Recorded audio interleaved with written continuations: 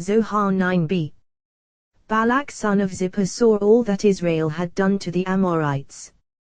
Rabbi Yos opened, do not eat the bread of him who has an evil eye, Balaam, who blessed Israel. Nor desire his delicacies, Balak, for whose ascent offerings that he arranged before him the blessed Holy One had no desire. When Balak saw that Sihon and Og, and so on, saw, what did he see? That scripture says Balak saw well. He saw in his wisdom that he along with 5 eminences of Midian and his people were falling into the hands of Israel. He saw, yet he did not know, so he immediately approached Balaam, whose power was in his mouth, like Israel, whose power is in their mouths. Balaam was even more eager than Balak. The knowledge that he discovered was in the night, for those lower crowns and donkeys prevail only in the first watch of the night. Therefore he had a jenny from this side, so that male donkeys could join with her at the beginning of night. Now, if you say, look at what is written, Elohim came to Balaam in the night, certainly so, and we have established that this refers to that prince appointed over them, and he was approaching him. Similarly, Elohim came to Laban the Aramean, all is one entity. Therefore he said to the chieftains of Balak, lodge here tonight, and I will reply to you as Jehovah will speak to me. When that prince would arrive, Balaam would settle down next to his jenny and perform his deed and utter certain words. Then the jenny informed him, and he demonstrated an act for that spirit to settle upon him. What did he demonstrate? He knew that male donkeys roam and appear at the beginning of the night. So he demonstrated an act, and set his jenny at a prepared spot, performed his rites, arranged words, and then came the one who came, informing him through that jenny.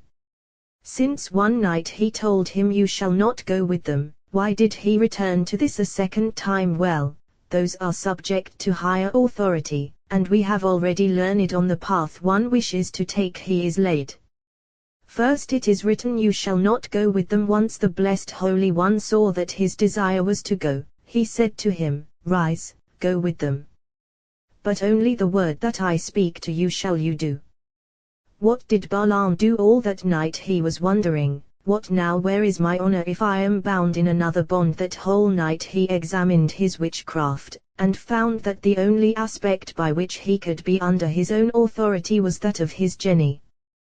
This corresponds to what Rabbi Yitzhak said in the name of Rabbi Yehuda, among these lower crowns there is right and there is left. On the right side male donkeys, as we have established, and on the left side jennies. It has been taught there are 10 to the right and 10 to the left, corresponding to what Rabbi Yos said when Joseph parted from his father. He knew of sublime wisdom, mystery of holy supernal crowns. While he was in Egypt, he learned of that wisdom of theirs, those lower crowns, how those on the right and those on the left are linked, 10 on the right and 10 on the left, male donkeys and jennies. So he hinted to his father about what he had learned there, as is written to his father he sent as follows: 10 male donkeys conveying from the best of Egypt, and 10 jennies. Rabbi Yos said those on the right all merge into one called Amor, donkey. And this is the donkey of which is written, do not plow with an ox and a donkey. This is the donkey that King Messiah is destined to rule, as we have established. Those on the left all merge into one called Atan, jenny, for from her side issues iro, accusation against children, as we have established. This corresponds to what is written, humble and riding on a donkey, on a he-ass, foaled by a tonnet. A she-ass spelled deficiently, 10 merging into one. This is what Rabbi Shimon said what is meant by the verse, he binds la gefen iro, to the vine his he-ass, to the noble vine beni atono, his she-ass's foal he binds la gefen, for the vine the blessed Holy One intends to bind for the sake of Israel, who are called vine iro, his he-ass, who is their accusation. And because they are called noble vine, as is written, I planted you as a noble vine beni atono, his she-ass's foal, the one issuing from the side of this Atan, she-ass. These 10 on the right and 10 on the left, all included in these two, pertain to Chism, wizardry, and there are another 10 on the right and 10 on the left pertaining to Nash, sorcery. Therefore it is written, surely there is no Nash, sorcery, in Jacob, no schism, wizardry, in Israel. Why? Because Jehovah his God is with him. From the side of Nash, sorcery, issues shear, an ox, and this is an ox and a donkey. So, since Balaam knew that he was bound to another authority who told him, but only the word that I speak to you shall you do, he was distressed. He said, what now, where is my honor? Immediately, he examined his sorceries, but found nothing that would be in his control except for this jenny. Immediately, Balaam rose early in the morning and saddled his jenny to fulfill through her his desire and the desire of Balak. Therefore, God's wrath flared because he was going precisely, for he removed himself from his authority, from what he told him. Nevertheless, only the word that I speak to you shall you do. That it is so. For at first he gave him permission and said, rise, go with them. So now that he was going, why did God's wrath flare? Well, because he was going on his own authority, leaving the one who told him. Nevertheless, only the word. The blessed Holy One said to him, wicked one, you are preparing and girding your weapon to escape my authority. By your life, you and your jenny will remain in my control. Immediately, the angel of Jehovah stationed himself in the road as an adversary to him. What is meant by he stationed himself? Rabbi Abba said he left and engaged in a different craft than his usual one, for this one was an angel of compassion. This corresponds to what Rabbi Shimon said, the wicked turn compassion into judgment. As an adversary to him, since this was not his craft. Rabbi Elazar said the angel did not change, nor did he abandon his craft. Rather, since this angel was from the side of compassion, standing opposite him, he nullified his wisdom and ruined his will. As is written, as an adversary to him he was an adversary, looming as an adversary, but to someone else he was no adversary.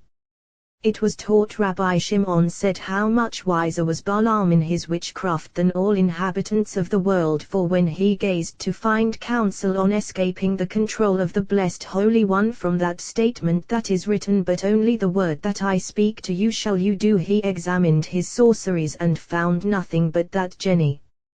What is written, he saddled his jenny, loading her with all the sorceries and wizardries he knew, conveying them into her, comprising her of them all, so as to curse Israel. Immediately, God's wrath flared because he was going precisely, as has been said. What did the blessed Holy One do? He provided an angel of compassion to confront him and nullify his sorcery and wizardry. Until now, Jehovah is not written, and is unbefitting for his wizardry and sorcery, as we have already established. Now, once he had prepared his jenny, equipping her with the array of his sorceries on the side of judgment, to curse Israel, the blessed Holy One provided an angel of compassion against him, with the name of compassion, in order to nullify his wisdom and to divert his jenny from that way, as is written, the jenny swerved from the way. Precisely, therefore it is not written the angel of Elohim stationed himself, the angel of Elohim stood, but rather, the angel of Jehovah, of compassion.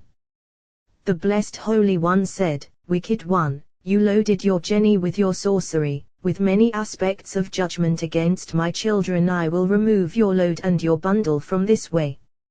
Immediately, he provided an angel of compassion as an adversary to him, precisely, as has been said. The jenny saw the angel of Jehovah stationed in the road. Rabbi Yitzhak said, now, why did she see, whereas Balaam, who was so wise, did not see? Rabbi Yos replied, perish the thought that that wicked one would behold a holy vision. He said to him, if so, look at what is written, falling and eyes uncovered. He replied, I haven't heard anything about this, so I cannot say.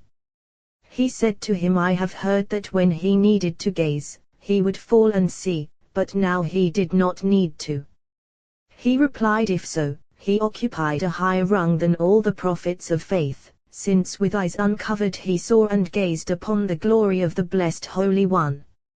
And yet Rabbi Shimon has said, through his sorcery, Balaam knew of those lower crowns below, as is written, Balaam son of Beor, Ha-Kosam, the soothsayer. Joshua scripture calls him Kosam, soothsayer, filthiest of filth. So how could he gaze upon the glory of his Lord? Furthermore, Rabbi Shimon has said, by one vision that he beheld momentarily, as is written, God unveiled Balaam's eyes, his eyes were contorted. So how can you say that he saw with eyes uncovered and gazed upon the glory of the Blessed Holy One? He said, I respond to you, both yours and mine require clarification. Mysteries of Torah are surely sublime, and inhabitants of the world cannot comprehend them. It is therefore forbidden to introduce a word of Torah until one hears that word and knows it thoroughly. They came to Rabbi Shimon and stated the matter before him. He opened, saying, what is a human that you are mindful of him? This verse was uttered by princes of the world. When an impulse arose in the will of the Blessed Holy One to create a human being, he summoned numerous cohorts of celestial angels and set them before him. He said to them, I wish to create a human. They said to him, the human will not abide in glory. The Blessed Holy One stretched out his finger and burned them. He seated other cohorts before him. He said to them, I wish to create a human. They said to him, what is a human that you are mindful of him? What is the nature of this human being? He said to them, a human who will be in our image, whose wisdom will be superior to yours. Once he created Adam, and he sinned and was sentenced before him. Uzzah and Azrael came. They said to him, we have an opening to criticize you. Look, the human that you made sinned against you. He replied, if you would be with them. What did the Blessed Holy One do? He cast them down from their holy rung in heaven. Rabbi Shimon said, now I return to your answer as to why Balaam said falling and eyes uncovered. If we say that it was not so, and that he was just boasting about himself, how could the Blessed Holy One write a false statement in the Torah? And if it is a word of truth, how could that wicked one glory in a rung higher than all prophets of faith? Furthermore, holiness from above settles only in a place befitting it. Now I return to the original subject. After the Blessed Holy One cast them down from their holy place, and they strayed after women of the world and led the world astray. Here one should examine. Look at what is written, he makes his angels spirits. Surely these were angels. Well, none of those angels above exists, or can exist, except by supernal light illumining them, sustaining them. If that light is cut off from them, they cannot endure. All the more so, these who were cast down by the Blessed Holy One and from whom that light above was cut off, for their radiance changed. And when they descended, and were dominated by the world's atmosphere, they changed to another rung. The manna that descended for Israel in the desert, that manna came from dew on high, descending from the Ancient One, concealed of all concealed. As it descended, its light illumined all worlds, and the apple orchard and celestial angels were nourished by it. When it descended below, and was dominated by the world's atmosphere, it congealed and its radiance changed, and its radiance was only as is written, the manna was like coriander seed, nothing more. All the more so, these having descended and been dominated by the atmosphere, they changed from that original rung they were.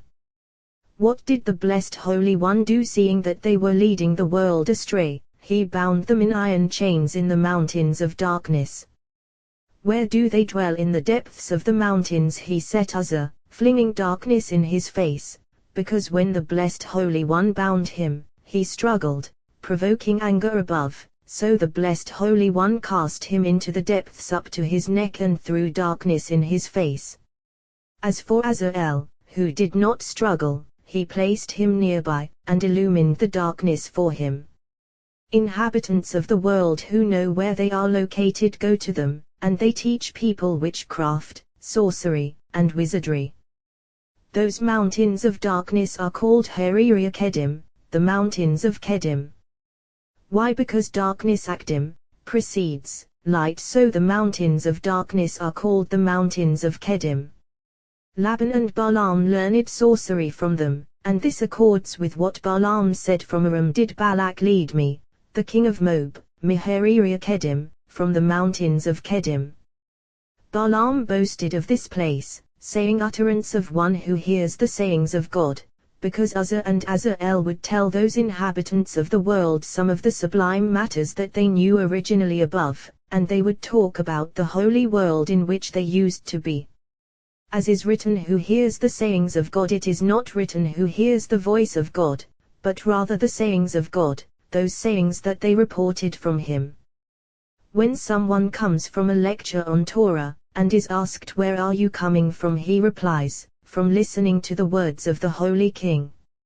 Similarly, utterance of one who hears the sayings of God and knows the knowledge of the Most High, for he knew the time when judgment looms over the world, and he could determine the moment precisely by his sorcery. Who beholds a vision of Shaddai, who is a vision of Shaddai falling and eyes uncovered, namely Uzzah and Azael. Falling is Uzzah, whom the blessed Holy One plunged into the depth of darkness, and who dwells in that depth up to his neck, as we have said, and darkness was thrown into his face. So he is called falling. He fell once, and he fell afterward into the depth of darkness. Azael is eyes uncovered, because darkness was not thrown upon him, since he did not struggle nor provoke anger above like the one mentioned above. Balaam called them a vision of Shaddai, namely falling and eyes uncovered. At that time, there was no one left in the world who associated with them except for him, and every day he would shut himself away with them in those mountains, as is written, Balak, the king of Moab, did lead me Hariri Kedim, from the mountains of Kedim, from the mountains of Kedim, Shuli, and not Meres Beni Kedim, from the land of the people of Kedim. Rabbi Shimon said, how many times have I said this, yet the companions do not contemplate that the blessed Holy One settles only in a holy place, in a place fitting to settle upon. Now, would the blessed Holy One declare, there shall not be found among you one who passes his son or his daughter through fire, Kosam Kizamim, diviner of divinations, and then come to mingle among them.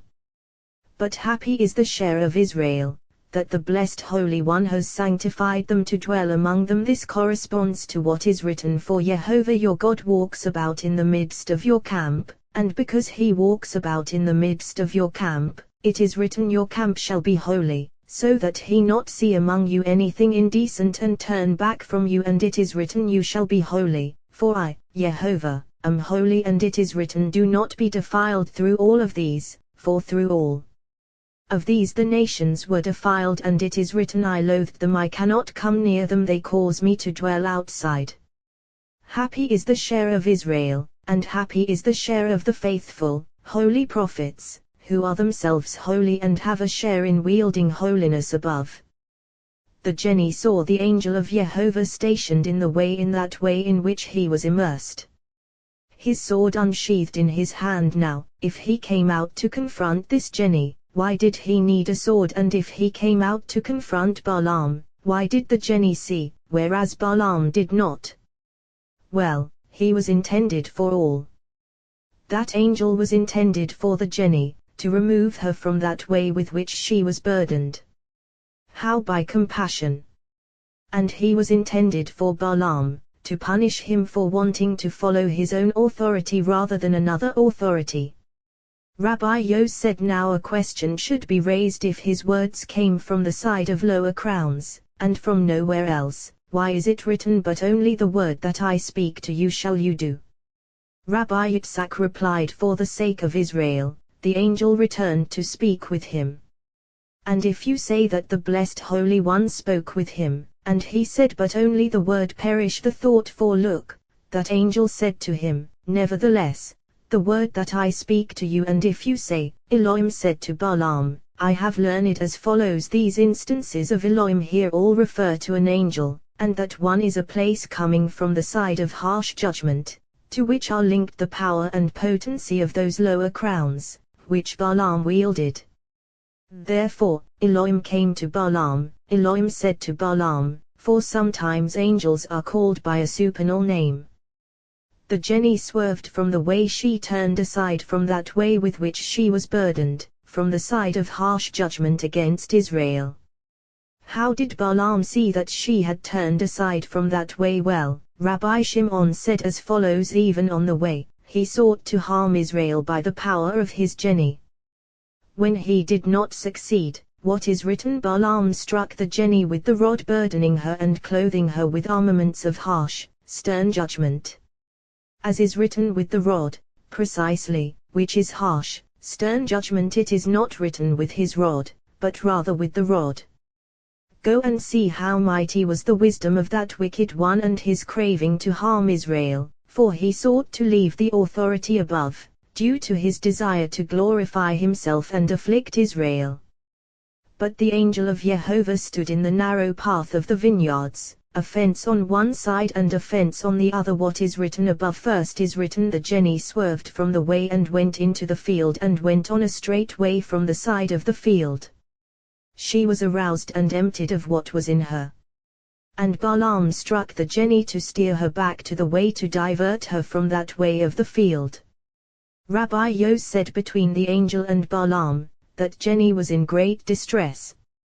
Afterward, when Balaam saw that he could not succeed, then he struck the Jenny with the rod, as has been said. But the angel of Jehovah stood in the narrow path of the vineyards. Rabbi Abba said, how carefully should we contemplate the words of Torah? These verses alluded to supernal wisdom. Now, was it for nothing that this angel went forth to appear to one Jenny, or to stand between vineyards confronting her, one time here, another time there? Rather, all is a sublime mystery, and all was intended by the blessed Holy One to protect Israel, so that evil species would not dominate them, since they are the share of the blessed Holy One. But the angel of Jehovah stood in the narrow path of the vineyards. It has been taught from the aspect of mother, as she is being crowned, there emerge in her crowns, facets carved in her ornaments. When she desires to couple with the king, she is crowned with a crown of 4 colors. Those colors flash in the 4 directions of the world, each color flashing 3 times in its direction, making 12 engraved boundaries, entering and included in 12 others. On the top of the crown are 4 walls in 4 directions, and they are towers, as is said, towers of perfumes. What is meant by perfumes? As is written, with all the merchants' powders on each and every tower, 3 openings framed in precious stones on every single side. This crown scintillates with leaps of offer for the glory of the king, as is written, I will make people precious with pure gold, and a human with gold of offer. Beneath the crown hang 200 bells of gold all around, a golden bell on this side and a golden bell on that, and 1 pomegranate within. Inside that pomegranate are 1,000 bells, each one flashing red and white. That pomegranate is divided into 4 segments, and remains open so that its bells may be seen. 325 bells on this side, and so on every side, until the 4 directions of the world glow from the display of every slice. They are called a slice of pomegranate, as is written, like a slice of pomegranate is your cheek. 4 wheels on the slices, 4 corners carry that crown, revolving. As they carry it, they are elevated above, until reaching the whirl of the supernal slice, roaring day and night. All those slices join, and carry the crown, elevating it. The sound of those wheels is heard through all the heavens, and at its sweetness all celestial powers become excited, all asking one another, until all of them say, Blessed be the glory of Jehovah from his place. When the king couples with Matronita, this crown ascends and settles on Matronita's head. Then a lofty crown descends, studded with all precious stones, surrounded by calyx and blossom. With 6 wheels it comes to the 6 directions of the world, carried on its slices by 6 wings of eagles. 50 apertures around it, carved into it by supernal mother, set with precious stones white, red, green, and black, blue and purple sparkles in every direction. 1,600 towers on every side, and from every single tower, arranged rows soar above, imbibing at the table of supernal mother, from her anointing oil. Then mother silently conveys from their noble gifts, sending and setting them into that crown. Afterward, streams of holy anointing oil are drawn upon the head of the king, and from his head that fine celestial oil descends onto his glorious beard, flowing from there over those royal garments, as is written, like fine oil on the head, running down upon the beard. Afterward the crown returns, and supernal mother crowns him with that crown, and spreads over him and over Matronita a garment of splendor with that crown. Then a voice is heard throughout all worlds, O daughters of Zion, go out and gaze upon King Solomon, upon the crown with which his mother crowned him on the day of his wedding, on the day of his heart's delight. Then there is joy among all the king's children. Who are these? All those deriving from the side of Israel. For the only ones joining with them and remaining with them are the people of Israel, who are members of the household, attending to them. So, blessings issuing from them belong to Israel. They obtain all, sending some of it to the other nations, and from that portion all those other nations are nourished. It has been taught between the sides of the portions of those appointed over other nations issues one narrow path, from which flows a portion to those below, from there dividing in many directions. This we call drippings issuing from the side of the Holy Land, and so the whole world drinks from the drippings of the land of Israel. Who is the land of Israel? This we have already established. And whether above or below, all those other nations are nourished only by those drippings. Do not say that these are alone, rather, even those lower crowns drink from those drippings. This is the narrow path of the vineyards, a path of the princes of other nations, from which they are blessed. When that angel saw that Balaam was diverting the Jenny to that path, as is written, to steer her back to the way, immediately the angel of Jehovah stood in the narrow path of the vineyards, to block the path, so that those other nations and those lower crowns would not be aided by it. This accords with what Rabbi Yitzhak said. It is written, "They made me keeper of the vineyards to keep and bless the other nations during exile." Whereas the people of Israel, who are my own vineyard, I did not keep, for they are in exile and not blessed fittingly. A fence on one side and a fence on the other. Rabbi Abba said, how could the angel block that path? Because he had other assistants, the blessed Holy One and Assembly of Israel. Rabbi Yehuda said Torah assisted him, as is written, on one side and on the other they were written. At that moment, what is written, the Jenny saw the angel of Jehovah and pressed herself against the wall. What is meant by pressed herself against? Harcha, the wall, as is said, Mekakacha, Ker shrieked, in the valley of vision, and show on the hill Chur patron, the one reigning over them. Pressing Balaam's leg against the wall, she gave him no help at all in her distress. She threw him against that Chur wall, hinting this to him. Then, and once more he struck her on this side. The angel of Jehovah once more crossed over, standing in a narrow place where there was no room to turn right or left at that moment. He blocked all paths and all assistance for her, so that no assistance would be available to her from any direction in the world. Then, she crouched down under Balaam, and Balaam's wrath flared and he struck the Jenny with the rod. Jehovah opened the Jenny's mouth. This is one of those things created on the eve of Sabbath at twilight. Rabbi Yitzhak said, what was so great for Balaam or for the Jenny or for Israel in these words? Rabbi Yos replied that those chieftains with him laughed at him. And when they reached Balak, they said to him, did you send for this fool to honor him? You will find no substance in him or in his words, and by those words of his Jenny he was disgraced. Rabbi Yos said, if the Jenny had not said this, Balaam would not have abandoned that plan of his by the Jenny's words. He knew that his power was broken. Rabbi Abba raised a contradiction. It is written the earth opened her mouth, and it is written Jehovah opened the Jenny's mouth. Why is the earth different than the Jenny, since of the former it is not written Jehovah opened the earth's mouth? Well, there, Moses issued a decree upon the mouth and the earth opened, performing Moses' command, and it was not fitting for the blessed Holy One to fulfill his command, since Moses had decreed and commanded and the ground opens her mouth. Consequently, she performed his command, as is written the earth opened her mouth.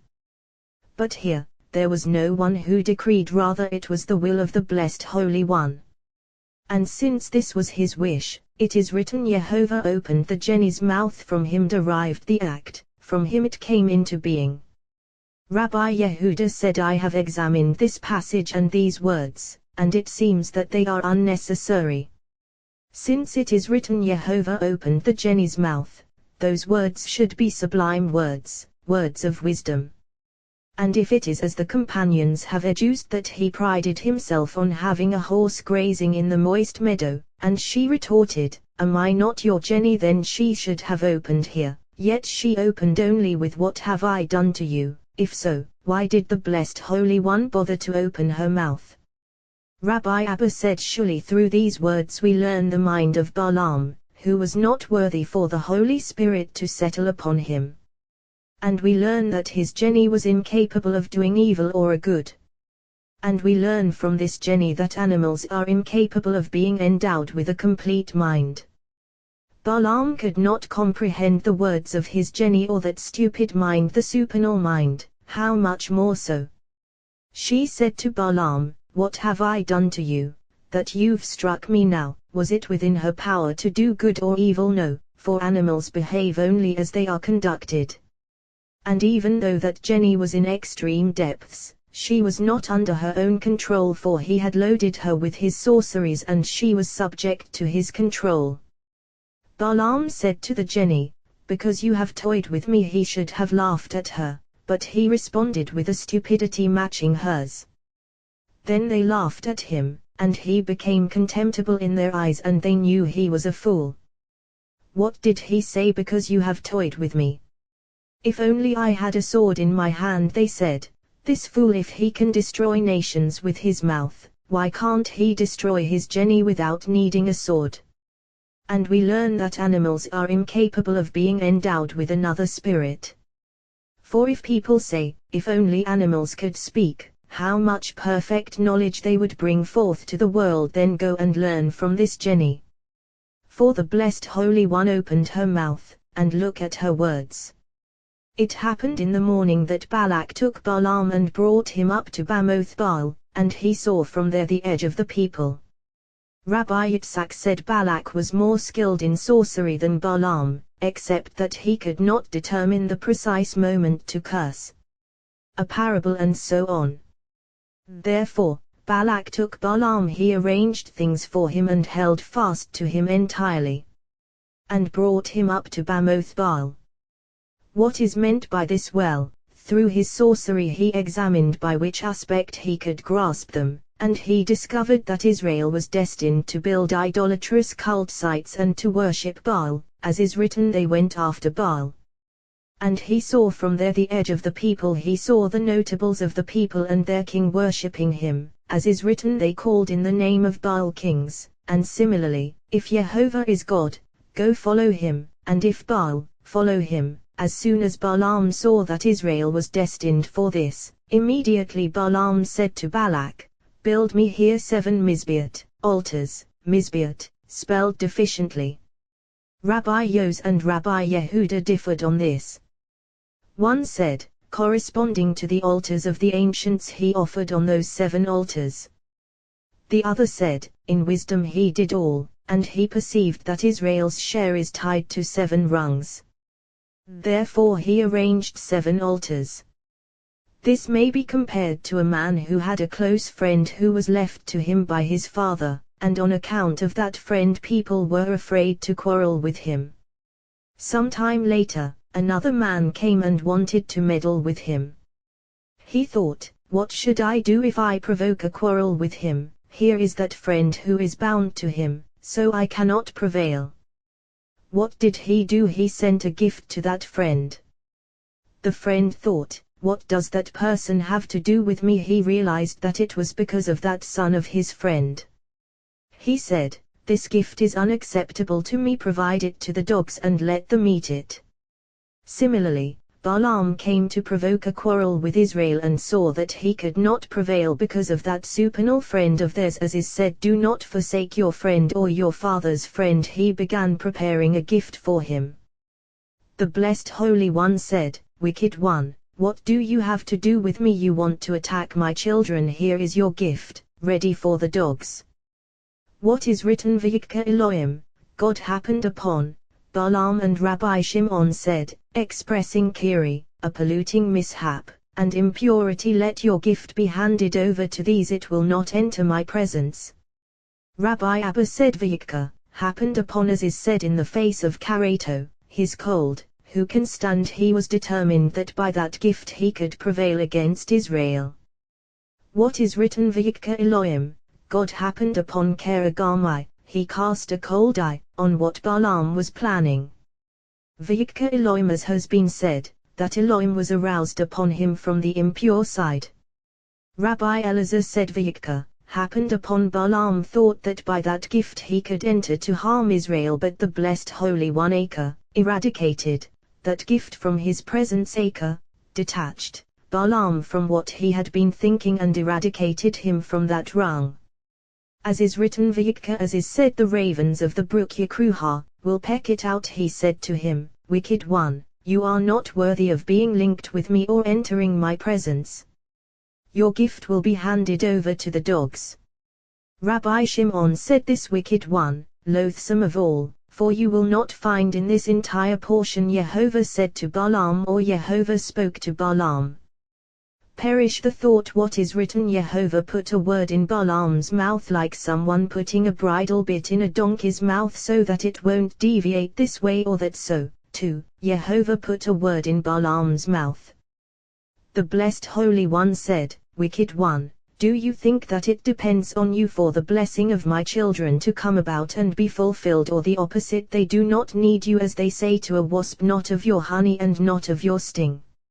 Rather, return to Balak V'Ikhotedabba, and thus shall you speak when you open your mouth. It will not be in your control, and the speaking does not depend on your mouth. Rather, V'Ikhotedabba, and Ko shall speak.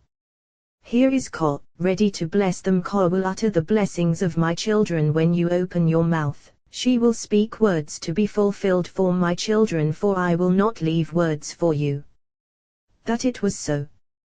Once he came to Balak, and Balak heard all those words. He thought that they issued from Balaam's mouth. He said, I took you to curse my enemies, and instead you have offered blessings. Balaam said to him, take these implements of sorcery in your hand, in order to restrain this Ko. If you can restrain her with this sorcery, I will uproot her from those words that she has spoken. What is written? Hityatsev Ko, stabilize Ko, by your ascent offering, by this and by this your sorcery restrain her, V'Enok Ha'ikare Ko, and I myself may be happened upon yonder Ika, I will uproot her from these words. The Blessed Holy One said, Wicked one, I will uproot you. What is written afterward? Vayikra Elohim, God happened upon Balaam and put a word in his mouth. That word was amplified by the utterance of Ko, and said, Return to Balak, V'Ikhotedabba, and thus shall you speak. Kotedabba, Ko shall speak, surely. At first it is not written Hityatsev Ko, station yourself here, by your ascent offering, but rather Hityatsev, station yourself, by your ascent offering, while I move about. Perhaps Jehovah will happen upon me. Once he saw that Ko uttered those blessings, he said, Hityatsev Ko, stabilize Ko, by your ascent offering, V'Enok Ha'ikare Ko, and I myself may be happened upon yonder. Go, curse me Jacob, and go doom Israel. Go, Ara, curse me Jacob. Rabbi Yos said, cast them down from that rung they occupy, as is said to the side of it, or I will shoot Samuel. Balak said, if you can cast down that rung of theirs, then all of them will be uprooted from the world. and go, Zohar, doom, Israel the elder, above, so that wrath will appear before him, as is said God Zoem, rages, every day. When Mirosh Shorim, from the cliff tops, I see him, and from hills I gaze upon him Shorim, cliff tops. Rabbi Yitzhak said these are the patriarchs, as is written look to Zohar, the rock, from which you were hewn and from hills I gaze upon him the matriarchs. Whether from this side or from that, they cannot be cursed. Rabbi Abba said when Mirosh Shorim, from the cliff tops who can prevail over Israel for they are connected to Reisha, the head, from which all Shorim, cliffs, emerge. Who are the cliffs Gevuran powers, for all judgments of the world issue from those Gevuran, to which the people of Israel are linked. And from hills I gaze upon him other camps to which they are linked. Alternatively, and from hills other crowns to which they are connected. Look, a people that dwells alone as is said Jehovah alone did lead him, no alien God by his side. Who has counted the dust of Jacob or numbered the seed of Israel? This has already been established, but Rabbi Yos said there are two rungs Jacob and Israel. At first Jacob, and afterward Israel. Although all is one, there are two rungs here, for the higher rung is Israel.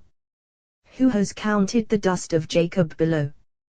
Who is dust? Rabbi Shimon said the one of whom is written he makes his sword like dust. Who is his sword? This is well known, as is written Jehovah has a sword, full of blood dust the place from which Adam was created, as is written Jehovah Elohim formed the human, dust from the earth from that dust issued many cohorts, many camps, many fiery embers, many wardens of judgment, many arrows, many catapults, many lances, swords, and weapons came into being from that dust.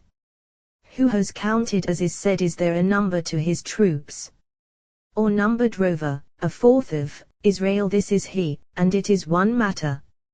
Rover of Israel as is said rovets, lying, under its load Revi'e, lying. As is written here is the bed of Solomon.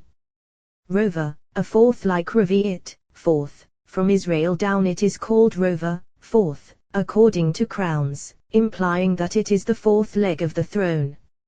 Alternatively, who has counted the dust of Jacob? All those who are considered as dust, as we have established. Or numbered a fourth of Israel as is written is there a number to his troops? Rover, a fourth of Israel as we have established. Alternatively, who has counted the dust of Jacob? Those commandments pertaining to the dust to sowing, planting, and harvesting, as the companions have already established. Or numbered rover, the seed of Israel as is said your cattle lo tarbi'e, you shall not mate, with a different kind. Rabbi Abba said Balak was more skilled in sorcery than Balaam, except that he did not know how to determine the precise moment to curse. V'yisameshalo v'yomar, he took up his verse and he said it is not written v'yidaber, and he spoke. What is meant by v'yisameshalo? He raised his verse. Rabbi Iya said he raised his voice toward that speaker. He raised his verse Balaam. And he said this Ko, as is written V'ikho tedaber, and Ko shall speak, so the utterance came from her.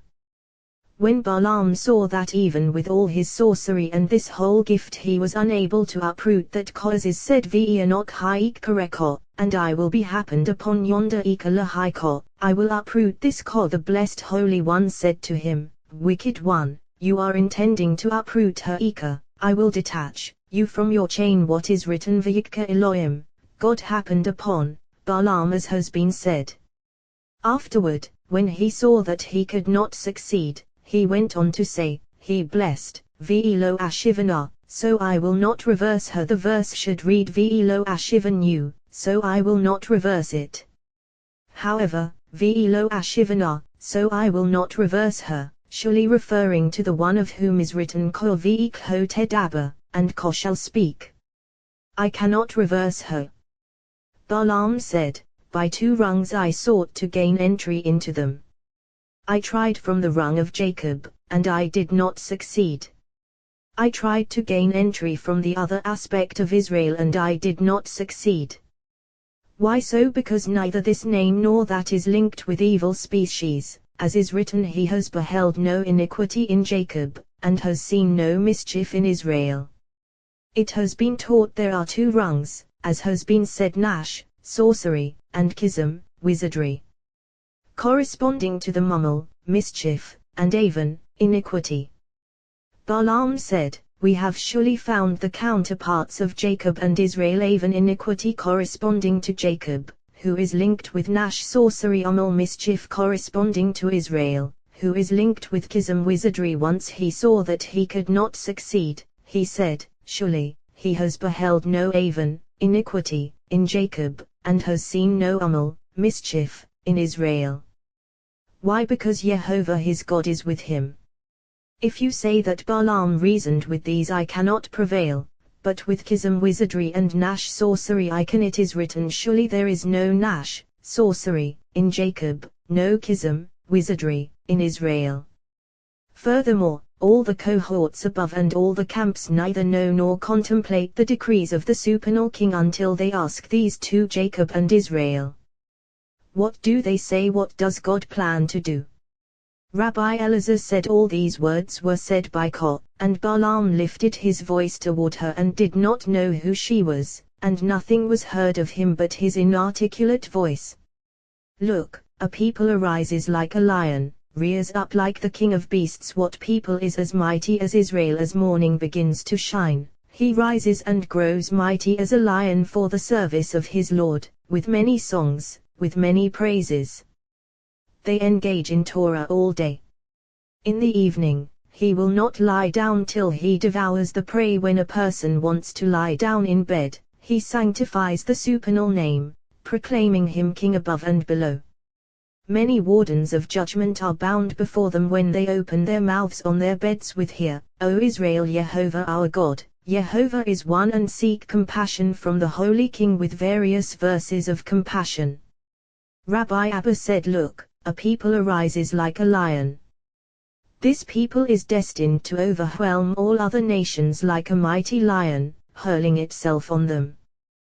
The way of all lions is to lie down on their prey, but this nation will not lie down till he devours the prey. Alternatively, look, a people arises like a lion to bring sacrifices and ascent offerings before their king on the altar. It has been taught as the sacrifice was being burnt on the altar, they would see the image of a lion crouching over that sacrifice and eating it. And Rabbi Abba said it was an image of the celestial angel Uriel, and they saw him in the form of a mighty lion, crouching over the altar and eating those sacrifices. And when the people of Israel was not so worthy, they would see the image of an impudent dog crouching on it. Then Israel would know that they needed teshuvah and they would engage in it. He will not lie down till he devours the prey offerings of the night, such as ascent offerings. And blood of the slain he drinks, for the blessed Holy One wages war for them against their enemies. Rabbi Elazar said he will not lie down. What is meant by this? Well, every single night when a person follows the commandments of his Lord, he does not lie down upon his bed before having slain, of those evil species haunting him. Rabbi Abba said they are 1,000, for they are from the left side, as is written, 1,000 will fall at your side. How? As is written, let the devout delight in glory, sing for joy on their couches to wreak vengeance upon the nations. As is written, he will not lie down till he devours the prey, and this is to exact from them justice. As written, it is grandeur for all his devoted ones. Hallelujah. Rabbi Izkiah said, corresponding to the 3 times that he struck his Jenny, loading her with his sorceries, Israel was blessed 3 times. Rabbi Iya said, corresponding to the 3 times that Israel makes pilgrimage to appear in the presence of the Holy King. Balaam saw that it was good in the eyes of Jehovah to bless Israel, and he did not go, as time after time, to encounter Nishim, omens. What is meant by Nishim, omens? Rabbi Yos said, because those first 2 times, he went with all his sorceries, seeking to curse Israel.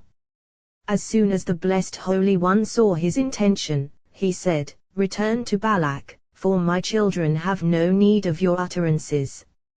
Another is ready. What is that as is written V'ikho and thus shall you speak Kotedaba, Ko shall speak, and not you Ko shall speak, for she rules over all sorcery, wizardry, and evil species, preventing them from harming my children. When this wicked one gazed at Israel, he would gaze at these two rungs Jacob and Israel to harm either one of them with his sorceries. Consequently, all blessings were bestowed upon Jacob and Israel. Balaam saw that it was good in the eyes of Jehovah to bless Israel. How did he see? He saw that when the face of the king shines, evil species do not endure abidingly, and all sorceries and wizardry fail in their magic. At these two times it is written Vayikha Elohim, God happened upon, Balaam Vayikha Jehovah, Jehovah happened upon, Balaam, and it is written V'ikho Tedaba, and Ko shall speak now, having seen that wrath was nowhere to be found and that his sorceries had failed, then, he did not go, as time after time, to encounter omens.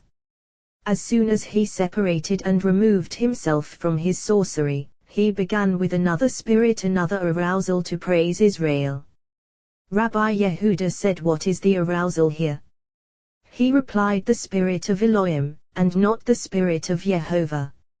Rather, a certain spirit from the left side, the one underneath whom are attached those species and sorceries of his. Rabbi Elazar said, I have learned that even upon this the Holy Spirit did not settle. Rabbi Yos said to him, if so, look at what is written, and the spirit of Elohim was upon him, which is not stated all those other times. He replied, certainly so it is written, he that has a good eye Yevarak, will be blessed, and as they have already established, do not read Yevarak, will be blessed, but rather Yeverik, will bless. And Balaam was evil-eyed more so than anyone else in the world, for wherever he gazed with his eyes became cursed. Regarding this they have said, if someone is taking his son through the marketplace and is afraid of the evil eye, he should cover his head with a scarf, so that the evil eye cannot overpower him. Here, too, once Balaam saw that he was unable with his sorcery and wizardry to harm Israel, he sought to gaze on them with the evil eye, since everywhere that he gazed with the evil eye became cursed. What he intended against Israel. It is written, but he turned his face toward the desert according to its translation, so that he would have an assisting flank to harm them. Now see what is written, Balaam raised his eyes and saw Israel at that moment. If the blessed Holy One had not provided a remedy in advance, he would have annihilated them with the gaze of his eyes. What remedy did the blessed Holy One offer Israel at that moment, as is written, and the Spirit of God was upon him, that is, upon Israel, like someone spreading a scarf over the head of a child, so that demonic eyes will not overpower him. Then he began to say, how goodly your tents, O Jacob! And whoever wants to gaze with the evil eye cannot do so except when he praises and glorifies the thing that he wants to be cursed by the evil eye. What is his way? He says, see how fine this is, how lovely this is, so that the evil eye will overpower it. Here, too, he said, how goodly your tents, O Jacob, how lovely they are, how beautiful they are, see how many fine saplings are planted among them, resembling those saplings planted by the blessed Holy One in the Garden of Eden. Would that those saplings arise from the poor among them. Yizal Mayim Midel Yav, water will drip from his boughs. This may be compared to a person who had beautiful hands, lovely to look at. A certain person with an evil eye passed by, gazed at those hands, grasped them, and began praising them, saying, how beautiful they are, how lovely they are, look at those fingers, modeled on supernal beauty. Afterward he said, would that these hands be set among precious stones and in splendid garments of purple in my house, that I might delight in them, and they would be stored in my chest.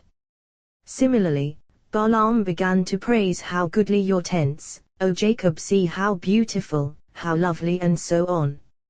Afterward, Yizal Mayim Midel Yav, may water flow from his poor ones, may this beautiful sapling, a sapling of Torah, arise only from the poor. And his seed be in abundant waters, so that the Holy Spirit may not grow or increase. The blessed Holy One said, Wicked one, your eyes can do no harm, look, a spread of holiness is over them. Then he said, El, who brings him out of Egypt like the wild ox's antlers, for him surely none of the world's inhabitants can harm them, for mighty supreme power grasps them. What is that El, who brings him out of Egypt? Not only that, but like the wild ox's antlers for him, for no person can extend his hand over him due to his height. And being situated at such a lofty elevation, he consumes nations, his foes, and there is no one who can harm them. Even at a time when he is not elevated, they cannot prevail against him, as is written, he crouches, lies down, yet he does not fear, for he is mighty like a lion, like the king of beasts even when they are among the nations, and he crouches among them and lies down, he is like a lion in laws of Torah, in ways of Torah. Still, they have dominion through their Lord, which even all the rulers of the world cannot eradicate, like a lion crouching on his prey, who cannot be roused from it, as is written, he crouches, lies down like a lion, like the king of beasts, who can rouse him. Rabbi Elazar said, in the whole world there was no one as skilled in inflicting harm as Balaam. For at first he was in Egypt, and through him the Egyptians bound Israel in bonds so that they could never escape their slavery. This is why he said, How can I possibly harm them, for I myself prevented them from ever escaping Egyptian slavery, yet El brought him out of Egypt, and no wise men or sorcerers of the world can prevail against them. Now, I am about to go to my people. Let me counsel you what this people will do to your people in days to come. Rabbi Yehuda opened, You shall not hand over to his master a slave who escapes to you from his master. With you he shall stay, in your midst. How precious are the words of Torah, how precious is the Torah in the eyes of the blessed Holy One, how precious is the Torah that he bestowed upon the assembly of Israel. When Israel left Egypt, Balaam heard that his sorcery and wizardry had not succeeded against Israel, and he began to pluck out the hair of his head. He went to those mountains of darkness and reached those iron chains. Such is the way of one who reaches them. As soon as a person enters between the mountain tops, Azrael, the one called Eyes Uncovered, sees him and immediately tells Uzzah. Then they give a shout, and huge fiery serpents gather to them, surrounding them. They send toward the person a little black creature. And it has been taught it is like a cat, with a head like a snake's head, and it has 2 tails and tiny hands and feet. When the person sees it, he covers his face and brings ashes from the burning of a white rooster and throws them in its face, and it accompanies him until he reaches the top of the chains. That top of the chains is stuck in the ground, extending down to the abyss, and there in the abyss is one base, embedded in the lower abyss, to which the top of the chains is attached. When the person reaches the chain, he strikes it 3 times, and they call to him. Then he falls on his knees and crawls, with his eyes closed, until he reaches them. He then sits before them, with all those serpents surrounding him on every side.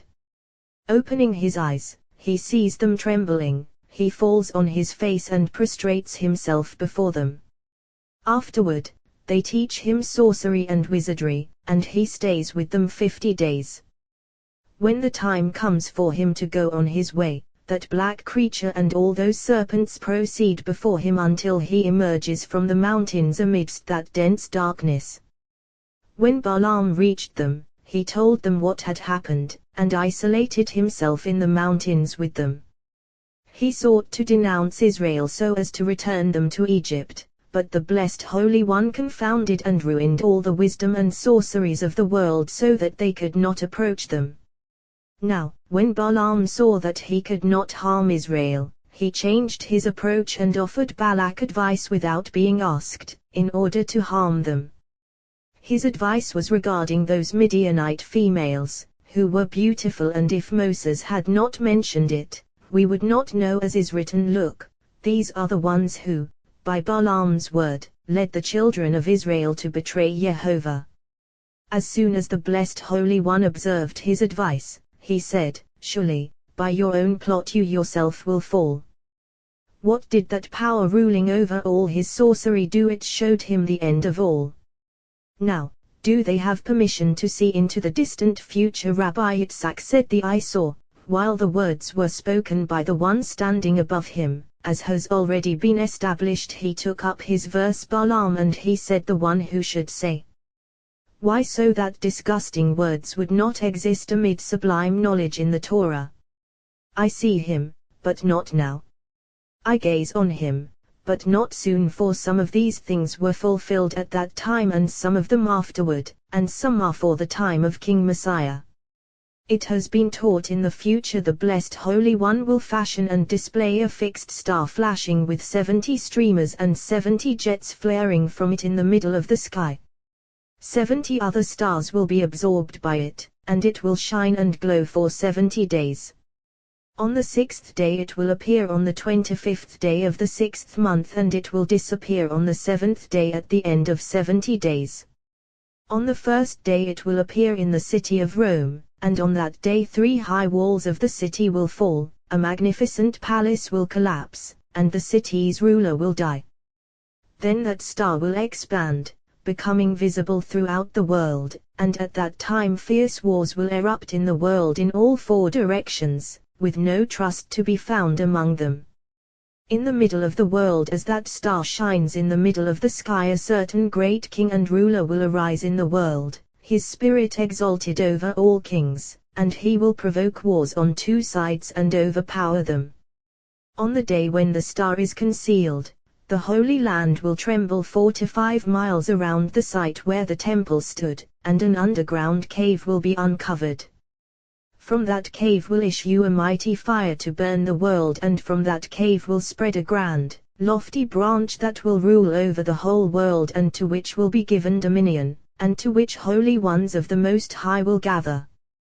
Then King Messiah will be revealed throughout the world, and when he is revealed, inhabitants of the world will suffer one calamity after another, and the enemies of Israel will prevail. Then the spirit of the Messiah will be aroused against them and destroy the wicked Edom and consume in fire the whole land of So. Of then is written, but Israel performs valiantly, as is written, Edom will be dispossessed, So dispossessed by its enemies, the enemies of Israel, and then, but Israel performs valiantly. At that time the blessed Holy One will raise the dead of his people, and death will be forgotten by them, as is written, the right hand of Jehovah performs valiantly. I shall not die but live and recount the deeds of Yah, and then, Jehovah will be king over all the earth. Rabbi Abba said, why is it written indeed, you shall leave with joy and be led in peace? What is meant by you shall leave with joy? Well, when Israel comes forth from exile, Shekinah will come forth with them, and they with her, as is written indeed, you shall leave with joy and be led in peace. This is jubilation, the blessed Holy One. Rabbi Yitzhak said, this is righteous one, as is written, jubilation and joy will abide in her. Rabbi Shimon said, righteous one is called jubilation. From the day that assembly of Israel fell into exile, blessings have been prevented from descending to the world from that righteous one. At that time, what is written, you shall draw waters with jubilation, righteous one, from the fountains of salvation, father and mother. Alternatively, Netzah and Hod. And all from deep flowing springs. Then, on that day, you will say, I give thanks to you, O Jehovah, although you were angry with me, your anger has turned back and you comfort me. And it is written, shout for joy, you who dwell in Zion, for great in your midst is the Holy One of Israel.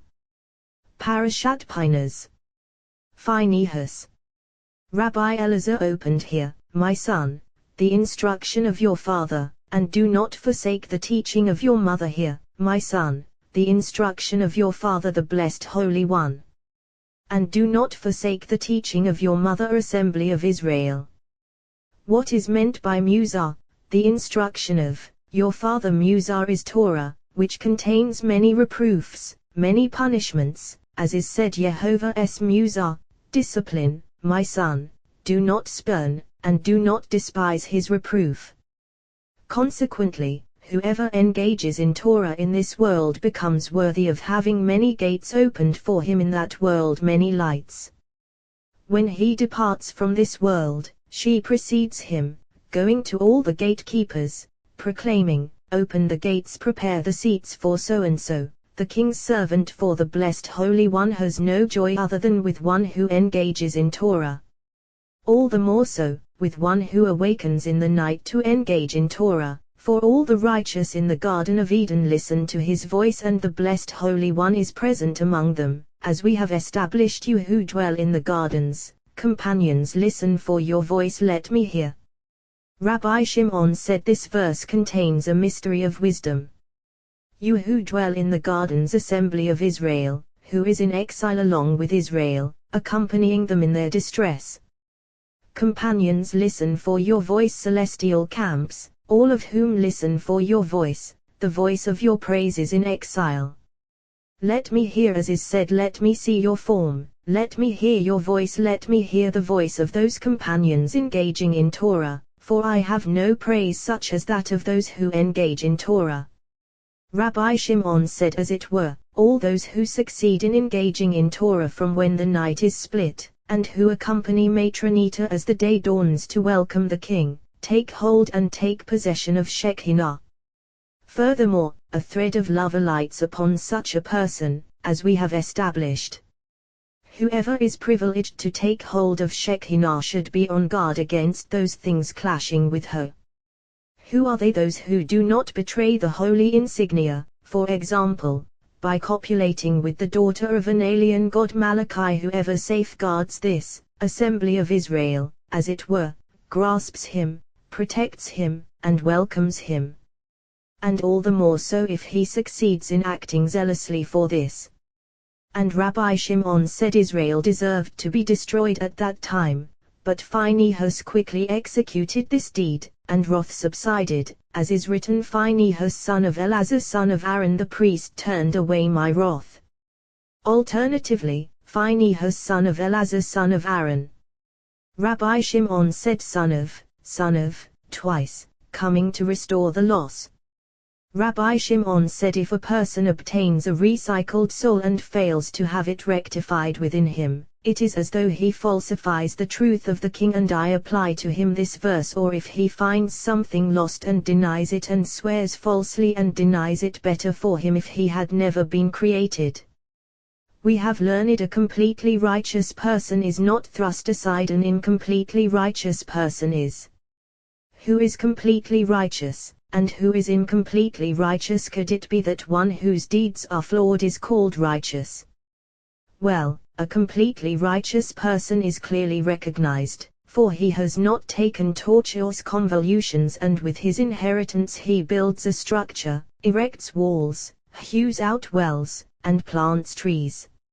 An incompletely righteous person is one who builds a structure with another's inheritance, digging into it, restoring the foundation stones as before, toiling over it, yet he does not know if it will remain his. Furthermore, regarding himself, he is considered good and righteous, but regarding that inheritance, not so. This may be compared to a person who builds a beautiful and attractive building. But when he examines the foundation, he sees that it is sinking and distorted in all directions. The building is incomplete until he demolishes it and rebuilds it anew. Regarding his building itself, it was fine and beautiful, but regarding the foundation, it was bad and distorted. So it is not called a complete project, it is not called a complete building. Consequently, an incompletely righteous person is thrust aside. Thus, while the wicked swallows up the one more righteous than he, Habakkuk. If one acts zealously for the name of the blessed Holy One, even though he is not worthy of greatness or deserving of it, he will surely gain and obtain it. Phinehas did not deserve it at that time, but because he acted zealously for the name of his Lord, he gained all and attained all. All was rectified within him, and he was privileged to serve in the supreme priesthood. From that moment on, Phinehas son of Eleazar son of Aaron the priest, for he consummated too, since he acted zealously for the holy name of his Lord, rectifying what had been contorted. Rabbi Yehuda opened, protect my soul, for I am faithful. O you, my God, deliver your servant who trusts in you. The end of this verse should be examined, and afterward the entire verse. The end of the verse reads Harbatia Elikha, who trusts to you. The verse should read Bikha, in you. What is meant by Harbatia Elikha, who trusts to you? Well, as it were, David after lay, promised to him, that midnight would never find him asleep, as is written, at midnight I will rise to praise you. Achim, I will rise. The verse should read Kamtai, I rose however, Achim, I will rise, forever and be bound to you forever. Shomra, protect, my soul. The verse should read Shmo, protect. Surely we have learned that there is no letter in the Torah lacking precious supernal mysteries. Shomra, protect to the blessed Holy One. He said Shomra, to that portion to which my soul is linked. For when the soul departs from this world, she proceeds to inherit her world. If she is worthy, many cohorts emerge to greet her, to protect her and escort her to her dwelling place. This he protects her, to join with her on new moons and Sabbaths. If she is not worthy, many dazzling demonic wardens confront her and thrust her outside. Woe to that soul, whirling in emptiness like a stone in the hollow of a sling, as is written, the soul of your enemies he will sling from the hollow of a sling. Samuel. David pleaded before the blessed Holy One, saying, protect my soul, that she not be thrust outside. And when she reaches you, may the portals be opened for her, and may you welcome her. For I am a Sid, devoted. Now, was he called a Sid? Rabbi Yehuda said yes, as is written, the faithful as dear David, acts of love for David. Therefore, protect my soul, so that you do not abandon her to wander outside. Rabbi Yitzhak said, every person who has a share in the righteous one inherits this land, as is written, your people, all of them righteous, will inherit the land forever, and this righteous one is called a Sid. David said, I am linked to the sight of this one, I am a Sid. So protect my soul, that she may be bound to you.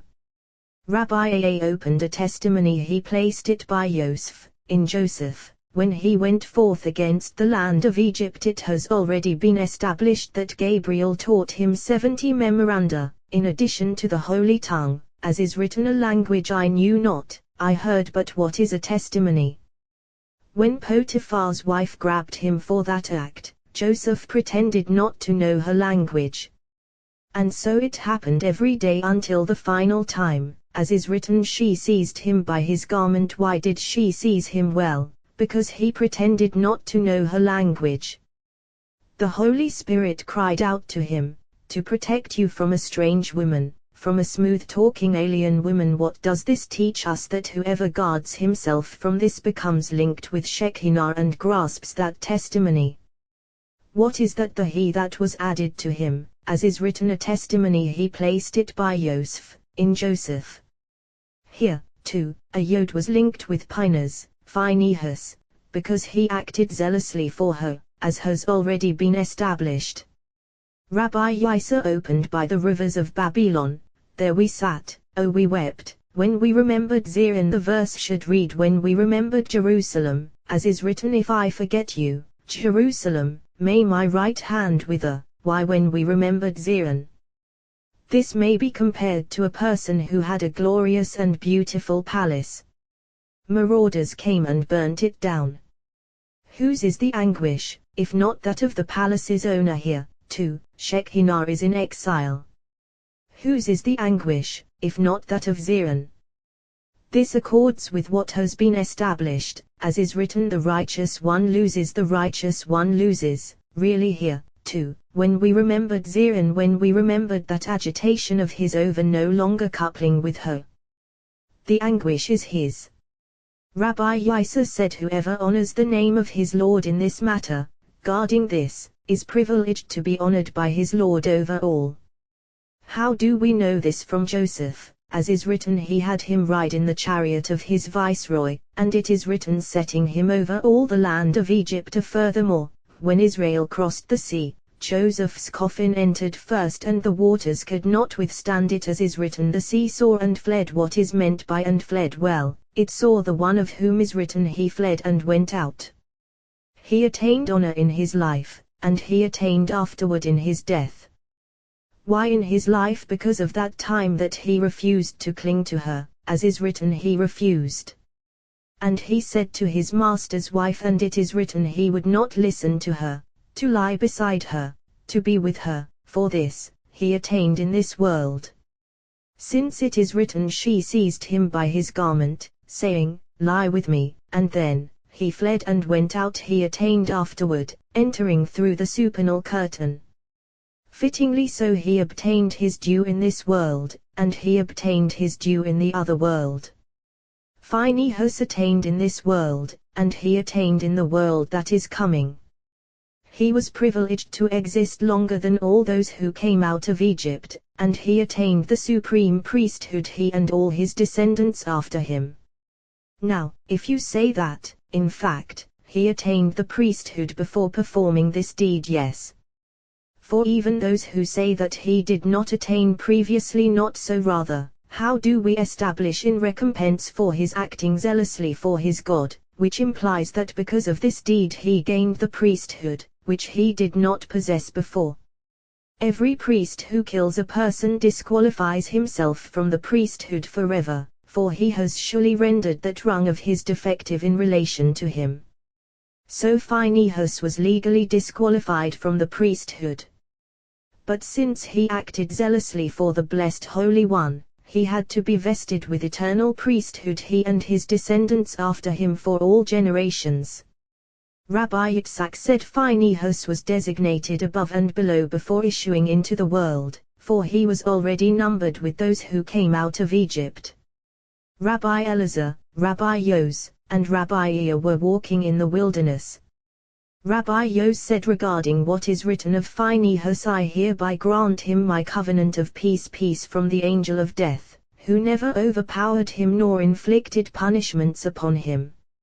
Now, if you say that he did not die, surely he did not die like other human beings, and he outlived all members of his generation, because this holy covenant grasped him. And when he departed from the world, by celestial yearning and lovely cleaving he transcended other inhabitants of the world. Rabbi Elazar opened, saying, he showed me Joshua the high priest, standing before the angel of Jehovah. Woe to human beings who neither know nor perceive the glory of their Lord. Every single day, a herald proclaims over them, yet they are unaware. If a person contemplates the commandments of Torah, many advocates rise to speak on his behalf.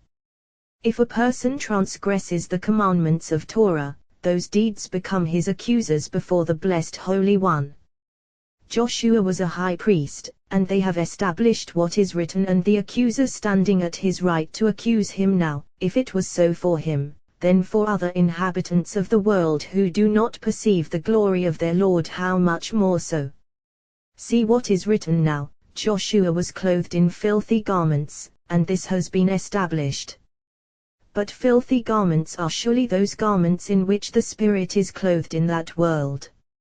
Happy is the share of one whose garments are perfectly proper in that world, as has been said, when anyone is intended to be sent to hell, in what kind of garments is he clothed? What is written here now, Joshua was clothed in filthy garments when he stood before the angel. Which angel? The angel in charge of hell and in charge of whomever he sees in those clothes. Finally, the voice spoke up and said, take the filthy garments off him. From here, one should perceive that a person's evil deeds produce for him those filthy garments. And he said to him, see, I have removed your guilt from you, and you shall be clothed in robes. He was clothed in other, proper garments, in which a person may gaze upon the glorious splendor of his Lord. Similarly, Phinehas did not depart from the world until other garments were prepared for him, in which the spirit could revel in the world that is coming. In a single moment, he was stripped of those and clothed in these, fulfilling what is written, I hereby grant him my covenant of peace. While they were walking, the sun grew fierce, so they sat down in the shade of a certain rock in the wilderness. Rabbi Elazar said, surely this shade is joy of the soul. Rabbi Iyah said to Rabbi Elazar, these days from Rosh Hashanah until the last day of the festival, I wish to fathom. Rabbi Elazar said, this has already been discussed, and the companions have been aroused by them. Rabbi Iyah said, certainly so, but I heard something about them from the supreme lamp. He said to him, tell it to us.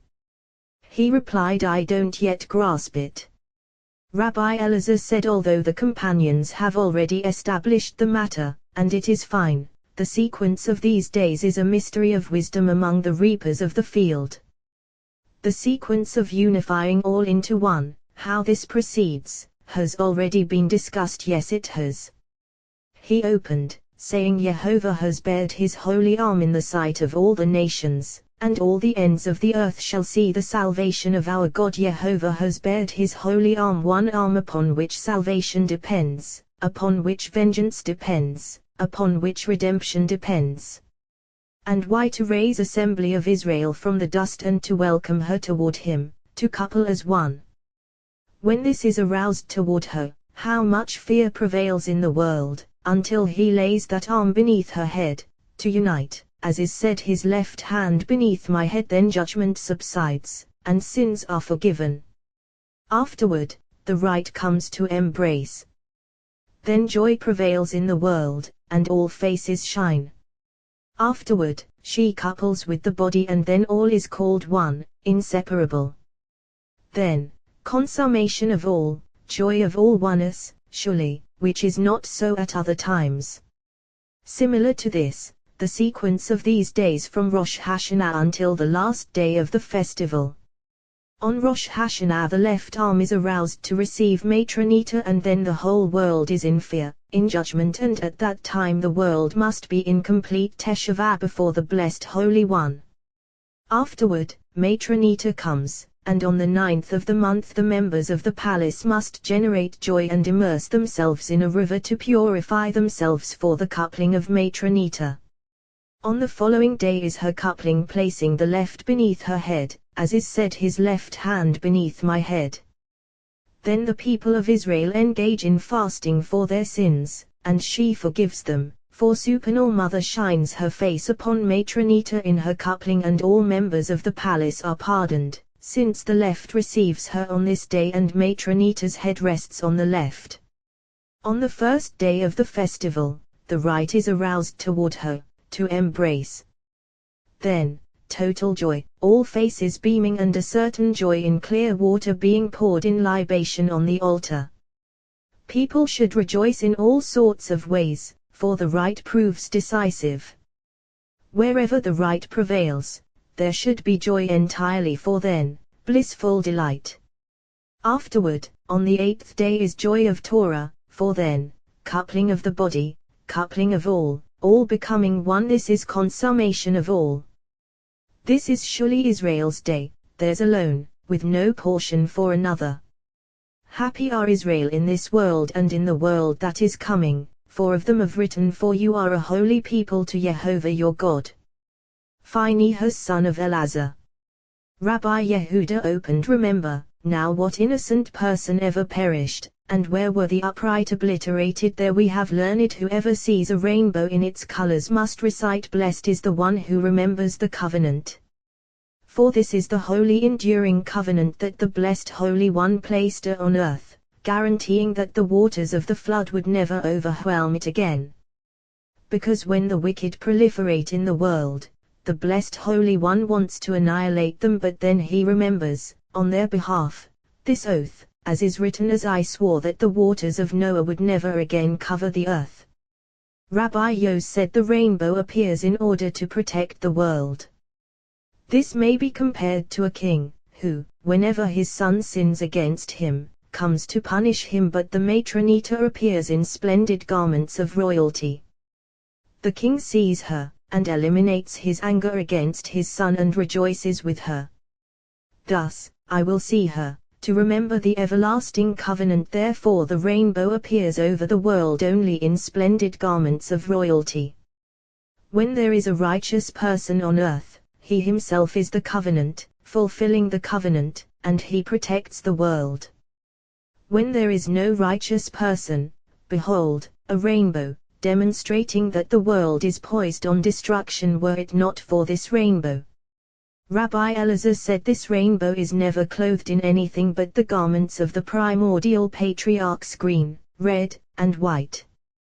Green is the garment of Abraham, imbued with this color when Ishmael issued from him. Red is the color of Isaac, for red came imbuing when Esau issued from him, and that red spread until the planet Mars, to which Esau is linked. White is the fine garment of Jacob, whose countenance never changed. Rabbi Abba said that is fine, but the Holy Lamp said as follows: white is Abraham, who was whitened by the white-hot fire. Red is Isaac, surely. Green is Jacob, situated between two colors. Of Jacob is written, Jacob shall not now be ashamed, neither shall his face become white, for his whole bed was perfect. So it is, Jacob shall not now be ashamed, appearing red like Isaac, from whom issued Esau. Neither shall his face become white, appearing white like Abraham, from whom issued Ishmael. Rather, he absorbs colors, adorning himself with them beyond his fathers. In these garments, the rainbow clothes herself when she appears before the king. Mystery of the Holy Covenant is the letter Yod, crowned with a supernal insignia. This is what is engraved in the covenant constantly, eternally. And because Phinehas acted zealously for the covenant, this letter was inscribed in his name here. Phinehas, a small Yod, a Yod that is covenant, surely, issuing from supernal holy Yod. Therefore he endures in complete vitality before the Holy King, not perishing from the world. So he is Nachi, innocent, of that sin of Peah, and never perishes from the world. And where were the upright obliterated Nadab and Abihu, who, by virtue of him, were not annihilated from that world? Rabbi Shimon was sitting and delving into this portion when his son, Rabbi Elazar, came and asked him, what do Nadab and Abihu have to do with Phinehas? If we say that Phinehas didn't exist in the world when they died and only later came into the world, restoring their place, not so, for, in fact, Phinehas was in the world, serving as deputy high priest, his soul enduring vitally within him.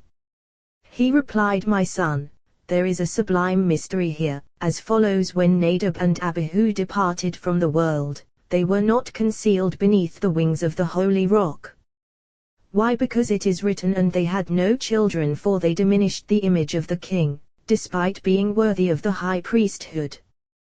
When Phinehas acted zealously for the holy covenant, entering amidst the multitudes and hoisting the adulterers on a spear in the sight of all Israel, with all the hordes of the tribe of Simeon coming at him, his soul flew away from him. Two souls that were naked, placeless, approached her, and they merged as one, and his soul returned intermingled, a spirit mingled with two spirits, invigorated within him.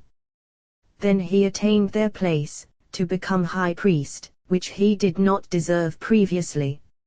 So he was Nachi, innocent, not perishing at that moment. His spirit did not perish when it flew away from him. And where were the upright obliterated, the sons of Aaron? For what was lost in their lifetime returned to the world. Thus of Phinehas is written, son of, twice.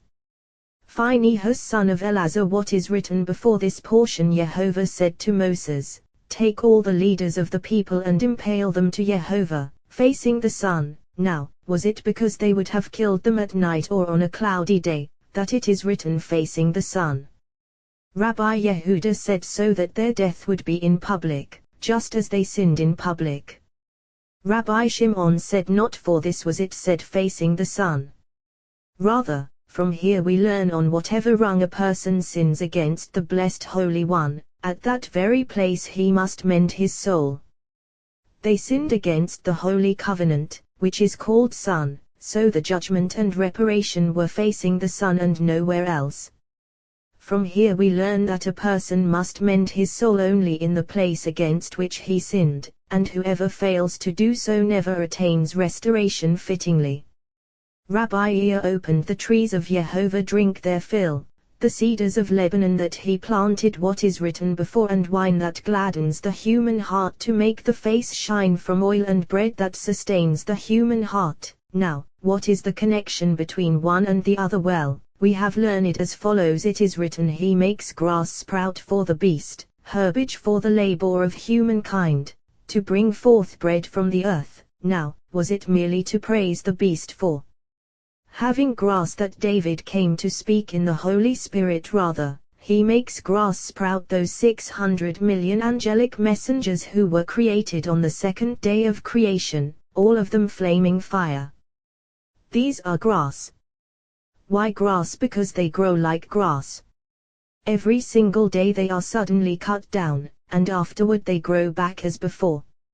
Therefore it is written, he makes grass sprout for the beast, as is written, the righteous one knows the soul of his beast. And we have learned 1,000 mountains grow for her every single day, and every single mountain is 600,000, and she eats herbage for the service of her Adam, the human souls of the righteous, which that Adam, human, who rides and controls the beast, consumes and ingests.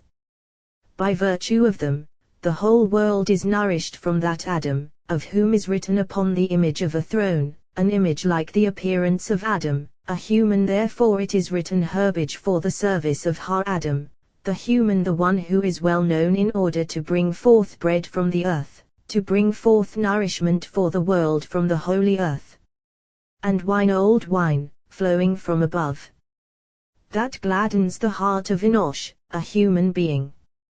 Enosh, mystery of that youth who attains old age and is restored as originally. Of this is written, Enosh, a human being, his days are like grass. To make faces shine, the faces called large face and small face. From oil, from the flow of the world that is coming, holy supernal anointing oil. And bread that sustains the heart of Enosh, a human being, the bread that the skies exude, grinding manna for nourishment of the righteous, unspecified. From there it flows to numerous cohorts, called the heart of Enosh, all coming from the supernal flow. The trees of Jehovah drink their fill, supernal inner trees. The cedars of Lebanon that he planted, for they were uprooted, and the blessed Holy One planted them. What is the difference between the trees of Jehovah and the cedars of Lebanon? The trees of Jehovah are the tree of life and the tree of knowledge of good and evil. The cedars of Lebanon are 50 gates called 500 years, where birds make their nest in their shade, souls of the righteous make their nest, and all holy cohorts are nourished from there. A cedar, the stalk daughter of our father Abraham, who is called a Sid, devout, and who performed kindness, for all inhabitants of the world. So she is called a cedar, whose home is the junipers between the arms of the world. Rabbi Abba and Rabbi Yos rose to study Torah at midnight.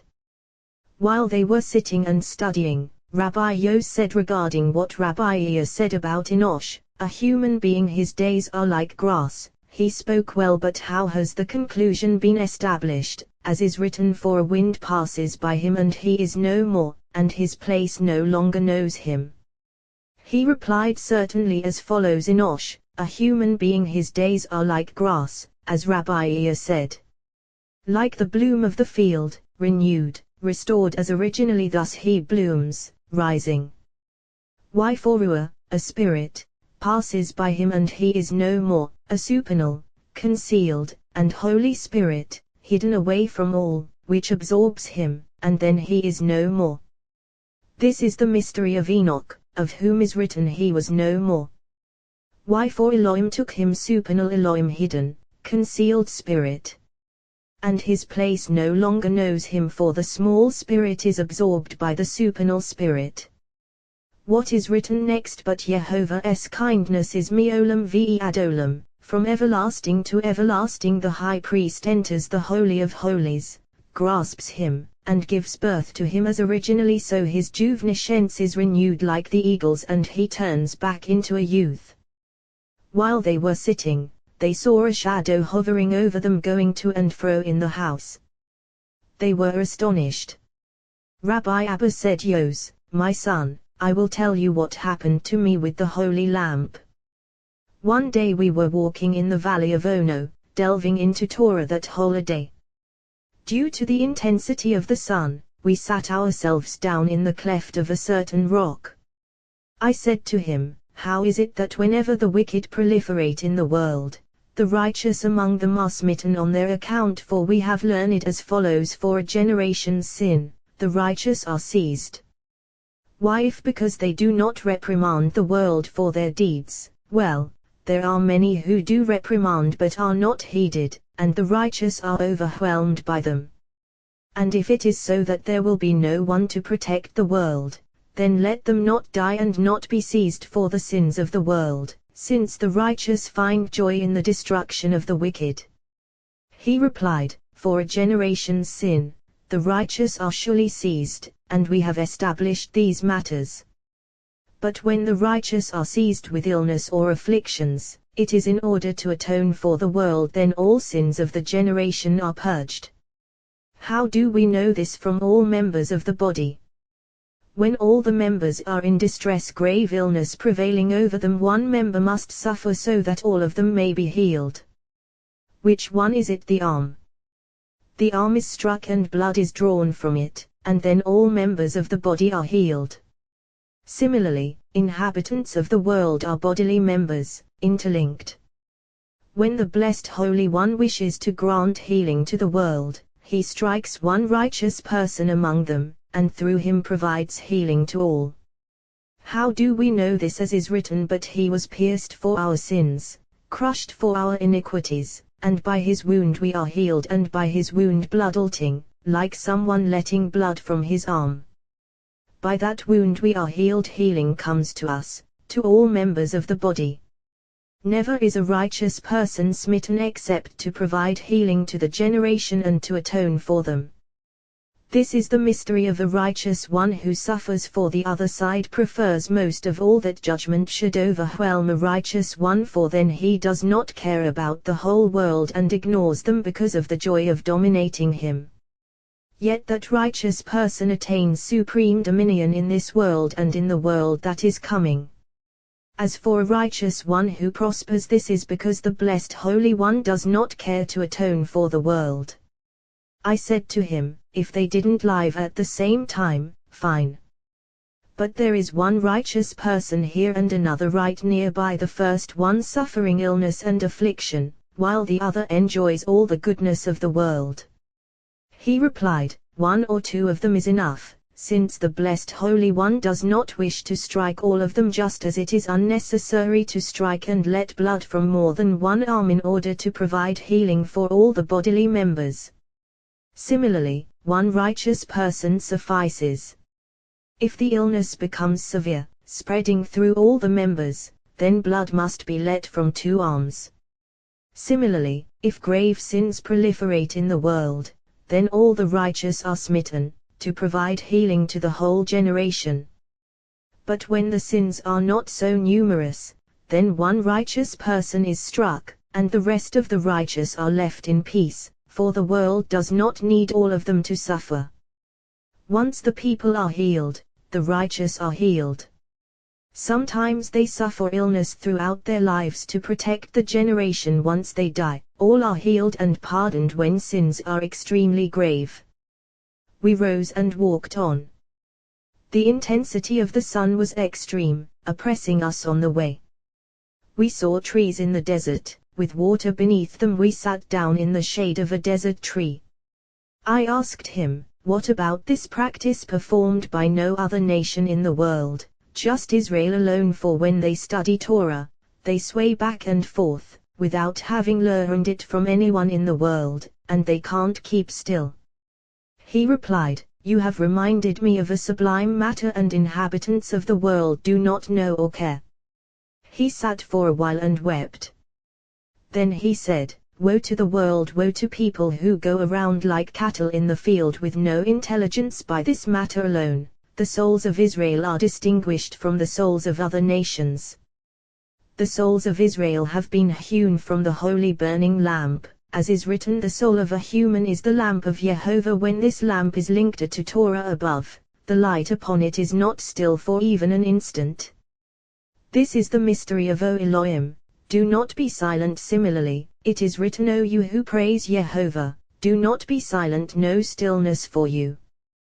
Once the light of a lamp clings to the wick, that light is never still, but rather sways back and forth, never staying still. Similarly with Israel, whose souls derive from that light of the lamp. As soon as they cling to words of Torah, the light is kindled, they cannot keep still, they sway back and forth and in all directions like the light of a lamp, for it is written, the soul of a human is the lamp of Jehovah. And it is written, you are human, not other nations. The souls of other nations are from extinguished stubble, with no light spreading over them. So they have stillness and do not sway, for they have no Torah by which to be kindled, and no light spreads over them. They stand like trees on fire burning, yet without light spreading over them. So they keep still without any light at all. Rabbi Yos said this is elucidation of the matter. Happy is my share that I was privileged to hear this. Rabbi Abba opened, saying, Sing to Jehovah a new song, his praise from the ends of the earth, you who sail the sea and you creatures in it, you coastlands and their inhabitants. How beloved are Israel to the blessed Holy One, for their joy is only in him and their praise only for him. For we have learned as follows, any joy of Israel in which they do not include the blessed Holy One is no joy at all, and Samael and his whole band lie in wait to denounce that joy. For Israel has no joy without his participation. How do we know? As is written, Israel will rejoice Be'asav, with his maker Be'asav, with his makers. The verse should read Be'oso, with his maker, as is said, Ha'oso Yigshabo, let his maker draw his sword against him. However, Be'asav, with his makers, because a person is made in partnership between a man, a woman, and the blessed Holy One. Concerning this mystery, it is written, let us make a human in partnership.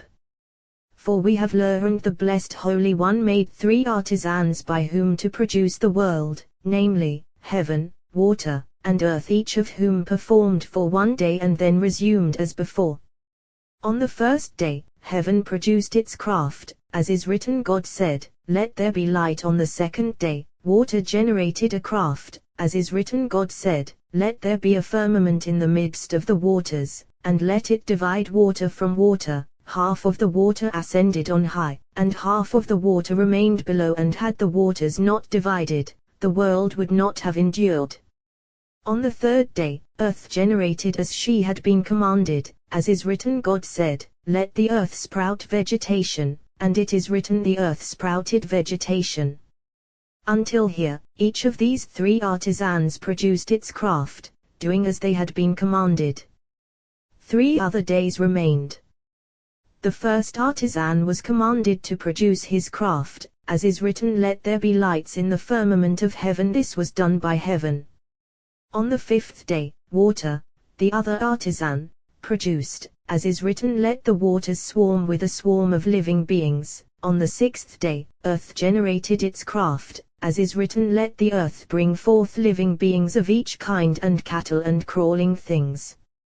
Once these 3 artisans had completed their activity, the blessed Holy One said to them, I have one work of art to produce, namely, a human being. Join yourselves together, and let us make a human eye along with you. The body is yours, and I will be in partnership with you, and let us make a human. Just as in the beginning there was partnership, so, too, afterward. Father and mother, corresponding to the earth, and the blessed Holy One, who collaborates with them. Concerning this mystery, it is written, Be'asav, with his makers. Even if one's father and mother have departed from this world, joy embraces the whole partnership. For we have learned when a person includes the Blessed Holy One in his joy, the Blessed Holy One comes to the Garden of Eden and plucks from there his father and mother who are his partners and brings them to that rejoicing, and all of them are present there, yet people do not know. However, in a person's distress, the Blessed Holy One alone is present with him, and he does not inform his father and mother, as is written, in my distress I called to Jehovah, to my God I cried out. From his palace he heard my voice, and my cry before him came into his ears. That shadow returned as before and moved through the house in the shape of a man. Rabbi Abba fell on his face. Rabbi Yos said, I remember that in this place I saw Rabbi Pinhas son of Yair. One day he was standing in this spot and said as follows: Pinhas, Phinehas, son of Eleazar son of Aaron the priest, with a small letter Yod, for 2 alphabets are inscribed, an alphabet of large letters and an alphabet of small letters. The large letters are of the world that is coming, and the small letters are of the lower world, the holy enduring covenant. Since Phinehas acted zealously for this covenant, a small Yod was added to him, mystery of this covenant. At that time, the Blessed Holy One said, what should I do with Moses? This covenant belongs to him. To give it to someone else without Moses' knowledge is not fitting. The Blessed Holy One began speaking to Moses. Moses, Phinehas son of Eleazar son of Aaron the priest. Moses said, Master of all worlds, what about him? He replied, Moses, you are the one who risked your life for Israel several times so that they would not be annihilated from the world, and he turned away my wrath from the children of Israel. Moses asked, what do you want? He replied, that your bride may abide in him. Moses said wholeheartedly, let her be with him. He said, say with your own mouth, and in a loud voice, that you are transmitting her to him wholeheartedly. As is written, therefore say you say, willingly I hereby grant him my covenant of peace. It was Moses who said, I hereby grant him. For if the Blessed Holy One said this, Scripture should have stated, therefore I hereby grant him my covenant. But rather, it is written, therefore say I hereby grant him my covenant. Moses said, I hereby grant him my covenant of peace. Now, if you say that she was removed from Moses, no, rather, like a lamp this one benefits, while that one is not diminished. That shade came and sat down and kissed him. They heard a voice saying, make room for Rabbi Pinhas son of Yair, who is with you. For we have learned any place in which a righteous person innovates words of Torah, he comes to visit when he is in that world, especially when other righteous ones are present there, innovating words of Torah in that place. Like this, for Rabbi Pinhas son of Yair came to visit his place and found these righteous ones innovating words of Torah, and that word of Rabbi Pinhas son of Yair was rejuvenated in his presence. Rabbi Abba said the statement of Rabbi Pinhas son of Yair is fine, for, in fact, it is not written therefore say to him, but rather therefore say. Now, was this utterance from this pious one hidden away in your hand, and you never mentioned it? Happy is our share, to be here in the company of this holy shade. He, too, opened, speaking in the name of Rabbi Pinhas, all that your hand finds to do, do with your power, for there is no doing or reckoning or knowledge or wisdom in Sheol, where you are going. How fitting it is for a person, as long as the lamp is burning and hovering over his head, to strive to do the will of his Lord. For the light of that lamp is power, hovering over him, and of this is written, please, let the power of Jehovah be great. The power of Jehovah, the power hovering over the heads of the righteous and of all those who strive to do the will of their Lord. Concerning this, we have learned that whoever utters the response, Amen, may his great name be blessed, should bless with all his power. This is his power. Surely, he must arouse all his limbs with great power, because by energizing himself with powerful arousal, that holy supernal power is aroused, ascending into holiness, and the power and might of the other side are broken. Thus, with your power you must do the will of your Lord. For there is no doing or reckoning or knowledge or wisdom in Sheol, where you are going. For in that power there is doing, the effort to strive in this world, which is called doing, the world of doing, to complete the end of thought. Or reckoning, the world that depends on speech, for reckoning depends on speech. Consequently, all numerologies, solstices, equinoxes, and intercalations in the world belong to the moon. Or knowledge, mystery of 6 sides dependent on thought and called the world of that thought. Or wisdom, on which all depends. All of these are included in that power, which is not so on the side of Sheol, rung of hell. Surely, every person who does not engage with this power in this world to enter thereby into doing, reckoning, knowledge, and wisdom will eventually enter Sheol, which has no doing, reckoning, knowledge, or wisdom. For the other side is the way of Sheol, as is written, her house is the way to Sheol. Whoever slackens from this holy power is overwhelmed by the other side, whose house is Sheol. Where you are going. Now, do all inhabitants of the world go to Sheol? Yes. But they come up immediately, as is written, he brings down to Sheol and raises up Samuel, except for those wicked ones who never considered Teshuvah, who go down and do not come up. Even the completely righteous go down there. Why do they go down? Because they take some of the wicked from there and bring them up above, where they make them conceive Teshuvah. Who are those? Those who considered engaging in Teshuvah in this world, but failed to do so before departing from the world. For their sake, the righteous go down into Sheol and grasp them and bring them up from there. Rabbi Yos said, it is written one by one to find Eshbon, a reckoning, the reckoning of numerologies, abiding in the moon, on which rung of hers are they found. Rabbi Abba did not reply. Then he said, I have heard, but I don't remember the matter. That shade rose and slapped Rabbi Abba's eyes. He fell on his face out of fear.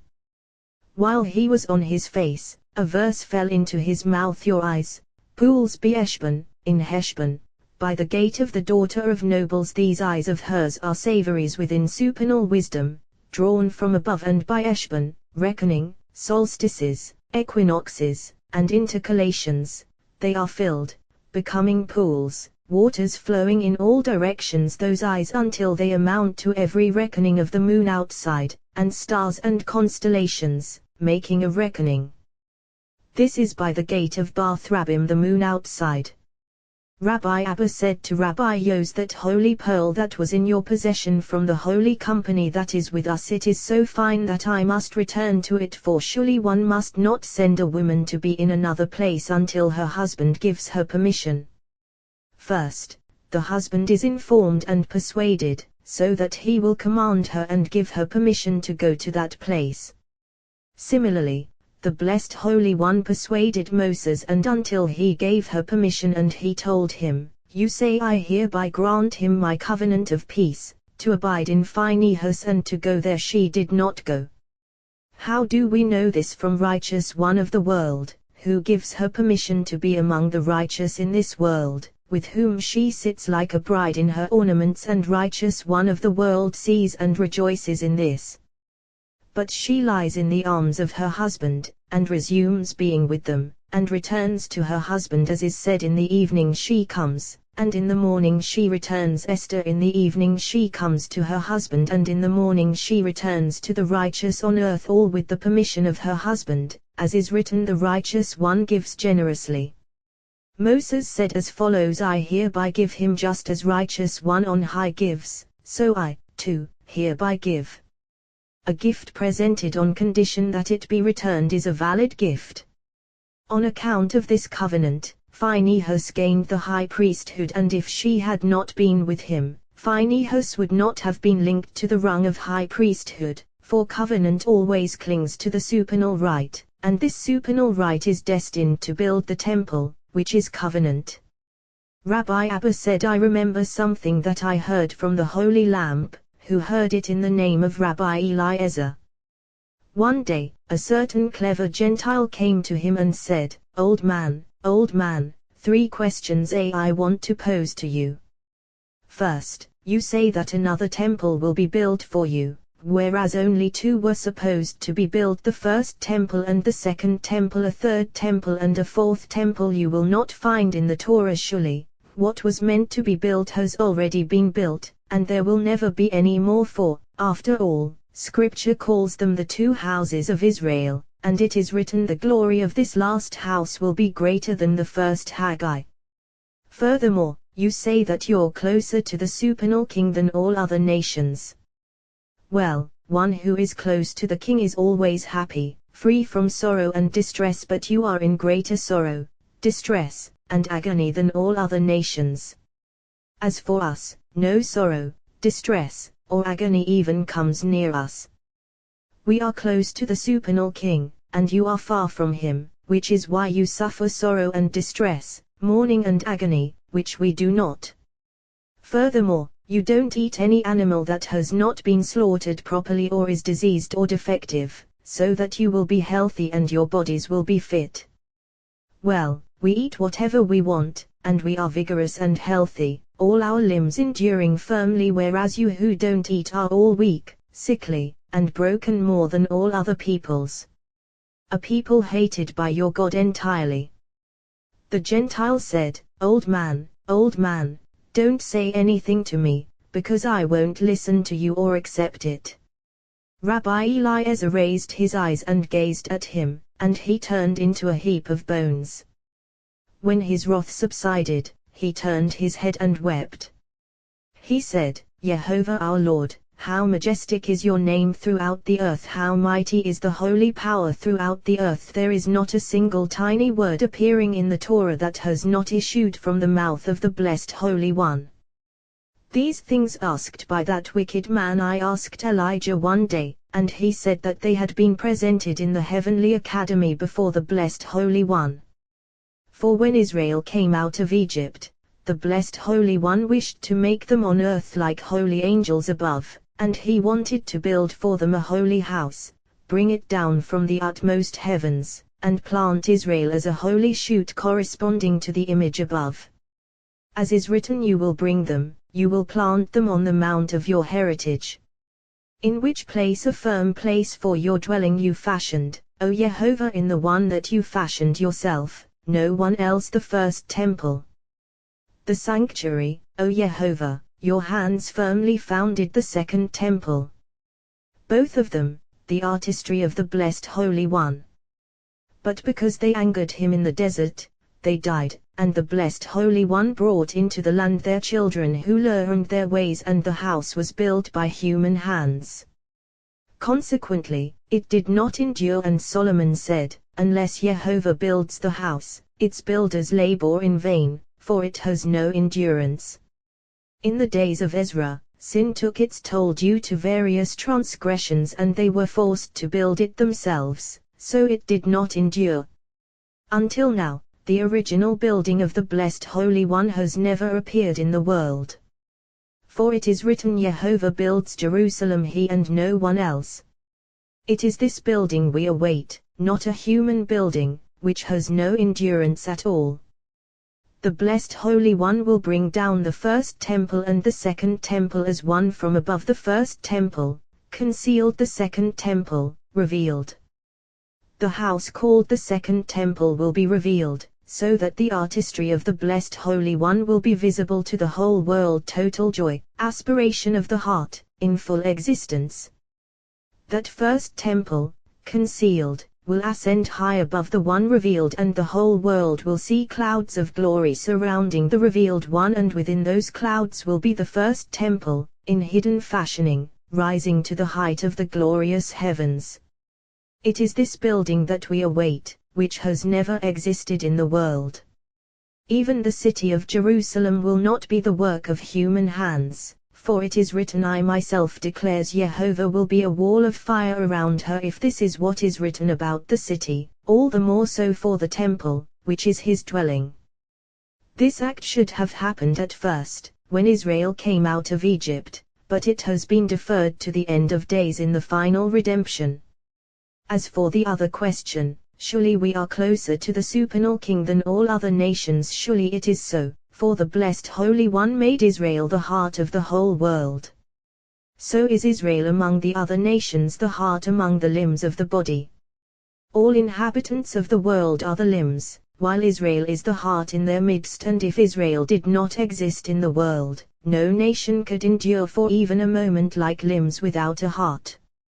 Therefore they are in the middle of the whole world, the heart within the limbs. Israel conducts herself among the other nations like the heart among the limbs. The heart is tender and weak, yet it is the vitality of all the limbs. None of the limbs knows pain, distress, and agony at all, only the heart, containing vitality and intelligence. Pain comes nowhere near the other limbs, since they have no vitality and know nothing. None of the other limbs come near the King who is the intelligence and wisdom located in the brain, only the heart.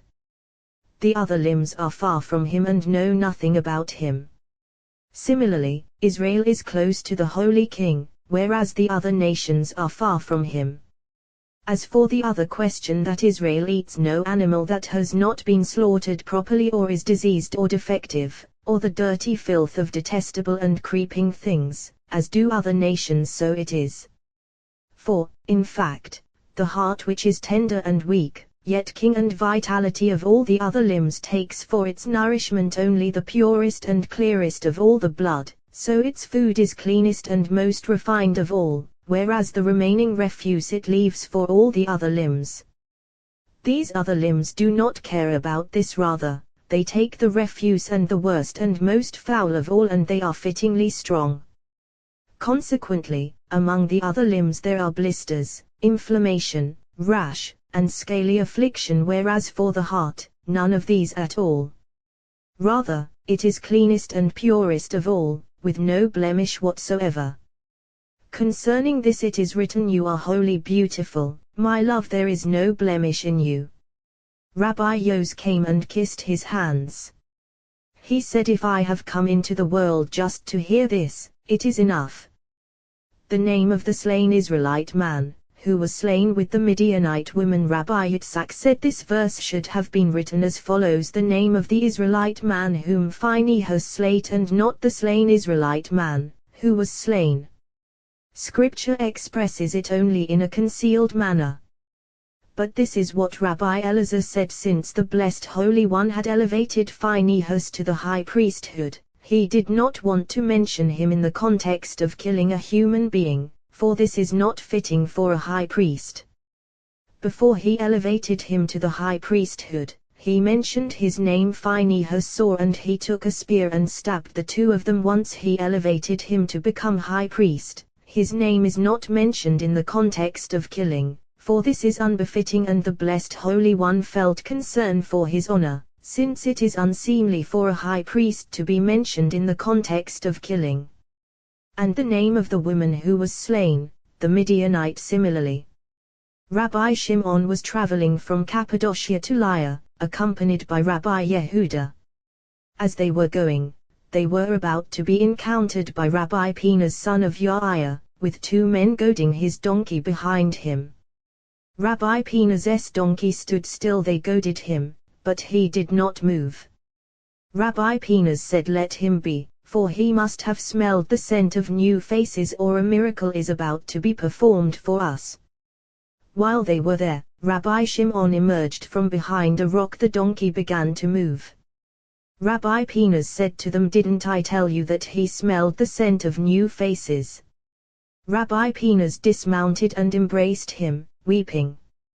He said to him, "I saw in a dream that Shekinah was coming to me and giving me great presents, and I rejoiced in her. Now, look, just like I saw." Rabbi Shimon said, "From the sound of your donkey's hooves, I knew it was you. Now, joy is complete." Rabbi Penas said, "Let us sit down somewhere, since words of Torah require thirsting clarity." They found a spring of water and a tree, and sat down. Rabbi Penas said, "I was reflecting that in the revival of the dead, the Blessed Holy One will form them in a different manner. What is now first will then be last.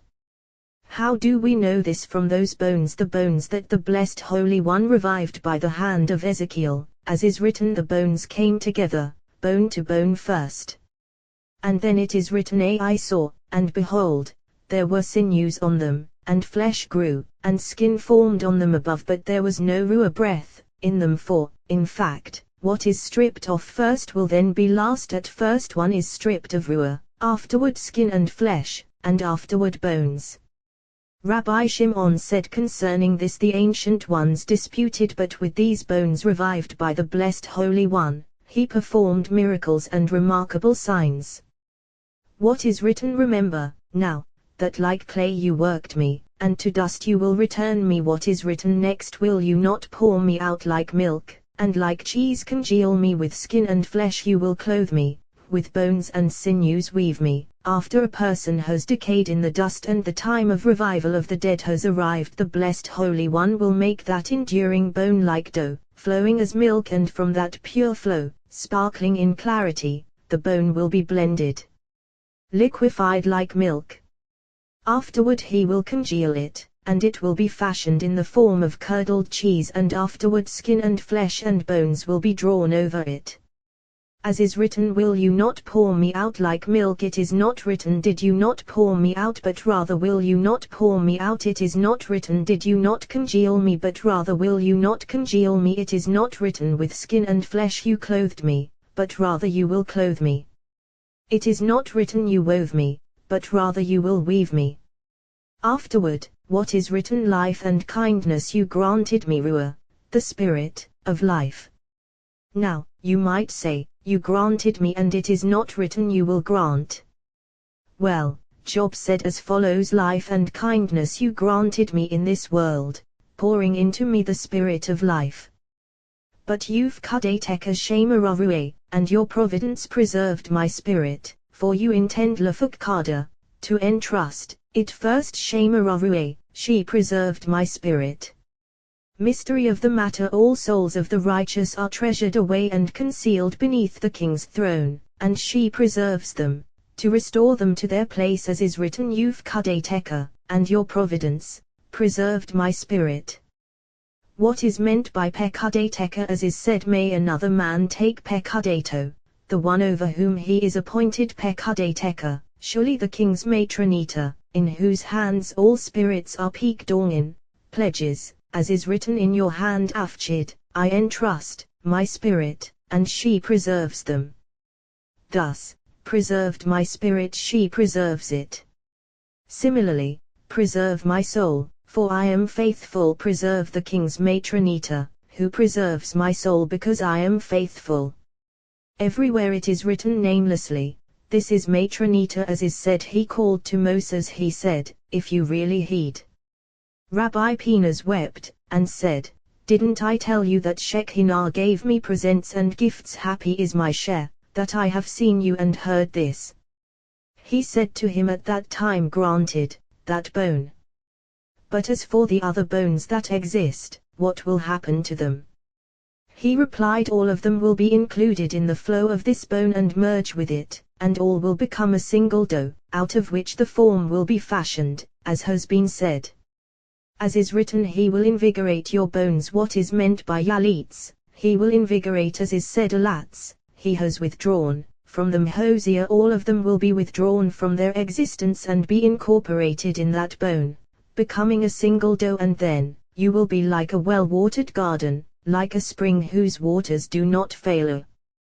Rabbi Penas said, I have been pondering. Shmira, keeping, is surely in the heart, and the heart is a model of the heart. Thus, Shema, keep, pertains to the heart and nowhere else. Zechirah, remembering, pertains to the male, the brain, which rides and controls the heart. Memory is only in the brain.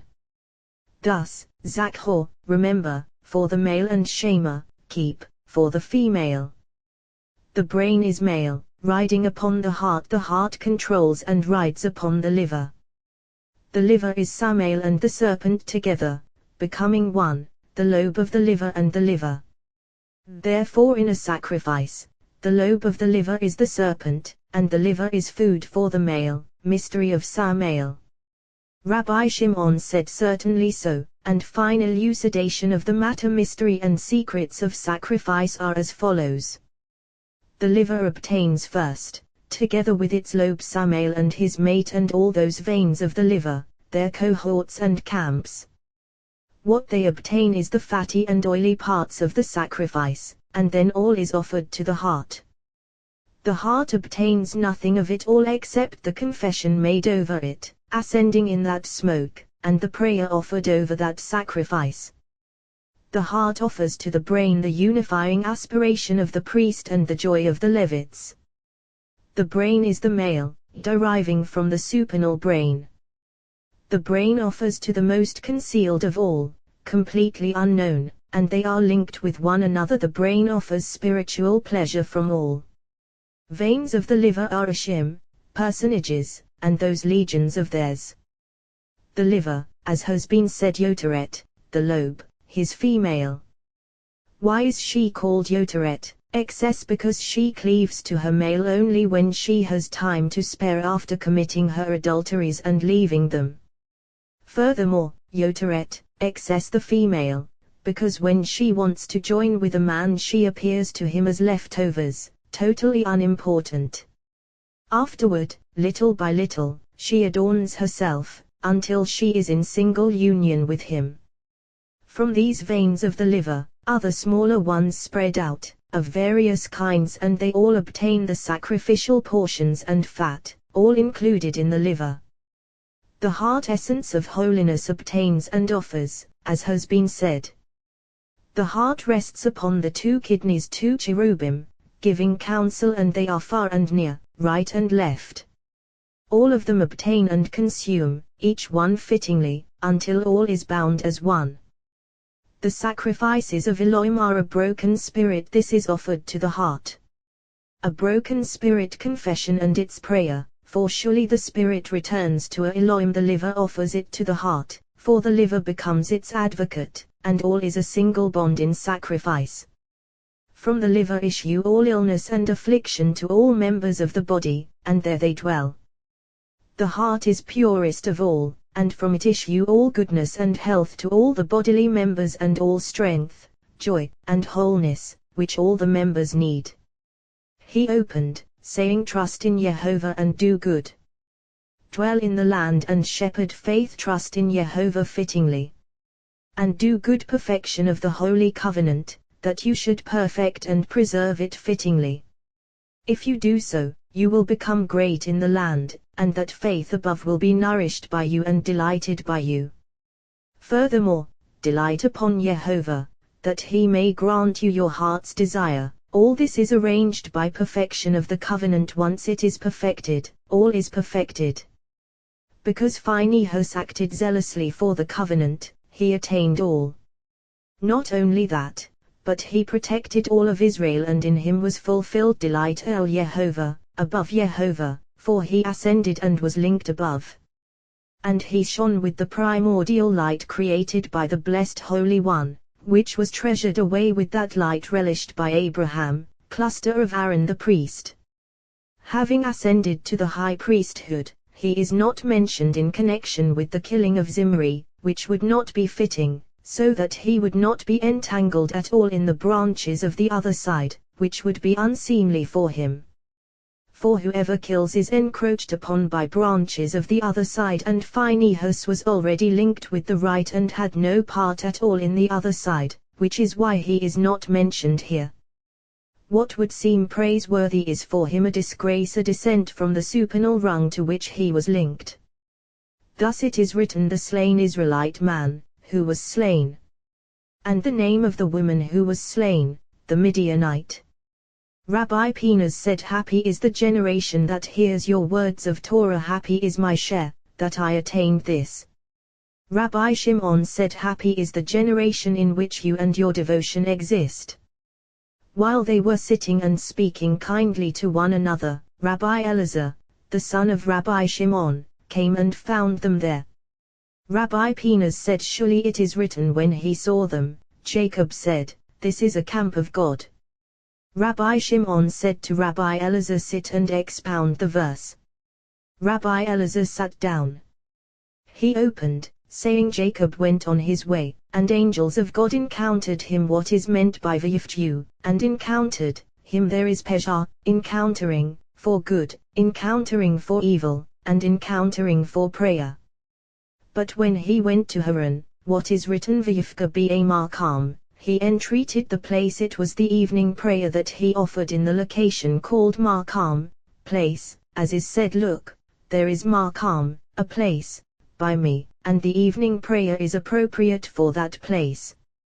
Further, vifka, he entreated, the place, words of conciliation, for the holy sun came to the moon, husband to wife. From here we learn that a husband should approach his wife only with words of conciliation, soothing her, as is written, he entreated the place, and afterward, he spent the night there. When Jacob came from Haran, it is written viftu, they entreated him. She sent messengers to conciliate him, so that he would come to her. When he saw them, Jacob said, this is a camp of Elohim. What is meant by when he saw them? Well, there were daytime angels and nighttime angels, and they were hidden from him and subsequently revealed to him. So it is written, when he saw them. This is a camp of Elohim concerning those of the night. It is written a camp of Elohim concerning those of the day. It is written zia, this. Thus, he named that place Marnaim, double camps, and now I see here holy camps. Happy is my path, that I came here. Rabbi Shimon said, let him who opened the entrance expound. Rabbi Elazar said, we have learned whoever recites a praise of David 3 times daily is admitted to the world that is coming. And the reason why has already been stated. Now, if it is because of sustenance, well, sustenance and food are provided twice a day, in the morning and in the evening, as is written, when Jehovah gives you meat in the evening, and in the morning you eat your fill of bread. If so, why 3 times daily? Well, twice for the food of humanity and the whole world, and once to provide power to the place whose hands are open. These 2 types of food differ here from one another. You give them their food in its proper time, the food of the wealthy, to whom he gives abundant food in its proper time. This is one. The second, as is written, and satisfying every living thing Ratson, according to your will, the food of the poor, who are satisfied according to your will, not with abundant food. Opening your hand power to the place from whose open hands issue Ratson, favor, and fullness for all. Furthermore, we have learned that it is only twice a day, for these are mandatory for a person. And if one recites more, it is not out of obligation, but rather for praise amid King David's songs of praise. Why? Because it is fitting to ask for sustenance only after prayer and propitiating his Lord. The king should eat first, and afterward his servants. As is written, I have come into my garden, my sister, bride, I have eaten my honeycomb with my honey, I have drunk my wine with my milk. Afterward, eat, companions. I have eaten my honeycomb, the prayer recited seated. With my honey recitation of Shema. I have eaten Yari, my honeycomb, the prayer recited seated, in that Yah, forest of Lebanon, Yoza, or who forms light, and the Ophanim and Holy Ao, and all of them holy. All of these are called Yah, forest, including trees and saplings. With my honey recitation of Shema, sweetest of all, with numerous honeycombs and sweets.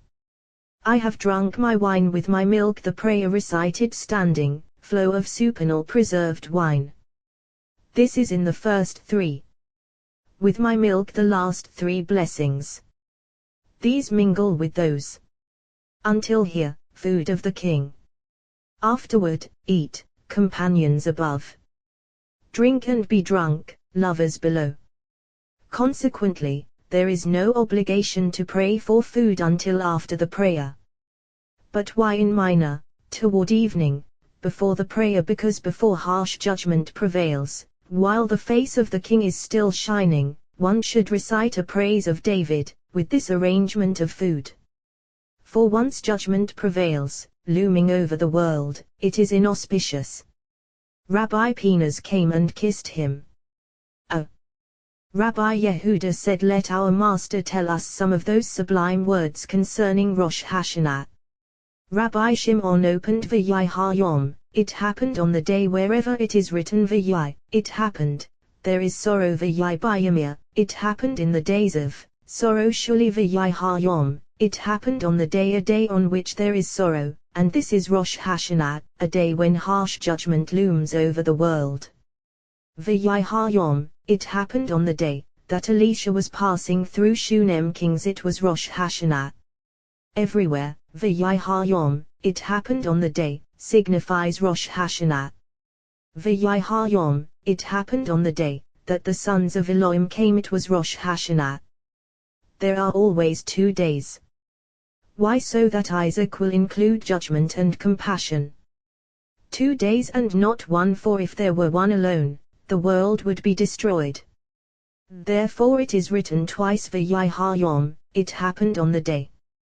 The sons of Elohim came, the great court, sons of Elohim, surely sons of the king, close to him, and they decree judgment on the world. To present themselves al Yehovah, over Yehovah now, do they stand over Yehovah rather, when these stand in judgment. The first judgment comprising all is, who is it that fails to honor the name of the Blessed Holy One, and that fails to honor the Torah and her servants? So, too, who is it that shows no respect for the honor of the holy name, to prevent it from being profaned on earth? Who is it that disrespects his honor? Who is that fails to ascribe honor to this name? And Satan, too, came among them too, to amplify the meaning, including both him and his female. Similarly, to present himself over Yehovah, for he also is concerned over the honor of this name. Here the ancient pillars of the world were divided. One said, Job was one of the pious of the nations of the world. Another said, he was one of the pious of Israel, and he was struck in order to atone for the world. For one day, Rav Hamnuna encountered Elijah and said to him, surely we have learned a righteous one who suffers. Elijah replied, the judgments of the Master of the universe are fathomless. But when the Blessed Holy One desires to purge the sins of the people, he strikes their arm and heals them all, like a physician who strikes the arm in order to save all the members of the body.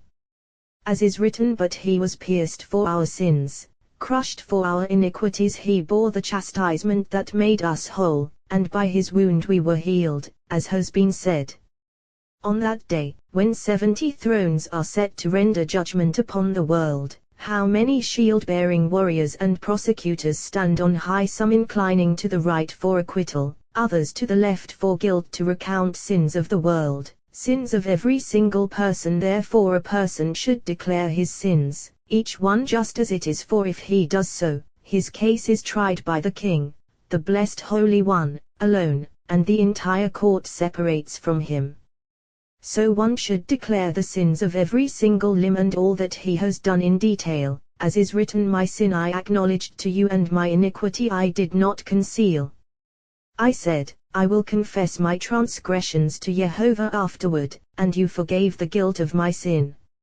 Selah. How do we know this? From Moses, for it is written, Moses returned to Yehovah and said, please, this people has committed a great sin. They made themselves gods of gold, and of Israel is written, we have sinned, for we have forsaken Yehovah and served the Baalim and the Ashtaroth. Samuel. If you say, this applies to an individual but not to the community, look, this last verse is written, and if you say, this applies to the community but not to their agent, look at what is written, Moses returned to Yehovah and said, they made themselves gods of gold. Why is it that if a person declares his sin, the court separates from him because a person is considered his own relative and cannot be incriminated by his own mouth? Furthermore, he leaves the prosecutor no room to argue for his guilt. One should anticipate by declaring his own defect, leaving no room for another to speak. Then the Blessed Holy One forgives him, as is written, one who admits and leaves off will be granted mercy.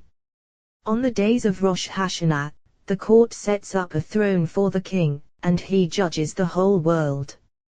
Israel enters first to be judged, before wrath increases. We have learned and justice for his people Israel day after day. Kings, what is meant by day after day? Well, these 2 days of Rosh Hashanah. Why 2 days? Because they are 2 courts, joining as one upper judgment, which is strict, lower judgment, which is lenient, both existing together. Concerning this, these Babylonians do not know the mystery of Yevava, moaning, and Yelaluta, wailing, and they do not know that both are necessary. Yelaluta, wailing, which is strict judgment, 3 Tivarin, broken sounds, lenient judgment like someone groaning weakly. They do not know, and they do both. We do know, and we do both, so all follow the true path. He opened, saying, blast the shofar on the new moon, Be'akus, on the covering, for our festival day. Blast the shofar on the new moon. What is meant by on the new moon? The court of lenient judgment, who is called new moon. Be'akus, keys, throne, of the upper world. Keys, fear of Isaac, who is keys, throne for the supernal king. Further, Be'akus, strict judgment, fear of Isaac, judgment that is always at Kizir, concealed, for it is not revealed judgment. For Ok, a statute, lenient judgment. Mishpat, a law, strict judgment with compassion. Both of them are as one, so 2 days, both in a single mystery. Happy the people who know to you are the blast. O Yehovah, they walk in the light of your presence. Happy the people who know, and it is not written who hear. Who know the blast by virtue of the wise, who know through the air of the Holy Land, they know to you are the blast, mystery of to you are, as is written, Troem, you will smash them with a rod of iron. What nation is like Israel, who know supernal mysteries of their Lord, to come before him and draw near to him? All those who know the mystery of to you are may draw near, to walk in the light of the countenance of the blessed Holy One. This is the primordial light that the blessed Holy One has treasured away for the righteous. So one should know it. It is written Yoteret min ha kavod, lobe from the liver, and it is written V'it ha Yoteret el ha kavod, and the lobe over the liver. Yoteret min ha kavod, lobe from the liver. Woman of whoredom, Hosea, who comes forth from the liver to lure inhabitants of the world and denounce them, leaving the male to perform whoredom. Yoteret el ha kavod, lobe over the liver, for she rules over her male. The forehead of a whore, ruling over the liver, woman of strife and anger. Min ha kavod, from the liver, she emerges to harm the whole world, to commit adultery with all. Afterward, she rises to the male, the forehead of a whore, brazenly, and then she is el ha kavod, over the liver. From within the liver and its lobe issues Mara, bile, which is the sword of the angel of death, dripping those bitter drops to kill people, as is written, in the end she is Mara, as bitter as wormwood, sharp as a double-edged sword. Bile derives from the liver, and all fatal illnesses depend upon it. On that day, it roams the world, gathering all sins of the world.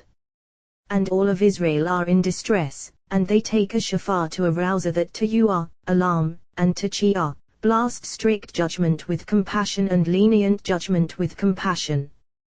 Then they are aroused similarly above, and all are sweetened with one another. Whatever that liver obtains, it offers to the heart, who is king, to judge. But the heart is not drawn to, nor does it desire, the foul deeds of its people. Rather, it obtains all that is pure and clear, all the merits and good deeds, whereas all that foulness and dirty filth it casts upon the other nations. Once the heart takes all those merits and good deeds, what is fittingly pure, choice, and clear, the liver takes all those sins and filthy dirty deeds, against its will, and casts them upon the other nations, as is written, the goat shall bear upon it all their iniquities. For so it is, once the heart takes all that is pure and clear, the liver takes all that is left, the filthy dirt and foulness, and casts it into all the other limbs, against its will. Rabbi Penas said, this path was prepared for me, to hear words of the Ancient of Days.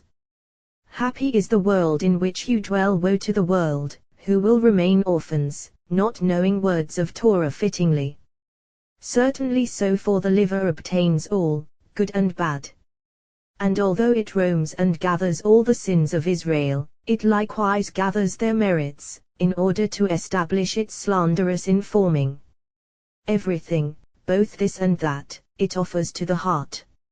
And the way of the heart is to take nothing but the purest, choicest, and clearest of all, as you have said. The remaining dirty filth and foulness it returns to the liver, who absorbs all, against its will, as is written, the goats shall bear upon it all their iniquities. This matter I repeat, for it is sweet to my mouth like the sweetness of honey. Happy is my share, that I attained this and saw it with my own eyes.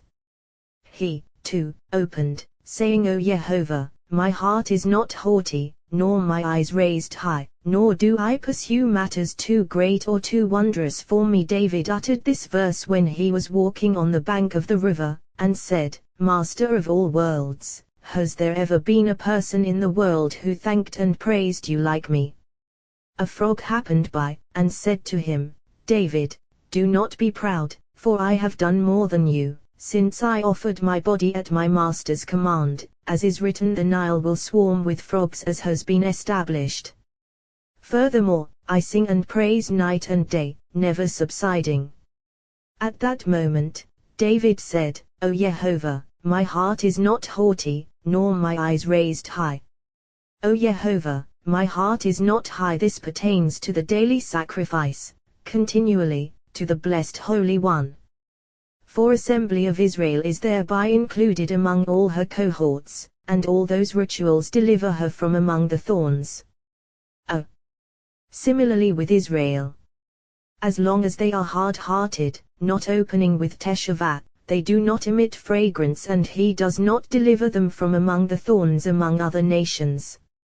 When they open with teshuvah, they immediately emit fragrance, and he delivers them from among the thorns, and assembly of Israel delights in them. As is written, open to me, my sister, my love, for as long as the rose is closed, it has no fragrance and cannot rise from amid the thorns, but dwells among them, as has been said. And the blessed Holy One sent us to walk this path only for this, to learn these matters. While they were sitting, an eagle came and descended and took one rose from among them and left. They said, from here on, let us go on our way. They rose and went on. Until here, the way of Rabbi Pinhas and of Rabbi Shimon. The latter went on along with Rabbi Elazar and the other companions, while Rabbi Pinhas went with his companions. He opened, saying for the leader, on Shushan Edut Miktam, a Miktam, of David, to teach what is meant by to teach inhabitants of the world wisdom, as has already been established. Shushan Edut, the great Sanhedrin, of whom is written, hedged about Be'ashushanim, with lilies. Miktam of David, a sign that they showed to David when he sent Job to Aram Naharaim and Aram Zobah to wage war against them. Rabbi Pinhas said, this is Shushan Edut, for Shekinah presides here over us, accompanied by supernal rungs and a holy company to offer praise. This is Shushan in perfection, fittingly. They rose and went on, these here and those there. Rabbi Pinhas went on his way and spent the night in the village of Akimon along with Rabbi Ea and Rabbi Yitzhak. As they prepared to depart early, they sat waiting for the morning light. Rabbi Ea raised his eyes and saw those stars of a flying scepter streaming along. He said, surely, many times I have asked about these stars. Rabbi Pinhas said, these stars of a flying scepter are known by the understanding of the companions. For the blessed Holy One created all those heavenly stars, great and small, and they all praise and glorify him, as is written, he counts the number of the stars, and when their time comes to shine, the blessed Holy One calls them by name, as is written, he calls them each by name. Then they run and extend a scepter of light joyously, praising their master in the place where they were numbered, as is written, lift your eyes on high and see who created these, the one who brings forth their array by number and calls them each by name. Meanwhile, dawn arrived. They rose and went on. As they were going along, a great eagle came, circled over their heads, and remained above them. Rabbi Penas said, surely, it is a time of favor now. The gates of mercy are opened for all those on their sickbed, and this is a time of healing for them, even though they are prisoners of the king, for this eagle is a sign of mercy. He opened, saying like an eagle rousing his nest, hovering over his fledglings. There is no creature in the world as merciful toward its young as the eagle. This has already been established, as is written, the eagle's young will devour it, for he has mercy over his young. And since now is the time of mercy, this eagle has come and circled around us, for it is time, as is written, O Jehovah, in the morning you will hear my voice. This is the morning of Abraham and his arousal. Meanwhile, the eagle circled and passed ahead of them. Rabbi Penas said, Eagle, why are you with us? If you have come on a mission from your master, here we are. If for some other sign, we are ready here. The eagle soared above and disappeared, and they sat down. Rabbi Ea said, this matter of King Solomon is amazing. For we have learned a great eagle used to come to King Solomon every day, and Solomon would ride on its wings, and it would carry him 400 parasangs in a single moment. Where did it carry him to? Talmud in the wilderness. There is a certain place by the mountains of darkness called Talmud in the Wilderness Chronicles. This is not the place of the Talmudians, but rather Talmud that is in the wilderness, in the mountains, where all alien spirits and aspects gather. That eagle would fly there in a single moment. Having perched on that place, the eagle would raise itself, and Solomon would write a slip and cast it there, and he would be saved from those spirits. The eagle would gaze into the darkness of the mountains, to the sight of Uzzah and Azael, who are bound there by chains of iron thrust into the depths. No one in the world is able to enter there, not even birds of heaven, only Balaam. Having gazed into the dense darkness, the eagle would swoop down, carrying King Solomon under its left wing. It would stand upon those chains and approach Uzzah and Azael. Then Solomon would take out a ring on which was engraved a holy name and would throw it into the eagle's mouth, and immediately they would tell Solomon whatever he wanted to know. From there Solomon discovered supernal wisdom, as is written, Vivan, he built Talmud in the wilderness, in the mountains. Chronicles. Now, did he really construct a building in the mountains? Rather, what is meant by Vivan he perceived with understanding and knew that place, discovering their supernal wisdom, as is said, Vayavin knew, they understood, the reading. While they were sitting, the eagle suddenly came back to them with a single rose in its mouth, which it dropped in front of them, and flew away. They saw and rejoiced.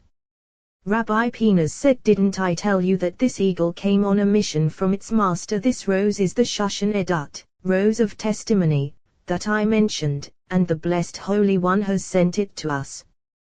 He opened as before, saying, for the leader, on Shushan Edut Miktam, a Miktam, of David, to teach Shushan Edut, a rose of testimony. Now, what testimony does a rose present? Well, this rose is testimony to the act of creation, testimony to assembly of Israel, and testimony to supernal unification. Testimony to assembly of Israel, because this Shoshana, rose, has 13 petals, all of them dependent on one root. It has 5 sturdy ones outside, covering this rose and protecting it. All in the mystery of wisdom. Those 13 are 13 attributes of compassion, which assembly of Israel inherits from above, all connected to one root, which is covenant, paradigm of covenant, Yisadah, foundation, of all. 5 sturdy ones surrounding it are 50 gates 500 years through which extends Yisadah, foundation, holy covenant, tree of life. Testimony to the act of creation. The whole act of creation consists entirely of words known through understanding and based on calculation. Elohim, God, of the act of creation signifies above and signifies below, signifies above, in the mystery of the world that is coming, signifies below, in the mystery of assembly of Israel.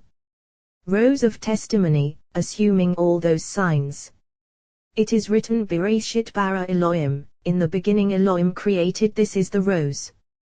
13 petals are 13 words until the second Elohim, namely it ha shemaim ve it ha ares ve ha ares haita tohu vavahu ve oshek el peni telom ve ruah, the heavens and the earth. And the earth was chaos and void, with darkness over the face of the deep, and the spirit of, look, 13 petals of the rose. 5 sturdy ones surrounding her. These are Mary Fay el Peni Hameim Vayuma, hovering over the waters. Said, look, 5 others.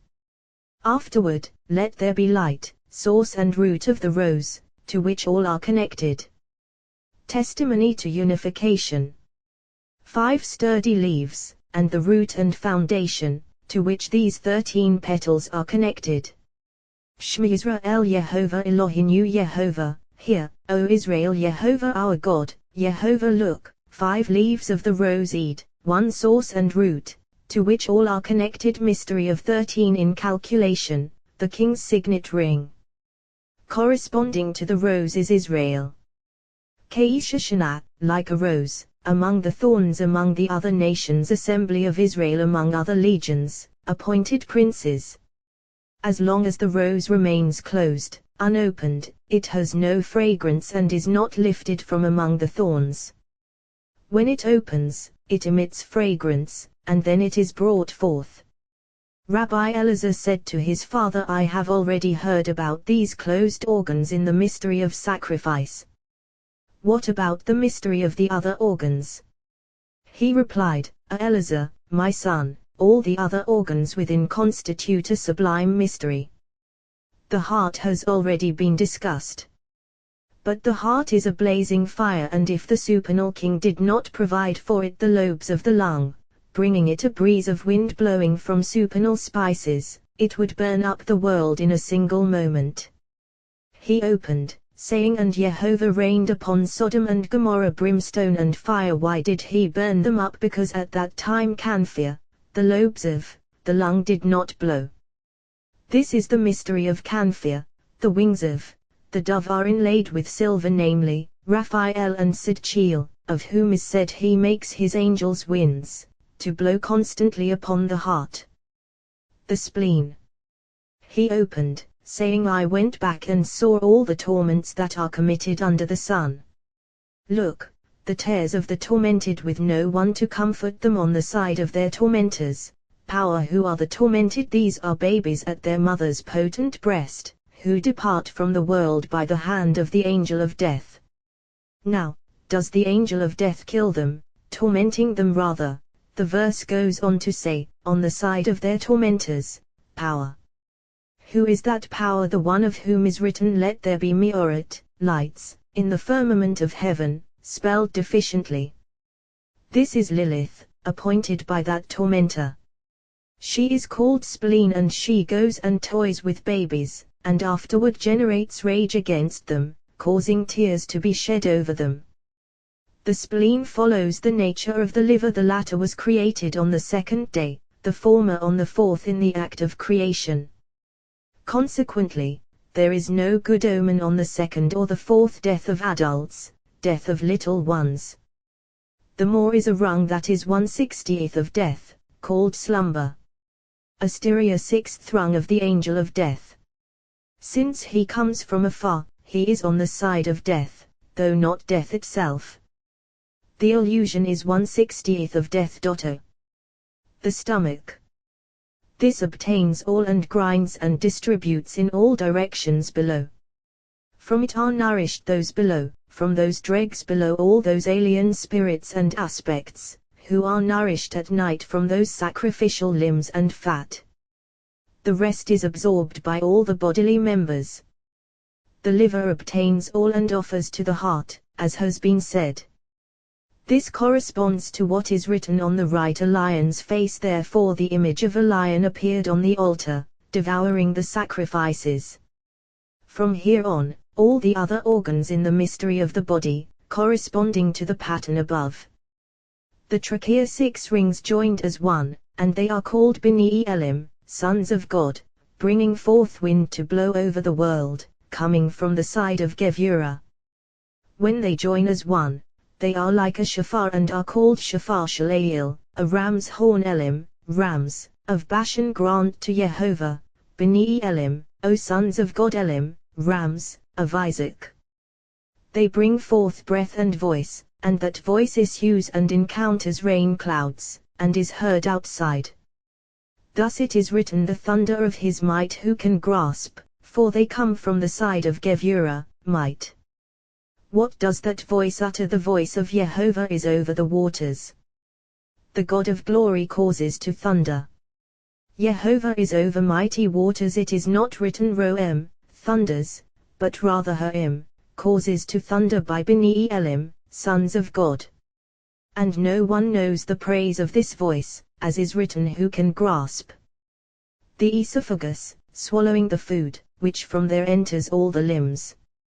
This is the mystery of the rung of Ishim, personages, Ishim draw near immediately, swallowing and absorbing entirely from Isha, the fire immediately, indeed given entirely to the Ishim.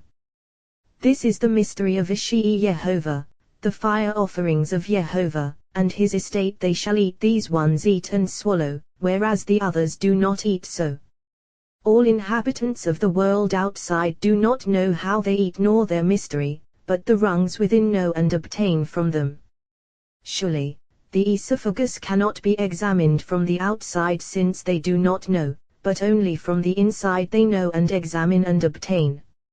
Until it enters the mill and is ground and cooked, and the liver absorbs all, as has been said. From these Ishim issue rungs that anticipate and obtain beforehand, and these are called grinders, eating sacrifices and grinding. Therefore, ever since the temple was destroyed, it is written, the grinders grow idle, for they are now few. These grind first. Once it has been ground, those who rule over them swallow and absorb, and they are called veshet, esophagus. Why vov, shat, the shape of vova is bent afterward. Shat, it roams around, to eat, as is said, the people shachu, would roam around, and gather food to eat. Drinking wine and water, libation of water and libation of wine entering this esophagus and absorbed by the lung. This is the seraphim, who by their flame imbibe drink and are called lung in a single bond. All is absorbed within them. All of these obtain what is fitting for each one of them.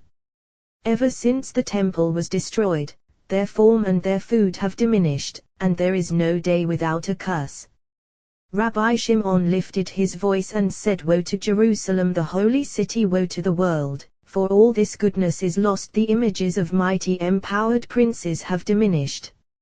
At this the companions wept and said, Woe, Rabbi, when you depart from the world, who will reveal hidden, deep mysteries such as these, which have not been heard from the days of King Solomon until now? Happy is the generation that hears these words. Happy is the generation among whom you dwell. Woe to the generation that will be orphaned of you. He opened, saying, Shema Yisrael Yehovah Eloheinu Yehovah Ed. Hear, O Israel, Yehovah our God, Yehovah is one. A large ayin, and similarly de them mnemonic is ed, witness, corresponding to what is written, Yehovah is ed, witness. Against you Samuel, the letters shin, mem remain, with an open mem. Y closed mem is upper king, open mem is lower king. Other letters remain. Aleph, it God's honor is to conceal a matter. Rav Hamnun Asava said, whoever performs this unification every day encounters joy from above, through the mystery of these letters shin, mem from this side, Aleph, it from that side. He permutes the letters, beginning in reverse and ending forward. Your mnemonic is Esma, as is written, as for me, Esma, I will rejoice, in Yehovah, in Yehovah. Precisely this is the holy unification, and it is fine. So, too, in the book of Enoch, which says similarly that whoever performs the unification every day encounters joy from above. Furthermore, it includes shin, mem, comprising a large ayin, 70 names of mystery of the holy patriarchs. Yisrael Yehovah Eloheinu Yehovah, O Israel, Yehovah our God, Yehovah. 4 compartments of tefillin, held by Aleph, it, the one who said, Open to me, Aati, my sister, my love Dele is the knot of Tefillin, who is connected to them. A mystery for the wise, not to be revealed. Rabbi Shimon fell silent. He wept and laughed. He said, I shall speak, for favor is found, and there will be no generation such as this until King Messiah comes, when they will be permitted to reveal. Two straps emerge, from one side and from the other, mystery of two thighs of this Aleph, it, to which prophets of truth are linked. For from above emerge two arms, from the right and from the left, and Dele is connected to them. Then she descends, thighs extend below. Once she is connected above fittingly, she descends below, joining with her cohorts. When she is connected, she is joined to the lower part of the thighs, and the insignia of Yod, Holy Covenant, is upon her from above. Then she merges in unification. This Yod is mystery of covenant. So whoever preserves this covenant is saved above and saved below. How do we know this from Phinehas? Because he acted zealously for this covenant, he was saved from judgment above and from judgment below. Consequently, this Yod was inscribed in him, as is written Phinehas, son of Eleazar. This Yod must never be removed from the tefillah of the hand, so as not to cause separation. All its joy depends on this. This Yod is in the male, not in the female, therefore it draws close to the tefillah. Whoever distances it from its place is distanced from the delight of the world that is coming. In the male is Siddiq, righteous one, and she is Siddiq, righteousness. Without Yod he is Ish, man, and she is Isha, woman. Without Yod therefore, her joy is to draw near it and to delight in it. Whoever distances delight will be distanced from the delight on high. Concerning this is written, for those who honor me will I honor, and those who spurn me will be disdained. Samuel. Phinehas confronted the harsh judgment of Isaac and sealed the breach. Therefore, the mystery of Yitzhak, Isaac, consummated Phinehas. He stood in the breach, as is written, Phinehas stood and prayed. He stood in the breach, confronting the judgment of Isaac in order to defend Israel, and so, one is comprised in the other numerically. Now, you might say, but counting depends only on her eyes, whereas here counting pertains above, in Isaac. Well, certainly so, for Isaac depends on, and is conveyed to, the place called eyes where judgments of all the world are rendered. For her Anan, eyes, are those 70 thrones judging the world, called the Sanhedrin. So all is one, since they and Isaac go together, and all is fine. Phinehas, is Yitzhak, Isaac. Phinehas stood and executed judgment, clothing himself in harsh judgment, which is the left. Thereby, from the left he attained the right. Here, left is included in right. He turned away my wrath. What is meant by this? As soon as he saw that wrath spreading and extending from the side of Isaac, what did he do? He clothed himself and grasped that wrath like someone grasping another and pulling him back. Then he rendered judgment and executed judgment. He rendered judgment based on the rule that if anyone copulates with a heathen woman, zealots can attack him. And he executed judgment, as is written, he stabbed the two of them thus, Heshiv, he turned away, my wrath. Here is written Heshiv, he turned away, and there is written Heshiv, he drew back, his right hand. Just as the latter implies back, so does the former imply back. So the Yod of Phinehas, is the Yod of Yitzhak, Isaac, for it is all Mi'al, from above, the children of Israel. For when he saw that wrath, he saw that it was descending upon the heads of Israel. What did he see? He saw the letter Mem flying in the sky, the sign of the angel of Mavit, death seeking to join with the letter Vav and the letter Tav. What did Phinehas do? Since he was clothed in Isaac, he then took that letter, snatching it away, and joined it to himself. As soon as the angel of death saw that Phinehas had snatched that Mem for himself, he immediately turned back. Why? Because when the heart of Phinehas grew zealous, he clothed himself in Yitzhak, Isaac, and attained the value of Resh, it which is the total of his name, and similarly the total of Yitzhak. As soon as he saw the letter Mem flying in the sky, he snatched it and joined it to himself, immediately becoming Resh, Mem. It as is written, he took Roma, a spear, in his hand, whereas he had been Resh, it, he became Resh, Mem, it.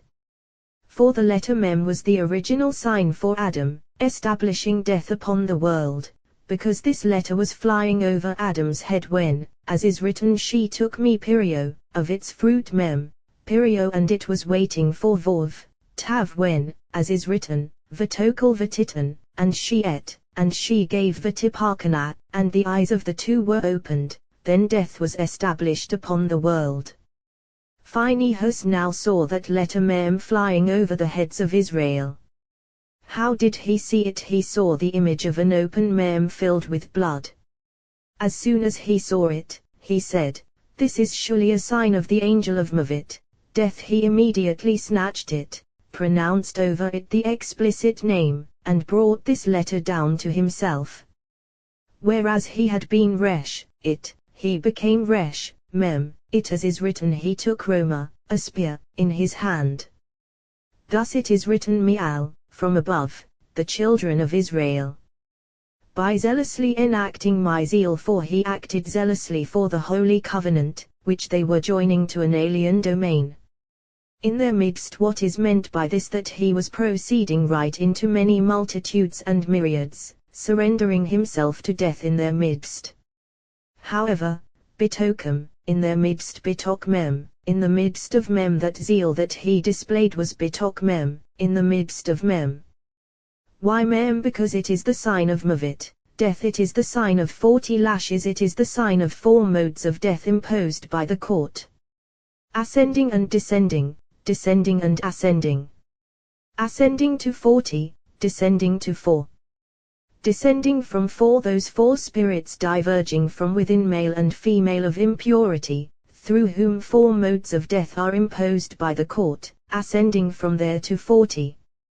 Thus, Mem, sign and implements of the angel of Mavit, death.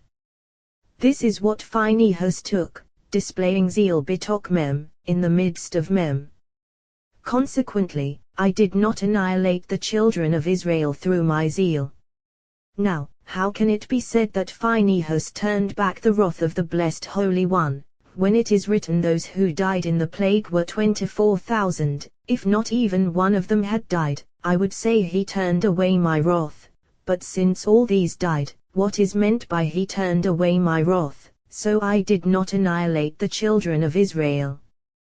Well, certainly, elucidation of the matter. Woe to the person who damages his seed, woe to one who does not preserve his seed. Fittingly perish the thought that even one of Israel died, except from the tribe of Simeon. When that mixed multitude came, they intermingled with the women of the tribe of Simeon after they converted and engendered children, some of whom died in the incident of the golden calf, and some of whom died in the plague, while the others died. Here those who remained, as is written, V'yur Hamatim B'Amijepha, the dead ones in the plague. It is not written Ashematu, the ones who died, but rather Hamatim, the dead ones. They were already essentially dead. Since all of that holy seed were vigilant, they were all counted, to show that not even one of them was missing. Thus it is written, I did not annihilate the children of Israel through my zeal, implying that others were annihilated.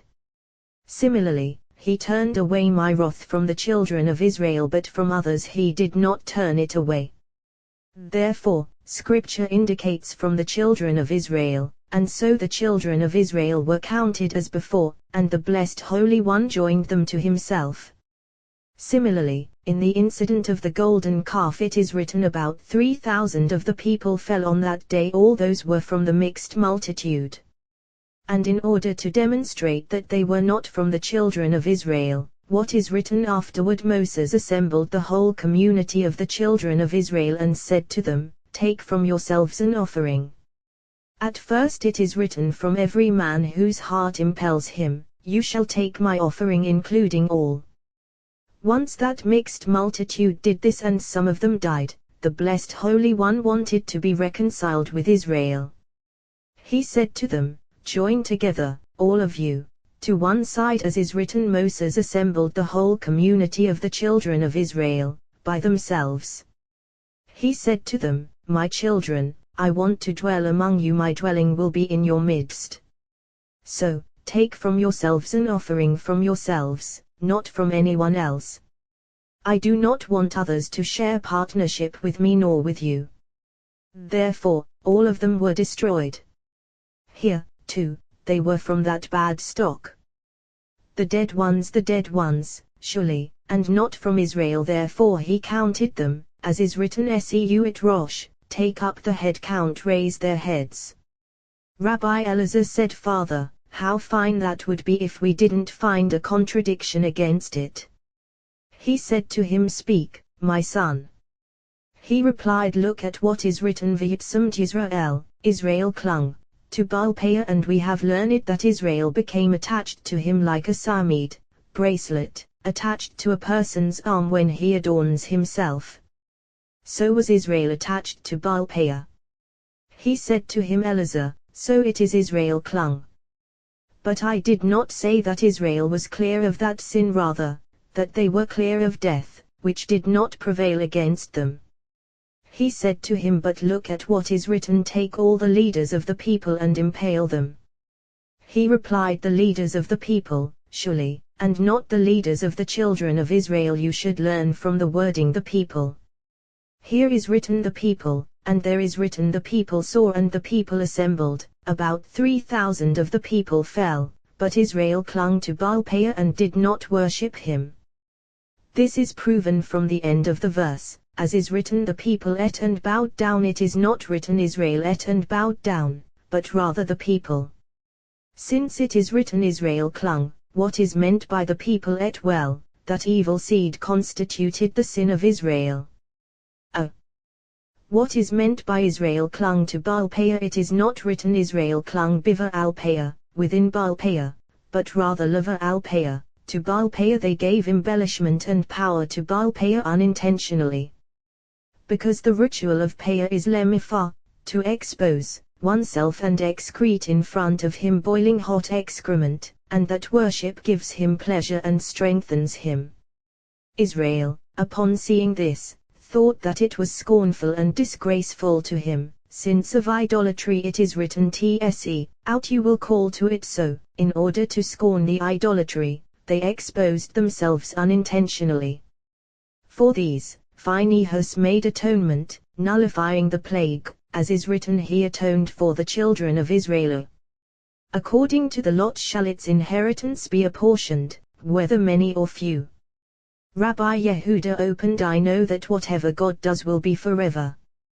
One cannot add to it and one cannot take away from it. And God has acted that they should fear him now, regarding King Solomon, whose wisdom surpassed that of all inhabitants of the world. Don't we know that whatever God does will be forever? And he says, I know something that no one else knows.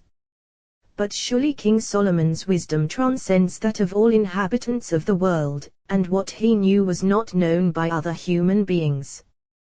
When any other artisan in the world forms something, he examines it and considers it once and twice, and then makes it.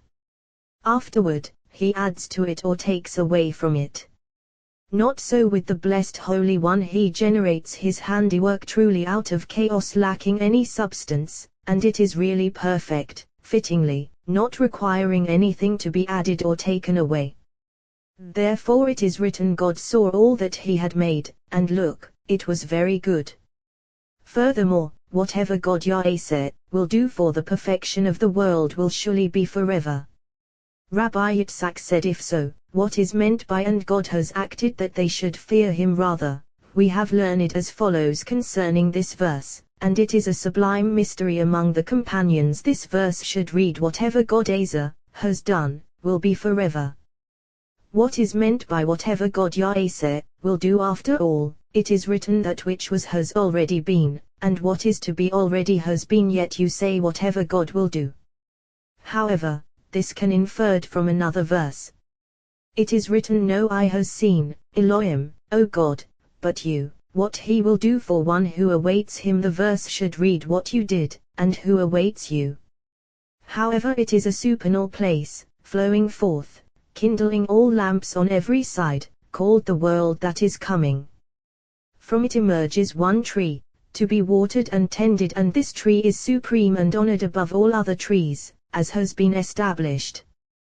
This world that is coming, flowing forth, cultivates this tree, constantly watering and tending it actively, adorning it with crowns, not ceasing its springs from it forever and ever. Upon that tree depends faith, found there more than in all other trees within it, vitality of all. Thus it is written, whatever Yahweh Zohar Elohim, the Elohim will do, who, he, will be forever. Surely, he was, he is, and he will be. One cannot add to him and one cannot take away from him. Therefore concerning the Torah it is written, you shall not add to it and you shall not take away from it, for this tree is the Torah. And this place is tended constantly by Har Elohim, the Elohim. Har Elohim, the Elohim, is Gevurah, infinite and unfathomable, as is said, his understanding cannot be fathomed. Har Elohim, not Elohim. Therefore, Yahweh will do, constantly, like a spring whose waters do not cease for all generations. Consequently, it is written, Ve Har Elohim Ezer, and the Elohim has acted, that they should fear him, tending this tree perfectly, until it grasps every side above and below, so that they should fear him, and never exchange him for a substitute for all generations. Rabbi Abba said, you have surely spoken well, but one should examine further. At first, Yahweh will do, and afterward, Ve Har Elohim Ezer, and the Elohim has acted. What is the difference between them? Well, surely, will do constantly, tending that tree, its waters never ceasing for all generations. Afterward, Ezer, has acted. What is meant by this? Well, Ezer, he has made another tree below it, and not Yahweh, he will make, as with the former one. Because he made and prepared this lower tree, so that one who enters the upper tree will enter with permission, he will discover the lower tree and be afraid to enter unless he does so fittingly. For this is the doorkeeper and is therefore called keeper of Israel. This lower tree Ezer, he has made, and it is nourished by the upper tree, so it is not written Yahweh, he will make, but rather Ezer, he has made. Why? That they should fear him, and not draw near, except for those who are worthy of drawing near, and no one else, and so that people should keep to the paths of Torah, not deviating to the right or to the left. Of this tree in which all its forces settle, David said, it is you who sustain Gorali, my destiny. What is meant by Gorali, my destiny? This is the lot to which King David is attached. Thus it is written, Al Pi Ha Goral, by the mouth of the lot. This is Al Pi Yehovah, by the mouth of Yehovah. Moses died there. Al Pi Yehovah, by the mouth of Yehovah. Happy is the share of those who engage in Torah day and night, knowing its ways. Every day they eat sublime food, as is said, wisdom keeps its possessors alive, for Torah on high is nourished from this place, as has been said. Of them is written, behold, my servants shall eat, and you shall hunger.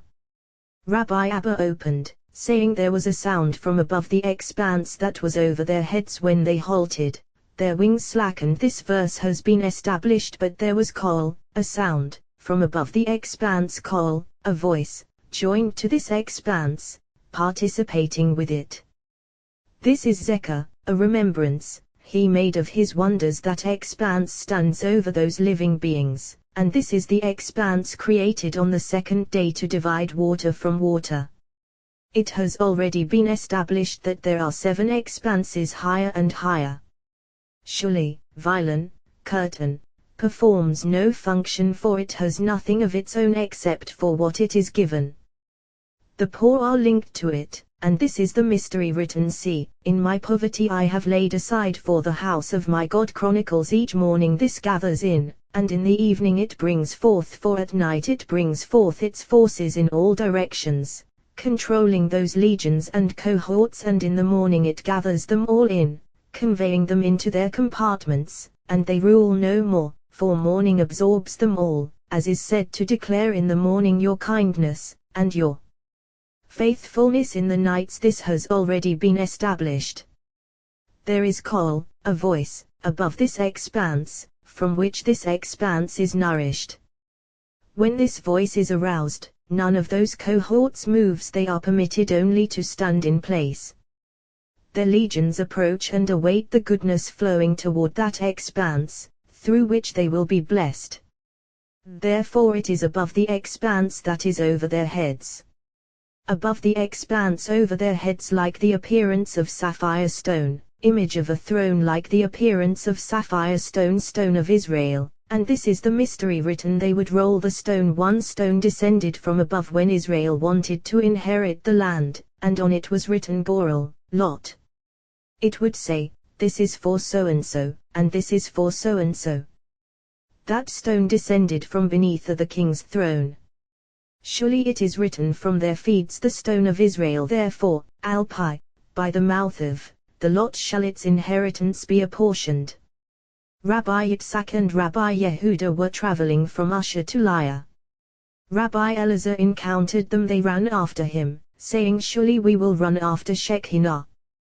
When they caught up with him, they said, surely we will join you and hear something new.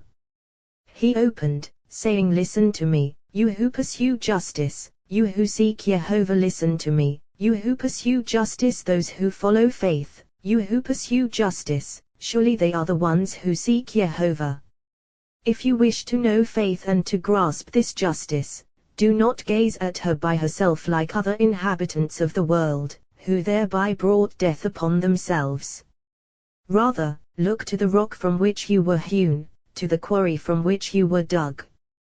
Command the children of Israel and say to them, my offering, my food, for my fire offerings, my pleasing aroma, take care to offer to me at its set time. It is written, does Yehovah delight in assent offerings and sacrifices, as in heeding the voice of Yehovah? For heeding is better than sacrifice, hearkening than the fat of rams. Samuel, it is not the blessed Holy One's desire that a person should sin and then bring an offering for his sin. Rather, an offering without sin is a shalom, perfect offering, and is called shalamim, offerings of well-being. Similarly, the perpetual offering, although it atones for sins.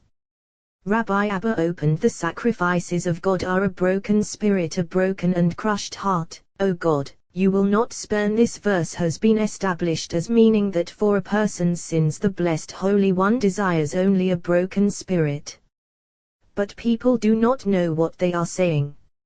I have heard as follows from the Holy Lamp: when a person is about to defile himself by his sins, he draws upon himself a spirit of impurity which dominates that person, ruling over him as it wishes.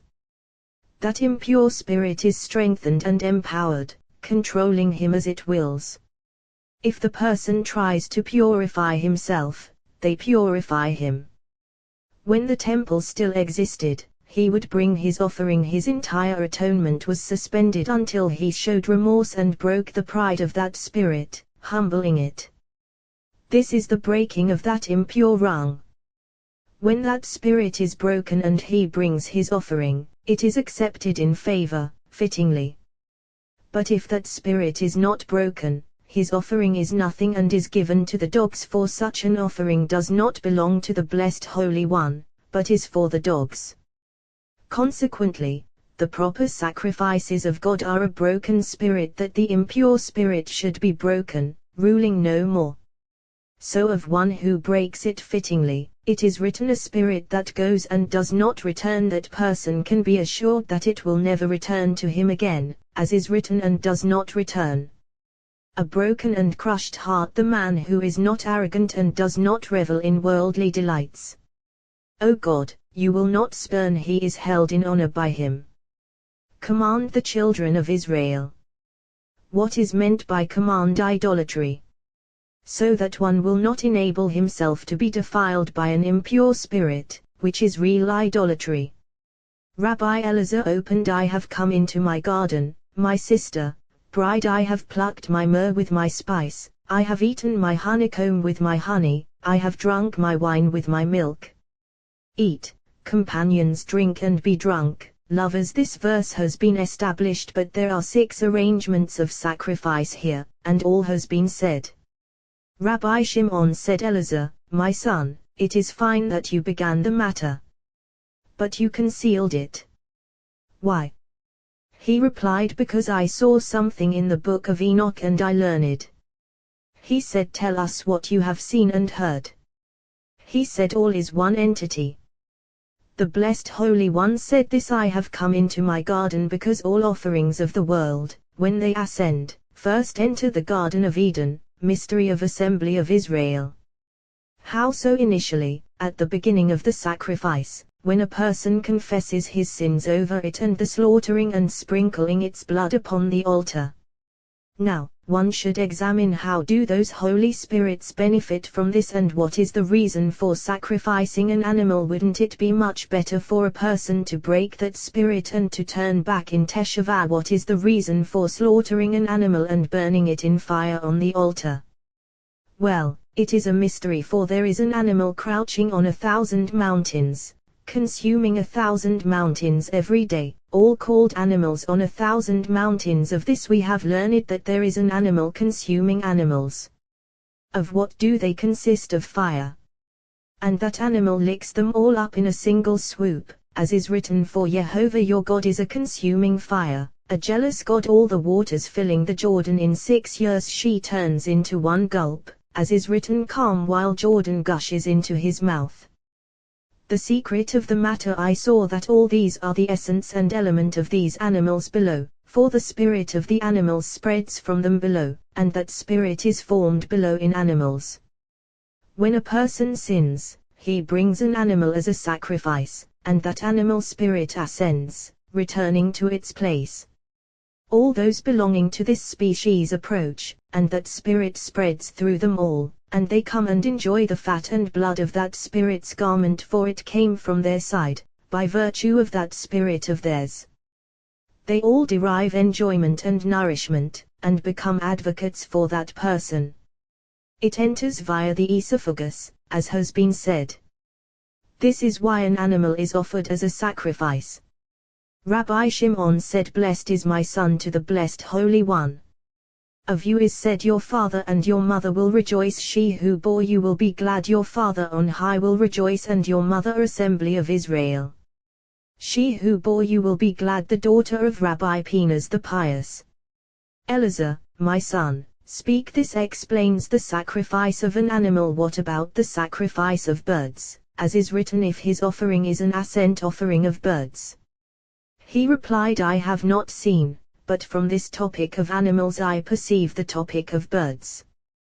But I will not speak, for I have not seen nor yet heard.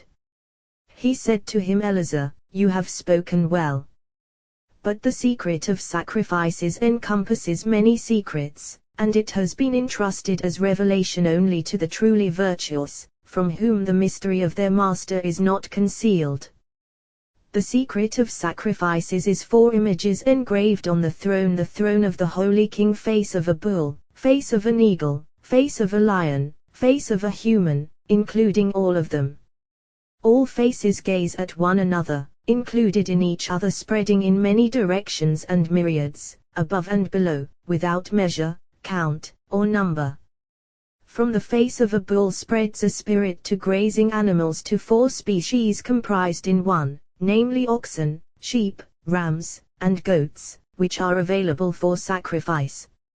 Since the sacrifice is from those holy forces spreading from that face of a bull, they approach their element and enjoy that element and their garment.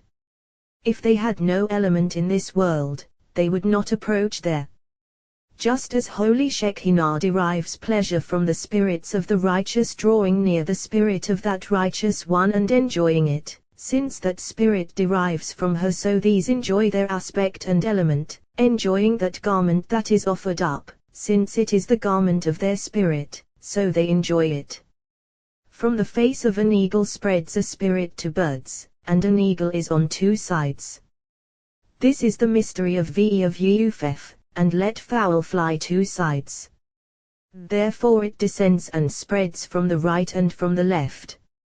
Regarding the sacrifice of birds, the only ones offered from the pure side are pigeons and turtle doves, which are true to their mates more than all other birds preyed upon, but not praying faithful to one another, the female to her mate, so the sacrifice is from them. And those holy spirits descend and draw near, enjoying their element and essence. Now, you might ask, how can this pigeon or turtle dove spread in many directions to cohorts without measure, or similarly, a single animal, a single lamp, by which the whole world is filled with light? Again, a thin stick kindles a log. Until here, from two sides engraved on the throne. Now it should be asked, there are 4 images engraved on the throne, so why is there no sacrifice from the others? Well, surely there is sacrifice from all. A lion is engraved on the throne. When the sacrifice is perfect, a lion descends and enters the fire, consuming and enjoying there. Adam, a human, is engraved on the throne. Adam is essence of all, offering there his spirit and soul, and supernal Adam benefits from lower Adam. Each species draws near its own, benefiting from its very own, from its element. Now, you ask, what about the lion, which has no element below in that sacrifice? Well, the lion is composed of them all, for it is from the right. So it consumes from all of them, whereas the others do not consume from its species, for it is the right. Thus, all 4 images engraved on the throne approach the sacrifice, so the sacrifice is complete. When these enjoy their element and essence, then a spirit descends to kindle supernal lamps. The priest and Levites convey an element and essence to those supernal rungs of theirs, and each rung gives to its element. 4 images on the throne at first, as we have said, species corresponding to species, and they first approach, species to species. Face of a bull, all the faces spreading to those species, as we have said, all of them approaching their element and essence. Face of an eagle, as we have said. Lion, as has been said. Adam, a human, who offers his spirit and soul, approaches supernal Adam. The priest, who unifies the holy name, approaches the supernal priest who enters the Holy of Holies, draws near, and kindles by his ritual a radiant countenance toward the priest below. Levites, playing their instruments joyously, that side of theirs rejoices, its face shining. Israel stands by the sacrifice in prayer, for their prayer is over all. Aroused toward them is Israel the elder, the holy seal, his face shining. Each species toward its own, each entity following its element, and aroused lower rungs and higher rungs, although all of them are aroused rungs engraved on the throne toward rungs on earth. Their element and those supernal rungs that are concealed all approach the meal, aroused. But none of them is permitted to stretch out a hand to the sacrifice until the supernal king eats and enjoys and gives them permission. Afterward, once he has given permission, each one of them eats and enjoys fittingly, corresponding to what is written, I have plucked my myrrh with my spice, supernal rungs. My myrrh with my spice, right arm with left thigh. I have eaten my honeycomb with my honey, Jacob with Rachel. Now I have eaten fittingly. I have drunk my wine with my milk, left arm with right thigh. Look, all the supernal rungs from which the supernal king derives enjoyment. First, this is his food and his pleasure. First, the food of the supernal king. From here on, he gives permission to the 4 images engraved on the throne and all those who spread out from them, to enjoy and eat as is written, eat, companions drink and be drunk, lovers eat, companions, the 4 images that we have mentioned. Drink and be drunk, lovers, all those who spread out from them. All of them eat and enjoy fittingly, their faces shining, and all worlds are in joy. Every single one, whether higher rungs or lower rungs, approaches its element and enjoys. This is the mystery and secret of sacrifice properly. Rabbi Elazar, Rabbi Abba, and all the companions came and bowed down before him. Rabbi Abba said, if the Torah had not been given on Mount Sinai, but instead the Blessed Holy One had said, here, the son of Yoari is my Torah and my secrets, it would have sufficed for the world. Woe when you depart from the world, who will illumine lamps of Torah, all will darken from that day on. For until King Messiah comes, there will be no generation such as this one, in whose midst Rabbi Shimon dwells. Rabbi Shimon said, based on this mystery, a person is forbidden to taste anything until the supernal king has eaten. What is meant by that prayer? A person's prayer resembles this. First, one invites the images engraved on the throne over those creatures, all of whose spirits spread, birds and grazing animals for sacrifice, creatures whose spirits constitute an element of those images. This accords with how many are your works, O Yehovah, all of them you made in wisdom, creatures suitable for sacrifice, whose spirits spread upon them. 4 images are invited over these creatures, corresponding to what we say, and the Ophanim and Holy Ao along with all those other forces spreading from them. Afterward, the high priest, who unifies the holy name corresponding to with eternal love have you loved us. The unification that he performs corresponds to Hear, O Israel, Yehovah our God, Yehovah is one. Afterward, the Levites, who arouse melody, corresponding to it shall be, if you indeed heed my commands, take care, lest your heart be seduced. This is the melody of the Levites, in order to stimulate this side for this sacrifice. Afterward, Israel, true and firm Israel the elder, presiding over this sacrifice. Thus, supernal rungs, innermost of all, preside over the table. But none of them is permitted to eat or to stretch out a hand to the sacrifice until the supernal king has eaten, that is, the first 3 blessings and the last 3 blessings. Once he has eaten, he grants permission to the 4 images, and to all those aspects spreading from them, to eat. Then, this Adam, human who is an image comprising all other images, lowers himself and falls on his face, surrendering himself and his spirit to Adam who is engraved on those images, to arouse Adam upon him fittingly. This corresponds to you, Yehovah, I lift my soul. 3 other images and all those spreading from them. A praise of David, namely they will utter, they will joyously sing, they will talk, they will speak, all of them eat and enjoy, each one fittingly. From here on, a person should express the distress in his heart. Yehovah will answer you on a day of trouble, distress, like a pregnant woman in pangs of labor. For all of them are transformed into advocates on behalf of that person. Of this is written, happy the people who has it so, happy the people whose God is Yehovah. Rabbi Shimon was traveling to Tiberias. Elijah met him. Rabbi Shimon said to him, greetings, Master. What is the blessed Holy One engaged with in heaven? He replied, he is engaged in studying sacrifices and is saying new words in your name. Happy are you, I have come to greet you. And there is one thing I would like you to reconcile. In the heavenly academy a question has been posed, in the world that is coming there is no eating or drinking, and yet it is written, I have come into my garden, my sister, bride, I have eaten my honeycomb with my honey. How can one who neither eats nor drinks say, I have eaten my honeycomb, I have drunk my wine? Rabbi Shimon said, and how did the blessed Holy One reply to them? He answered, the blessed Holy One said, let the son of Yoari speak, so I have come to ask you. Rabbi Shimon said, how deeply the blessed Holy One loves the assembly of Israel. Out of the great love that he feels for her, he changes how he normally acts. Even though he does not usually eat or drink, because of his love for her he does eat and drink. Since he comes to her, he does as she wishes. When a bride enters the nuptial chamber and wishes to eat, isn't it right for the groom to eat with her, even though he is not accustomed to eating like this, as is written, I have come into my garden, my sister, bride, since I have come to her, entering the nuptial chamber with her, I have eaten my honeycomb with my honey.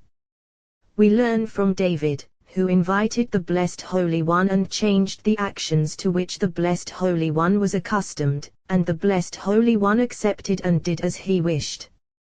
David invited the king together with Matronita, as is written, "Arise, O Jehovah, to your resting place, you and the ark of your might, the king and Matronita as one, so as not to separate them." He changed the vestments and changed the practices of the king, as is written, "May your priests don righteousness, and may your faithful sing for joy for the sake of David. May your priests don righteousness." The verse should read, "your Levites, since righteousness derives from the side of the Levites." Veraside Kayarananu, "and may your faithful sing for joy." The verse should read, "and may your Levites sing for joy, since joy and song belong to the Levites." But he changed it and said, "and may your faithful, who are from the right side." The Blessed Holy One said to him, "David, this is not my way." David replied, "Master of the universe, for the sake of David your servant, do not turn away your anointed, do not alter the arrangement that I have made." He replied, "David, since you have invited me, I should do as you wish and not as I wish." From this we learn common courtesy. If one person invites another, that guest should do as the host wishes, even if he is unaccustomed to it. Similarly, he took of the stones of the place, which he placed at his head, since the groom came to the bride, even though his custom was to lie down only on pillows and cushions, and she gave him stones to lie on. He accepted it all wholeheartedly, as is written, "and he lay down in that place, on those stones, even though he was unaccustomed to it." So, too, here I have eaten my honeycomb with my honey, even though this is not his custom, for the sake of love for the bride. Nevertheless, only in the house of the bride, not anywhere else. In his own place he neither eats nor drinks, in her place he both eats and drinks, as is written, "I have come into my garden, my sister, bride." The angels whom the Blessed Holy One sent to Abraham did not eat or drink in their own place, but for the sake of Abraham they ate and drank. Elijah said to him, "Rabbi, by your life this very thing the Blessed Holy One wished to say, but in order not to take credit for himself in the presence of assembly of Israel, he consigned it to you. Happy are you in the world, for your Lord prides himself on you. Above of you is written, the righteous one rules the awe of God." Samuel. My offering, my food, for my fire offerings. Rabbi Yehuda said, in a sacrifice there is smoke, there is aroma, there is pleasing. Smoke is masters of wrath, as is written, "For then ye shall know Yehovah v'ichinatio, Yehovah's wrath and his jealousy shall smoke." They enjoy smoke, and smoke is wrath in the nose. Aroma is those called apples. Rabbi Abba said, "Like apples, as is written, the aroma of your nose like apples." One lamb you shall perform in the morning. What is meant by in the morning of Abraham, as is written, Abraham rose early in the morning. How do we know that this morning is that of Abraham? Rabbi Elazar said, from here the morning was light. It is not written morning was light, but rather the morning was light, the primordial light created by the Blessed Holy One in the act of creation. Thus, you shall perform in the morning the well-known morning, and this sacrifice was offered corresponding to the morning of Abraham. The sacrifice at twilight Isaac, it was offered corresponding to the evening of Isaac. How do we know? As is written, Isaac went out to meditate in the field as evening turned, which is the evening of Isaac, as we have already established. And 1/10 of an ephah of semolina as a grain offering. Why, well, 1/10 of an ephah corresponding to assembly of Israel, who is 1/10 of the rungs and must be placed between two arms. She is semolina bread, and since she is bread, no one is appointed over bread of the 7 species but the Blessed Holy One alone. Therefore, if anyone shows contempt for bread and throws it on the ground, poverty pursues him. One official is appointed over this, and he pursues him, imposing poverty upon him. He will not depart from the world before being in need of others. Of him is written, he wanders for bread. Where is it? He wanders and goes roaming, drifting from place to place for bread, and no one cares for him, as is written, where is he, where is one who has mercy on him, for such a person is nowhere to be found. There are 3 who inflict evil upon themselves, 2 in this world and 1 in the other world. These are one who curses himself, for we have learned one official is stationed before a person, and when that person curses himself, this official and 70 others appointed under him seize that word and say Amen and raise it on high and judge it. And the official pursues him until he actualizes and fulfills that word. Whom do we have greater than Moses, who said, and if not, please wipe me out from your book that you have written, and he said this from necessity. Yet although the blessed Holy One did what Moses wished, even so, he was not saved from punishment, as has been said, he is not mentioned in the portion of the dwelling, but was wiped out from there. This has already been established. Whom do we have greater than King David, who said, I said, I will guard my ways from sinning with my tongue, I will keep a muzzle on my mouth as long as the wicked is before me. What is meant by as long as the wicked is before that official who is appointed over this and who seizes that word to harm the person? Another one who throws bread or breadcrumbs on the ground, showing contempt for it, as has been said. These 2, in this world. Another, in that world, one who lights a lamp at the departure of Sabbath before Israel has reached the hallowing of the portion, because he desecrates the Sabbath and by this fire prematurely kindles the fire of hell. There is one place in hell reserved for those who desecrate Sabbath. As soon as he kindles a lamp before its time, there is one official in hell at the departure of Sabbath, and he begins kindling that place and says, this is the place of so-and-so. And all the wicked of hell help to kindle that place. That official calls out, declaring, Jehovah is about to hurl you with a mighty hurl, winding you round, and all the wicked of hell exclaim, a ball off to a vast land, there shall you die, and there shall be your chariots of honor, O shame of your master's house, for he caused them to be burned before their time had arrived. So these are 3 who inflict evil upon themselves, as has been said. Semolina as a grain offering, to bring this semolina before the supernal king as a grain offering between 2 arms, mingled with beaten oil, with that oil flowing forth from above. Rabbi Shimon said, well spoken, but what is meant by beaten it is a supernal secret. For since it is oil, why beaten mystery of conjugal union with the female, conveying anointing oil to her fittingly, is only when beaten, extracting it from olives, which are limbs of the body, and channeling that flow from above through every single limb is only when beaten. Righteous one crushes crushingly, extracting from those supernal limbs which are holy olives anointing oil, with complete desire for the female. If he does not crush, he will extract that oil only without desire of the limbs, and the female does not enjoy that flow, and it is not fitting. Thus, mingled with beaten oil to enjoy and be nourished. A fourth of a hin, because she is fourth leg of the supernal throne. This is the perpetual ascent offering every single day. On Sabbath, doubly, since radiance and fullness are added fittingly, as has already been said. Uv Rashi Od Shekem, on the heads of your new moons, you shall present an ascent offering to Jehovah. Now, how many heads does the moon have after all? The only head the moon has is the sun, which serves as her head. However, Rashi, the heads of 2 every single month, namely Jacob and Joseph, who are renewed over the moon. So, to renew her 2 bulls from the herd, these the moon mentioned when she asked how they could wield her as one, and she diminished herself beneath them. And 1 ram, the ram of Isaac. Now, where did Abraham go? Well, since Esau is aroused there, he withdraws, so that Esau will not see him. Who is that sire, the goat, of the new moon? Since Esau, who is sire, Hari, is destined to be aroused there, Abraham withdraws and is nowhere to be found. Isaac is found there, for he feels love toward Esau, like wine on its dregs. Jacob is found there, to break his face.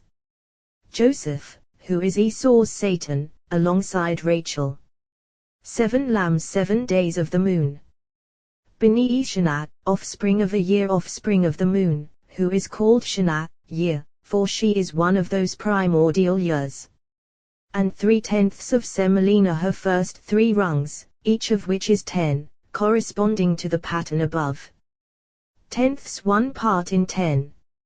And a goat atat, as a sin offering. Why is it called atat, a sin offering? Because it is atat, a sin, and from the side of sin.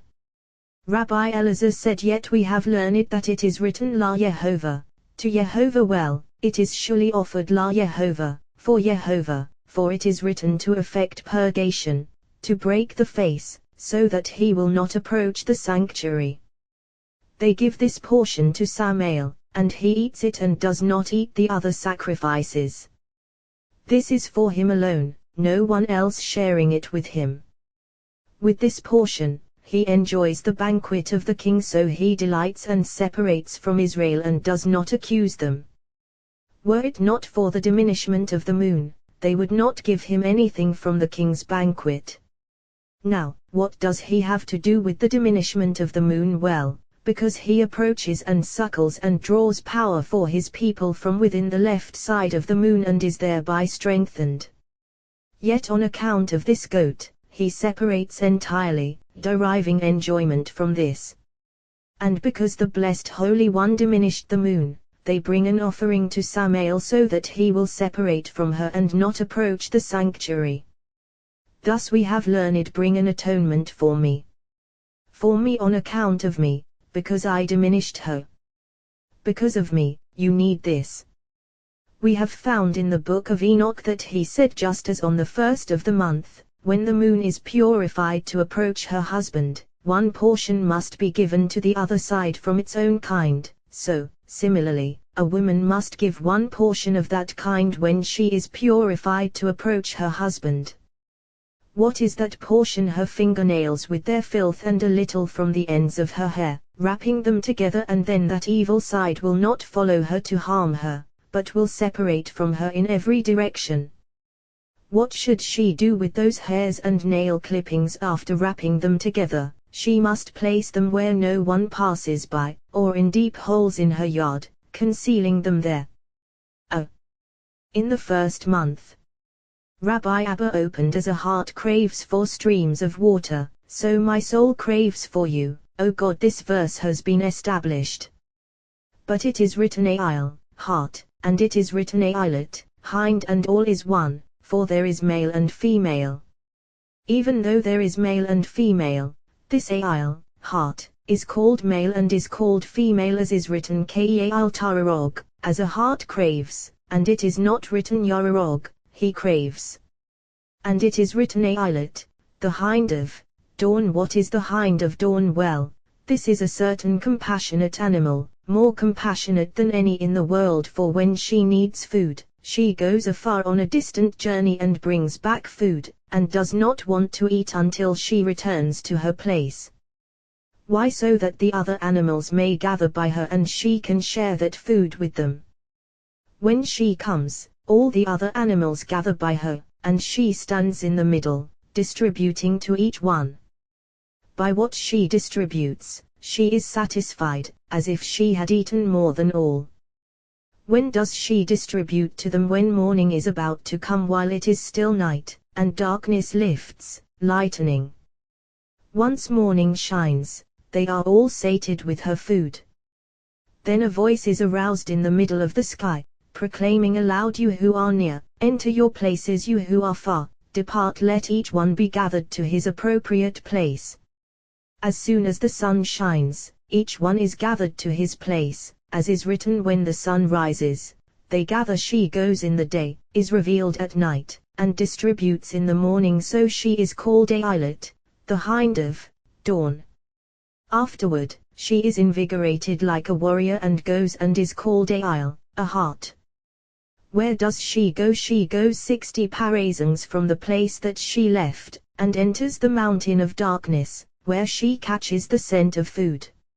She proceeds into that mountain of darkness, and a certain tortuous serpent catches the scent of her foot and follows her, and she climbs from there toward the mountain of light. Once she arrives there, the Blessed Holy One summons for her another serpent, who emerges and attacks the other one, and she is saved. From there she takes food, and returns to her place at midnight. She begins to distribute until the darkness of morning lifts. Once the day dawns, she goes and is no longer seen, as has been said. When the world needs rain, all the other animals gather toward her, and she ascends to the top of a high mountain, and, wrapping her head between her knees, she lets out one low after another. And the Blessed Holy One hears her voice, and is filled with mercy, and takes pity on the world. She descends from the top of the mountain, and runs and hides herself, and all the other animals run after her, but do not find her, as is written, as a heart craves for streams of water. What is meant by for streams of water? For those that have dried up, and the world is thirsting for water, so she craves. When she is pregnant, she is stopped up. When the time comes for her to give birth, she lows and cries out, cry after cry, up to 70 cries, equaling the number of words in May Jehovah Answer You on the Day of Distress, which is the song for a pregnant woman. The Blessed Holy One hears her and is ready for her. He brings forth a great serpent from the mountains of darkness, and it comes through the mountains, its mouth licking the dust. It reaches this heart and comes and bites her twice in that place. The first time, blood comes out, and it licks it up. The second time, water comes out, and all those animals of the mountains drink, and she is opened and gives birth. Your mnemonic is: he struck the rock with his staff twice, and it is written, and the community, with its beasts, drank. At the moment when the Blessed Holy One takes pity on her through the act of this serpent, what is written, the voice of Jehovah brings on the birth pangs of hinds. The voice of Jehovah brings on the birth pangs of hinds, those pangs and pains, arousing those 70 cries.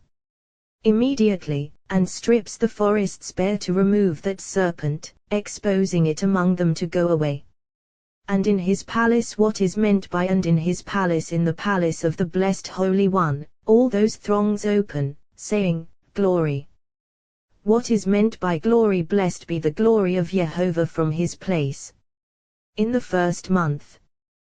What is the first month? The month in which this animal is revealed and empowered, going forth into the world.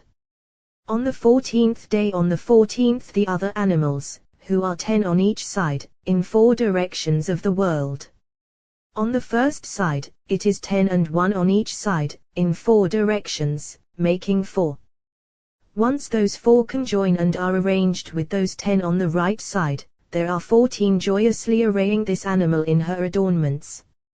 Rabbi Elazar said, certainly so it is written, draw and take yourselves sheep for your families and slaughter the Passover offering. Draw. What is meant by this? Like someone drawing from another place to here. Draw higher days to lower days. Higher days are the numerical value of mishku, draw. Lower days are usually, but when the moon shines in fullness, those days mount up to the numerical value of mishku, -1. Draw higher days to lower days, so that they will all be as one, in a single bond.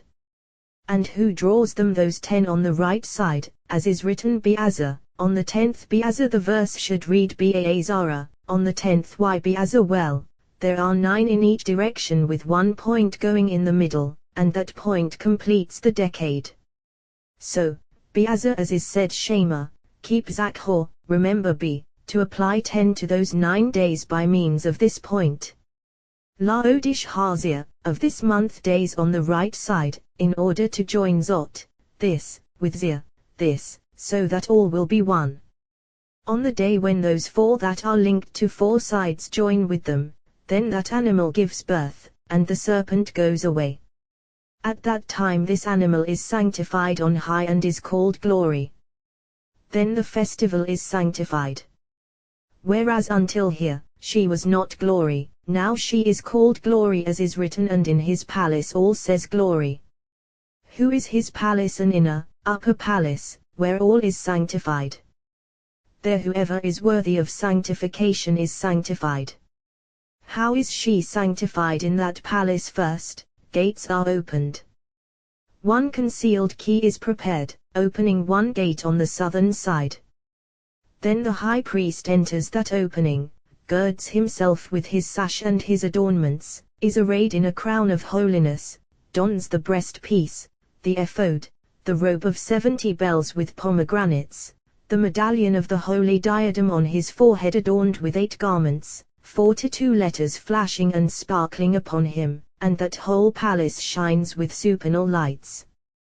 That key turns and opens another gate to the north. Then Levi enters, tithe of Jacob, set aside for the blessed Holy One, and with him a 10-stringed harp, and he is adorned with his crowns. Then the key turns and opens in that palace a certain gate, the gate standing in the center.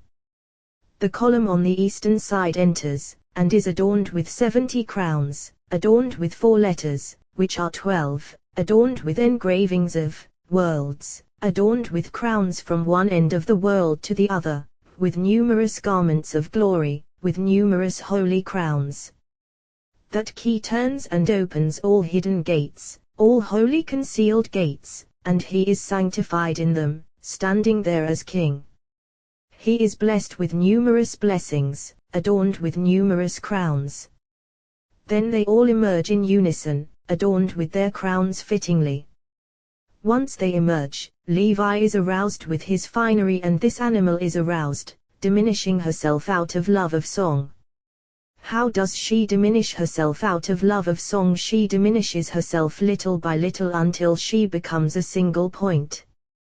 Once she has diminished herself in song, of then is written, a man went from the house of Levi and took a daughter of Levi Shuli, from the left side. How does he grasp her? He extends the left hand under her head, out of love. Now, you might ask, since she is a single point, how can he grasp such a tiny point? Well, regarding what is above, the smaller something is, the more praiseworthy this is its virtue, its sublime greatness. Immediately, the high priest is aroused and grasps and embraces her. If she were large, she could not be grasped at all, but since she diminished herself, becoming a single point, she is grasped and raised on high. Once she is raised and sits between these two sides, that column standing in the center unites with her with loving kisses, in a single passionate bond. Then, Jacob kissed Rachel with passionate kisses, cleaving to one another inseparably, until she receives her soul blissfully, as is fitting. When she receives her soul of delights and wishes to attend to her cohorts, they all gather and call her from the holy palace glory, glory in the holy palace. Father and mother open, saying, sanctified. Then the new moon is sanctified fittingly. Of then is written in the first month first, Shuli thus, draw and sow, on the 10th Laodish Hazia, of this month, for the moon is joined with the sun. Whereas she was a single point, as she descends, she expands little by little and fills out, becoming full in every direction, fittingly adorned. Rabbi Ea said, why is the Passover offering a lamb? Well, because it is written, if we sacrifice the abomination of Egypt. What is meant by the abomination of Egypt now? Could it be that because they despise it, the verse reads the abomination of Egypt? Rather, the Egyptians' deity and God is called the abomination of Egypt. Thus it is written, like the abominations of those nations, the gods of the other nations. The wisdom of Joseph, as is written, from among all his brothers he took 5 men, and he taught them to say, your servants are shepherds, we and our fathers as well. Now, would a king ruling over the whole land and a father to the king do such a thing, making his brothers despicable and disreputable to them? But surely, the abomination of Egypt is what their deity and God was called. Thus it is written, if we sacrifice the abomination of Egypt.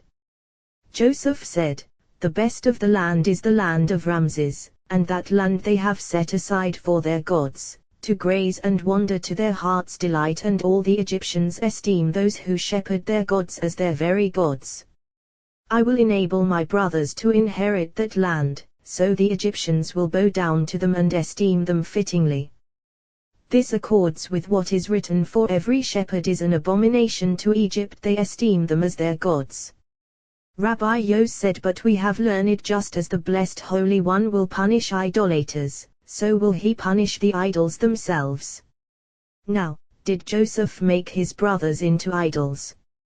He replied, Joseph didn't make his brothers into idols, but rather into rulers over the Egyptians' idols, subduing their gods, chastising them with a rod.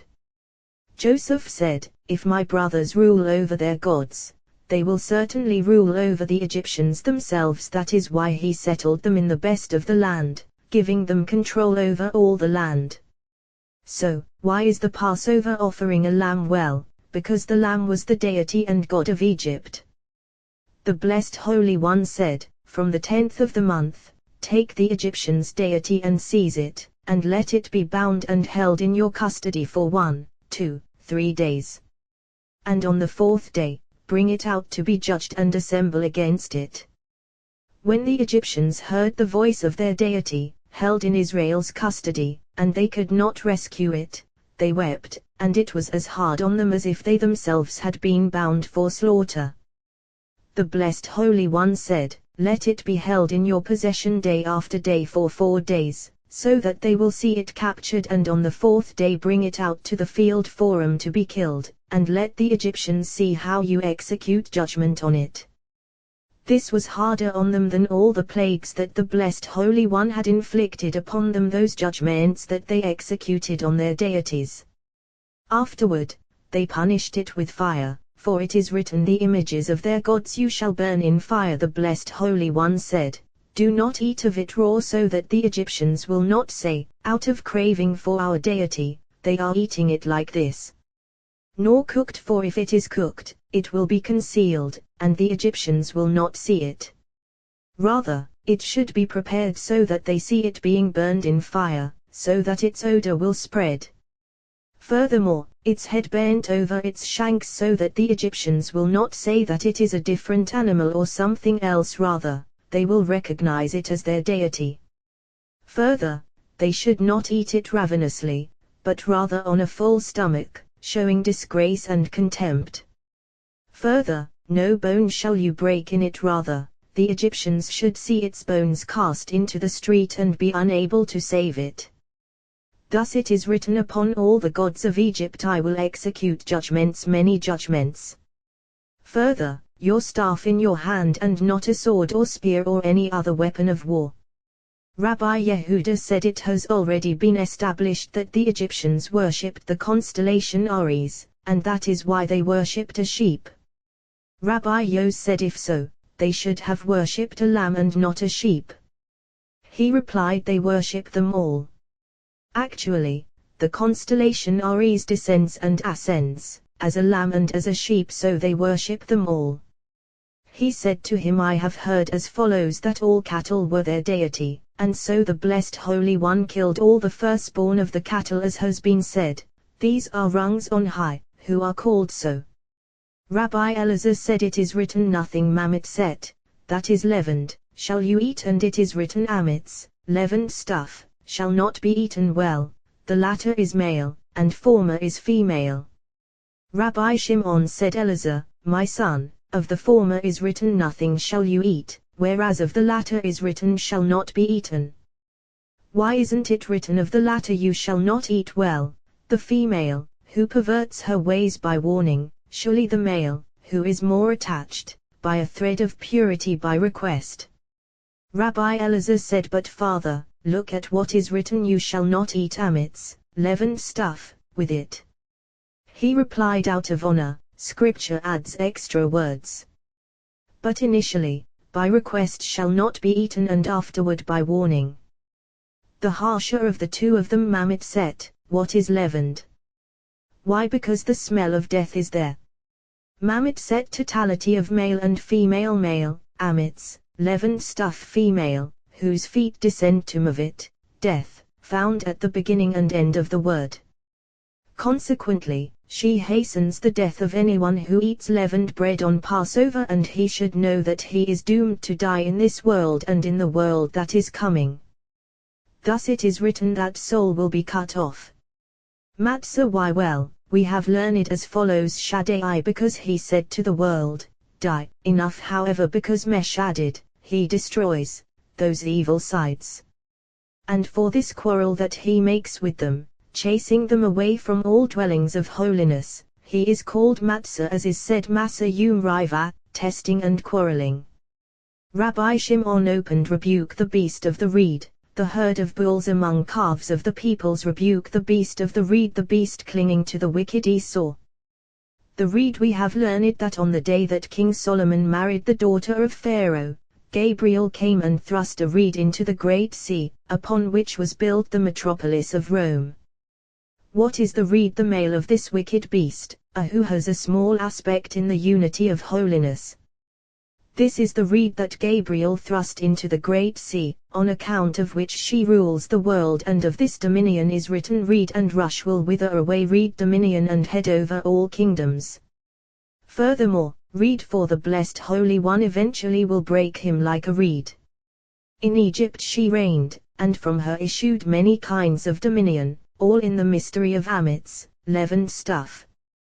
Once the blessed Holy One broke her, he removed amitz and brought in matzah. How? By the thinnest thread of all, he broke the it, and those letters turned into matzah. Actually, he broke the it of this Aiah, beast, who is called amitz, so she is called Ait, beast of the reed, for she is as easy to break as a reed. How was she broken? By a thread as thin as a hair. He broke the it was displaced, becoming matzah. Thus it is written, rebuke Ait, the beast of the reed. The blessed Holy One rebuked her, and the it was broken, turning into he. One day the blessed Holy One will break that Caneh, reed, in this manner he will break its foot, so remaining will be Hineh.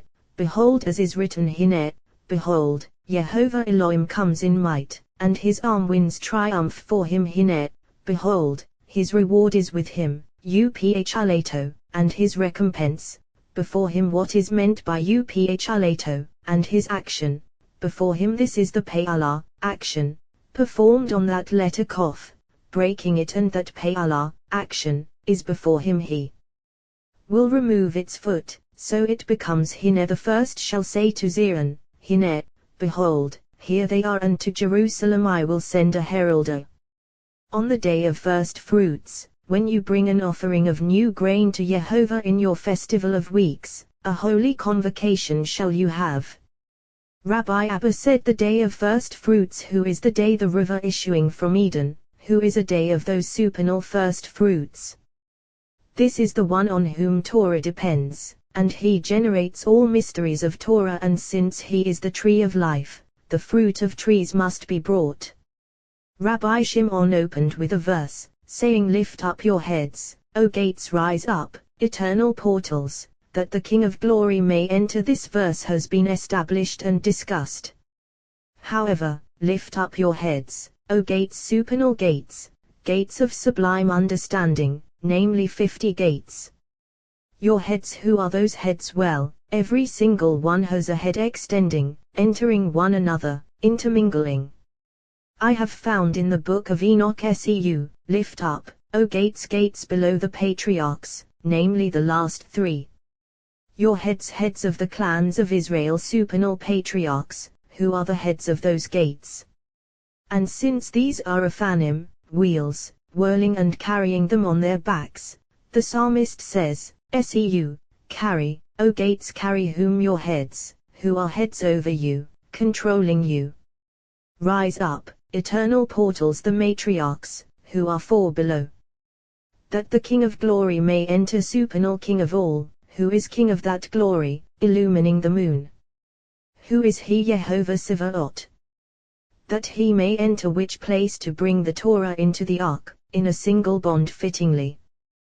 Once this one enters his place, Torah enters the ark, and a single bond is bound. Supernal Torah unites with oral Torah, explaining concealed matters. When Bishavuot Takem, in your festival of weeks according to your reckoning.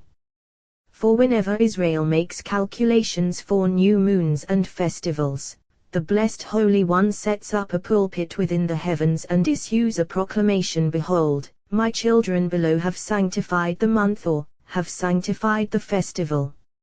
Sanctify yourselves, all of you above. He arranges that all the powers of heaven become sanctified together with the holy people, and all of them as one keep a single observance.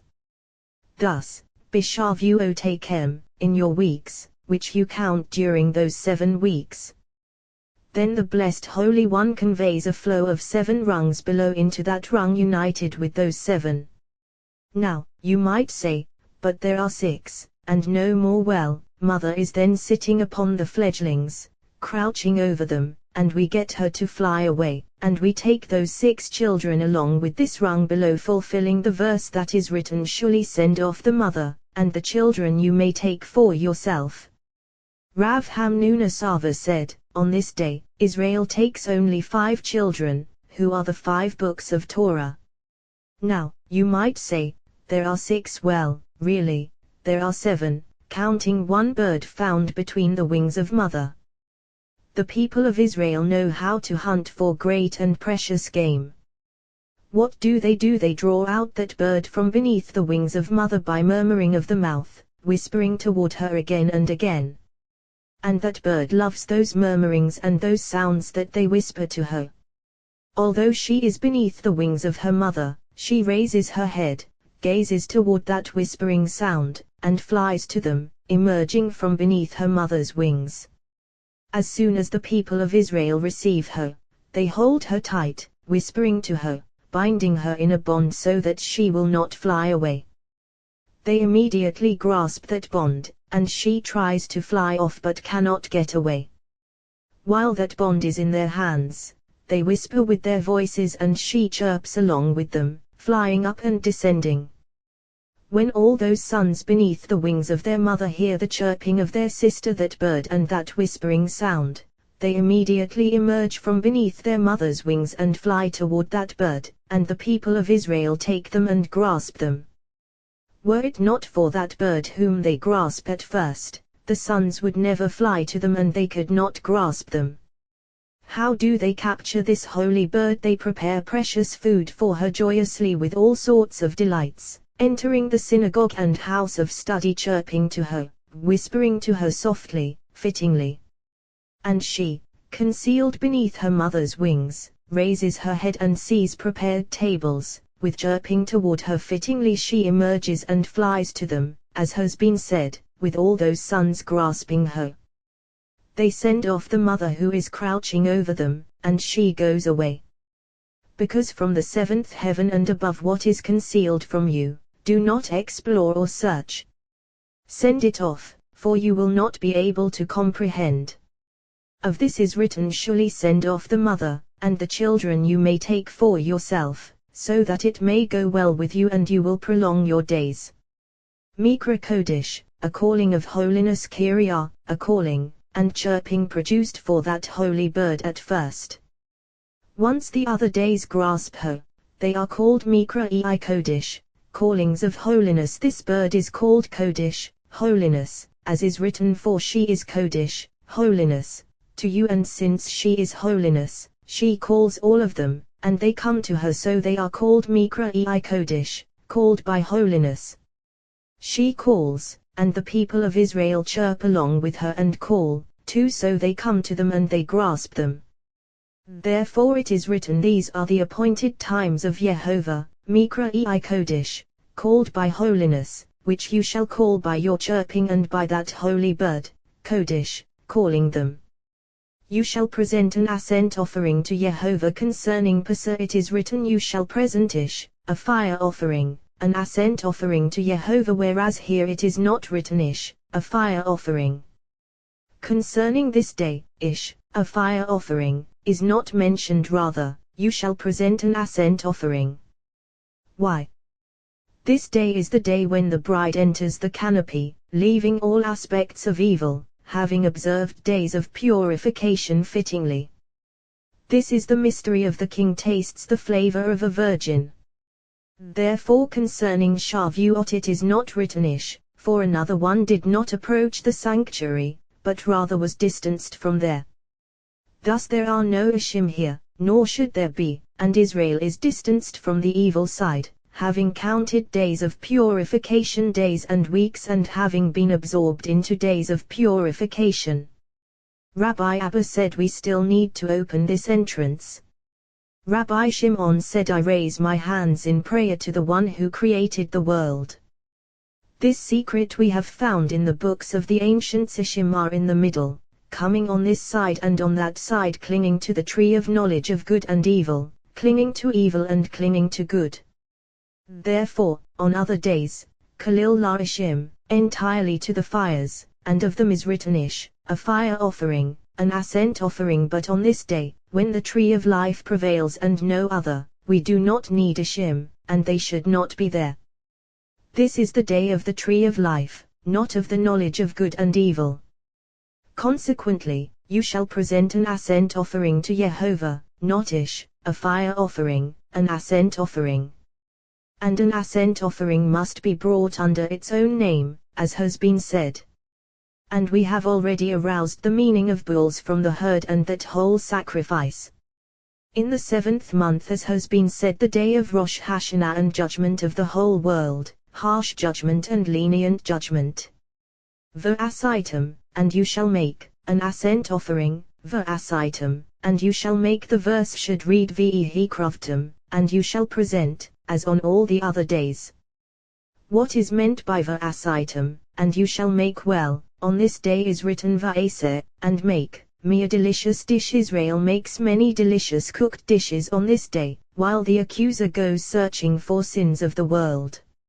Therefore it is not written Vehi kroftem, and you shall present, but rather va'asitem, and you shall make an ascent offering, and not Ish, a fire offering, an ascent offering. Similarly, in all the other sacrifices it is not written Ish, a fire offering, since they have no share in all these days, certainly not on this day, when we make delicious cooked dishes without the other side being aware, for Isaac sends him to hunt the game of the sins of inhabitants of the world and to bring it to him. While he is proceeding, Israel takes advice from Rebekah and performs all those rituals, all those prayers. They prepare a shofar and blow it in order to arouse compassion.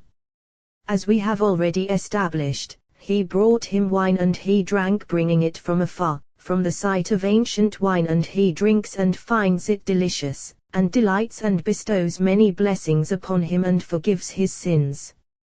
What is written: when Jacob had scarcely gone out from the presence of his father Isaac, his brother Esau came in from his hunt bearing many burdens, as has been said, and we have already established the matter. So it is a day of blasting, and the sacrifice is an ascent offering. One ram, as has been said, because of Isaac's ram. And one goat, a bribe for Samael, to assuage him for that weeping that he wails on this day, once he sees that his will has not been done and that he hunted game for nothing, as has been said. Similarly, on Yom Kippur, as has been written in Parashat Emor El HaKohanim. On the 15th day of the 7th month, Rabbi Abba opened the ark, came to rest in the 7th month, on the 17th day of the month, upon the mountains of Ararat. During all these days, mother hovers over her children so that the other one will not prevail over them and so as to save them. Once her children have been saved and are sitting in Sukkot, they are securely protected. On the 1st and 2nd days, she commands Israel to prepare a feast for the princes of other nations, and she herself does not dwell there. From the 3rd day, which is the 17th day of the month, she begins to settle over them, as is written: on the 17th day of the month, upon the mountains of Ararat, Ararat mountains pervaded by all kinds of curses and hexes. Rabbi Elazar said on the 1st day of the festival, she does not settle over them, nor on the 2nd day. On the 3rd day, increasing and decreasing, she settles over them, increasing letters and decreasing the sacrifice, as is written Ashtir Azar 11. This is fitting for a stingy one, evil-eyed. because on the first day and the second day her children rejoice and they distribute their spoil to them from the third day on, when she settles over them, what is written, and the waters continued diminishing until the 10th month. On the first day of the 10th month, the mountain tops appeared, the waters continued diminishing, the sacrifices continually decreasing, and just as they decrease, so does their benefit. Rabbi Shimon said, Elazar, my son, from the second day, waters began to appear. Once they began, from the third day she settled over them. The Babylonians did not know why those waters are designated here, since, after all, Israel's benefit does not belong in a place of decrease, but rather in a place of increase. Because these waters that are designated here decrease, Scripture comes to inform us, as is written, and the waters, the ones known from the days of the festival, the ones designated among the sacrifices for those mountains of curses, continued diminishing their benefit, and the flow drawn upon them continued diminishing. And because those waters belong to them, letters do not combine, so that their benefits will not combine, but rather be little by little. But for Israel, who are from the blessed Holy One, what is written, those who seek Jehovah lack no good. The verse begins, lions suffer want and go hungry, the princes of other nations. Those who seek Jehovah, the people of Israel, lack no good, rather, they continually ascend higher and higher. Consequently, their benefit, namely, the waters, continued diminishing. Until the 10th month Teve, for then are the days of evil, and that evil is aroused and empowered, and the holy bride is not illumined by the sun. Then, the mountain tops appeared, those mountains of darkness, mountains of curses, appearing and empowered, inflicting evil upon the world in these days. A fire offering concerning that ascent offering, for then they devour their portion. There are 70 bulls, corresponding to 70 princes ruling over 70 nations, ascending on the first day and descending with each passing day. They are called goring bulls on their days. Elim, rams spelled deficiently. There are 14. The mnemonic is Yad Yehovah, the hand of Yehovah, the hand controlling them to every single day. Yearling lambs, their total, said, 98. Now, you might say, if so, we are being evil-eyed toward them. Yes, for it is written, for you will be heaping live coals on his head, but we give only joyfully, because throughout the days of the year there is no joy such as on these days. And since we give out of the goodness of our hearts and with joyous intention, it turns into live coals on their heads, flaming coals. Our joy brings them harm. Yad Yehovah, the hand of Yehovah, and said, 98. Such is their total sum. All this has been said. Now, you might say, who appointed us to bring offerings for them? Maybe they don't want all this. Well, the joy among all those princes for all those bulls, rams, and lambs offered during the rest of the year does not compare to this when Israel provides them with these banquets. Nevertheless, all is offered to the blessed Holy One alone. They approach there, and he distributes to them. Thus it is written, if your enemy is hungry, feed him bread, those sacrifices of the festival. If he is thirsty, give him water to drink, the waters designated here on the days of the festival, on the 2nd, 6th, and 7th days. Your mnemonic is as is written, Boz Yavuzulo, they would surely scorn him. Many waters cannot quench love, those waters that Israel pours out as a libation on the festival, joyously and lovingly, to the blessed Holy One. Nor rivers sweep it away, rivers of pure balsam, all of which join and intermingle with this love. If a man offered all the wealth of his house Samael, for love of Israel, to have a share with them in those waters designated here in this section, they would surely scorn him. The mnemonic for those waters is Boz Yavuzulo, they would surely scorn him undoubtedly, for they are all considered by us as a broken potsherd that can never be repaired. Their waters are distributed on the days of Bet, Vov, Zion, 2, 6, 7. Remaining are the other days, namely the 3rd, 4th, and 5th.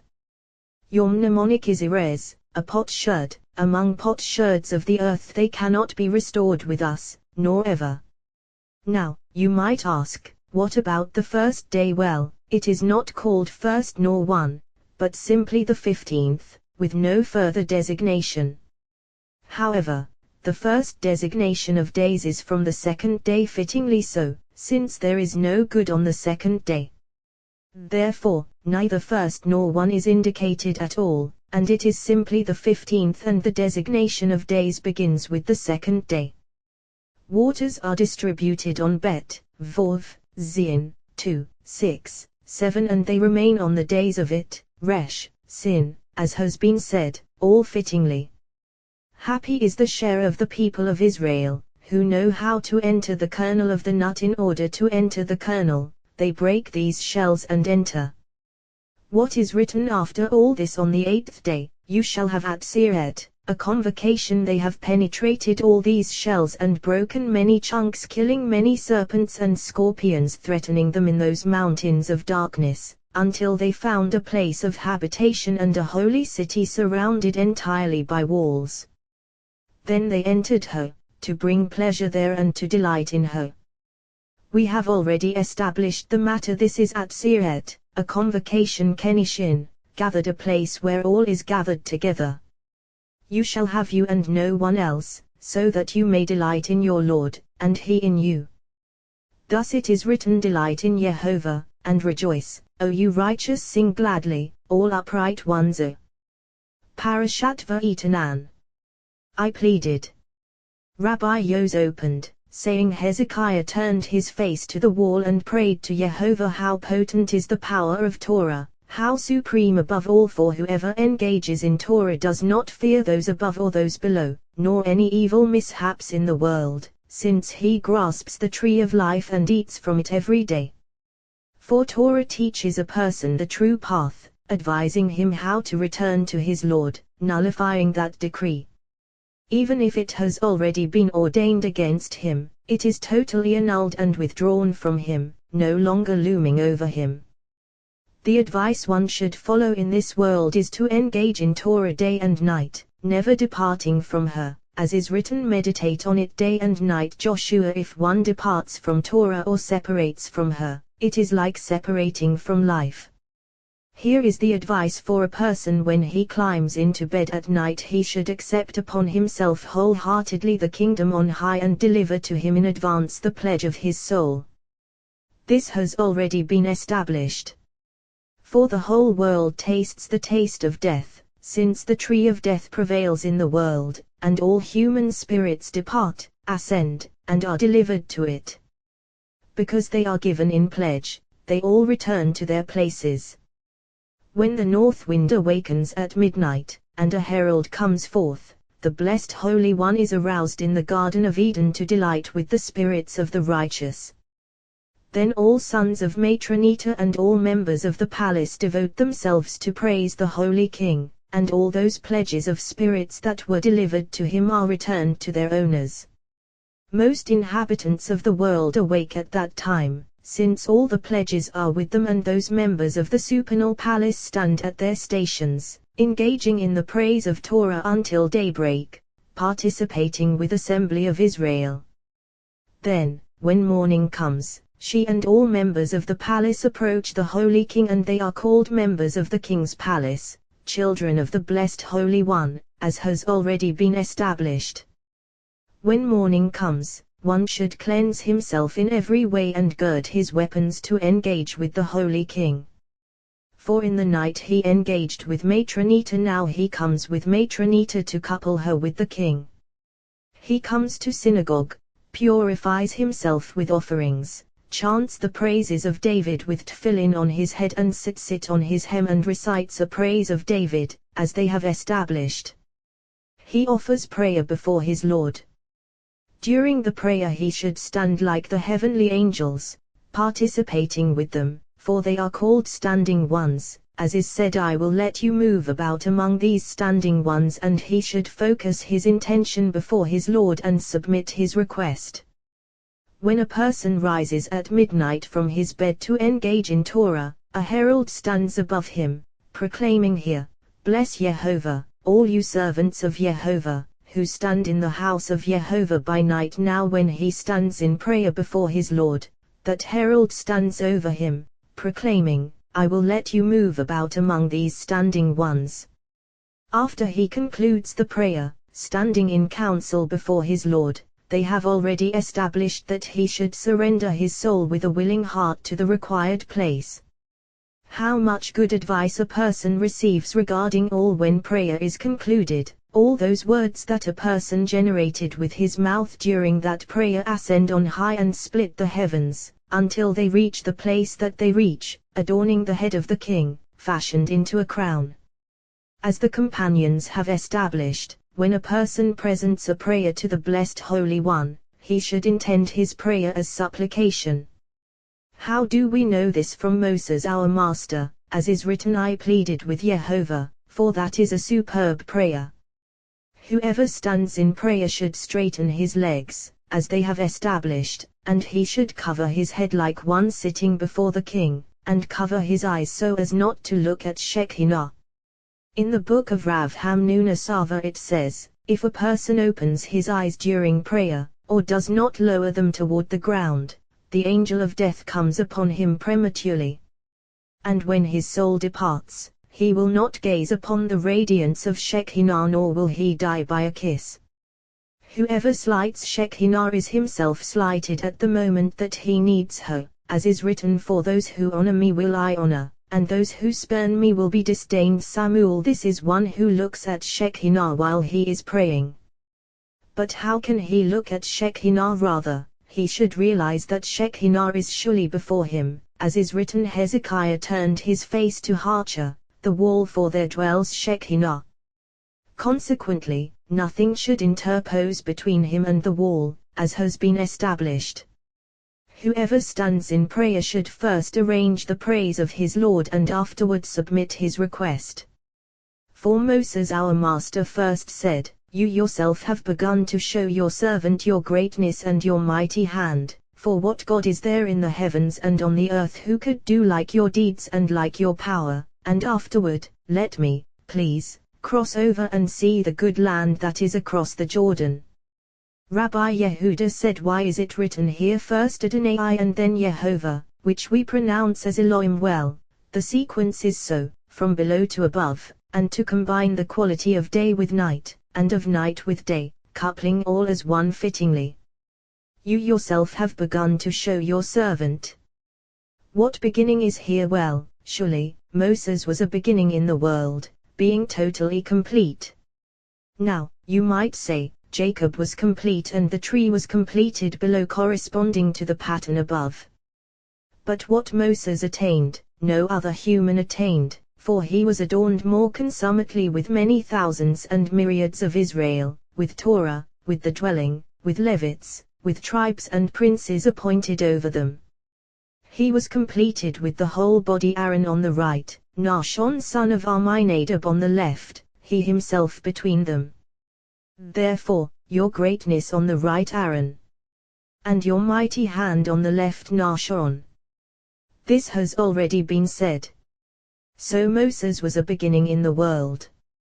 Now, you might ask, who is the conclusion? Since Moses is the beginning, the conclusion is King Messiah, for then there will be perfection in the world, which has not been so for all generations. At that time, perfection will prevail above and below, and all worlds will be coupled as one. Of then is written, on that day Jehovah will be one and his name one. Jehovah said to me, enough, for you speak no more to me of this matter. Rabbi Ea said, the Blessed Holy One said to Moses, enough for you, that you coupled with Shekinah. From here on, no more. Rabbi Yitzhak said, enough for you, with the radiance of the sun that you possessed no more, for the time of the moon has arrived, and the moon cannot shine until the sun is gathered in. But, command Joshua and imbue him with strength and courage. You who are the sun must illumine the moon, as has already been said.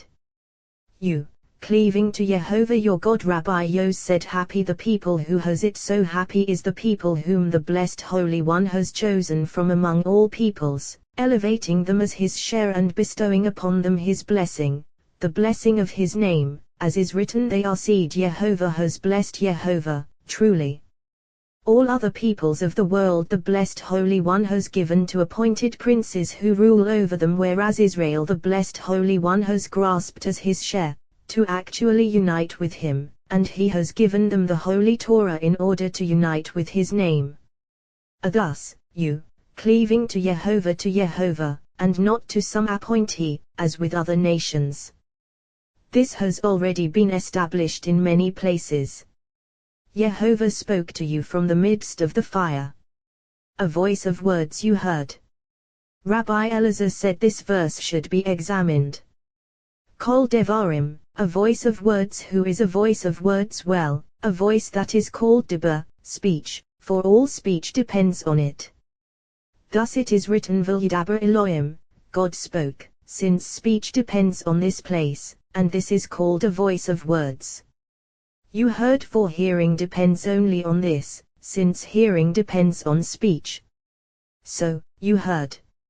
As they have already established, his master shall pierce his ear with an awl, because he damaged the place called hearing, which is both speech and hearing. An image you did not see, only a voice. What is meant by an image? As is said, the image of Jehovah he beholds. Alternatively, an image, an inner voice, which was not seen at all. Only another voice, which we have mentioned. An image. Why is it called so? Because the whole configuration of the body issues from it. Now, you might say, another is also called so. Yes, for from this other one issues the configuration below. Therefore, upper he, lower he. Upper he is a mighty voice, unceasing, whose springs never stop. All those voices were there when Torah was given to Israel, all issuing from that inner voice, since the word depends on it. That which is called Mishneh Torah, the repetition of Torah, was uttered by Moses from his own mouth, and we have already established the matter. Why so? Well, supernal wisdom is called the totality of Torah, from which issues all through that inner voice. Afterward, all settles, joined to the place called the tree of life, upon which depend the general and the particular, written Torah and oral Torah. It is called Mishneh Torah, double Torah. At first, Gevurah, unceasing, now, all as one.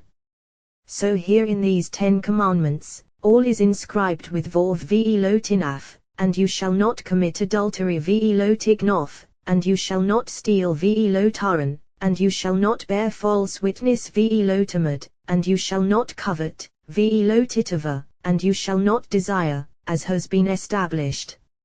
Rabbi Yos said, what is meant by Ve'lo Titava, and you shall not desire, when it is already written Ve'lo Tamad, and you shall not covet, since the latter should suffice? He replied, happy are the masters of truth. Coveting is one rung, desire another. Coveting, if he can, he proceeds to take it. Because of that coveting he feels, he goes to commit the act. Desire is not so, for even if he does not take the path, he has still violated the commandment. All this has been established by the companions. Rabbi Yos said to him, why isn't it written Ve'lo Tersa, and you shall not murder, like these other ones? He replied, because judgment depends on Gevurah, not on the place of compassion. So Lo Tersa, you shall not murder, is not written with a Vov, since 5 Vovs are needed. One is added in Ve'lo Titava, and you shall not desire, for in Lo Tersa, you shall not murder, no Vov should appear, so it is added here. Rabbi Pinaz, who was sitting behind him, heard. He kissed him, and wept and laughed. He said, cub and lion, none can stand before them. Who in the world can stand before him and his Father? Happy is the share of the righteous, happy is my share in this world and in the world that is coming, that I attained this. Of this is written, the righteous shall see and rejoice. Rabbi Elazar opened, you go near and hear all that Jehovah our God says. When the Torah was given to Israel, all those voices were present, with the blessed Holy One sitting on the throne, and one was seen within another, the utterance of each issuing from within the one above it. This is the mystery written face to face. Jehovah spoke with you on the mountain from the midst of the fire, for the utterance issued and spoke from the midst of fire and flame, which thrust it forth by the force of wind and water, empowering fire, wind, and water from within the shofar, which contains them all. And Israel drew back from this frightening experience. V'at tedaber, and it is you who will speak. To us we do not want supreme power from above, but rather from the place of the female, no further. Moses said, you have surely weakened my power and weakened another power. For if Israel had not distanced themselves and had heard that entire utterance as at first, the world would have been indestructible and they would have endured for countless generations. Because the first time, they died, for so it had to be, due to the tree of death. After they revived and rose, and desired to enter the tree of life which stands above the tree of death so that they would endure forever, they drew back, unwilling. So Moses' power over them was weakened, and another power was weakened. The Blessed Holy One said, I wanted to establish you in an exalted place, so that you would cleave to life, but you wanted the place where the female dwells. Go, say to them, return to your tents, each one should go to his female and unite with her. Nevertheless, since Israel acted only out of the supernal awe that was upon them, all that was said of them was would that they had this heart of theirs to revere me. From here we learn that if someone commits an act yet without setting his heart and intent to the evil side, even though he commits wrong, since he did not act intentionally, no punishment falls upon him as on another person, and the Blessed Holy One does not render judgment against him for evil. And you, stand here with me. From here on, he separated completely from his wife, cleaving and ascending to another place, to the male, not to the female. Happy is the share of Moses the faithful prophet, who attained high rungs, such as no other human ever reached. Of this is written, he who is good before God will escape her. What is meant by good? Moses, of whom is written, she saw that he was good. Since he was good, he ascended to another high rung. Thus it is written, for the place Asher Atta Omed Aleph, on which you stand, is holy ground. Omed Aleph, above which you stand. Precisely why? Because he was good, and good is the male. Now, you might say that Rabbi Yehuda said, what about David, of whom is written, and good-looking Samuel, why wasn't he greater? Well, it is written, V'ito throi, and good-looking Ki, like a mirror in which to gaze. In this way Toph, good, was with him. Mirai, from Rei, which is a mirror, he was good. But of Moses is written, Tophu, he was good he himself. Whereas here, Tophroi, nevertheless, David inhabited both, since one is linked to the other. And Moses, after being good, ascended to become the body-ish, man Harish, and the man, Moses, was very humble. Rabbi Yehuda said, in all his actions, a person should set the Blessed Holy One before him. We have already established the matter. Rabbi Yehuda follows his general reasoning, for he has said whoever is walking on the road should focus his attention on three things, the highest of which is prayer. Yet although prayer is so important, highest of all is 2 or 3 companions sharing words of Torah, for then they do not fear, since Shekinah participates with them. Like when Rabbi Elazar and Rabbi Ea were walking on the road. Rabbi Elazar said, it is written, Yehovah Elohim made coats of skin for Adam and his wife, and he clothed them. Now, were they stripped of that skin until now? Yes, but garments of glory. Rabbi Ea said to him, if so, they didn't deserve them. For if you say, before they sinned, he clothed them, no, after they sinned, it is written, Yehovah Elohim made coats of skin for Adam and his wife, and he clothed them. He replied, certainly so. At first, they resembled the pattern above and were stripped of lowly patterns, and celestial light surrounded them. After they sinned, he transformed them into the patterns of this world, removing from them the patterns above. What is written, Yehovah Elohim made coats of skin for Adam and his wife, corresponding to the pattern of this world. It is written, Aaron and his sons you shall bring forward and dress them in tunics, there, corresponding to the pattern above here, corresponding to the pattern below. There, not, tunics of linen here, not, coats of skin.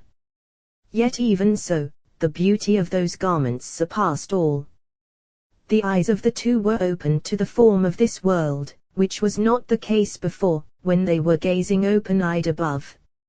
It is written, I will lead the blind by a road they do not know, by paths they do not know I will conduct them. I will turn darkness before them into light. The blessed Holy One will one day open eyes that are unwise to perceive a supernal wisdom and to apprehend what they did not apprehend in this world, so that they may know their Lord. Happy are the righteous who will attain that wisdom, for there is no wisdom like that wisdom, nor knowledge like that apprehending. As they were walking, they saw some robbers pursuing them to raid them. Rabbi Elazar gazed at them, and 2 wild beasts came and killed them. He said, Blessed is the compassionate one who has saved us.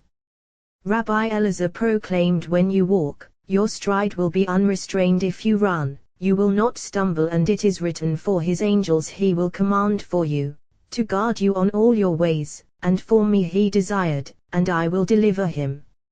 It has been taught as supernal mystery in the Book of Concealment. 3 cavities of inscribed letters are revealed in the skull of Zedia Anpin.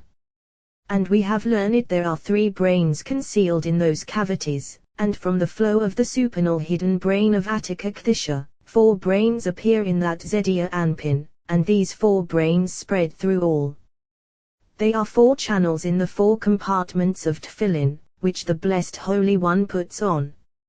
Therefore a person should put them on every day, since they constitute the supernal holy name in its inscribed letters, as is written, All the peoples of the earth will see that the name of Jehovah is proclaimed over you, and they will be in awe of you. And we have learned the name of Jehovah, the actual name of Jehovah, and this refers to the tefillin of the head.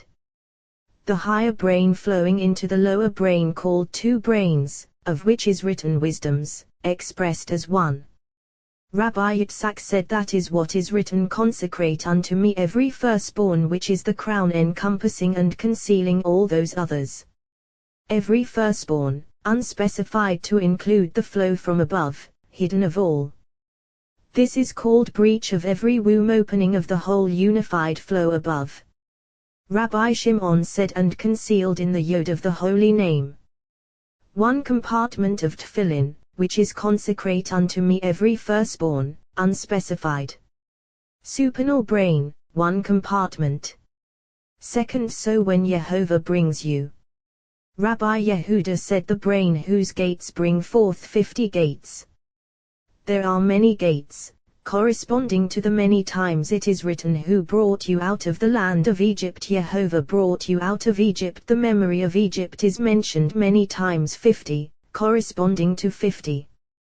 We have learned in the book of Rav Hamnuna Sava that he said, Many gates above and below, which were shut and bound by chains, the blessed Holy One burst open, to bring forth Israel. For through the gates of that brain, all other gates are opened and bound, and if the gates of this brain had not been broken and opened, others would not have been opened to execute judgment and to bring forth Israel from slavery. All is sealed in this, who is called supernal mother, from whom power is aroused for mother below. Who is she? The one of whom is written, You Elami Eliha, as in you, and my nation. Give ear to me. Do not read La'ami, my nation, but rather La'imi, to my mother. The blessed Holy One went on loving assembly of Israel until he called her my mother. This issues from supernal mother, who is the 2nd compartment, called he of the holy name, opening into 50 gates. From this issues a breath to 1 nostril of the umwa of the nose. We have learned the Jubilee, in which slaves go free, is joined to this brain. For they are the 50 years of Jubilee and the 50 days of counting the Omer, joining it. Here spirits of slaves rest, and they take a breath, as is written, On the day that Jehovah gives you rest from your distress and your agitation, and from the hard labor. Therefore, he is tranquility of spirit, liberating the spirit. The from Egypt depends on this compartment and on the letter he of the holy name, as has been said. Until here, generality of the holy name. From the side of father issues east, from the side of mother, Gevurah. The blessed Holy One embraces all, and with them the letter Vav is adorned. Third here, O Israel, Israel the elder. You shall love Yehovah your God. Rabbi Shimon taught this is a supernal mystery, that Israel is crowned on the side of father. Who is he? Abraham. And he is crowned on the side of mother. Who is he? Isaac. We have learned you shall love because one loves the king greatly, he acts kindly toward all. The most precious east, kindness, is called kindness of truth, for which one seeks no reward, but rather out of love for the king, whom he loves intensely. East, kindness, depends on love for the king. So, Abraham, my lover, because he loved him so greatly, he spread kindness through the world. Thus, you shall love, kindness depends on love. This is the third compartment. Fourth, it shall be, if you heed. Take care. Then the wrath of Yehovah will flare, harsh Gevurah and stern judgment, issuing from the side of supernal mother. We have learned although she is not judgment, from her side issues supernal Gevurah. Now, you might say, it shall be, if you heed, which is not judgment. Well, there is no crown among all crowns of the king that does not encompass good and evil, especially Gevurah, which includes good and evil. These four are grasped by Vav, who crowns itself with them, and these are the tefillin that the blessed Holy One puts on. We have learned this Vav ascends and is adorned with its crowns, grasping one and the other, crowned with all. So Vav is the center of all, above and below, displaying complete wisdom in every direction. Rabbi Abba taught concerning what is written, only your fathers did Yehovah desire. From here Rabbi Shimon said, the patriarchs are the holy supernal chariot, for it is written, did Yehovah desire. Just as there is a holy chariot below, so there is a holy chariot above. And what is it? The one that we have mentioned. All is called holy chariot, all interlinked, all becoming one. Only your fathers three, yet a chariot is four. How do we know? For as is written, and he chose their seed after them. What does this imply? Including with them King David, who is the fourth to be arranged in the holy chariot. For we have learned the patriarchs are the full arrangement of all, and by them the body was completed, fashioned, and unified. King David came and consummated all, making the body firm, perfecting it with them.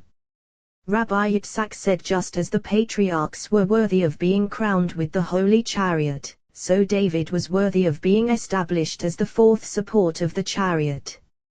Rabbi Yehuda said, it is written of David, he was ruddy, with fine eyes and goodly to look on. Samuel, why ruddy? Because of his allotted share. Ruddy judgment, surely with fine eyes judgment with compassion, as is written, the faithful acts of love for David. Rabbi Yitzhak said, we have established the acts of love for David in their place. However, he was ruddy as we have said. With fine eyes the patriarchs. Jerusalem and Zion, judgment and compassion. Nevertheless, it is written, the city of David, which is Zion kings, it is written, the Holy One is in your midst, and I will not enter the city. Hosea, the blessed Holy One has sworn that he will not enter heavenly Jerusalem until Israel enters earthly Jerusalem. When? Rabbi Yehuda said, when the kingdom of the house of David is restored to its place below. Rabbi Yitzhak said, Shin, inscribed with 3 knots, and Shin with 4 knots, alluding to 3 and alluding to 4. 3, as we have mentioned, 4, becoming a holy chariot as one. For this is the entirety of supernal arrangement, and from here those below branch out and flow on their paths, on their straps hanging from these hairs of the head, from which all those others are suspended and from which they flow, until they are joined to their place. We have learned Vav grasps those upper ones that we have mentioned, and these are the tefillin that the blessed Holy One puts on. Therefore a person should be glorified in them. Of him is written, all the peoples of the earth will see that the name of Jehovah is proclaimed over you, the actual name of Jehovah, namely the tefillin of the head. The tefillin of the arm are the left, which is called ounce, strength, inheriting from strength, as is written, it shall be a sign on Yadikha, your hand with a he, namely the he that we have established. Happy is the sharer of Israel. So the last he grasps the tefillin, for she is left. Who are they? For who are one body, so they are included in one. Who are they? Tiferet, Netzah, Hod, Yesod. And she is he of Yadikha, your hand, and she grasps them all, for she is blessed by them and composed of them all. Rabbi Ea said, if so, look at what is written, you will see my back, and we have learned this is the knot of tefillin. He replied, we have already established this and it is fine, all elucidates the matter. Therefore from this, one strap hangs down, since from her those below are suspended and from her they are nourished. So she is called sign, as is said Zot, this is the sign of the covenant, and it is written, it shall be a sign on Yadikha, your hand with a he, as has been said. Shema Israel, hear, O Israel. Rabbi Yiva said, Israel the elder. Rabbi Yitzhak said, a large iron, including 70 names of total testimony. Hear, O Israel, as is written here, O heavens give ear, O heavens hear, too, hear, O Israel. All is one matter. Jehovah head of all, in radiance of the Holy Ancient One, and called Father. Elohim you, our God, depth of streams and springs, issuing and flowing to all. Jehovah crown of the tree, consummation of roots. One assembly of Israel. All is one whole, interlinked, with no division to be found, rather, all is one. Rabbi Yitzhak taught the holy supernal chariot 4 compartments of tefillin, put on by Vov, as has been said. Another holy chariot 4 others included in one, put on by the last he, as has been established. Rabbi Abba sent to Rabbi Shimon, saying regarding that which the Master has established about the tefillin of the Master of the universe and there being the Holy of Holies, how do we find scriptural support for the leather of tefillin and those straps being considered holiness? He replied, Jehovah Elohim made coats of skin for Adam and his wife, and he clothed them for Adam and his wife. Precisely so it was established by Rav Hamnun Asava, and these are of the head and the hand Yadikha, your hand, with a he, as has been established. Rabbi Shimon said, there are some who teach as follows, that left arm of the Blessed Holy One, called Gevurah. If so, there remain in the head only 3, whereas there are 4. However, there are 2 holy chariots, and the companions have spoken well. Accordingly, one is joined to the heart, and one is joined to the brain, and heart and brain are joined with one another in single coupling. It shall be a sign, as has been said, on Yadikha, your hand, and she is called none other than sign. Rabbi Shimon said, when a person rises early in the morning, puts tefillin on his head and tefillin with the holy insignia on his arm, enwraps himself in a wrap of mitzvah, and is about to go out of the entrance of his house, he encounters the mezuzah inscription of the holy name on the entrance of his house. 4 holy angels join him, emerging with him from the entrance, and they escort him to the synagogue, proclaiming before him, give honor to the image of the Holy King, give honor to the Son of the King. To the countenance of the Holy King the Holy Spirit settles upon him and proclaims, Israel, in whom I glory. That Holy Spirit then ascends on high and testifies concerning him before the Holy King. Then the supernal King commands that all the members of his palace, all those familiar to him, be inscribed before him, as is written, it was written in a book of remembrance before him concerning those who revere Jehovah Aloshevia, and contemplate his name Malachi, as is said Be'eshev, with the designed band of the ephod, those who fashion for his name all kinds of handiwork, the handiwork of tefillin with their compartments, their straps, and their writing handiwork of tzitzit with their threads, their thread of blue handiwork of mezuzah. These are Oshevia, those who contemplate his name, and it is written Ve'oshevia Mashavot, and designers of designs. Furthermore, the blessed Holy One glories in him and proclaims through all the worlds, see what kind of creature I have made in my world. But as for one who enters his presence in the synagogue after leaving his house without tefillin on his head or tzitzit on his garment, and says, I bow at your holy temple in awe of you, the blessed Holy One says, where is my awe? Look, he is bearing false testimony. Rabbi Yos said, happy is the share of Moses, who said, Hear Elohim you, our God. For Rabbi Yitzhak said, Moses was attached to a higher rung than other faithful prophets. And Rabbi Shimon said, if people knew the words of Torah, they would know that there is not a single word in Torah, or a single letter, that does not contain sublime precious secrets. What is written Moses would speak, and God would answer him with a voice, and we have learned what is meant by with the voice of Moses. That is fine, with the voice of Moses, precisely with that voice to which he was joined, surpassing all other prophets, and from which Moses was nourished, more so than all of them. Since he was joined beyond them all to that voice, a high rung, he said to Israel, Yehovah your God, which is the rung called Shekinah, in their midst. Happy is his share. And Rabbi Shimon said, we have learned the curses in were uttered by Moses from the mouth of power, the ones in were uttered by Moses from his own mouth. What is meant by from his own mouth now? Would you ever imagine that Moses uttered even one small letter of Torah from himself? However, it is fine. And we have aroused the meaning, we have not learned from himself but rather from his own mouth. What is that? The voice to which he was joined.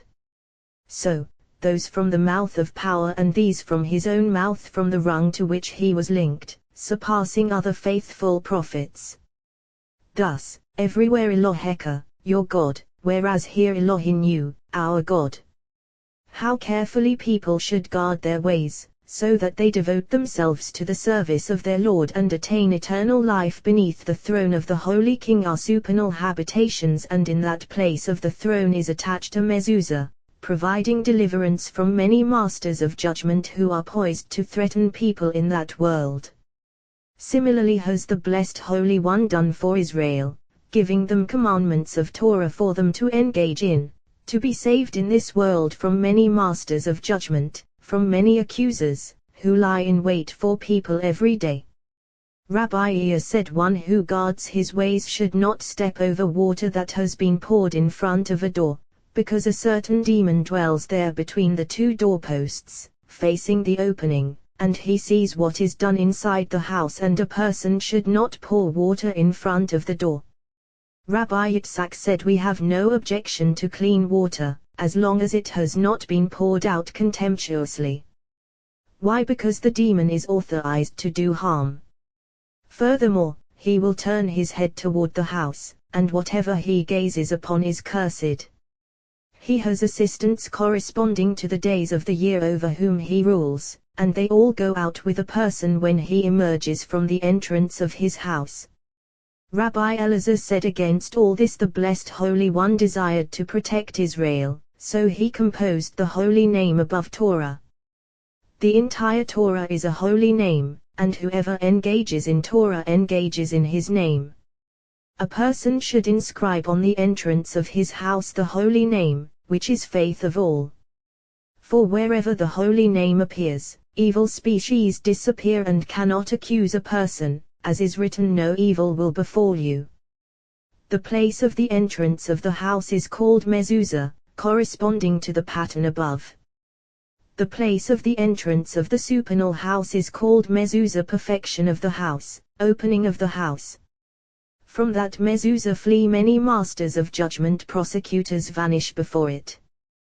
Correspondingly below, when a person affixes a mezuzah to the entrance of his house, the holy name inscribed with its letters, he is adorned with the crowns of his Lord, and evil species do not approach the entrance of his house and disappear from there. Rabbi Abba was coming from seeing Rabbi Shimon, and he encountered Rabbi Yitzhak, who said to him, from where is the Master of Light coming? A man who cleaves to consuming fire every day, surely light dwells with him. Daniel. He replied, we have learned as follows: a person is obligated to greet Shekinah on every new moon and Sabbath. And who is that his teacher? All the more so, the supernal lamp, whom all inhabitants of the world should greet. Rabbi Yitzhak said, let me return with you and greet Shekinah, and I will taste some of those sublime words that you tasted in his presence.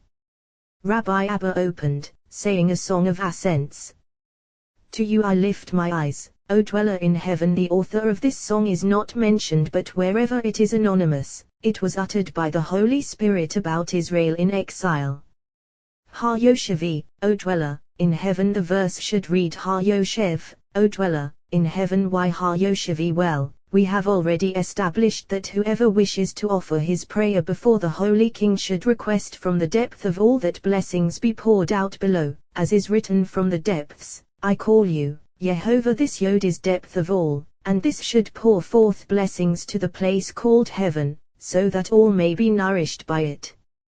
Thus, Ha Yoshevi, O dweller in heaven, really, for when those blessings flow and are drawn from that depth of all, settling in the place called heaven, then blessings appear among those above and those below. Like the eyes of slaves to the hand of their masters. What is meant by like the eyes of slaves? Well, they are the various princes of the nations, who are nourished only from the residue of the crown of the tree to which Israel clings. When Israel obtains blessings from that place, they are all blessed from Israel. Like the eyes of a slave girl to the hand of her mistress, the slave girl whom we have established, whose power was slain by the blessed Holy One in Egypt. For she has power only when it is drawn from the drippings of this land of Israel, and the land of Israel is called her mistress. Of this is written at 3 things the earth trembles. What is meant by erase? The earth, this is erase, the land of Israel, as has been said. At a slave who becomes a king, those slaves that we mentioned, when dominion is given to one of them. This corresponds to what is written, who brought you out of the land of Egypt, out of a house of slaves. And a slave girl who dispossesses her mistress, who is that? The slave girl that we mentioned. From the side of this slave girl issue many dazzling demonic gods, accusing Israel, denouncing them. But the blessed Holy One acts toward Israel like a father seeking to protect his son from everything. The blessed Holy One says, Israel, many accusers are poised against you. Devote yourselves to serving me, and I will protect you from outside. You will be inside your homes, sleeping in your beds, and I will be on guard around your beds. When those evil species approach a person's door, they raise their heads and see the holy insignia visible outside Shaddai, adorned with its crowns. This name dominates all of them. In fear of it, they flee, not coming near the door. Rabbi Yitzhak said to him, if so, a person should inscribe this name on the door of his house and no more. Why the whole passage? He replied, it is fine, for this name is not crowned except by all those letters, inscribed with the script of the king. When the whole passage is written, this name is adorned with its crowns and goes forth like a king with all his forces. Then the demons fear it and flee. Ve higher, it shall be the holy name from below to above.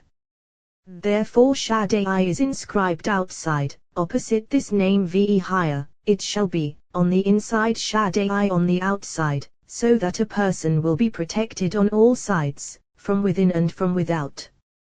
Rabbi Abba said many holy forces stand ready at the moment when a person fixes a mezuzah on his entrance, all of them proclaiming, this is the gate of Yehovah, happy is the share of Israel.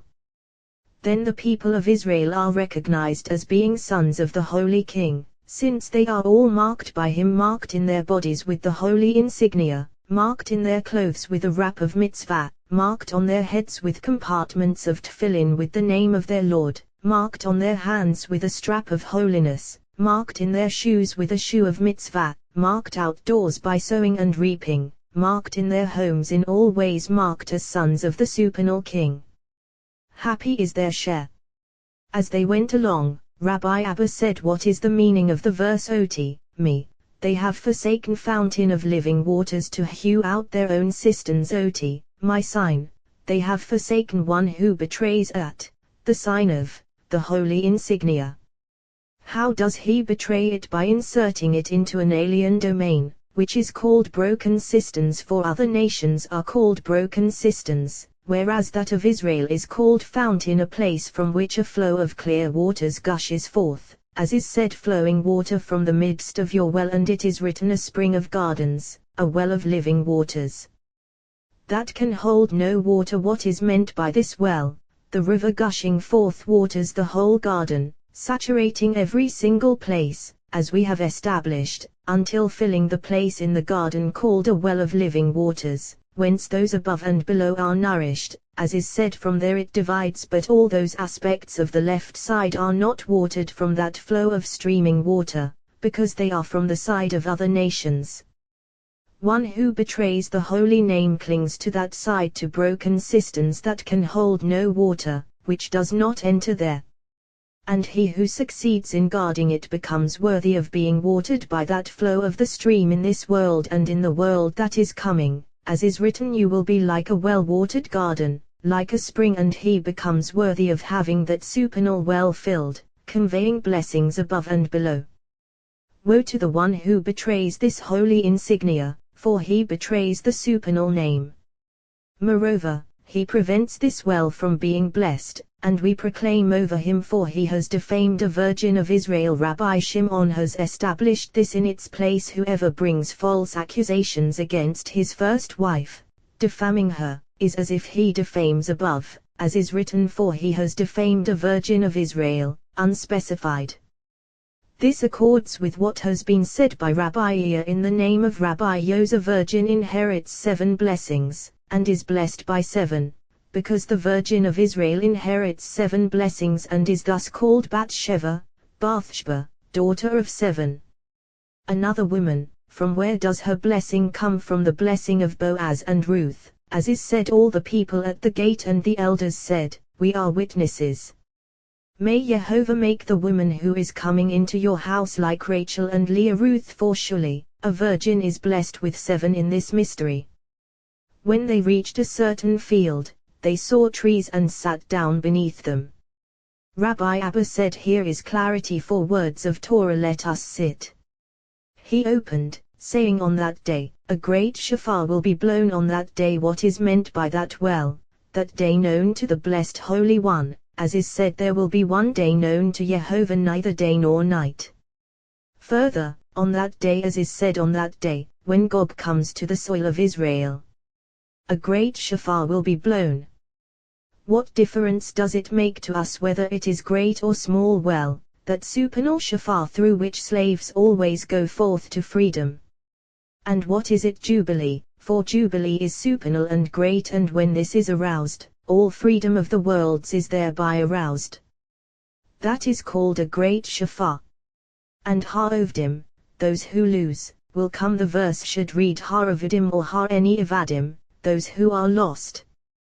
What is meant by Ha'ovdim? Those who lose, really, because they are in an alien domain. From here we learn that one who dwells in an alien domain suckles from an alien power, and it is as if he does not abide in his faith. So they are called Ovdim, those who lose. They lose on all sides. For when the people of Israel dwell in the Holy Land, they prove worthy constantly, attaining all, attaining above and below.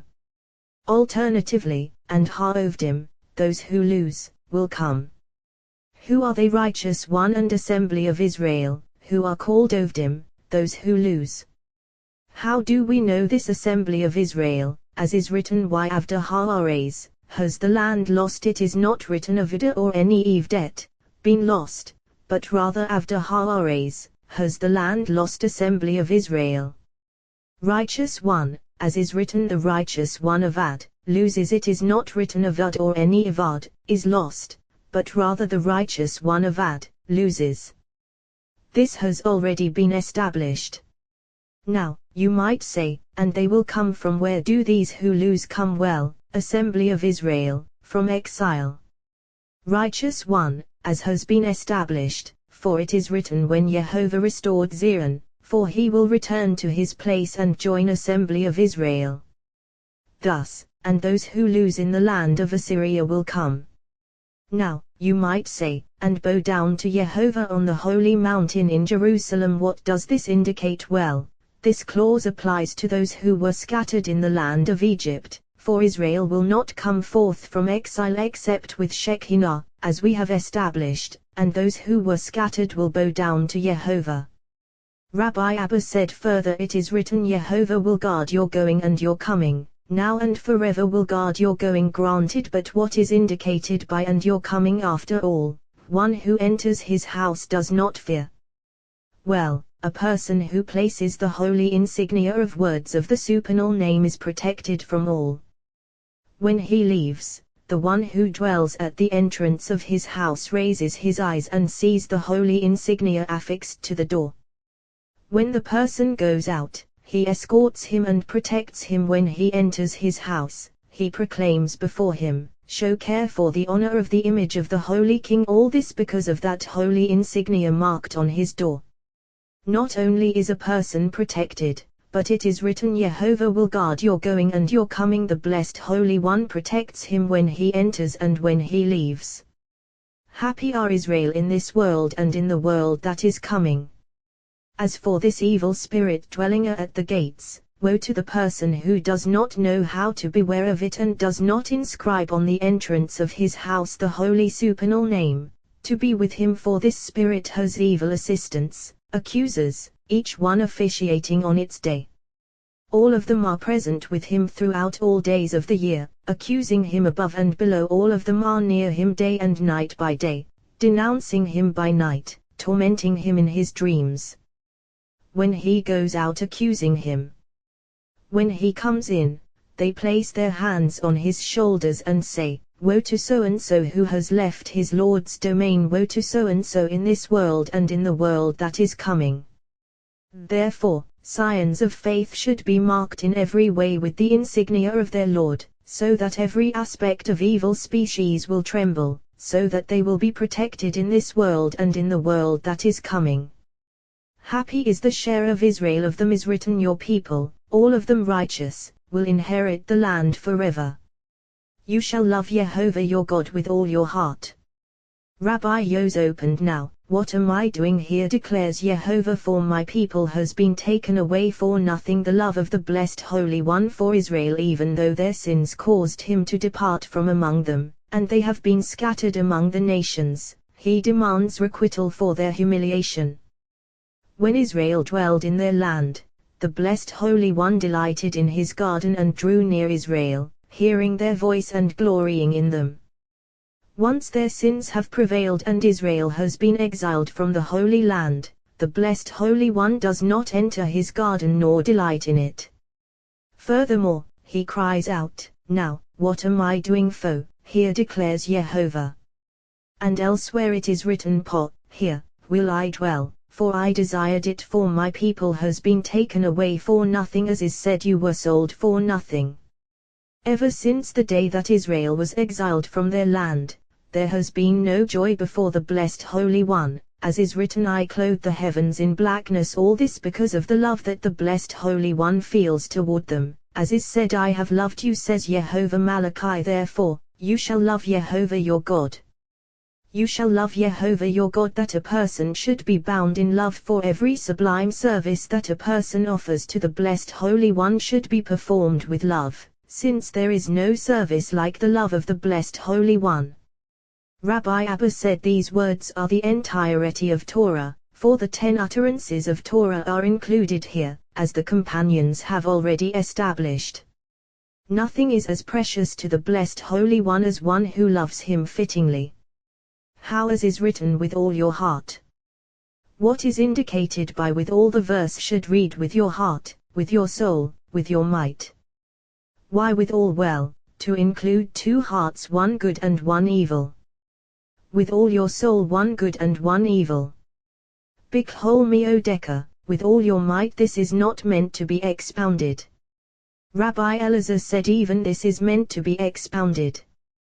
Howsoever money comes to him from inheritance or another source, or whether he earns it, thus it is written, B'chol me'odecha, with all your substance. Rabbi Abba said, I return to you shall love.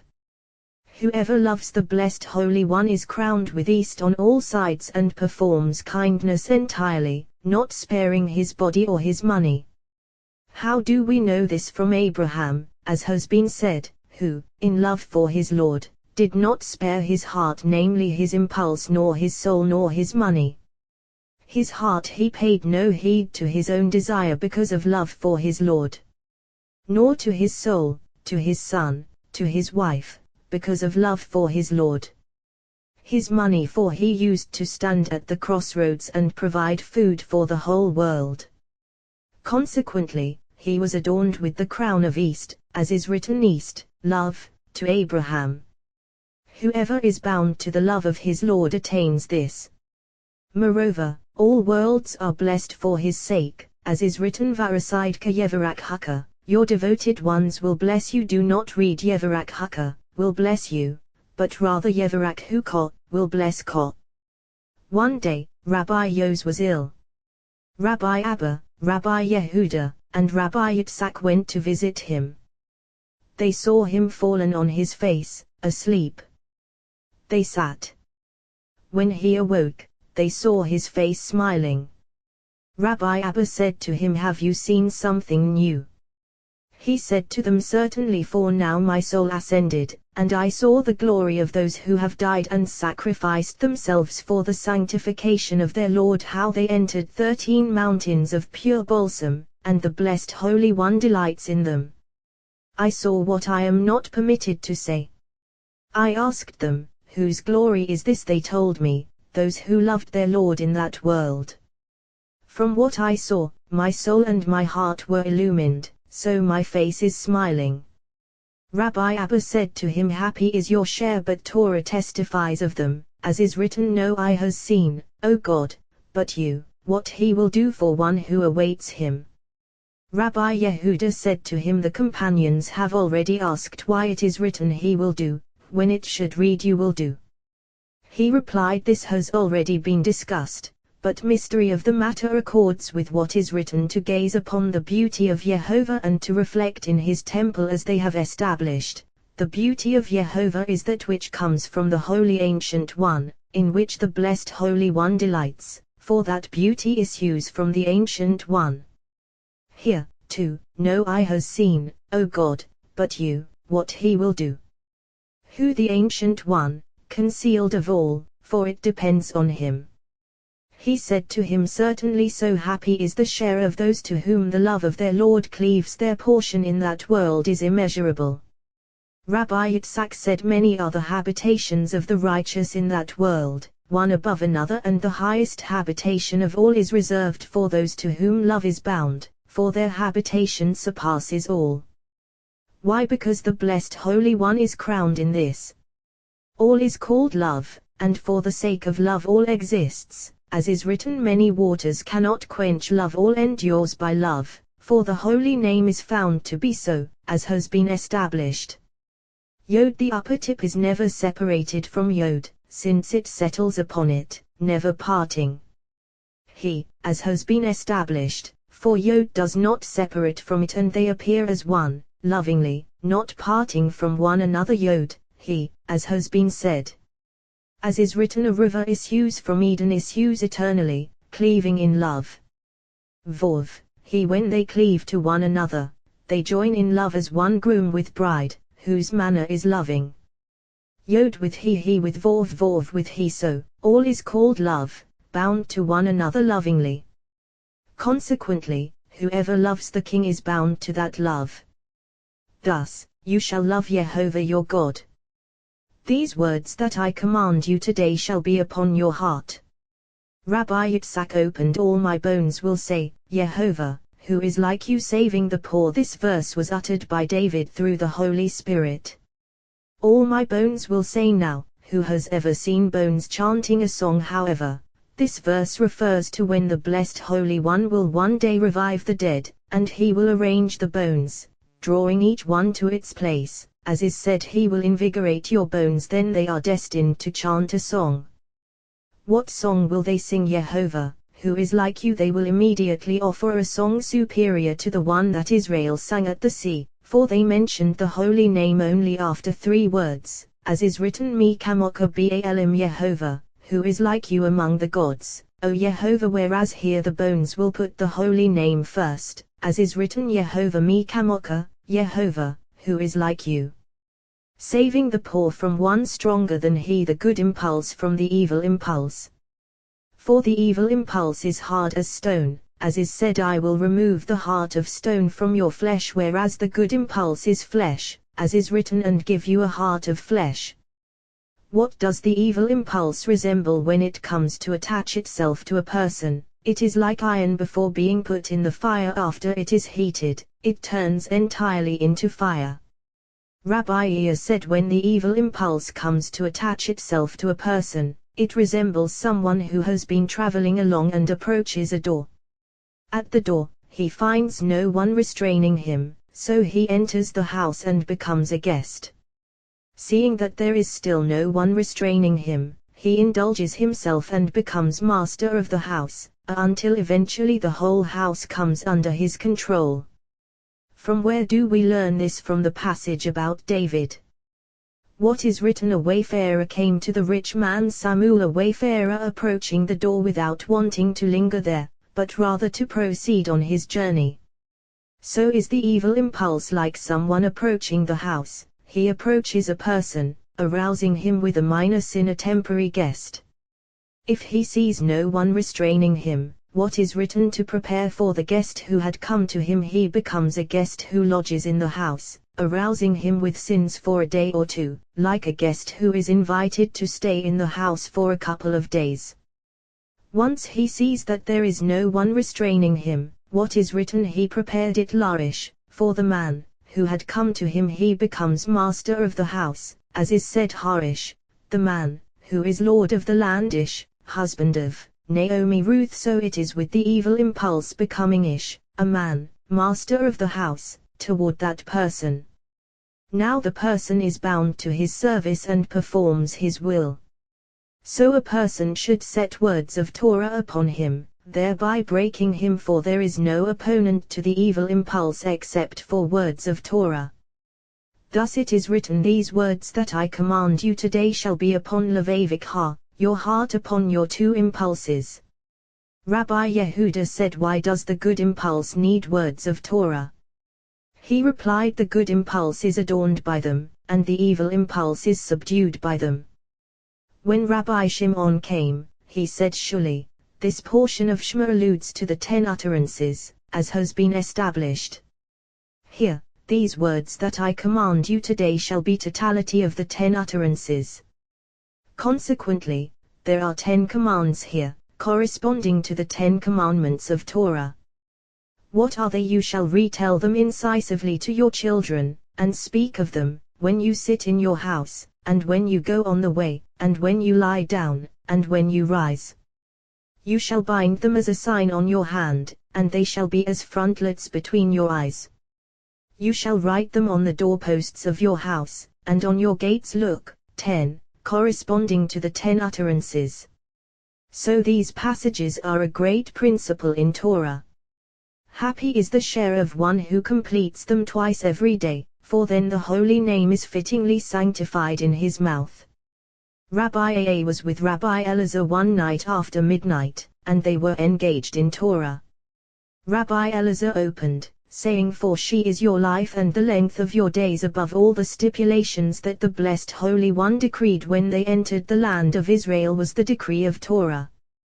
Why? Because Shekinah settles in the world only through Torah, and she settles above only through Torah. For so my father, Rabbi Shimon, has said, oral Torah is known only by virtue of written Torah. Shekinah settles above and below only with Torah, and as long as Torah is with her, she can endure in the world, as is written, for she is your life and the length of your days to dwell upon the land, unspecified.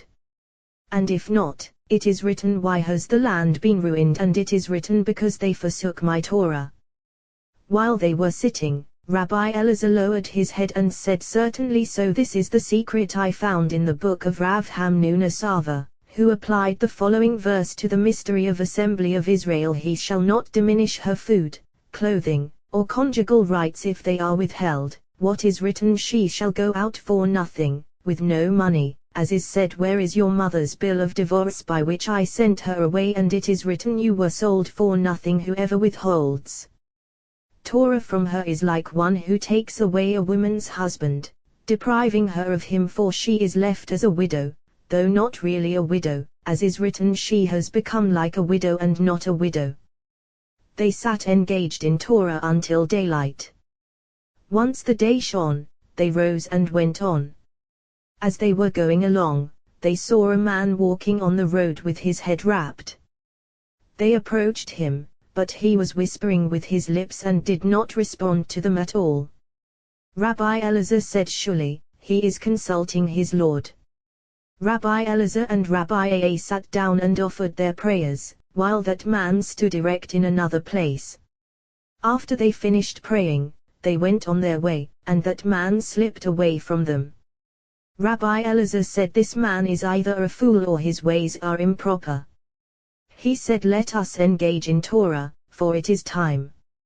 Rabbi Elazar opened, saying, "The wise inherit glory, and fools take away disgrace. The wise inherit glory. Happy are those who engage in Torah." He had barely begun, when that person approached them. Rabbi Elazar said, "We shouldn't interrupt a word of Torah, for whoever engages in Torah becomes worthy of obtaining a celestial inheritance in the glory of the Holy King, and becomes worthy of obtaining an inheritance in this world." What is that which is called glory of Yehovah, which never ceases from them, as is written, "The wise inherit glory," that which is called glory, and fools take away disgrace. What is this? When a person walks in the straight path before the blessed Holy One and engages in Torah, he inherits that glory for himself, and many guardians and advocates appear above over him, all of them speaking in his favor before the Holy King.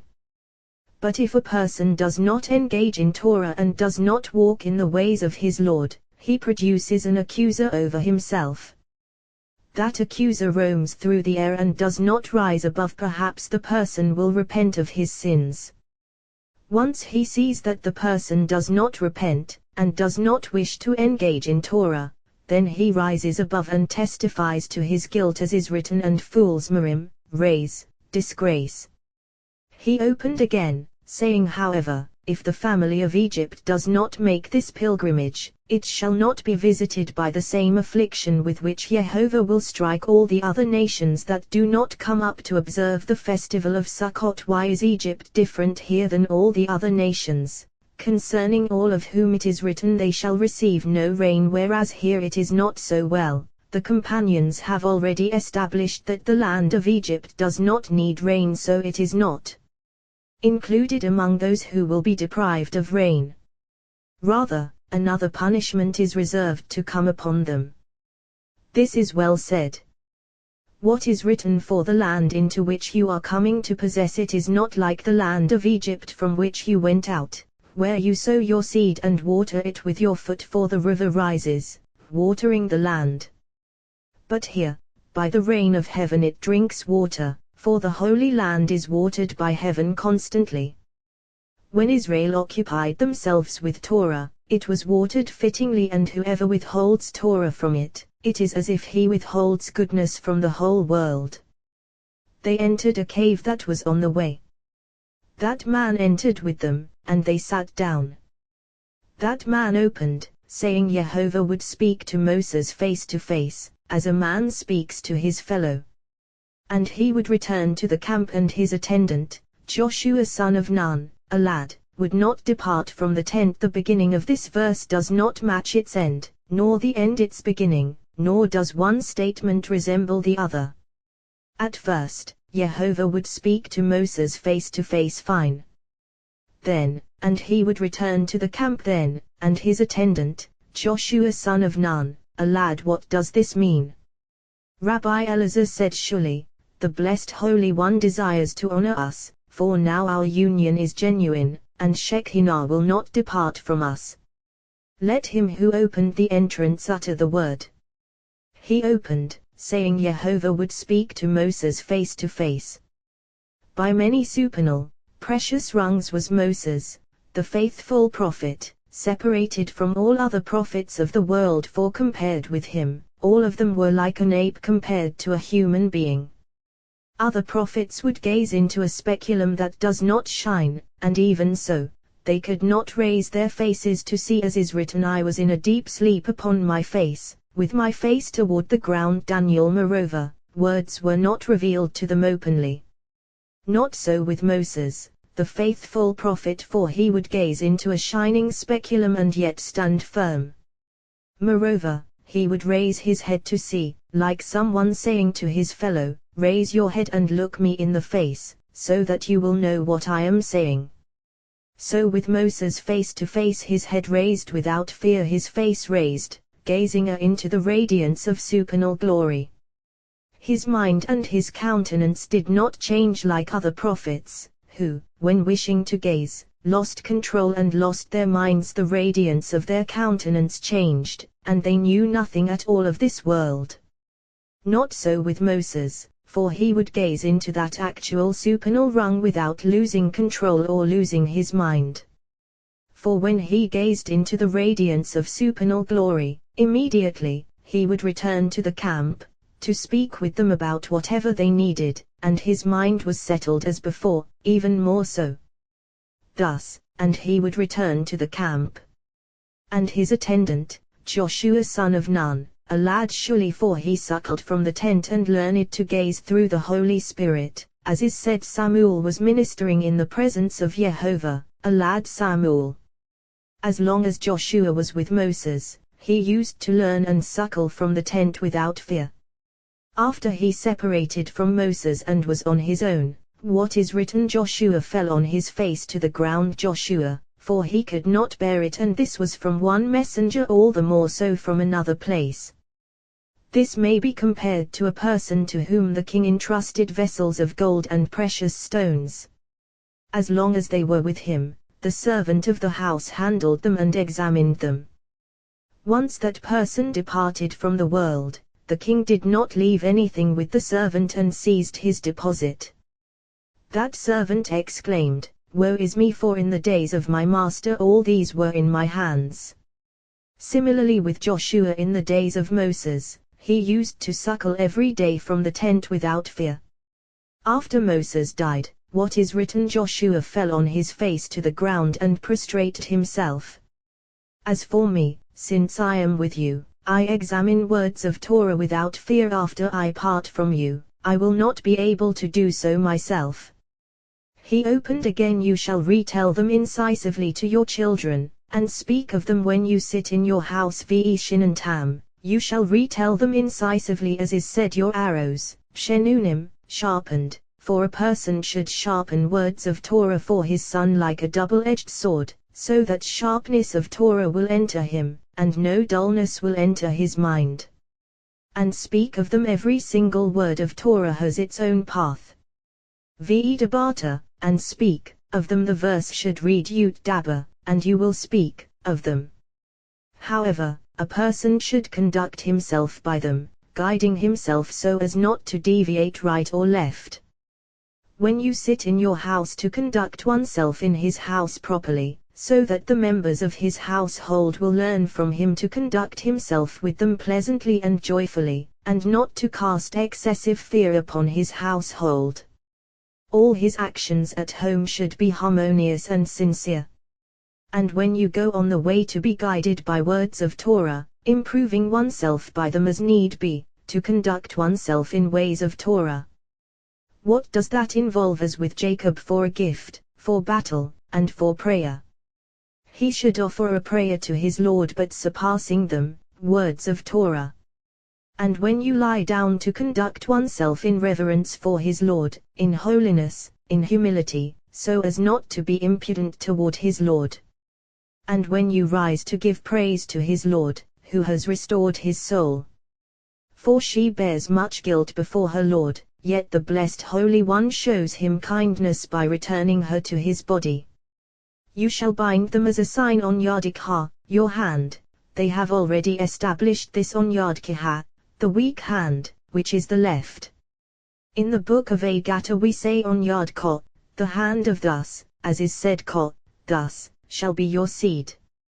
And our colleagues who dwell in the south have established, according to their mystery, the compartments of Tefillin as follows: consecrate unto me every firstborn, unspecified, corresponding to the highest kitra, crown, of all. So when Jehovah brings you, corresponding to Okma. Here, O Israel, you shall love corresponding to Binah. It shall be corresponding to east.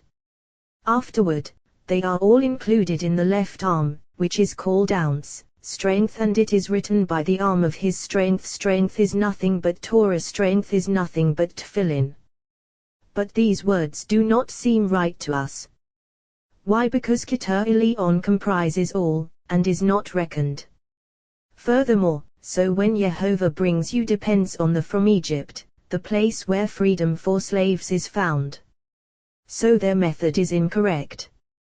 But we begin from Okma, and so it is, and the Blessed Holy One puts them on. Thus, 4 above, 4 below, 4 in the sight of the brain, 4 in the sight where the heart dwells, since one is linked to the other. A person should adorn himself with them, for that is the supernal holy name, as is written, all the peoples of the earth will see that the name of Jehovah is proclaimed over you. Whoever is adorned with this holy crown is called king on earth, while the Blessed Holy One is king in heaven, as is written, a king is bound by the flowing tresses. Just as the Blessed Holy One is king above, so he is king below. Nevertheless, you shall write them on the doorposts of your house, for then he is a person complete in all, becoming complete in the commandments of his Lord, inscribed above, inscribed below. Happy is the share of Israel. Rabbi Elazar opened, saying, we find 2 verses, and although all depends on one, they are not on one rung.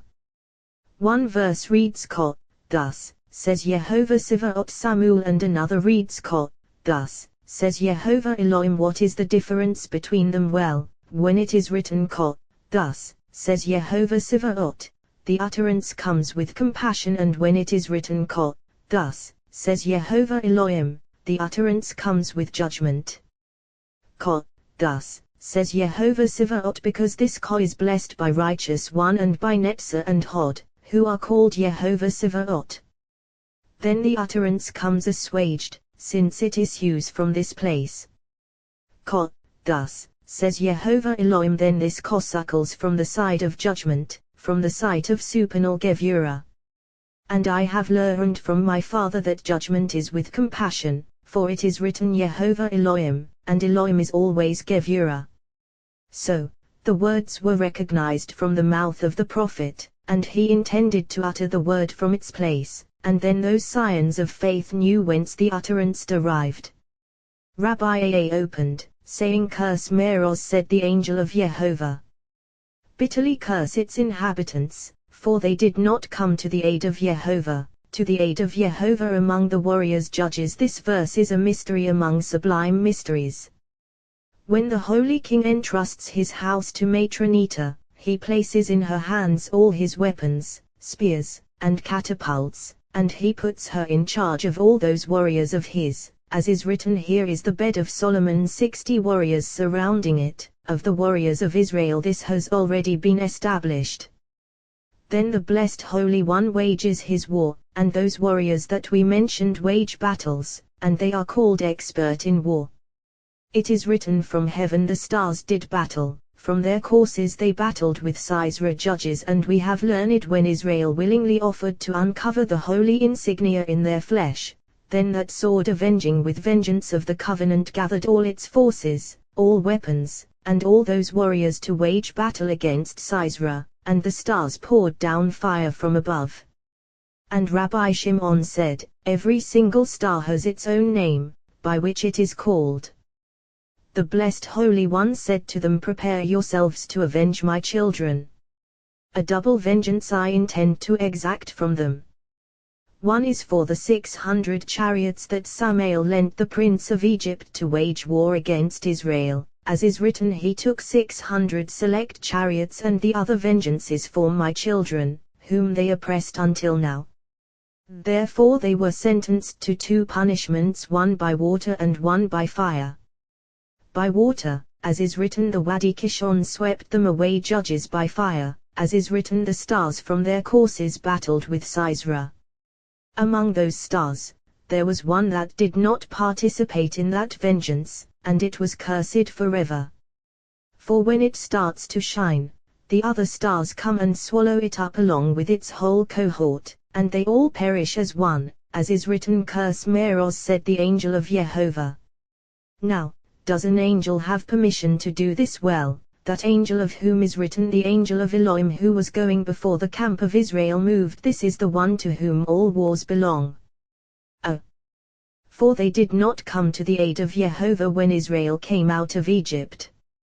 To the aid of Jehovah among the warriors, among those 60 warriors, when they gathered to battle against Sisera. This is the angel who controls all punishments and all wars of the king, so it is written, the angel of Jehovah. This corresponds to what is written, the angel redeeming me from all evil, as the companions have already established. This one is destined to be supreme and glorious in the time to come. By this the holy name will be magnified, and by this the blessed Holy One intends to exact retribution from the other nations. Thus it is written, I will be magnified and sanctified and made known in the eyes of many nations. They went on until they reached Rabbi Shimon. As soon as he saw them, he said, Look, Shekinah is here, we must surely show gratitude to the face of Shekinah. He opened, saying, Look, the day is still long, it is not time to gather in the herd. Water the sheep and go and let them graze. This verse has already been established, for when the people of Israel arouse Teshuvah before the blessed Holy One, by the merit of Torah they will return to the Holy Land and be gathered from exile. For surely the exile of Israel will be for 1 day and no more, as is written, he has made me desolate, faint all the day. If they do not engage in Teshuvah, the blessed Holy One says, Look, the day is still long, it is not time to gather in the herd without merit, without worthy deeds. But there is one remedy for you, go, water the sheep, delve into Torah and be watered by it, and go and let them graze in a restful place, in the fine, desirable place of your inheritance. Alternatively, he said, Look, the day is still long, the day called a day of tumult and din and confusion, on which the temple was destroyed and Israel fell into exile. In the face of evil deeds, that day is prolonged and extended, as is written, the day is still long, it is not time to gather in the herd, because they are prolonging that day. Water the sheep, as has been said, with words of Torah, for by the merit of Torah Israel will come out of exile. What does Israel say? They said, We cannot until all the flocks are gathered, and they roll the stone off the mouth of the well until all the other supernal days are gathered. And they roll the stone, and they roll that harsh judgment of the day that dominates the mouth of the well, and that well is with us in exile. When that well is uncovered, and that stone no longer dominates it, immediately we water the sheep. At the end of days, the blessed Holy One intends to restore Israel to the Holy Land and gather them from exile. Who is the end of days? The one who is Arit HaYamim, the last of days. For with this Arit HaYamim Israel suffered exile, as is written, when all these things come upon you, be Arit HaYamim, in the end of days be Arit HaYamim, with the end of days, precisely she is assembly of Israel in exile. Together with this end of days, Israel receives punishment in exile, and with this the blessed Holy One wreaks vengeance for Israel constantly, as is written, what this people will do to your people be Arit HaYamim, with the end of days everywhere, this is she. The blessed Holy One intends to restore her to her place, as is written, Ve'i higher be Arit HaYamim, in the end of days. The mount of Jehovah's house will be established at the head of the mountains and elevated above the hills, and all the nations will stream to it. This is a day When a shadow starts to form at the beginning of the other day, just as at the time when the temple was destroyed, a shadow was stretching out, as is written, woe unto us, for the day is fading, for shadows of evening are stretching, so a shadow will be the end of exile. The measure of this shadow is 6.5 fists, by the gauge of an average man. The mnemonic for this mystery among the companions is the verse, for we are but yesterday, unknowing, for our days are a shadow upon earth, for we are but yesterday, in exile, not knowing that our days are a shadow for the blessed Holy One to settle us aleras, upon the land. Happy is the share of one who sees it, and happy is the share of one who does not. Woe to him who is present when the mighty lion seeks to join his female, all the more so when they couple as one. Of that moment is written, a lion has roared, who will not fear Amos. At first it is written, he roars mightily over his abode, and when he comes forth to receive his mate, then a lion has roared, who will not fear. Of that time it is written, Jehovah your God will return your captivity and have compassion on you. He will return and gather you from all the nations where Jehovah your God has scattered you. I will return, he will return well. The blessed Holy One will return from exile, assembly of Israel will return from exile, and righteous one will return to couple in his place. Of then is written, surely the righteous will acclaim your name, the upright will dwell in your presence. Parashat Vayelik. He went. Moses went and spoke these words to all Israel. Rabbi Izki opened, who sent his glorious arm to be at Moses' right hand, splitting the waters before them, who sent his glorious arm to be at Moses' right hand. Happy are Israel, in whom the blessed Holy One delighted, because he delighted in them, he called them holy firstborn sons, brothers. As it were, he descended to dwell with them, as is written, have them make me a sanctuary, and I will dwell among them. He sought to establish them corresponding to the pattern above, and he spread over them 7 clouds of glory. Shekinah went before them, as is written, Jehovah was going before them by day. 3 holy siblings went among them, Moses, Aaron, and Miriam, by whose merit the blessed Holy One gave them supernal gifts, as has been said. All the days of Aaron, clouds of glory never departed from Israel, as has been established, for Aaron was one arm of Israel, corresponding to what is written, the Canaanite, king of Arad, who dwelled in the Negeb, heard that Israel was coming by way of Har-Atarim, Atharim, like a person walking without an arm, supporting himself in every Atah place. So then, he battled against Israel and took some of them captive, since they were without a right arm. Consequently, Israel had to make a vow, as is written, Israel made a vow, saying, if you indeed give this people in my hand. Aaron was the right arm of the body. Therefore it is written, who sent 80 Phato, the arm of his glory, to be at Moses' right hand. Who is that Aaron? Moses went. What is meant by went? Where did he go? Well, he went like a body without an arm, as is said, they went feebly, for Aaron, the right arm, had died, and the body wanted to leave. All the days of Moses, the sun illumined the world. All the days of Moses, Israel ate bread from heaven. As soon as Joshua came, what is written, the manna ceased and they ate from the yield of the land. Joshua, what is the difference between them? Well, one is from above and the other, below. From here we learn all the days of Moses, the body of the sun was complete, illumining the world. As soon as Moses departed, the body of the sun was gathered in and the body of the moon emerged. It is written, if your presence does not go, do not take us up from here. How, then, will it be known that I have found favor in your eyes, I and your people? Is it not by your going with us? We have learned it as follows. When the blessed Holy One said to Moses, look, my angel shall go before you, Moses said, what is this? Will the sparkle of the sun be gathered in and the moon lead us? We do not want the body of the moon.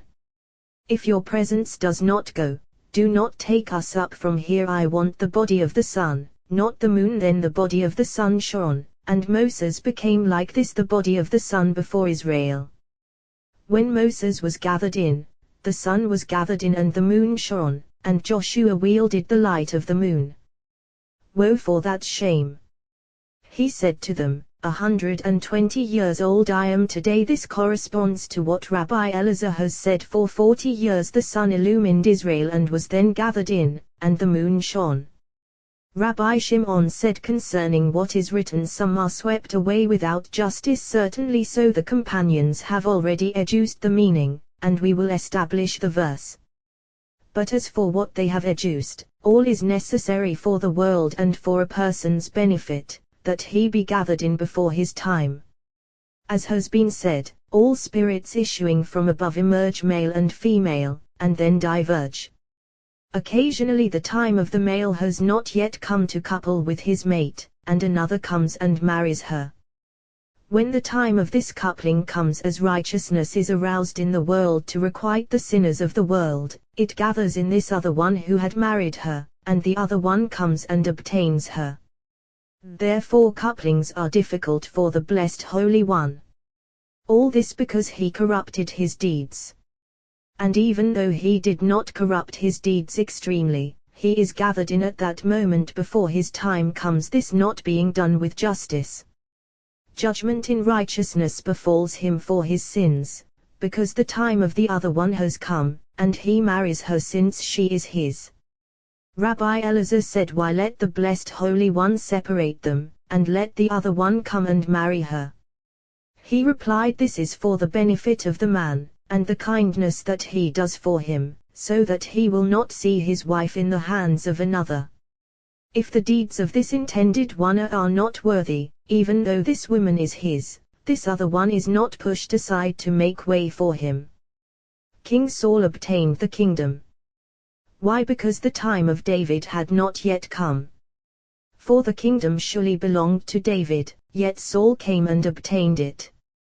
As soon as David's time arrived to inherit what was his, righteousness Machuta, kingdom, above was aroused and gathered in Saul on account of his sins, and he was pushed aside to make way for David, and David came and took what was his. Why did the Blessed Holy One not remove Saul from the kingship without his having to die? Well, the Blessed Holy One did kindness with him by gathering him in while he was still king, so that he would not see his servant ruling over him and taking what was previously his. Similarly here. Therefore when a person marries, he should supplicate the Blessed Holy One that he will not be pushed aside to make way for another. It is written, Jehovah said to me, enough, for you speak no more to me of this matter, as we have already established. The Blessed Holy One said to him, Moses, do you want to impair the world? Have you ever in your life seen the sun serve the moon? Have you ever seen the moon ruling while the sun still appears? Rather, Jehovah said to Moses, look, your days have drawn near to die. Call Joshua, let the sun be gathered in and the moon rule. Furthermore, if you enter the land, the moon will be gathered in before you and will not rule. Surely, the dominion of the moon has arrived, yet it cannot rule as long as you exist in the world. Call Joshua and station yourselves in the tent of meeting, that I may instruct him. And what did he say here? You are about to lie with your fathers, and this people will rise. We do not find that the Blessed Holy One issued instructions to Joshua, but rather to Moses, saying all this to him, as is written, and they will forsake me and violate my covenant. And my wrath will flare against them on that day. Now, write down this song and teach it to the children of Israel. If so, why? That I may instruct him.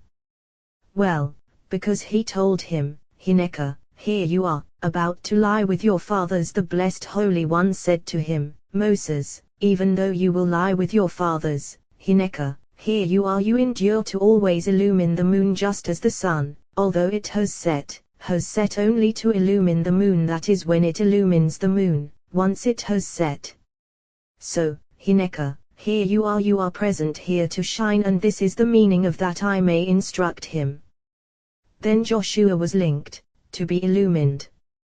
That is why it is not written you will lie with your fathers. He charged Joshua son of Nun and said to him before the eyes of all Israel, be strong and courageous, ki atatavo, for you yourself will come with this people into the land that Jehovah swore to their fathers to give to them, and afterward, Tavi, you yourself will bring. What is the difference between them? Well, one Tavo, you will come to announce to him that he would enter the land and endure there. And the other Tavi, you will bring to announce his dominion over Israel.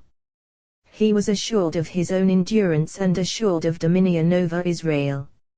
Rabbi Shimon opened me Kenneth, from the edge of the earth we hear songs, glory to the righteous, and I said, Raise-y, it is my secret, woe is me, the treacherous have betrayed with treachery, the treacherous have betrayed, woe to inhabitants of the world, to those who do not consider or contemplate the glory of their Lord, and do not contemplate supernal holiness to sanctify themselves in this world, so as to be holy in the world that is coming. Me Kenneth, from the skirt of the earth, the supernal holy covering. We hear songs, as is said, he did not say, where is God, my Maker, giving songs in the night, songs, praises uttered by assembly of Israel before the blessed Holy One. In the night in exile. In the night when she is ready and present to praise the blessed Holy One. When is that? From midnight onward. Then, songs in the night, praises. Zemirat, songs, as is said, Lotes more. You shall not prune, and it is written Zemir, pruning of tyrants, uprooting all those mighty ones. For when night enters, many tyrants, wardens of judgment, appear in the world, roaming through the world to accuse. From midnight onward, a certain spirit is aroused, which uproots them all and removes them, so that they do not prevail. We hear songs, praises uttered by assembly of Israel in the night. Why all this Savi, glory, to the righteous, to couple in single coupling with the blessed Holy One and be sanctified in single holiness? And I said, Raise-y, it is my secret, a supernal secret, a holy secret. But, woe is me for the generation and for the world. The treacherous have betrayed, for they all betray him, they betray themselves, as if it weren't enough that they betray their very selves. The children they engender betray themselves by their falsity, so they are defective above and below. When saw this, he gathered those who feared sin and taught them the holy way of being sanctified with the holiness of the King, so that their children would become holy. Once they were sanctified, the children they engendered were attributed to him, as is written, See, I and the children whom Jehovah has given me as signs and portents in Israel, distinguished from the rest of the people. From the edge of the earth we hear songs. When Israel entered the land with the ark of the Holy Covenant going before them, they heard from one side of the land joyful praises and the voice of celestial singers chanting in the land. Then, glory to the righteous, there was praise for Moses at that moment. For wherever the ark settled in the land, they would hear a voice saying, This is the Torah that Moses set before the children of Israel. However, woe is me, for the treacherous have betrayed, for Israel will eventually betray the blessed Holy One and be uprooted once from the land.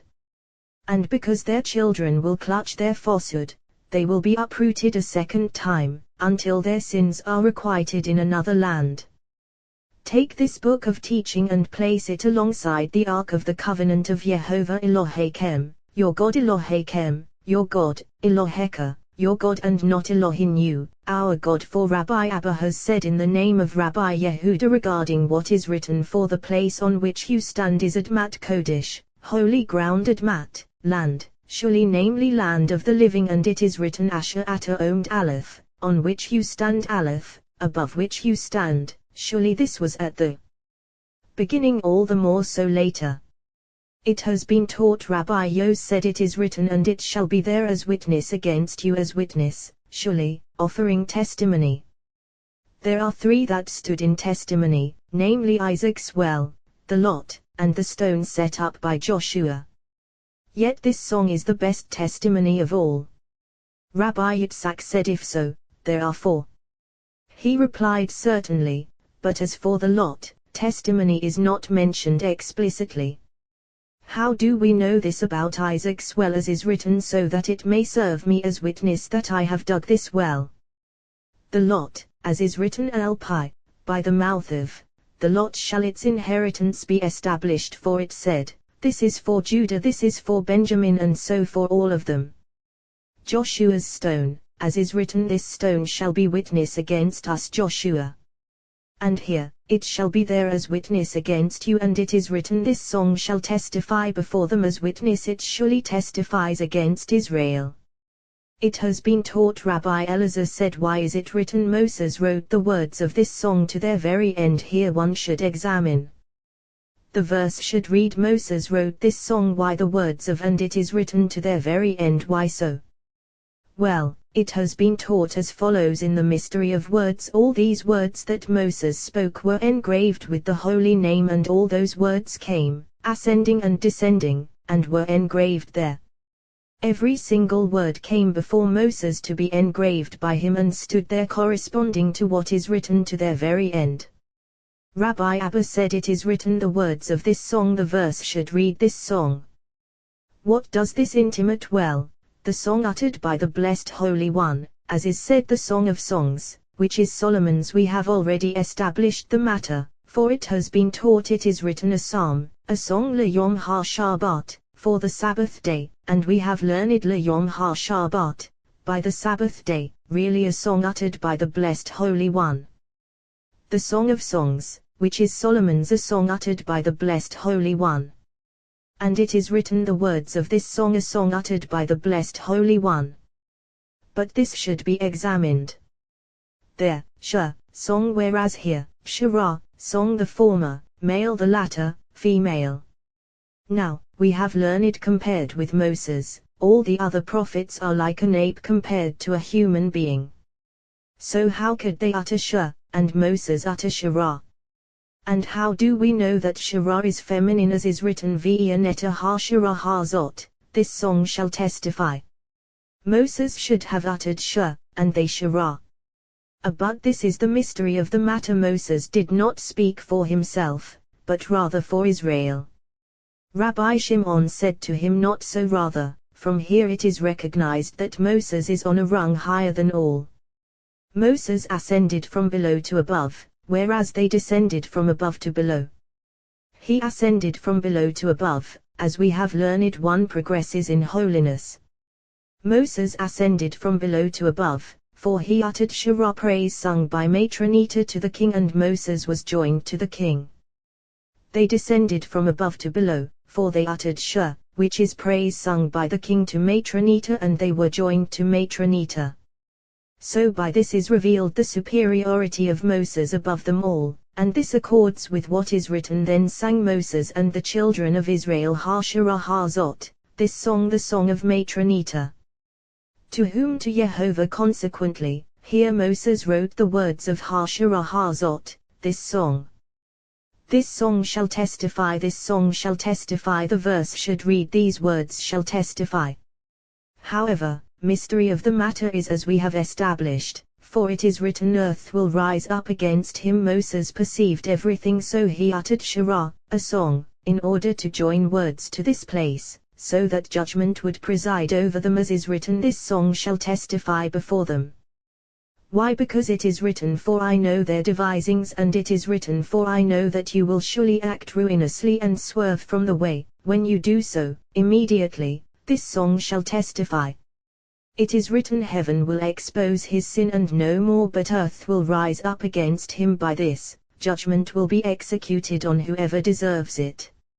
It is written, David spoke to Jehovah the words of ha-shara ha-zot, this song. Samuel, it is now to the honor of David that he uttered shara, song, from below to above, attaining this, and he sang this only toward the end of his days, when he was in utter perfection. What is meant by utter perfection, as we have learned, do not be sure of yourself until the day of your death. And here, when did David become worthy of uttering a song from below to above? At the end of his days, when he had tranquility on all sides, as is written, on the day that Jehovah saved him from the clutches of all his enemies. Rabbi Shimon said, what is ultimate song, as we have learned in the mystery of our Mishnah, in words and in action, So it is from below to above, and from above to below, and then to intend wholeheartedly, binding all in one bond. How do we know this from Moses? At first, it is written, for the name of Jehovah do I call. What is meant by do I call? As is written, he called to Moses Shekinah. Afterward, hail greatness for our God, the supernal King. Then he descended his rungs until here below, as is written, righteous and upright. Then he bound the knot of faith, saying he. So a person should arrange the praise of his Lord in this pattern. From below to above, raising the glory of his Lord to the place where the flow of the depth of the well gushes forth. Then he should draw it from above to below, from that saturating stream to every single rung, down to the last rung, conveying blessings to all from above to below. Then he must bind the knot completely, the knot of faith. Such a person honors the holy name, the name of his Lord. Of this is written, for those who honor me will I honor. Samuel, will I honor in this world, will I honor in the world that is coming. And those who spurn me will be disdained. What is meant by this? It applies to one who does not know how to unify the holy name, bind the knot of faith, draw blessings to where they are needed, and honor the name of his Lord. Whoever does not know how to honor the name of his Lord, better for him if he had never been created. Rabbi Yehuda said, and those who spurn me will be disdained. One who does not know how to honor his Lord and does not concentrate on Amen. For we have learned greater is the one who responds Amen than the one reciting the blessing. And we have established in the presence of Rabbi Shimon that Amen draws blessings from the spring to the king, and from the king to Matronita, namely Shekinah. And in the engraved letters of Rabbi Elazar, from Aleph to Mem, and from Mem to Nun, once blessings reach Nun, from there they flow forth to those above and below, spreading through all. A voice proclaims, drink from the flow of blessings that so-and-so, servant of the Holy King, has generated. When the people of Israel below are careful to respond Amen, intending wholeheartedly, as it should be, many gates of blessings open above. How many benefits spread through all worlds, how much joy everywhere. What is the reward for the people of Israel, who bring this about? Their reward is in this world and in the world that is coming. In this world, when they are oppressed and offer prayer before their Lord, a voice proclaims through all worlds, open the gates, so that a righteous nation, keeping faith, may enter. Do not read emunim, faith, but rather amenim, amens. Open the gates just as the people of Israel opens for you gates of blessings, so now, open the gates and let their prayers for deliverance be accepted. This is in this world. What about in that world, that when a person departs from this world, namely a person who was keeping to respond Amen? What is meant by keeping? That is, preserving that blessing recited by the blesser and waiting for him to respond Amen as one should.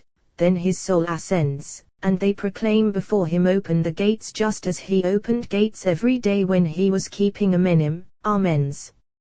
Rabbi Yos said, what is Amen? Rabbi Abba said, we have already established all.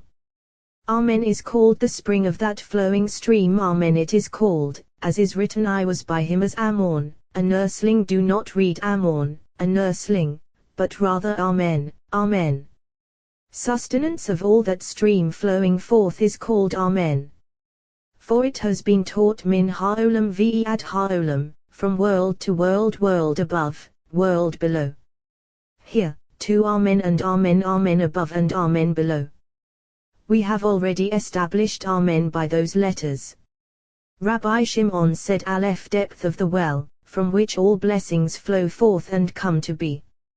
Mem, river flowing forth and called Mem, and we have learned that secret open Mem, closed Mem, as we have established Lamabi, of the increase of dominion. Extended Nun, totality of two Nunin, Nuns extended Nun, bent Nun. Extended Nun comprising the letter Vov, comprising bent Nun. So the totality is called Nun Vov, final Nun, Nun. In the mystery of the Mishnah, it has been taught as follows: Vov, male. Extended Nun, comprising male and female. Bent none is comprised in the extended one. In the book of Rav Hamnuna Sava the mem here shorthand for Milik, king. Correspondingly, Amen el Milik Ne'eman, God, faithful king, totality of all. That is fine, and has already been said. It has been taught anyone who hears a blessing from the one reciting and does not focus on Amen, of him is written, those who spurn me will be disdained, Samuel, as is said to you, the priests who scorn my name, Malachi. When it becomes necessary, what is his punishment? Just as he did not open up blessings above, none are opened for him. Furthermore, when he leaves this world, they proclaim before him, saying, close the door in the face of so-and-so, do not let him enter, do not accept him. Woe to him, woe to his soul. It has been taught the wicked of hell all ascend into certain habitations. Many openings does hell have, and all those openings face openings in the Garden of Eden. When those sinners who have received their punishment are brought out, those apertures open and they are drawn outside. All those openings bear names, corresponding to openings in the Garden of Eden, where every single opening is called by a name corresponding to that opening in hell. So openings are known, corresponding to openings, those openings of the Garden of Eden.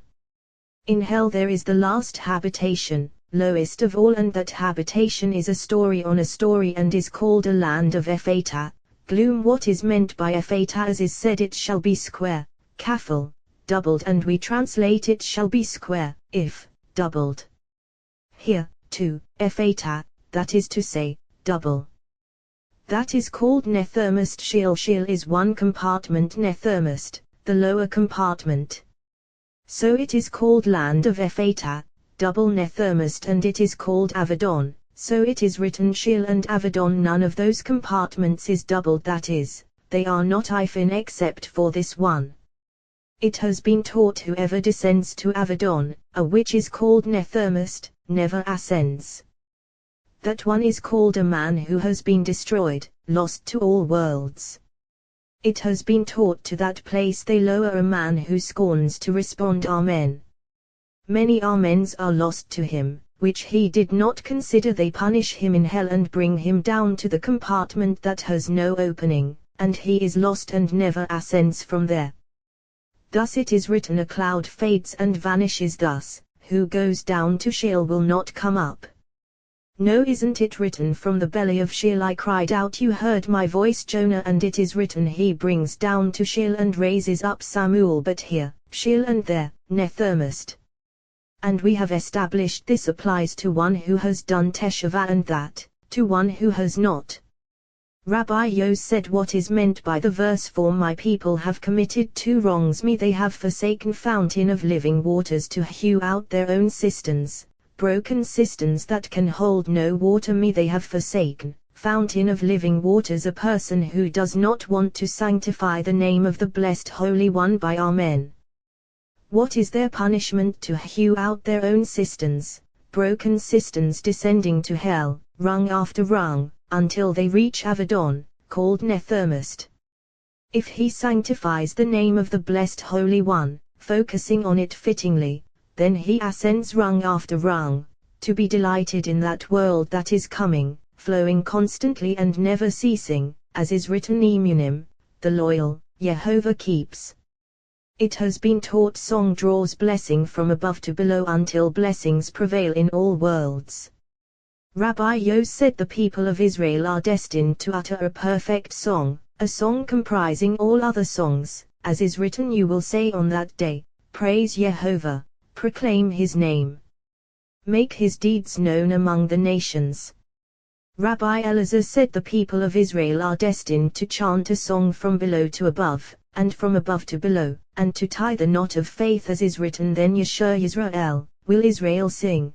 This song it is not written, then Shah, did Israel sing, but rather then Yeshua, will Israel sing, and similarly with all of them. This song from below to above. Rise, O well, sing to it, rise, O well, that is, ascend to your place, to be joined with your husband. This is from below to above, afterward from above to below, for until now she is in exile with us. The well dug by princes, for father and mother engendered her above. Delved by nobles of the nation, the patriarchs, who are called nobles of nations, delved a place for the king to couple with her with blessings. And by what is the coupling with a scepter, Yesod? With their staves Netzer and Hod. This is from above to below. Midbar, and from the desert, to Matanah. And from Matanah to Nahaleel, and from Nahaleel to Bamoth here, complete bond, bond of faith, enduring bond wherein is all. Of that time is written, Jehovah will be king over all the earth. On that day Jehovah will be one and his name one, and it is written, then will our mouth fill with laughter and our tongue with glad song. Then they will say among the nations, great things has Jehovah done for these. Parashat Ha-Azinu. Givea. Commentary on Ha-Azinu. Rabbi Yehuda opened, I rose to open for my beloved, but my beloved had turned away, was gone. What is written, before I was asleep, but my heart was awake. The voice of my beloved, knocking open for me, I was asleep. Assembly of Israel said, I was asleep to the commandments of Torah when I journeyed in the wilderness. But my heart was awake, to enter the land to fulfill them, for all commandments of Torah are located in the land. The voice of my beloved, knocking Moses, who reprimanded Israel with many reproofs, in many quarrels, as is written, these are the words that Moses spoke to all the children of Israel, you have been rebellious against Jehovah. And in Horeb you infuriated Jehovah, as is written, knocking. Yet although Moses reprimanded Israel, he spoke his words with love, as is written, for you are a holy people to Jehovah your God. You Jehovah has chosen to be for him a treasured people, you are children of Jehovah your God, you, cleaving to Jehovah, therefore, you shall heed the voice of Jehovah your God, but because of Jehovah's love for you he has brought you out with a strong hand, as is written, open for me, my sister, my beloved, my dove, my perfect one.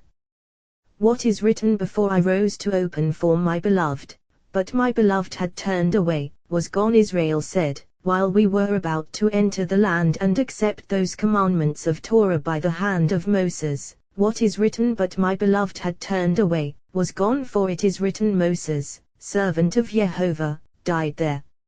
I sought him but did not find him, for there was never a generation like the generation of Moses, for whom the blessed Holy One enacted miracles as he did through him. Rabbi Yitzhak said, I rose to open for my beloved, but my beloved had turned away, was gone. This refers to the blessed Holy One, for throughout Moses' life he wanted no angel or messenger to guide along with him. Happy is his share, for the blessed Holy One concurred with the wish of Moses after he died. What is written, an angel of Jehovah appeared to Joshua. And it is written, Joshua fell on his face to the ground and prostrated himself, and he said to him, what does my master say to his servant Joshua?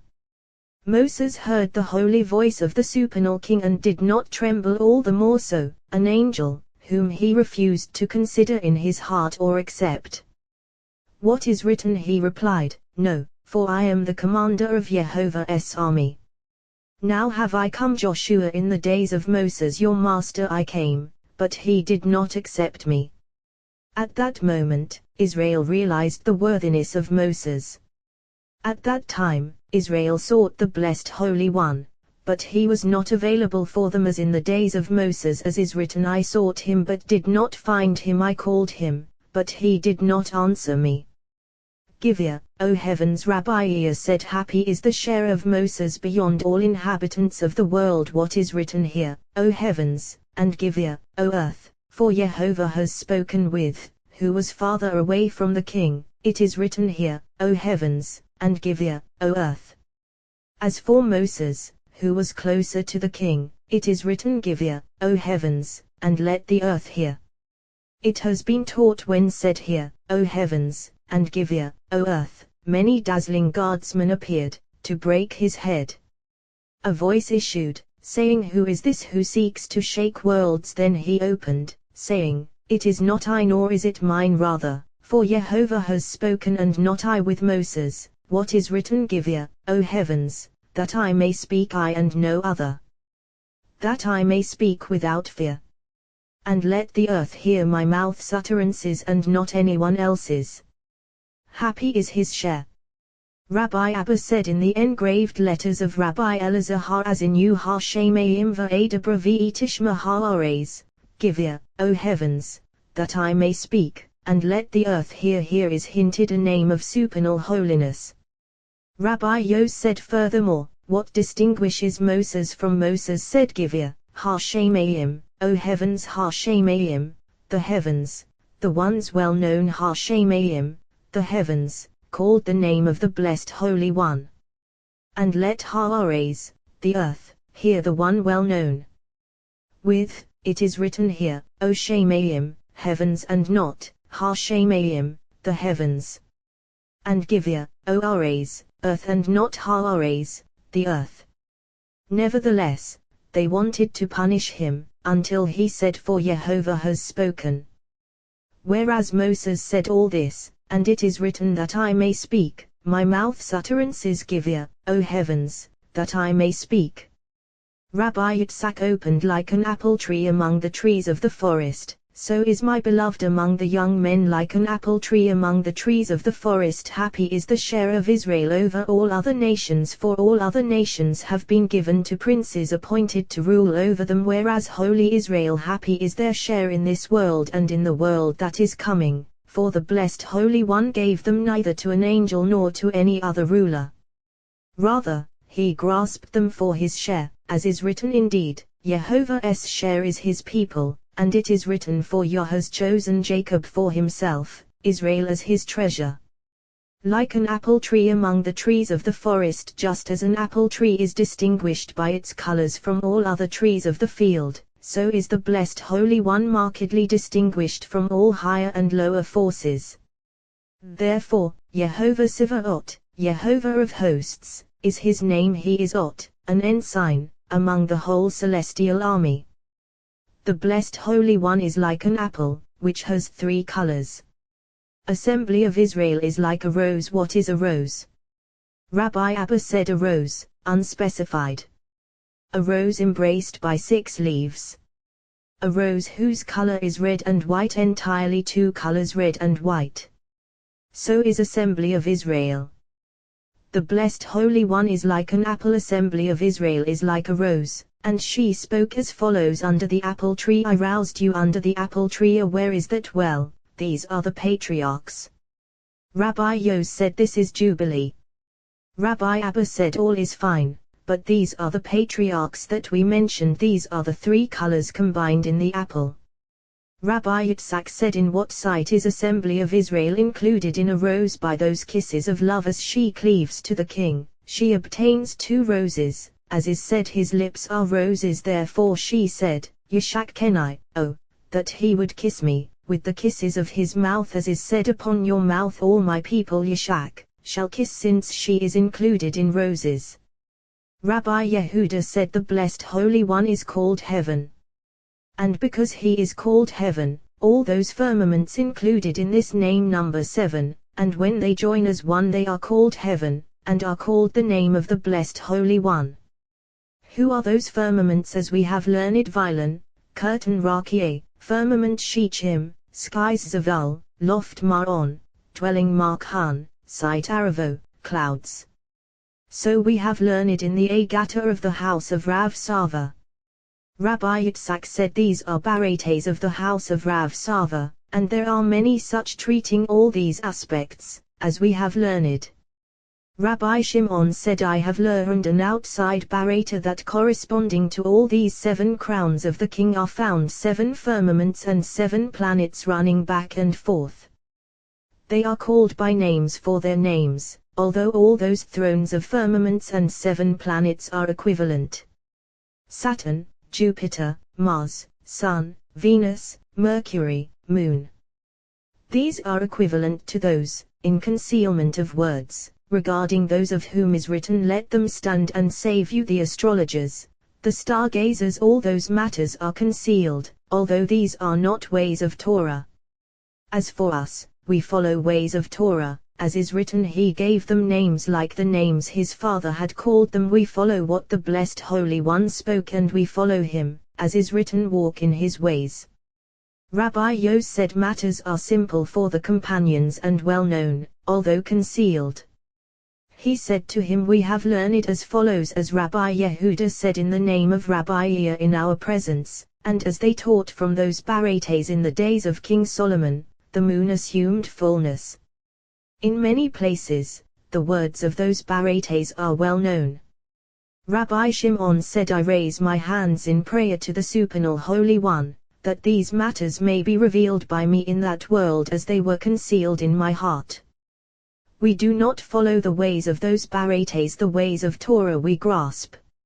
It has been taught, Rabbi Yehuda said, who can you find as great in wisdom as King David and King Solomon? Within this crown known in those barates the moon King David called righteousness, since it is his, as is written open for me the gates of righteousness, so too, King Solomon.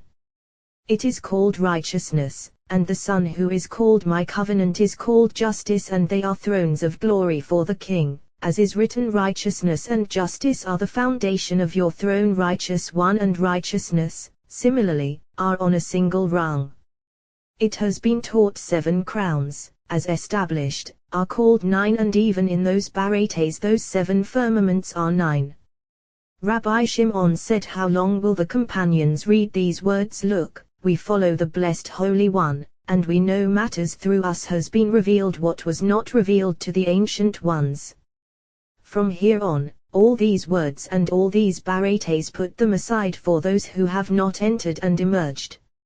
Thereby, they will come to inquire, and when they inquire, the companions will say, woe to the generation from which Rabbi Shimon has departed, but from here on, there will be no generation like this nor Torah being revealed to the companions.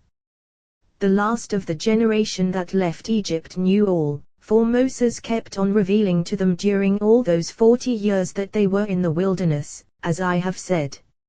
It has been taught, Rabbi Yitzhak said Moses revealed this only on the day he departed from the world, as is written 120 years old I am today on that very day.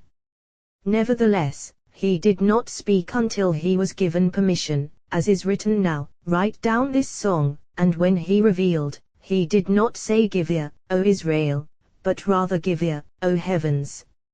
Rabbi Yos said it is written this song. Now, is it called a song? Rabbi Yitzhak replied certainly, a song. Just as a song is drawn by the Holy Spirit from above to below, so here these words were drawn by the Holy Spirit from above to below. Therefore Moses uttered a song. All this Moses spoke, and he called to those above before uttering a word, as is written give ear, O heavens. Why all this? For the name of Jehovah do I call. Before he spoke a word, all the worlds shook. It has been taught at the moment when Moses said give ear, O heavens, the worlds trembled. A voice issued, saying, Moses, Moses, why are you shaking? All you are the son of a human being, yet because of you, worlds tremble. Moses opened, saying, for the name of Jehovah do I call. At that moment, they subsided and listened to his words. Idrazatah. The small assembly. It has been taught on that day when the companions gathered in the house of Rabbi Shimon, and he was arranging his affairs to depart from the world, and before him were his son, Rabbi Elazar, Rabbi Abba, and the rest of the companions, and the house was full. Rabbi Shimon raised his eyes and saw that the house was filled. Rabbi Shimon wept and said, the other time when I was on my sickbed, Rabbi Pena's son of Yair was in my presence. And while I was selecting my place, they extended my life until now. When I returned, fire was whirling in front of me. It has never ceased, and no person has entered without permission. Now I see that it has ceased, and look, the house is filled. As they were sitting down, Rabbi Shimon opened his eyes and saw what he saw. Fire whirled through the house. They all left. Rabbi Elazar and Rabbi Abba remained. The rest of the companions sat outside. Rabbi Shimon said to Rabbi Elazar, his son, go out and see if Rabbi Yitzhak is here, for I have been surety for him. Tell him to arrange his affairs and return to me. Happy is his share. Rabbi Shimon rose and sat down. He laughed aloud, saying, where are the companions? Rabbi Elazar rose and brought them in, and they sat before him. Rabbi Shimon raised his hands and offered a prayer, and was joyful. He said, those companions who were present at the threshing house will convene here. They all left. There remained Rabbi Elazar, his son, Rabbi Abba, Rabbi Yehuda, Rabbi Yo son of Rabbi Yaakov, and Rabbi Ea. Just then, Rabbi Yitzhak entered. Rabbi Shimon said to him, how fine is your share, how much joy is destined to be added to you today. Rabbi Abba sat behind his back, and Rabbi Elazar in front of him. Rabbi Shimon said, this hour is an hour of favor, and I want to enter without shame into the world that is coming. Here, holy words that I have not revealed until now, I wish to reveal in the presence of Shekinah before they say that I departed deficiently. This is why they were concealed in my heart, to enter with them into the world that is coming. I will arrange you like this. Rabbi Abba will write, Rabbi Elazar, my son, will repeat, and the rest of the companions will meditate in their hearts. Rabbi Abba rose from behind his back, and Rabbi Elazar, his son, remained seated.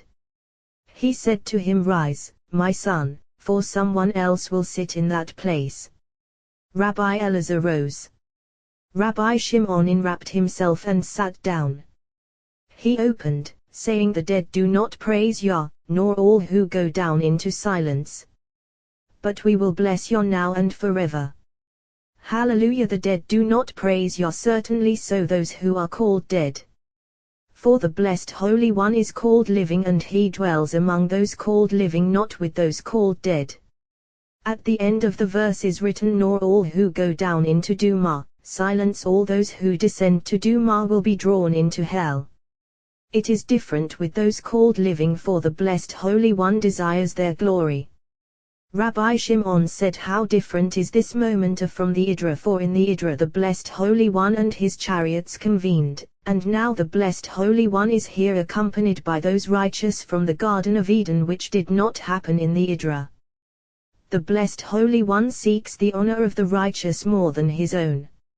As is written concerning Jeroboam, who was offering incense to idols and worshipping them, but as soon as he stretched out his hand against Iddo the prophet, it is written, his hand withered. Kings, this is not written because he worshipped idols, but because he stretched out his hand against the prophet. And now, the blessed Holy One seeks their honor, and they are all coming with him. He said, look, here is Rav Hamnuna Sava, surrounded by 70 elders adorned with crowns, each one shining from the lustrous splendor of the Holy Ancient One, concealed of all concealed, for he is coming to hear, enjoy these words that I will speak.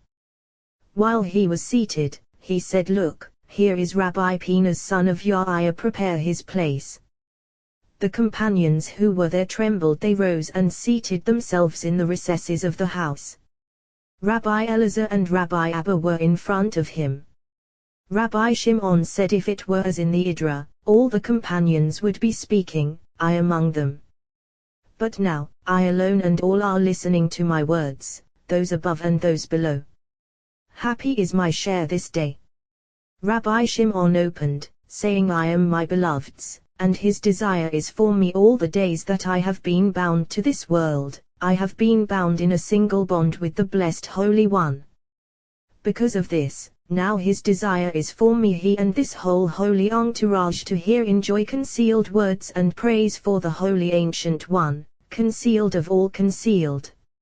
Separated from all, yet not separate, for all are joined to it, and it is joined to all. It itself is all ancient of ancients, concealed of all concealed. Arrayed and not arrayed. Arrayed in order to sustain all, not arrayed, for it cannot be found. When arrayed, it produces 9 radiances, flashing from its array. Those radiances go flashing and spreading in every direction like a lofty lamp, from which lights spread in every direction, yet when one draws near those spreading lights to perceive them, nothing can be found but the lamp alone. So is the Holy Ancient One supernal lamp, concealed of all concealed. Nothing can be found except for those spreading radiances, revealed and hidden. They are called the Holy Name, and therefore all is one. As for what our colleagues have said in the ancient books, that these are rungs created in the Holy Ancient One, who is revealed through each one of them, for they are the Holy Ancient One's enhancements, now is not the time for these matters, since I have already discussed them in the Holy Idra. I have seen what I did not know was so, and the word has been concealed in my heart. Now I alone will testify before the king and all these truly virtuous ones who have come to hear words. The white skull of the head has neither beginning nor end, a calendar of its balsam, expanding and glowing, from which the righteous inherit 400 worlds of yearning in the world that is coming. From this calendar of balsam, which is the white skull, drips dew every day to that Zedia Anpin, to the place called heaven. Thereby the dead are destined to be revived in the time to come, as is written, may God give you of the dew of heaven, his head is filled, and the whole apple orchard receives trickles of that dew. This Holy Ancient One is concealed and hidden away, and concealed supernal wisdom is found and is not found in that skull. Surely in this Ancient One, nothing is revealed but the head alone, for it is head of all heads. The beginning of that supernal wisdom is concealed within it, and it is called supernal brain, concealed brain, a brain that is tranquil and quiet, and no one knows it except itself. 3 heads are engraved, one within the other, one above the other. One head is concealed wisdom, covered and unopened. This concealed wisdom is head of all heads of other wisdoms. The supernal head is the Holy Ancient One, concealed of all concealed. The head of all heads, a head that is not a head. It is unknown and unknowable what is inside this head, since it can be grasped by neither wisdom nor understanding. To this is applied flee to your place the living beings darting back and forth, therefore the Holy Ancient One is called Ayin, nothingness, since Ayin depends upon it. All those hairs and all those strands hang from the concealed brain, all of them symmetrically smooth, and the nape is not seen. All because this Ancient One is unified, all is in joy, never changing from compassion. It is found in 13, for this concealed wisdom divides within it 3 times into 4, and he, the Ancient One, contains them, reigning over all. One path shining in the middle of the hairs issuing from the brain is the path by which the righteous shine in the world that is coming. As is written, the path of the righteous is like gleaming light. Of this is written, then you will delight upon Jehovah. From this path shines all other paths that depend on Zedia Anpin. This Ancient One is Sava de Savin, eldest of elders, origin of origins, supernal crown on high, by which all crowns and diadems are adorned. Lamps are illumined, glowing, and he himself is the supernal lamp, hidden, unknown. All other lamps are kindled and illumined by him. This Ancient One exists with 3 heads, which are comprised in one head, and that supernal head is above. Since the Holy Ancient One is marked by 3, all other shining lamps are in 3s. Furthermore, the Holy Ancient One is marked by 2, entirety of the Ancient One by 2, highest crown of all, above head of all heads, and the one above this, who is not known. Similarly, all the other concealed lamps are in 2s. Furthermore, the Ancient One is marked and concealed by 1, he is one and he is all. So all the other lamps are linked, turning into one, they are one, and that is all. The forehead that is revealed in the Holy Ancient One is called Ratsan, will. For this supernal head concealed on high, unknown, extends one potentate, mild and beautiful, that is included in the forehead. Since it is the will of all wills, it is arrayed in the forehead, revealed in luster. When this is revealed, will of wills prevails through all worlds, and all prayers below are accepted, and the face of Zedia Anpin shines, and all is in compassion. Because all judgments are hidden away and subjugated, on Sabbath at the time of minor, which is when all judgments are aroused, this forehead is revealed, all judgments are subdued, and compassion prevails. So Sabbath is without judgment, both above and below. Even the fire of hell sinks in its place, and the wicked have rest. Therefore a soul of joy is added on Sabbath, and a person should rejoice in 3 Sabbath meals, for all faith, entirety of faith is found therein. A person should arrange and eat 3 meals of faith, rejoicing in them.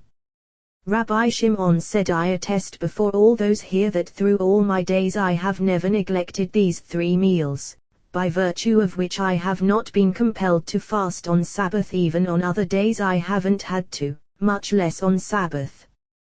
For whoever attains them attains complete faith.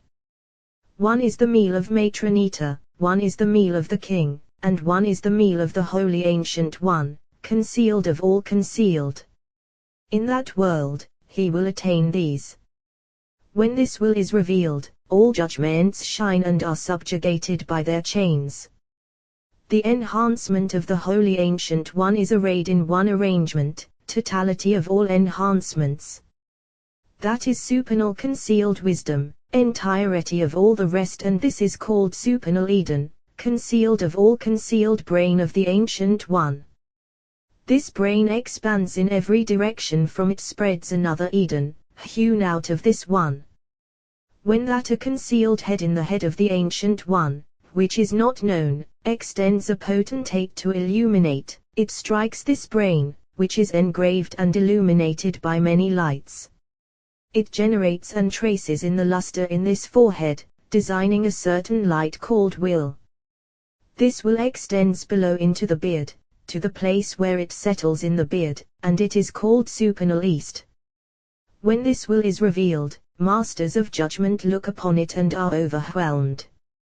The eyes of the head of the Holy Ancient One too, equivalent to one watching constantly, never sleeping, as is written, behold, he neither slumbers nor sleeps, the guardian of Israel, holy Israel. Therefore, no brows over the eye, nor eyelid. That brain is engraved and shines with 3 whites of the eye. In this white, the eyes of Zedia Anpin bathe, as is written, bathing in milk for the primal white, and the other whites bathe and illumine the other lamps. The brain is called fountain of blessing, the fountain from which all blessings derive. Since this brain glows with 3 whites of the eye, it is called he that has a good eye Yevarak, will be blessed. Blessing depends on it, for in the brain are revealed the whites of the eyes. When this eye gazes upon Zedia Anpin, all worlds are in joy. This eye is right, eyes of the one below are right and left, 2 of 2 colors. In the concealment of the book we have learned that there is higher Yod and lower Yod, higher he and lower he, higher Vov and lower Vov. All these higher ones depend upon the Ancient One, and the lower ones are in Zedia Anpin, not dependent but actually there. They are dependent on the Ancient One, for the name of the Ancient One is concealed from all and cannot be found, but these letters are dependent on the Ancient One so that all those below may exist, for otherwise they would not. Therefore the holy name is concealed and revealed that which is concealed, corresponding to the Holy Ancient One, concealed of all, and that which is revealed, for the sake of the one revealed, dependent on Zedia Anpin. Consequently, all blessings require the concealed and the revealed. These concealed dependent letters surely depend upon the Ancient One, depending upon the skull, forehead, and eyes. Why is Yod dependent to sustain Yod below? The nose. In this nose, through the nostril of an Umwa within, blows the breath of life to Zedia Anpin. And in this nose, in the nostril of an Umwa, is suspended he, sustaining another he below. This breath issues from the concealed brain and is called breath of life. By this breath, people are destined to know wisdom in the time of King Messiah, as is written, the breath of Jehovah will alight upon him, a breath of wisdom and understanding. This nose is life on all sides, complete joy, tranquility, health. Whereas the nose of Zedia Anpin is as we have established, for it is written smoke rose from his nostrils Samuel, while here is written for my praise, Etam, I restrain the nose, for you. In the book of Agata of Ravyavasava, he established he in the mouth. But the he here is not established so, nor do we need it, although it amounts to one. Yet, upon he judgment depends, and judgment depends upon the nose, and it is written smoke rose from his nostrils. The root of wrath depends upon the nose. All the enhancements of the Ancient One are arrayed in the calm and concealed brain. All the enhancements of Zedia Anpin are arrayed in the lower brain, as is written, all of them you made in wisdom, it is surely the principle of all. What is the difference between he and he? From this he is aroused judgment, whereas that he compassion within compassion. In the beard of the Holy Ancient One hangs all, glory of all. It is called Mazala, flowing destiny, of all. From that beard Mazala, most glorious of all, flow those above and those below. All gaze upon that Mazala. Upon this Mazala depends the life of all, upon this Mazala depend heaven and earth, rains of favor, nourishment of all. By this Mazala, watching over all. Upon this Mazala depend all higher and lower forces. 13 flows of fine anointing oil derive from the beard of this glorious Mazala, and they all stream to Zedia Anpin. Do not say all, rather, 9 of them appear, to subdue judgments. When this Mazala hangs evenly to the navel, all holiest of holies depend upon it. In this Mazala spreads an expansion of the supernal vaporous cluster, that head of all heads, who is unknown and unrecognized, not known by those above or those below. Thus all depends upon this Mazala. In this beard the 3 heads that I mentioned expand, all converging in this Mazala and appearing there. So all that is most precious depends upon this Mazala. These letters dependent on this Ancient One are all suspended in this beard and converge in this Mazala, suspended there, to sustain other letters. For if these letters did not ascend, those other ones would not endure. Therefore, when the need arose, Moses said, Yehovah, Yehovah twice, a pausal sign interposing between them, for all depends upon Mazala. By this Mazala, those above and those below are put to shame, cringing before it. Happy is the share of one who attains this. This Holy Ancient One, concealed of all concealed, is not mentioned and is not found. Since it is the highest head of all those above, only a single head without a body is mentioned, sustaining all. This is hidden, concealed, and treasured away from all. Its enhancements are arrayed in that most concealed brain, which expands, arranging all, and supernal East emerges. Supernal East expands and arranges, and all is included in this concealed brain. When the whiteness of this radiance is arrayed, the one that strikes this brain, and it is illumined.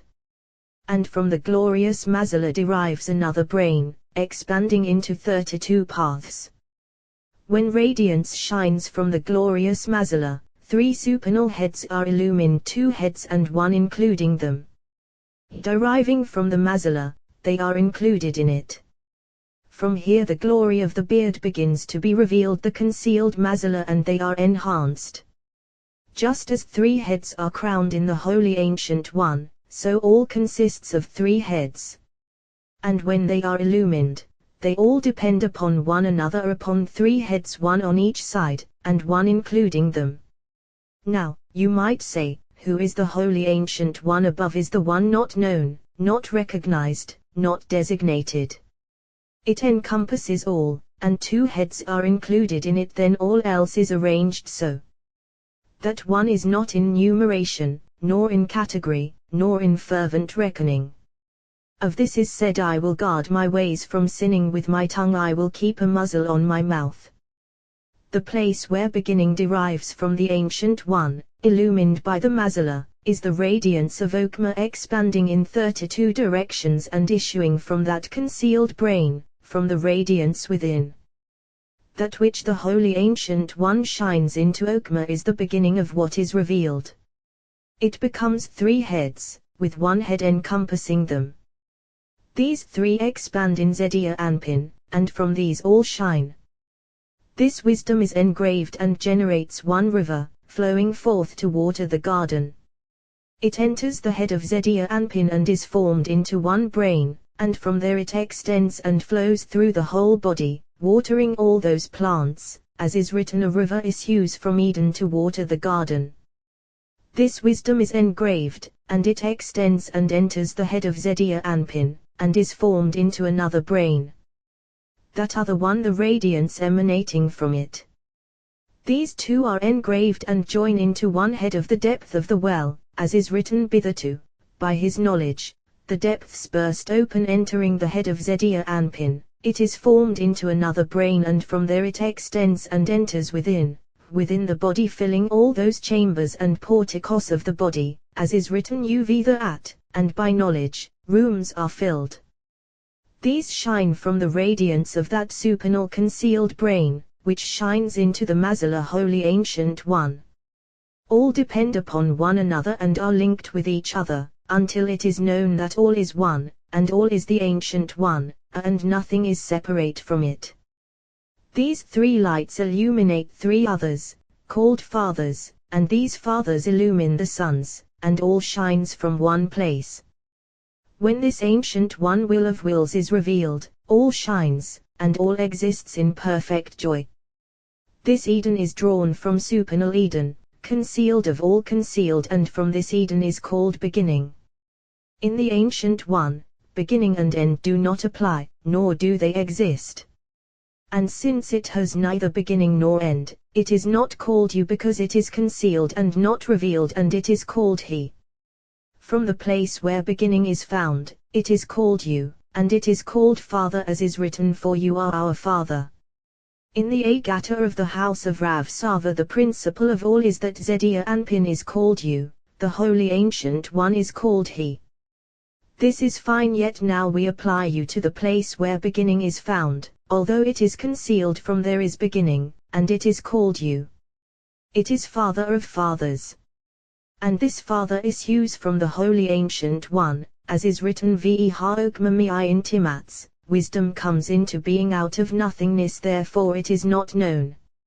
Elohim understands its way, really however, and he knows its place, really, and of course, its way, and of course, that wisdom concealed in the Holy Ancient One.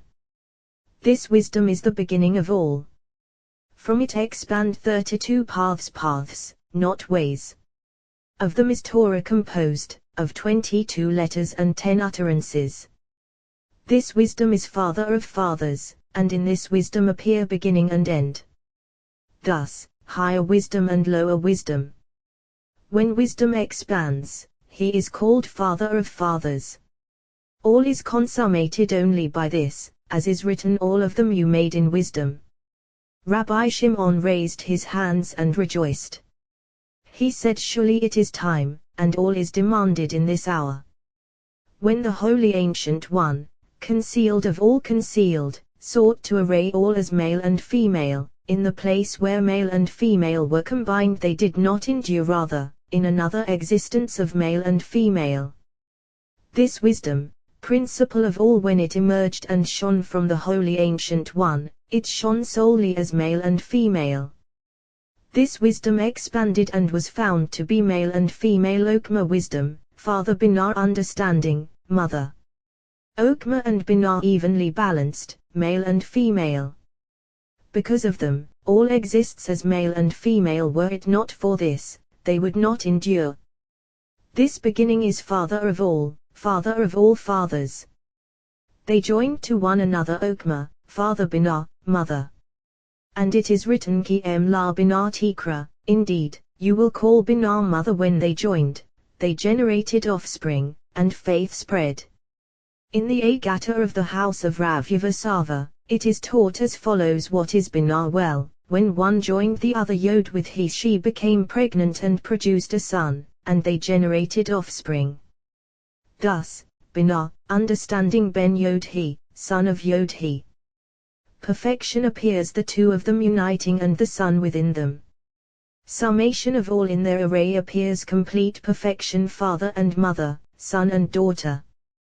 These matters have been conveyed only to the holy ones of the Most High, who have entered and emerged, who know the ways of the Blessed Holy One, who do not deviate from them to the right or the left, as is written, for the ways of Jehovah are right, the righteous walk in them, while transgressors stumble in them. Hosea, happy is the share of one who is worthy of knowing his ways and not erring in them, for these matters are concealed, and the holy ones of the Most High are illumined by them as one is illumined by the radiance of a lamp. These matters have not been transmitted to anyone who has not entered and emerged, for whoever has not entered and emerged, better for him if he had never been created, for it is revealed before the Holy Ancient One, concealed of all concealed, that these words shine in my heart in the fullness of love and awe of the Blessed Holy One. And as for these sons of mine here, I know that they have entered and emerged from these matters, though not all of them. Now they have been illumined completely, as should be. Happy is my share with them in that world. Rabbi Shimon said, all that I have said about the Holy Ancient One, and all about Zedia Anpin, is all one. It is all one entity with no separation pertaining. Blessed be He, blessed be His name forever and ever. This beginning, called Father, is included in Yod, which depends upon the Holy Mazala. So it is the most concealed of all letters. Yod includes other letters. Yod, beginning and end of all. And that river flowing forth is called the world that is coming constantly and never ceasing. This is the delight of the righteous, attaining this world that is coming constantly to the garden, ceaselessly. Of it is written, like a spring whose waters do not fail, that world that is coming is created by Yod, as is written, a river issues from Eden to water the garden. Yod includes two letters. In the Agata of the house of Rav we have learned Vov, Dele included in Yod. Well, the planting in the garden is called Vov, Dele the garden is called Vov, and there is another garden, which is Dele, and Dele, which is watered by this Vov. This corresponds to the mystery that is written, a river issues from Eden, who is Eden supernal wisdom, which is Yod. To water the garden Vov. And from there it divides and becomes 4 riverheads Dele. All is included in Yod. Therefore it is called Father of all, Father of fathers. It is called beginning of all, house of all, brain Yod, beginning and end of all, as is written, all of them you made in wisdom. In its place it is not revealed and is not known. Once it conjoins with Mother, it is hinted at within Mother. So Mother is principle of all known and alluded to. Beginning and end of all is called wisdom, in which is concealed totality of all, totality of the holy name. Until now, I have hinted and not spoken, all these days. But now, aspects are carved. Yod is composed of this wisdom. He is Mother, whom we call Binah, understanding. Vov, he are 2 children adorned by Mother. We have already learned that Binah is composed of all Yod joining Mother, and they bring forth Bet, Nun Ben, a son. Thus, Binah father and mother, Yod, he Bet, Nun Ben, a son, amid them. Now she is called Tivuna, for all is included in these letters: Ben, Bat, son, daughter, who are Vov, he, all in one whole, namely Tivuna. In the book of Rav Hamnuna Sava it is said, the first enhancement revealed by King Solomon when he said, "Oh, you are beautiful, Rayati, my beloved," derives from here. The second enhancement he called bride, who is female below. As for those who say both of them refer to this female below, being free for interpretation, not so. For the first he is not called bride, whereas the last he is, at certain times, many times, since there are many times when the male does not unite with her and withdraws from her. Of then is written, "Do not approach a woman in her menstrual impurity at the time when the female is purified, and the male desires to unite with her, then she is called bride, a real bride. But as for this mother, the desire of them both is eternal. As one they emerge, as one they abide, one is not detached from the other, and one does not withdraw from the other. Therefore it is written, a river issues from Eden, issues, certainly, ceaselessly, and it is written, like a spring whose waters do not fail. Consequently it is written, Rayati, my beloved, abiding by Ayuta, in desire, in companionship, in complete oneness. But here, bride, for when the male comes to unite with her, she is a bride, coming as a real bride. Therefore Solomon described two enhancements of females. The enhancement of the first he concealed, since she is concealed, and the enhancement of the second he explained further, not concealing so much. Afterward he linked all praise to the one above, as is written, one alone is she to her mother, pure to her who bore her, because this mother is adorned with the crown of all, and the desire of Yod toward her never ceases. Into her domain has been given all liberation of slaves, complete liberation of all liberation of sinners, purifying all, as is written, for on this day he will effect atonement for you, to purify you, and it is written, you shall hallow the 50th year and proclaim release. For she is Jubilee, she shall be holy for you. What is Yovel? Jubilee, as is said, spreading its roots by Yuval, a stream on account of that river that is coming, flowing forth ceaselessly. It is written, Akim la binah tikra, indeed, you will call Binah mother and raise your voice la Tivuna, to discernment, since scripture says Binah, why does it say Tivuna? Well, all is as I said. Which of them is superior? Binah is superior to Tivuna. Binah father, mother, and son. Father, Yod mother, he Ben, son, amid them.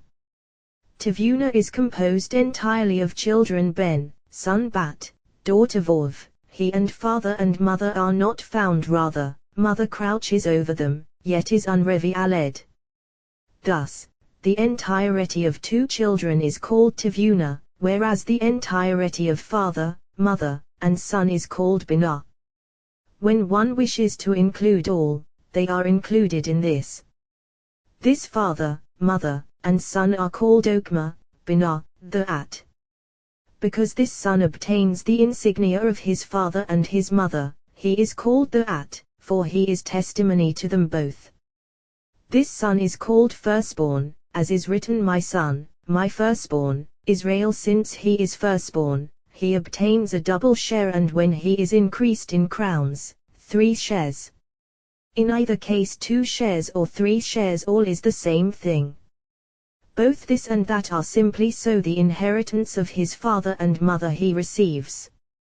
What is the inheritance? Crowns that were treasured away within them and bequeathed to this son. From the side of his father, there was one crown hidden within him called East, and from the side of mother, one crown called Gevurah. All of them adorn his head, and he grasps them. When this father and mother shine upon them, they are all called tefillin of the head. This son inherits all and obtains all, and this one gives to the daughter, and the daughter is nourished by him. In any case, from here we learn that the son inherits from his father and mother, not the daughter, and by him the daughter is nourished, as is written, there was food for all in him. Daniel. Now, if you say, all this and that are called righteous one and righteousness, they are as one, and all is one. This father and mother are enfolded in and joined with one another, father being more concealed. All is linked to the Holy Ancient One, dependent upon the Holy Mazallah, most glorious of all. This father and mother prepare the house, as I have said, as is written, by wisdom a house is built, and by understanding it is established.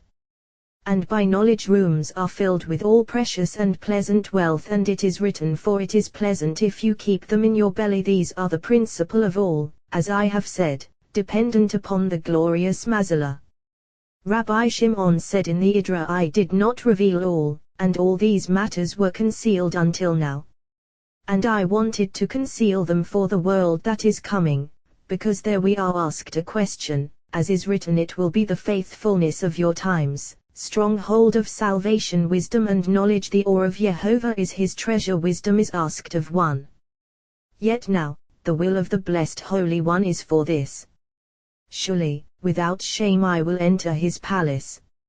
It is written, for elder Ot, a God of knowledge, is Jehovah Samuel. He is the at he inherits by the at all his palaces are filled, as is written uv the at, and by knowledge, rooms are filled. Therefore, the other the at is not revealed, for it flows secretly within him and is included in the brain, in the whole body. For elder Ot, a God of knowledge.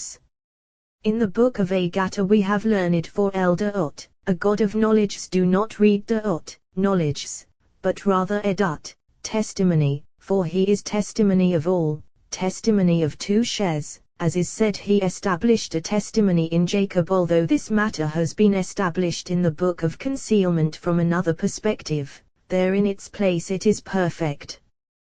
Thus all is fine and it is all, when the matter is concealed. This father and mother encompass all, concealed within them, and they are concealed in the holy Mazallah, ancient of all ancients. In him they are concealed, in him they are included. He is all is he. Blessed be he, blessed be his name forever and ever. All the words of the Idra are fitting, and all of them are holy words, words that do not deviate to the right or to the left. All of them, words concealed for those who have entered and emerged, and all are so. Until now these words have been concealed, for I feared to reveal. Now they have been revealed, yet it is revealed before the Holy Ancient One that I have not acted for my own glory or for the glory of my Father's house, but rather so that I will not enter his palace in shame.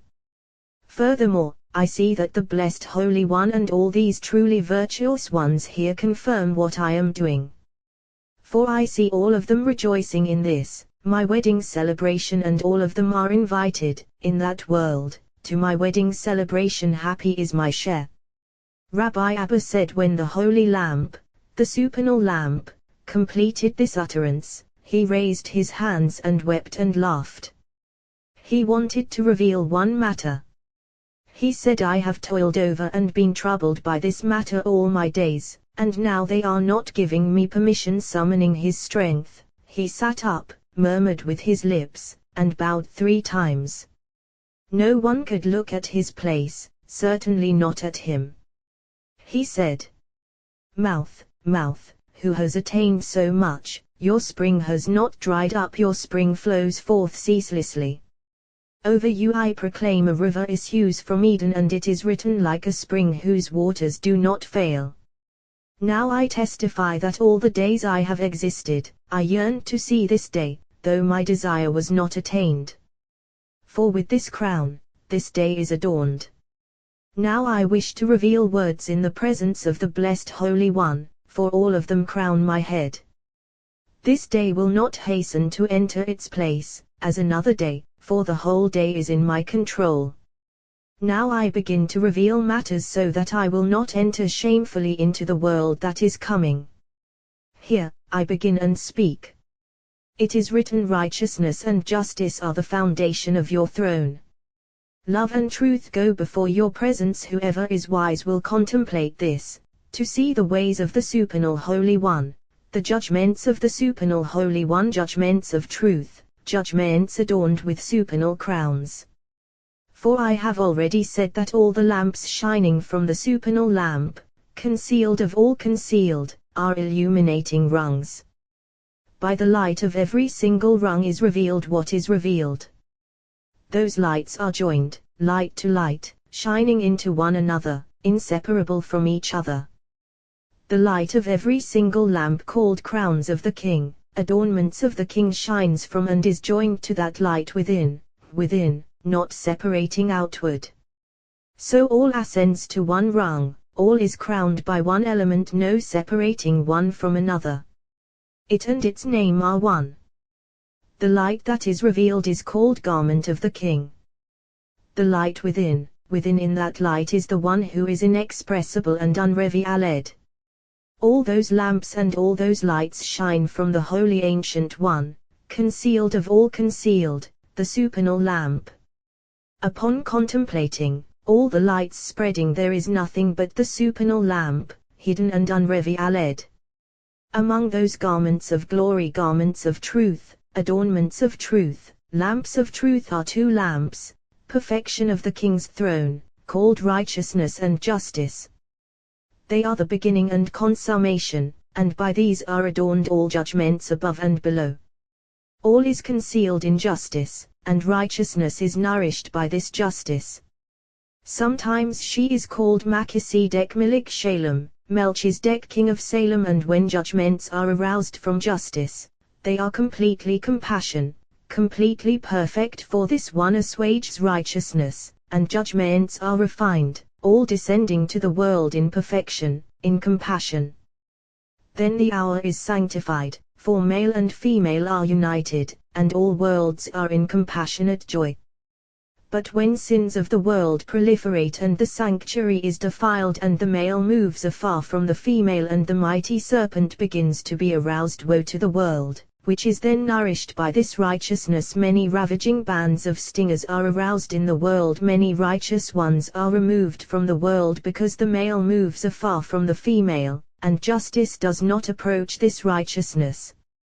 Of this is written, some are swept away without justice, for justice is far from righteousness, who is not assuaged, and righteousness suckles from another place. Of this King Solomon said, everything have I seen in the days of my breath, a breath of the breaths above, called faces of the King. The phrase my breath refers to righteousness, the holy kingdom, for when she is aroused in her judgments, it is written, a righteous one perishing in his righteousness. Why? Because justice has moved afar from her, and so, some are swept away without justice. When a sublime virtuous person is found in the world, a beloved of the blessed Holy One, even when righteousness is aroused, the world can be saved for his sake. The blessed Holy One seeks to honor him, so he does not fear a judgment. But if that virtuous one does not remain steadfast and becomes afraid, then even justice he fears and cannot endure, how much more so, righteousness.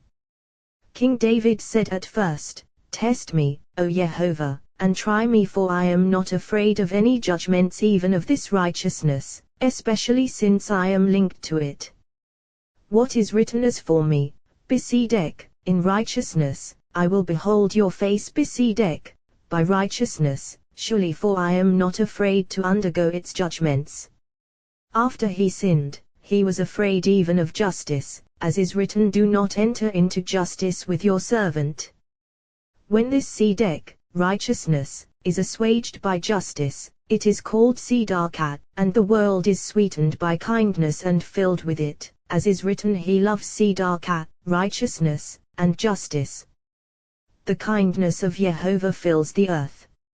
I testify that all my days I have been distressed for the world, that it not encounter the judgment of righteousness and be consumed by its flames, as is written, she eats and wipes her mouth, and says, I have done no wrong. From here on, everyone is in the mouth of a deep pit. Now, surely in this generation there are righteous ones, yet there are few who will rise to defend the flock from all four directions. Until here, words have been interlinked and matters concealed in the Holy Ancient One, concealed of all concealed, have been expounded, how these are connected with those. From here on, matters of Zedia Anpin, those not revealed in the Idra, those concealed in my heart and not arranged there. Until now, words have been concealed, yet all clear. Happy is my share and that of those who receive this inheritance, as is written, happy the people who has it so, happy the people whose God is Jehovah. As I have established, father and mother are linked to the Ancient One, to its enhancements, for they depend upon the most concealed brain and are connected with it. Even though the Holy Ancient One is arrayed alone, when matters are contemplated, all is the Ancient One alone, it is and it will be, and all these enhancements are linked with it, concealed within it, inseparable from it. The concealed brain is not revealed and does not depend upon it. Father and mother issue from this brain, depend upon it, and are linked with it. Zedia Anpin depends upon the Holy Ancient One and is linked with it. I have already established these matters in the Idra. Happy is the share of one who has entered and emerged and knows the ways, not deviating to the right or to the left. As for one who has not entered and emerged, better for him if he had never been created. And it is written, for the ways of Jehovah are right, the righteous walk in them, while transgressors stumble in them. Hosea. Rabbi Shimon said, all my days I have been contemplating, and behold, this verse in Jehovah does my soul glory. Let the humble hear and rejoice. And now the whole verse is fulfilled. In Jehovah tithel el nafshi, does my soul glory surely, for my soul is joined to him, kindled by him, cleaving to him, striving, and by this striving, it will ascend to its place. Let the humble hear and rejoice, all these righteous and virtuous ones who have come with the blessed Holy One, all of them are listening and rejoicing. Behold now, the Holy Academy thus, exalt Jehovah with me, let us extol his name together. It is written, for look, the kings have assembled, passed onward together, as is written, these are the kings who reigned in the land of Edom, in the place where judgments adhere. Passed onward together, as is written, and so died. And so died. And so reigned in his stead. It is they who have seen and so been astounded, they were terrified, panicked, for they did not endure in their places, since the adornments of the king had not been arrayed, and the holy city and its walls had not been prepared, as is written, as we heard, so we see, in the city of Jehovah Sivaot, in the city of our God. May God make it stand firm forever, Selah, for none of them endured, but this one endured now alongside the male, who dwelt with her, as is written, and Hadar reigned in his stead. The name of his city was Pau, and the name of his wife was Mehetabel, daughter of Matrid, daughter of Mizarhab, waters of gold, surely, as we have established in the Idra. Actually, in the book of Agatta of Rav Hamnuna, it is said, and Hadar reigned in his stead. Hadar, surely, as is said, fruit of Etz Hadar, a majestic tree, and the name of his wife was Mehetabel, as is said, fronds of palms, and it is written, the righteous one flourishes like a palm tree, for it is male and female. This one is called daughter of Matrid, daughter of the place that all Itardin are engrossed in trying to grasp. It is called father, and it is written, no human knows its worth, and it cannot be found in the land of the living. Alternatively, daughter of mother, to whose side judgments adhere, Tardin, harassing all. Daughter of Mizarhab, waters of gold, suckling from two faces, shining in two colors, in love, in judgment. Before the world was created, they did not gaze face to face, and therefore primordial worlds were destroyed, and primordial worlds were fashioned in disarray. That which is disarrayed is called flashing sparks, like a blacksmith pounding an iron tool, scattering sparks in every direction, and those flying forth flash and scintillate and are immediately extinguished. These are called primordial worlds. Thus they were destroyed and did not endure, until the Holy Ancient One was arrayed and the artisan proceeded to his artistry. Regarding this, we have learned in our Mishnah that a spark emitted scintillas upon scintillas in directions, and those scintillas are called primordial worlds, which immediately perished. Afterward the artisan proceeded to his artistry, and was configured as male and female, and these scintillas were extinguished and died, and now all endured. From the lamp of adamantine darkness issued a spark, a mighty hammer striking, scattering scintillas, primordial worlds. It mingled with pure air, and they were sweetened by one another when father and mother united. That father is spirit treasured away in the Ancient of Days. In him was concealed this air, absorbing the spark that issued from the lamp of adamantine darkness, and was hidden in the belly of mother. When the two of them conjoined, merging with one another, a single mighty skull emerged, expanding in its directions, one to this side, and one to the other. Just as the Holy Ancient One includes 3 heads in one, so all is arranged with 3 heads, as I have said. Into this skull drips dew from the white head, which it catches. That dew appears in 2 colors, and from it is nourished the holy apple orchard. From this dew of the skull, manna is ground for the righteous for the world that is coming, and by it the dead are destined to be revived. The manna issuing from this dew never appeared except at the time when Israel wandered in the wilderness, and the Ancient of All nourished them from this place, which never happened afterward. As is written, look, I am about to rain down for you bread from heaven, as is said, may God give you of the dew of heaven. This pertains to that time. As for other times, we have learned human sustenance is as difficult for the Blessed Holy One as splitting the Red Sea. In fact, it depends upon Mazala, destiny upon Mazala. Surely in any case, children, life, and sustenance do not depend on merit but on Mazala. All depends upon this Mazala, as we have established. 90 million worlds journey with this skull and are supported by it, and this pure air is included in all. Since it is composed of all, and all is included in it, his face expands in 2 directions in 2 lights, comprising all. When his face gazes upon the face of the Holy Ancient One, all is called Irikapin, long-suffering, vast countenance. What is meant by Irikapin, healing countenance? For there is no healing in the world except when they gaze face to face. In the hollow of the skull shine 3 lights. If you say 3, there are 4, as I have said, the inheritance of his father and mother, and their 2 treasures. All of these adorn his head, and they are tefillin of the head. Afterward they join at his sides, shining, and enter the 3 cavities of the skull, and each one emerges in its direction, spreading throughout the body.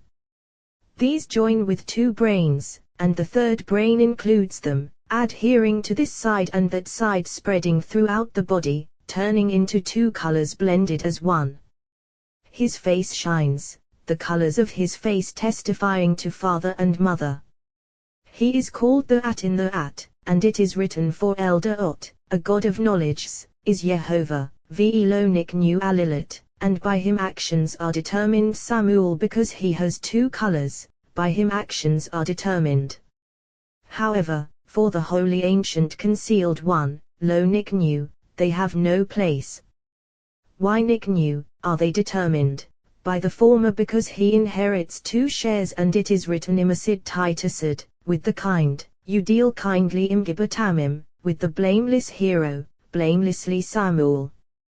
Truly have the companions established what is written, Vayigd Yaakov, Jacob told, a Rachel Vayigd, he told, we have already established this Vayigd, he told, you his covenant Higati, I have told, today to Yehovah your God ask your father, Ve'yigideka, and he will tell you, gather round, Ve'yagidat, that I may tell you. All of these allude to wisdom, so Amra, saying, is not written.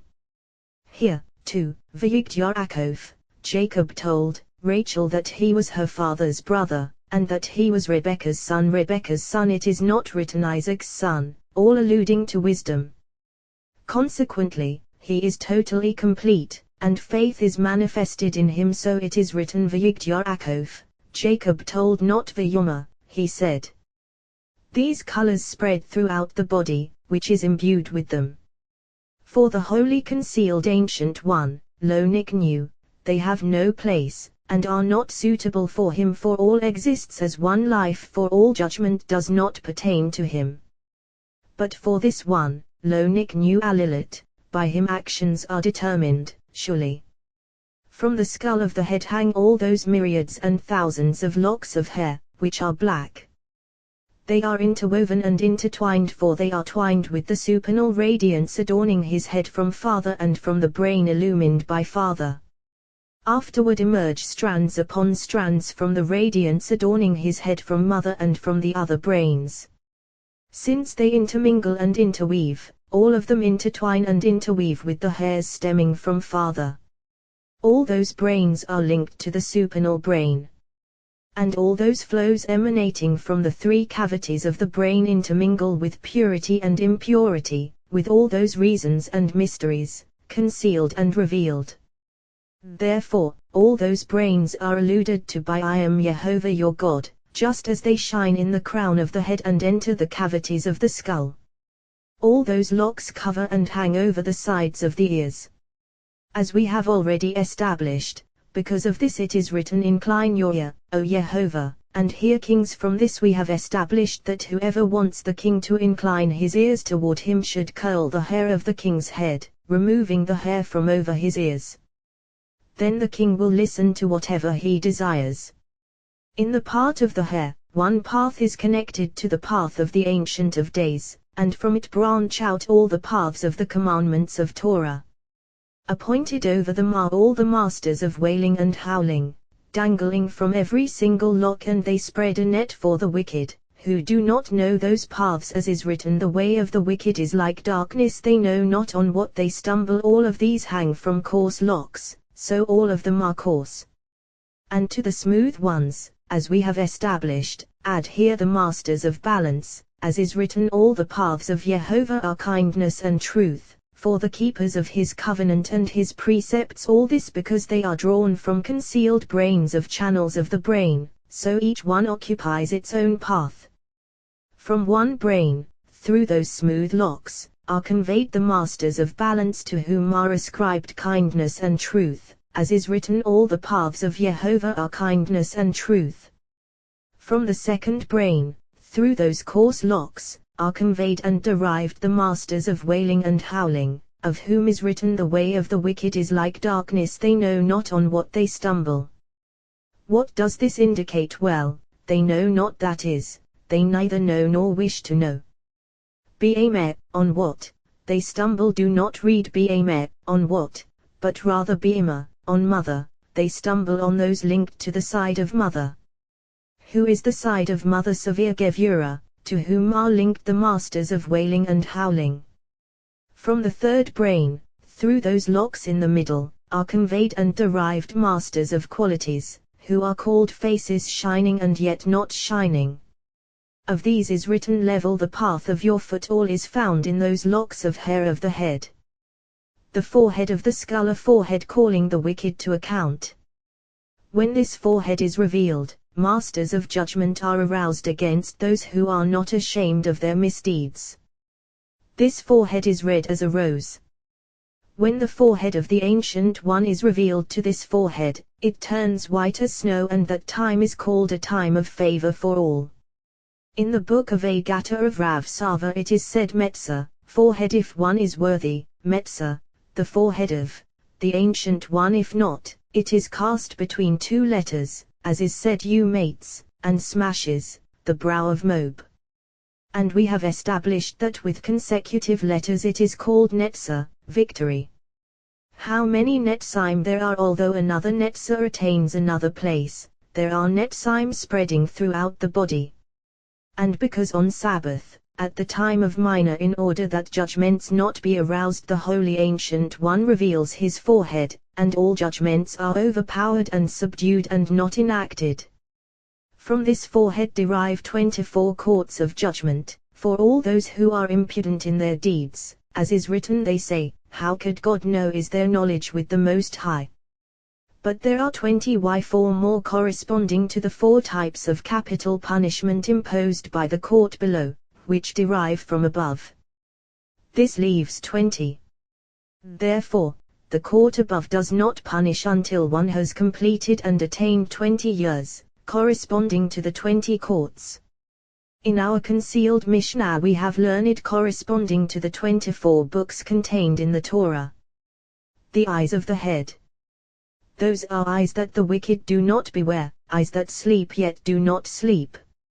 So of them is written, his eyes are like doves. What is meant by yonim, doves? As is said, low tone, you shall not deceive one another. Concerning this is written, they say, Yah will not see, and the God of Jacob will not heed. And it is written, who plants the ear, will he not hear? Who fashions the eye, will he not look? The enhancement above the eye hairs measured proportionately.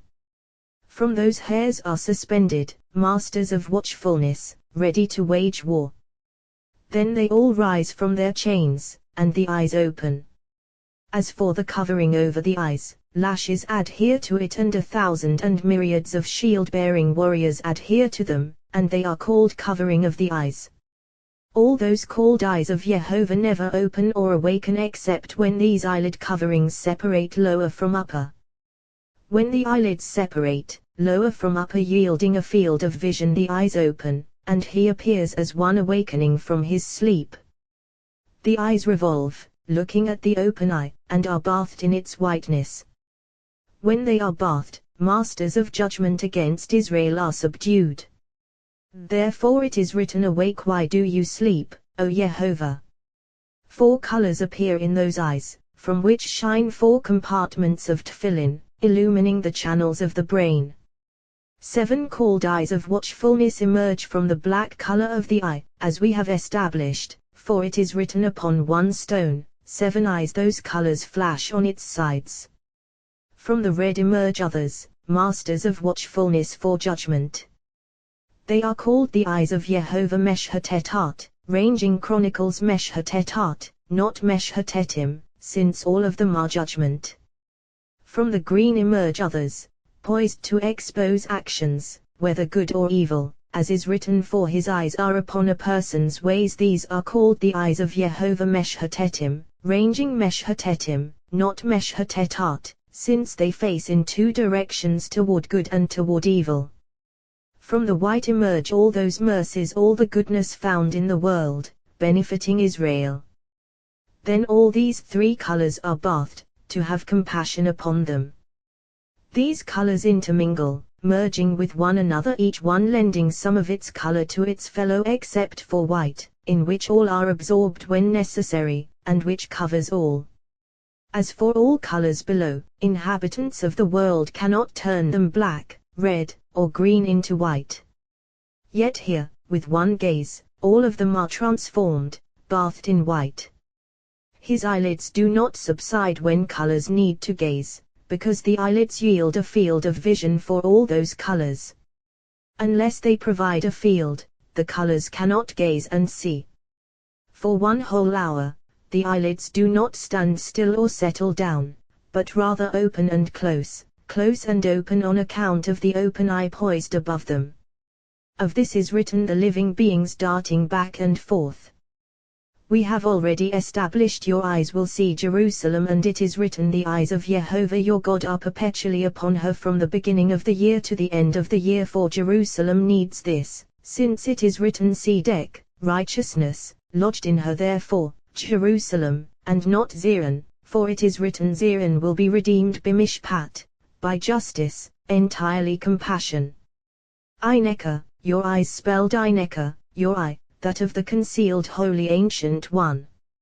Now, the eyes of Jehovah your God, for good and for evil, fittingly, but then, your eye will see Jerusalem entirely for good, entirely in compassion, as is written, with great compassion will I gather you. The eyes of Jehovah your God are perpetually upon her, Mirishit, from the beginning of the year to the end of the year, spelled without an aleph, and not Reshit, with an aleph, therefore, she does not endure abidingly, constantly. Who is she, this one below? And concerning above, it is written, he has cast down earth from heaven. Why has he cast down earth from heaven? Because it is written, I clothe the heavens in darkness, the eyes are covered with darkness, with the color black. Mirishit, from the beginning of the year. From what place do these eyes of Jehovah gaze upon Jerusalem? The verse goes on to explain Mirishit, from the beginning of the year, which is judgment, without aleph. Judgment is joined to her side, although she herself is not actually judgment. To the end of the year, at the end of the year, surely, judgment is found, for it is written, Tzedek, righteousness, lodged in her, which is the end of the year. Aleph on its own is called Rishon, first, male. In aleph is concealed and hidden what is not known. When this aleph is joined to another place, it is called Reshit, beginning. If you say that it is joined, no, rather, it is revealed in it, illumining it. Then it is called Reshit, beginning. Yet even with this Reshit, beginning, he does not gaze upon Jerusalem, for were it so, she would endure perpetually. Rather, it is written, Mirishit, from the beginning. And of the world that is coming, It is written Rishon, the first, shall say to Zion, Behold, here they are, and to Jerusalem I will send a herald. The nose of Zedia Anpin, enhancement of the countenance, the whole face is thereby recognized. This nose is unlike the nose of the Holy Ancient One, concealed of all concealed, for the nose of the Ancient One is life of life for all from its two nostrils, breath of life for all and life for all. Of this Zedia Anpin is written, smoke rose from his nostrils, consuming fire from his mouth Samuel. In this smoke intermingle all colors, to every single color adhere many masters of harsh judgment, mingling in that smoke. Therefore none of them are assuaged except by the smoke of the altar below. Of this is written, Yehovah smelled Ria Hanio, the soothing aroma. What is meant by Hanio? The soothing assuaging of the masters of judgment, Natrua, tranquility of spirit. It is not written Yehovah smelled the aroma of the sacrifice, but rather the soothing aroma, for all those powers linked to the nose, and all those linked to them, are assuaged. Countless powers join as one, as is written, who can declare the powers of Yehovah? From both nostrils of this nose issues fire, consuming all other fires from one nostril, smoke from the other nostril, fire. Both this and that are subdued on the altar by smoke and fire. This Holy Ancient One is revealed, and all is assuaged corresponding to what is said for my praise, Etam, I restrain the nose, for you. The nose of the Holy Ancient One is arik, long, and extended, so he is called Irik Apayim, long-nosed, long-suffering. This nose, however, is Zedia, short, and when smoke begins, it comes out hurriedly and judgment is executed. Who prevents this? The nose of the Ancient One. All as I have said in the Idra, and the companions were aroused. In the book of Rav Hamnuna Sava, he established these two nostrils as follows: from one, smoke and fire; from the other, tranquility and beneficent breath, for it includes right and left. For it is written, his aroma like Lebanon Hosea, and of the female is written, the aroma of your nose like apples. Now, if this is true of the female, all the more so of him he has spoken well. Regarding what I said, Yehovah smelled Ria Hanio, the soothing aroma, in two aspects. One, Yara, satisfaction, that the Holy Ancient One, concealed of all concealed, has been revealed, for this is satisfaction and assuagement of all. And the other, assuagement below, by that smoke and fire of the altar. Since this involves two aspects, it is written Hanio, and all pertains to Zedia Anpin. 2 ears to hear good and evil. Both of them are considered one, as is written, incline your ear, O Yehovah, and hear. Kings, the ear within, is entirely of winding design, so that the sound will be delayed in entering the brain, and the brain will discern it without haste. For anything done hastily is not in perfect wisdom. From these ears dangle all the winged beings, who carry sound from the world, and all of them are thus called ears of Yehovah, of whom is written, for a bird of heaven will carry the sound, and a winged being will tell the word, for a bird of heaven will carry the sound. This verse is difficult. What sound is there here? For the beginning of the verse reads, even in your mind revile not a king. It is written, in your mind and in your sleeping chambers revile not a rich man. Why? For a bird of heaven will carry the sound. Yet there is no sound. But surely, whatever a person thinks and whatever he imagines in his heart has no effect until he expresses it with his lips, even unintentionally. The word that he utters pierces the atmosphere, rising high, flying through the world, and becoming a voice. The winged beings grasp that voice and raise it to the king, and it enters his ears, as is written, Yehovah heard the voice of your words. Yehovah heard, and his nose fled. Therefore every prayer and every request that a person presents before the Blessed Holy One must be expressed as words on his lips, for if he does not bring them forth, his prayer is no prayer and his request is no request. As soon as words issue, they pierce the atmosphere, ascending, flying, and becoming a voice. They are grasped by the one who grasps, and he fastens them to the holy crown on the head of the king. From the 3 cavities of the brain drips a trickle to the ears, which is called a stream, as is said the stream of Kerit, Cherith kings, that is, Keruta, a channel, of the ears. The voice enters that winding spiral and is absorbed in that trickling river, then it is delayed there and tested to determine whether it is good or evil, as is written, for the ear tests words, and the palate tastes in eating. Why does the ear test words? Because the voice is delayed in that trickling river, in the winding spiral of the ears, and does not enter hurriedly. Thereby it is discerned as either good or evil. And the palate tastes in eating. Why the palate? Because the food is delayed there, not entering hurriedly into the body, so the palate tastes, distinguishing between sweet and bitter. Upon this cavity of the ears depend other cavities: the cavity of the eyes, the cavity of the mouth, the cavity of the nose. Some of that voice entering the cavity of the ears, if necessary, enters the cavities of the eyes, and tears flow from that voice.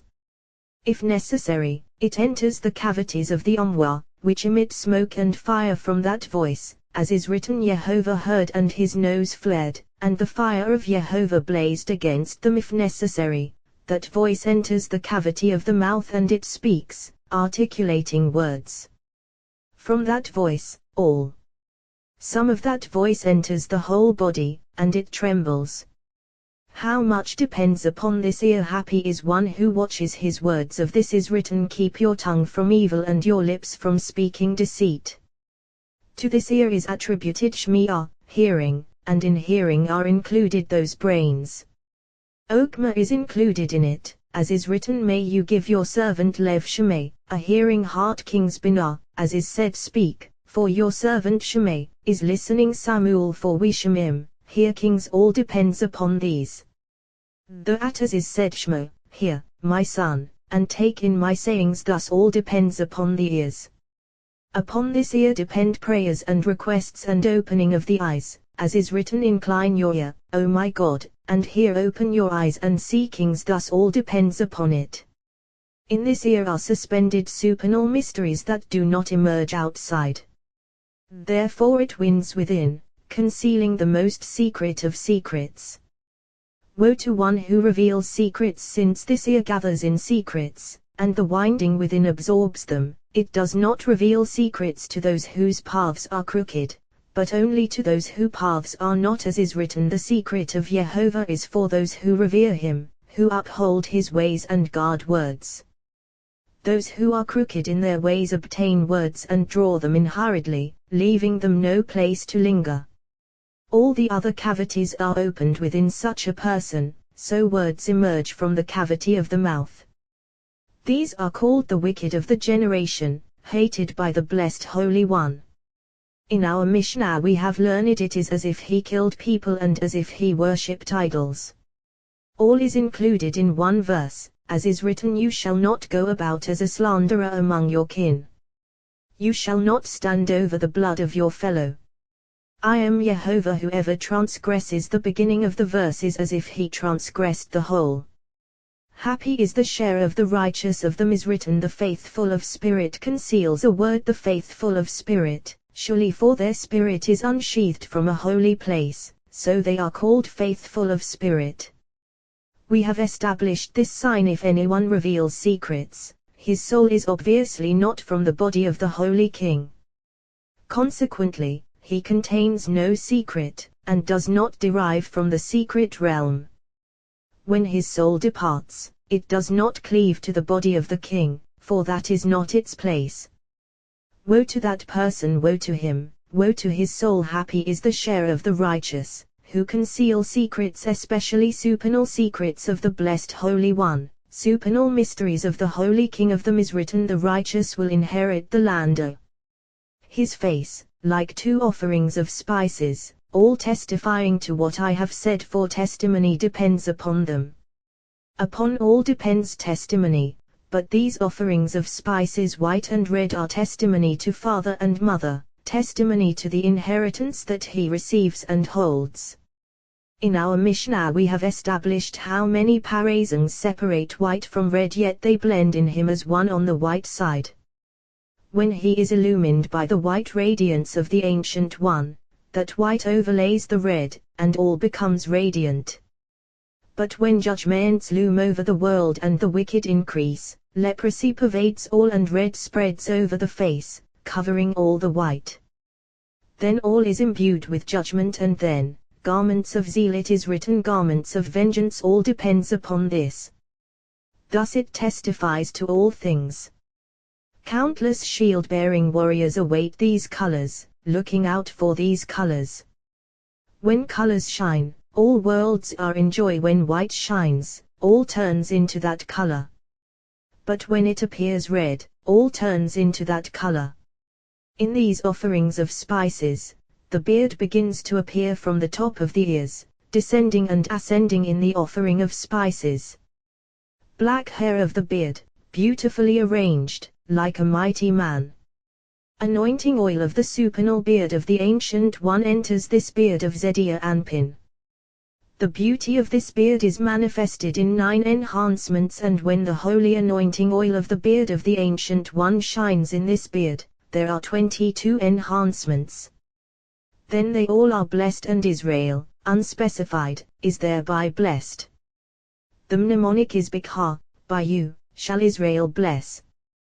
The enhancements of the beard we have established in the Idra. Here I wish to enter without shame. Regarding all the enhancements of the beard, we have established that they all derive from the enhancements of the beard of the Ancient One. And we have established in the Holy Idra 6 there are 9, they are called. As for the first enhancement, that spark from the lamp of adamantine darkness radiated, striking beneath the hair of the head, beneath the locks overhanging the ears, and descending in front of the opening of the ears to the top of the mouth. This enhancement originates in the Holy Ancient One only when the ancient holy Mazala streams, from which derives that spring of wisdom. When Mother flows, absorbing pure air, she obtains that white. The spark enters and emerges, one uniting with the other, and one enhancement is formed. When necessary, one rises above the other, one covered by another. So all is needed, one to take vengeance, the other to show mercy. Because of this, King David desired this beard, as we have established. In this beard appear 9 enhancements with 60,000 hanging from them, spreading throughout the body. 6 of these hang from the hair beneath the offering of spices, 3 on one side and 3 on the other. And from the precious splendor of the beard hang 3 others, 1 above the lips and 2 in that hair hanging down to the navel.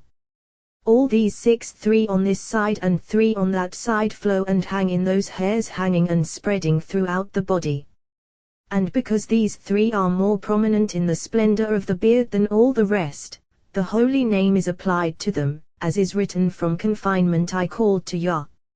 Yah answered me with expanse.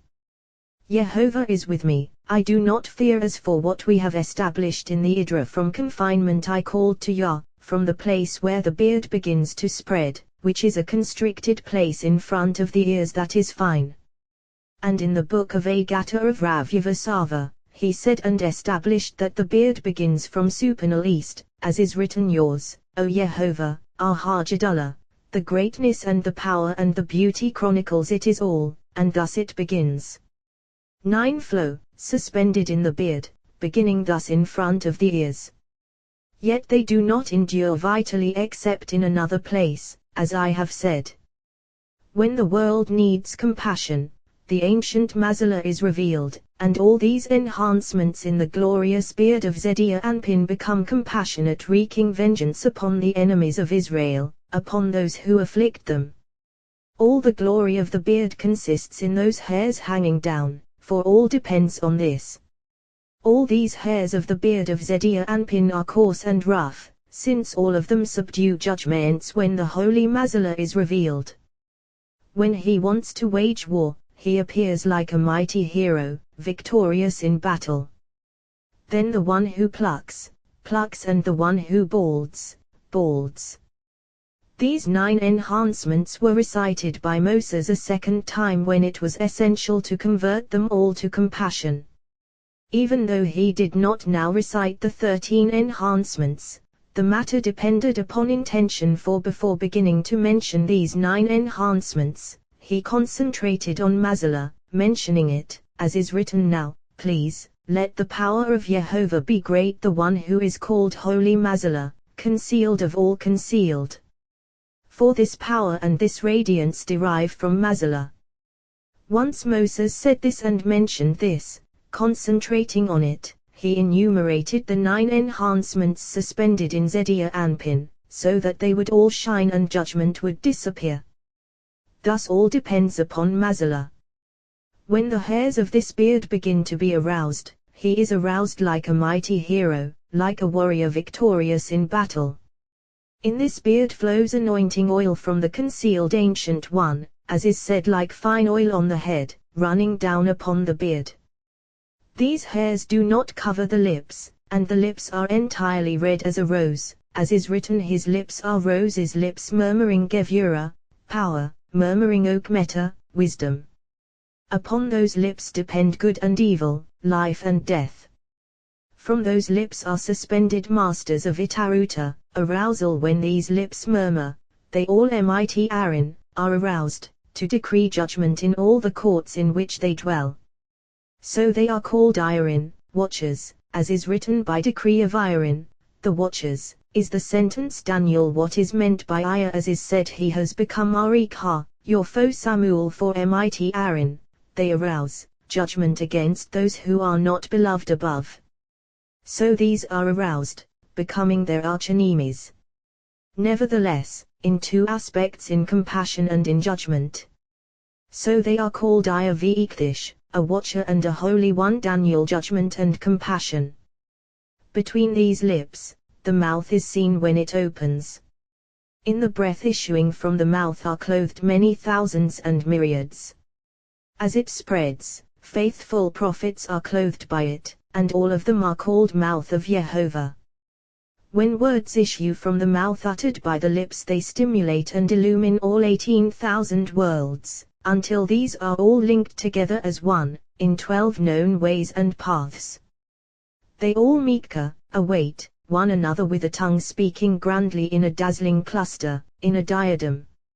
Of this is written, Iko, his palate, is sweets, sweets. Surely what is meant by his palate, as is said, the palate tastes in eating, and all of him Marmadim, desirable, fire and water. Fire and water beautifully arranged on his sides, 4 colors join as one. His palate with inscribed letters engraved in his crowns, congealing. Aleph, driving out kings, removing kings and establishing kings. Daniel. It driving out and casting down, raising up and crowning, conquering with fire, congealing with wind. He mother suckling, turning toward the female, extending to the great female in yearning for the holy city. For the places interlink, as is said, the mountain of myrrh and the hill of frankincense. I in radiance of a glowing ember engraved on the lip, rafters of branches are joined to his sides, to engraved spirits. Behold, in the mysteries of letters of King Solomon, these 4 letters are crowned with 4 Gimel, Yod, Kaf, Kof. Can tasteless food be eaten? Unsalted is their flavor in the juice of mallows, and it is written, the work of Hasidaka, righteousness, will be peace, more desirable than gold, than abundant pure gold, sweeter than honey, and drippings of the comb sweeter. Surely King David said, your servant, too, is careful with them. In keeping them great reward. I testify that all my days I have been careful with them, not to err, except one day when I was crowning the king with his crowns in the cave of Meron, and I saw a fiery torch blazing across the breadth of Meron, and I trembled. Ever since that day, I have been vigilant in my mind about them, never neglecting them. Happy is the share of one who is careful with the sweets of the king, tasting them fittingly. Of this is written, taste and see that Jehovah is good. Happy the man who shelters in him. And it is written, come, eat of my bread, drink of the wine I have mingled. The male extends by the at, and porticos and chambers are filled. From the top of the skull, it begins spreading throughout the body, from his breast and his arms through all. To his back cleaves a spark from the lamp of adamantine darkness flashing, generating a certain skull, sealed on all sides, with the radiance of 2 brains engraved in it. She cleaves to the side of the male, so she is called my dove, my perfect one. Do not read Tamati, my perfect one, but rather Taomati, my twin, Shuli. In the hair of the female, colors are mingled, as is written, the dangling locks of your head like royal purple. Gevura is linked with 5 Gevuran powers, and the female expands in her directions, cleaving to the side of the male until she is separated from his side and comes to join with him face to face. When they join, they appear as really one body. From here we learn a male alone appears as half a body, entirely compassion, though split, and similarly a female. When they join as one, all appears as one body, really so it is. Here, too, when the male joins with the female, all is one body, and all worlds are joyful, for they are blessed by a complete body. This corresponds to the mystery. Therefore Jehovah blessed the Sabbath day and hallowed it, for all constituted one complete body, matronita cleaving to the king, becoming a single body. Therefore blessings prevail on this day. From here we learn that one who is not male and female is called half a body. No blessing inheres in anything lacking or defective, but only in a complete place, a complete thing, not half a thing. Half a thing can never endure and never be blessed. The beauty of the female derives entirely from the beauty of the male. We have already established these matters, and they are known among the companions. To this female are linked all those below. From her they suckle, and to her they return, and she is called their mother. Just as another one is mother to the body, and the whole body suckles from her, so is this one to all those others below. It is written, say to wisdom, you are my sister. There is wisdom, and then there is wisdom. This female wisdom is called small in comparison with the other. So she is called we have a little sister, and she has no breasts, for this one has been dragged into exile. We have a little sister, although she certainly seems little, she is grand and great, for she is fullness, receiving from all, as is written, I am a wall, and my breasts are like towers, and my breasts, for they are full to suckle all. Ka Migdalot, like towers, for they are great rivers issuing from supernal mother. The male extends on the right and the left, through the inheritance that he receives. When colors combine, he is called Tiferet, beauty, and the entire body is arrayed as a great and mighty tree, beautiful and fine.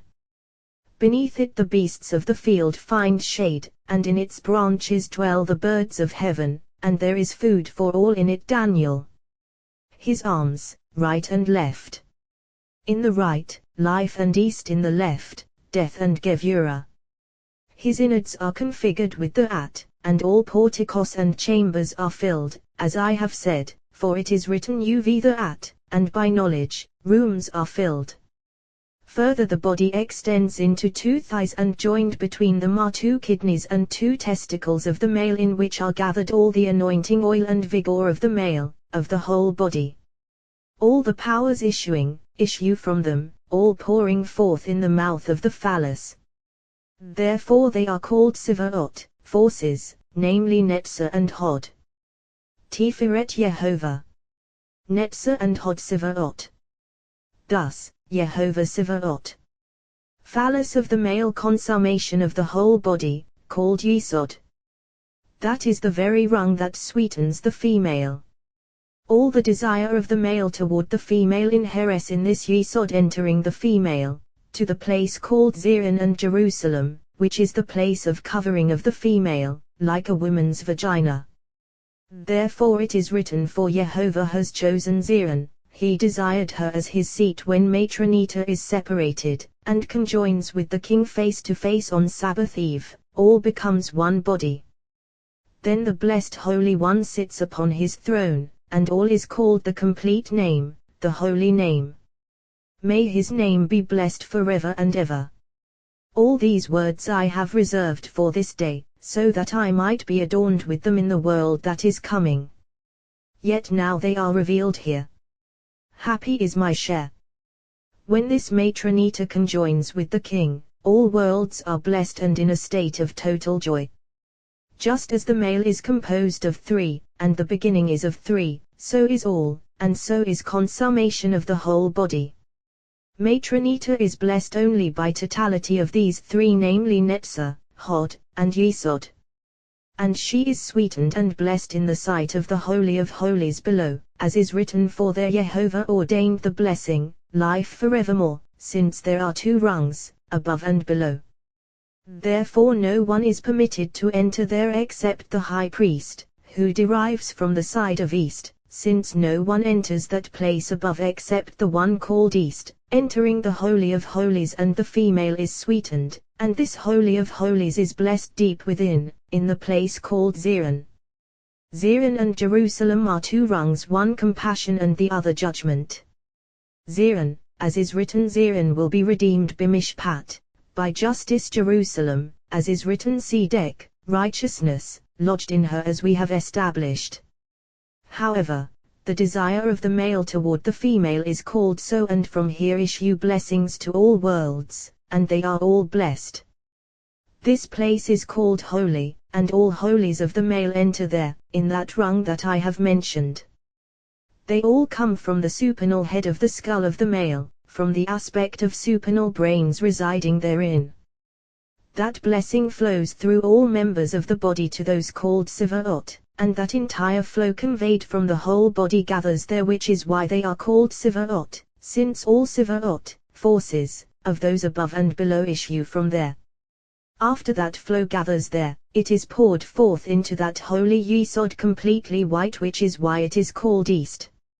Some of that East enters the Holy of Holies, as is written, for there Jehovah ordained the blessing, life forevermore. Rabbi Abba said the supernal holy lamp had not finished saying life, before his words subsided.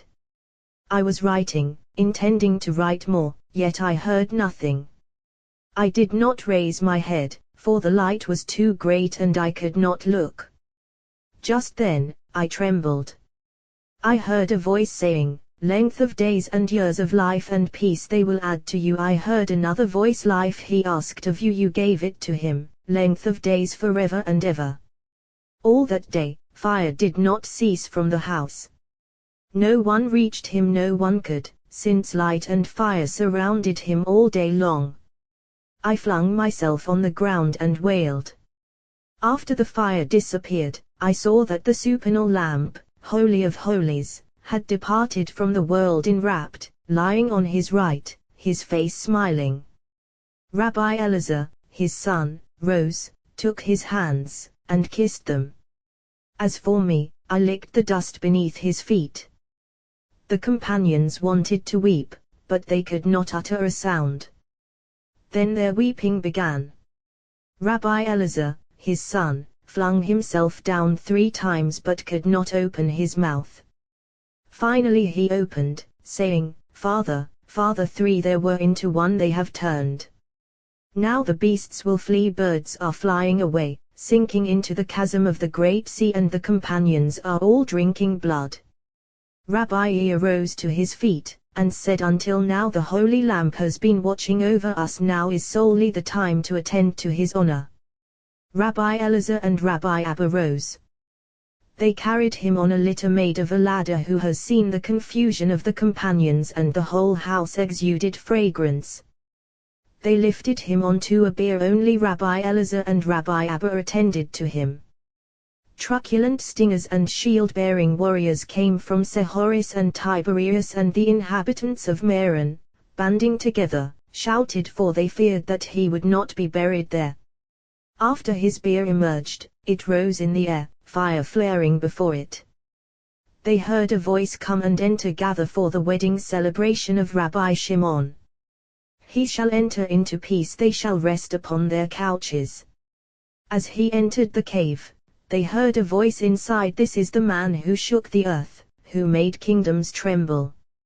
How many open mouths of accusation in heaven subside today because of you? This is Rabbi Shimon son of Yoari, in whom his Lord glories every day. Happy is his share above and below. How many supernal treasures are preserved for him. Of him is said as for you, go on till the end, and you will rest, and arise for your destiny at the end of days. Daniel. Commentary on Har-Azinu continued. Rabbi Yos said, how beloved are Israel to the blessed Holy One. At first, he called them a holy nation, as is written, for you are a holy people to Jehovah your God. Later, he called them holiness, as is written, holiness is Israel to Jehovah. Or what is the difference between one and the other? Rabbi Abba said, holiness is highest of all, for we have learned as follows: when all sanctities join as one, they are called holiness, and all ascend, gathering to that supernal place called holiness.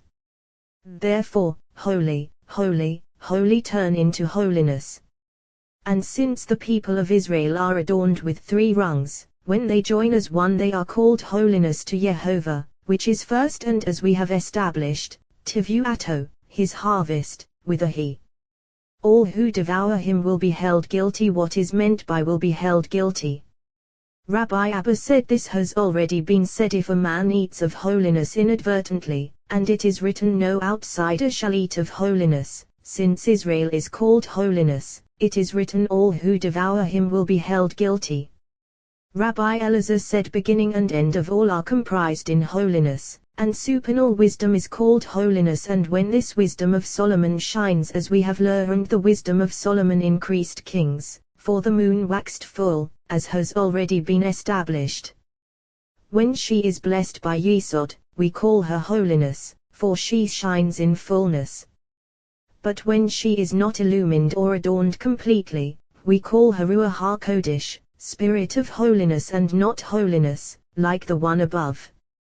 When she is blessed by this Yesod and suckles all those below, she is called Mother, like the one above. And we call her holies, and then Holy of Holies of the bride's home, as is written, with me from Lebanon, bride. What is Lebanon? Lebanon Eden, Da'it Laban, which is whitened, in every direction. Eden is already known to the companions. It has been taught, for the name of Jehovah do I call. What is meant by the name of Jehovah? Rabbi Shimon said, that which is written, Hail greatness L'Elohinu, for our God. Rabbi Abba said, Hail Godel, greatness, L'Elohinu, for our God. Jedullah. The rock, his acts are perfect, Gevurah. For all his ways are mishpat, justice. Tiferet.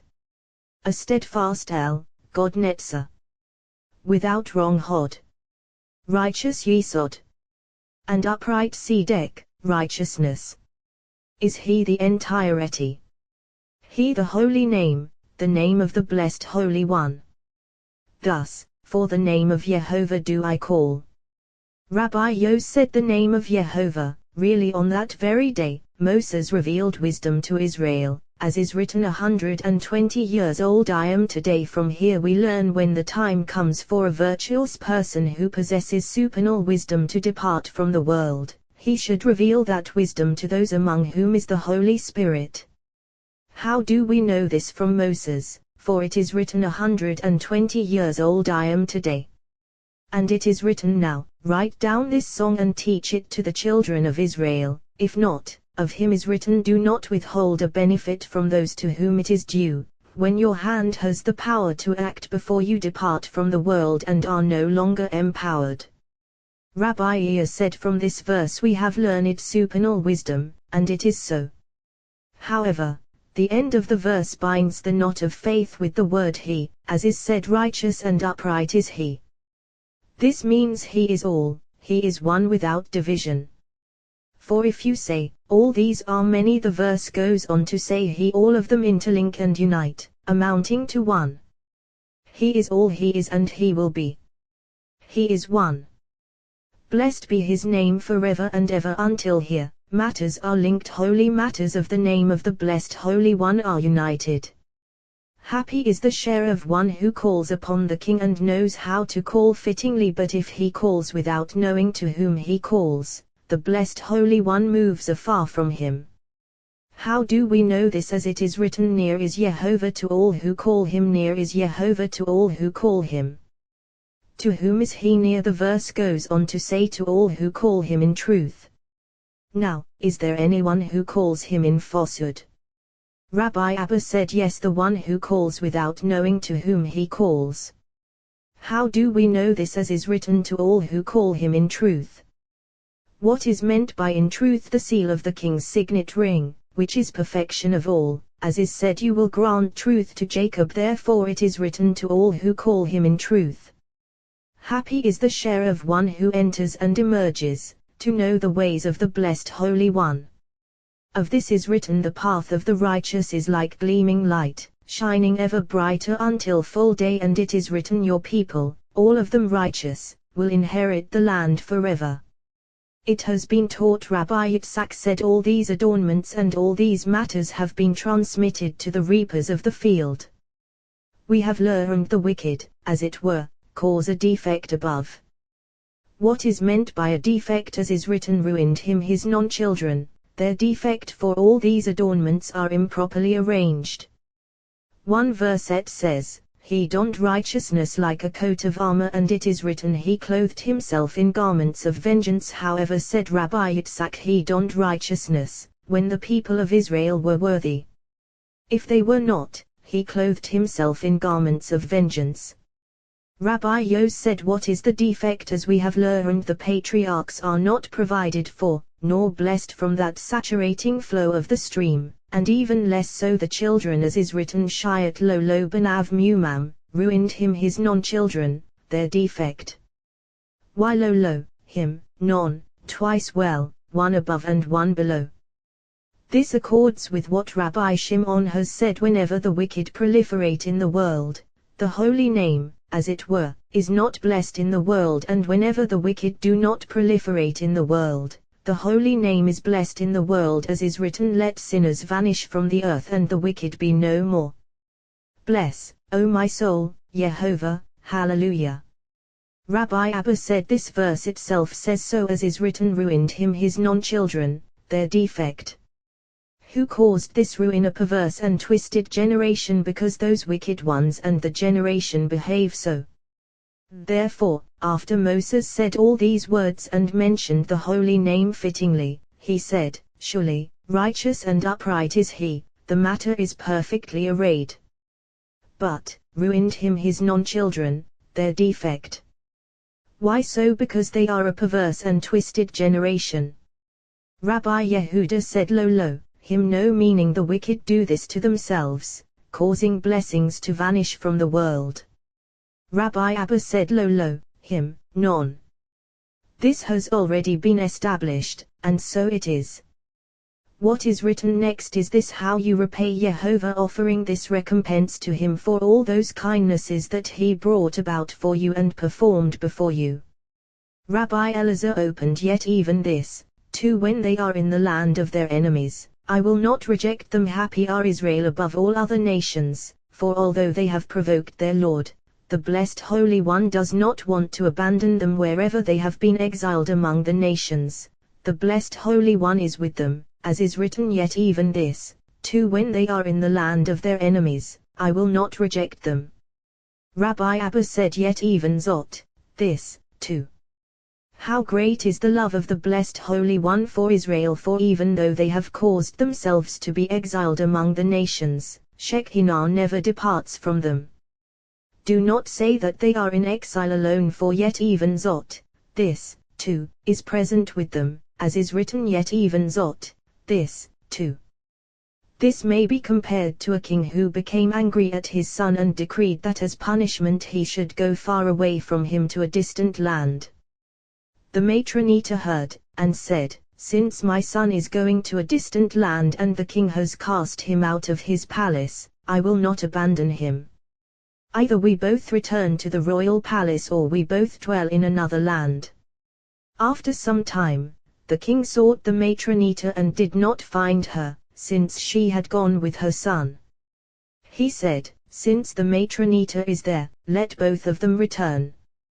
When the blessed Holy One seeks, he seeks matron-eater first, and for her sake he seeks his children, as is written, I have also heard the groaning of the children of Israel, whom the Egyptians are enslaving, and I have remembered my covenant, who caused me to hear their groan of distress, matronita, as it were, whom I remembered, as is written, and I have remembered my covenant.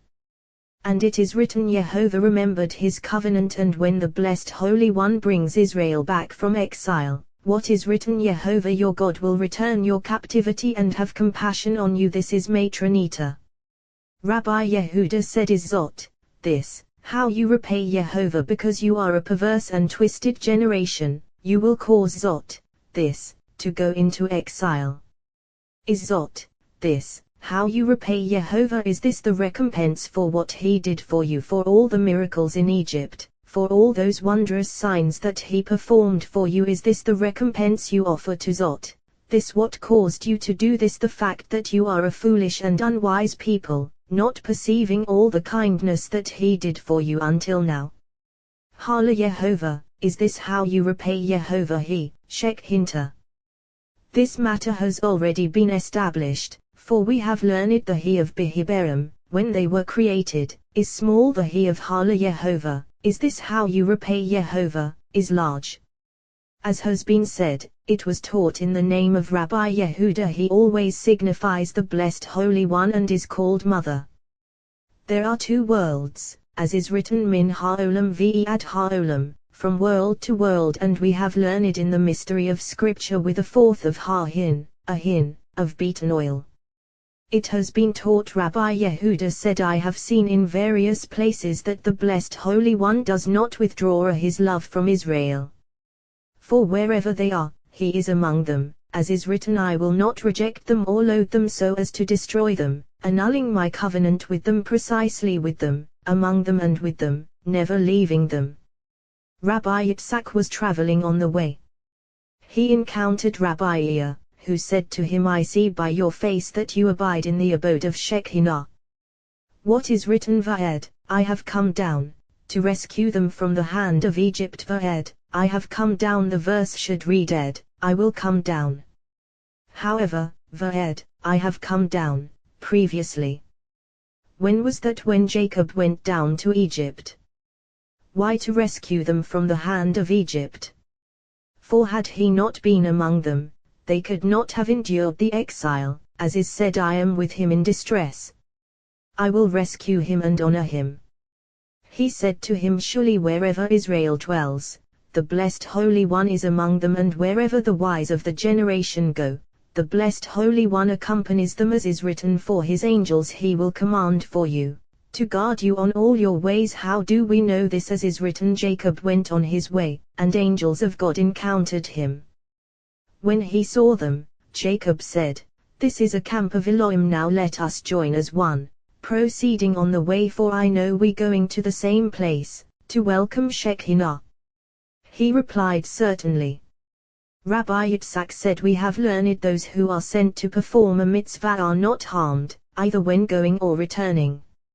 And we are going to appear in the presence of the blessed Holy One, so we are not afraid.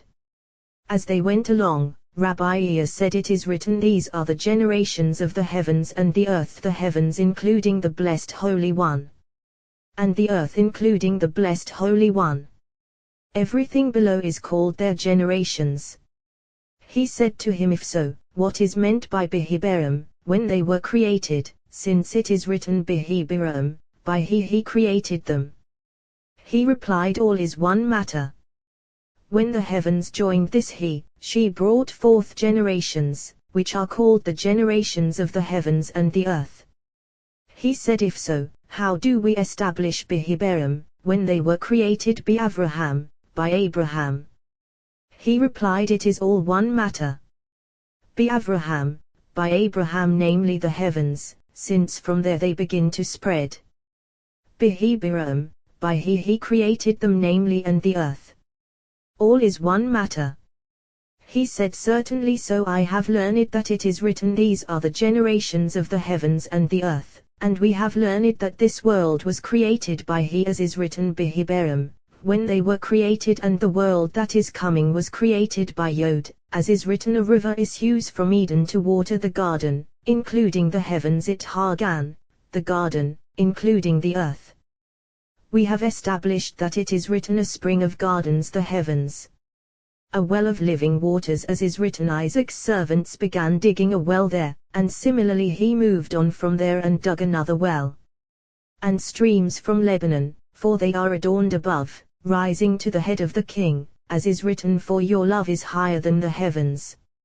From Lebanon, from there they issue to all, flowing and channeled to all corners, until those springs flow and descend to gather in the place called the Great Sea, as is written, all the streams flow into the sea. And it is written, look to the rock from which you were hewn, to the quarry from which you were dug.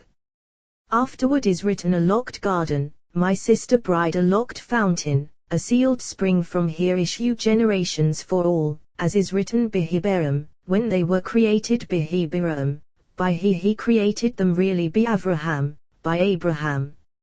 Rabbi Yitzhak said, even really by Jacob, and all is one matter. Rabbi Yitzhak said, when we sit before Rabbi Shimon, all is said openly before him, and we do not need all this. He replied, Rabbi Shimon is not like other human beings, for they are all to him as other prophets are to Moses.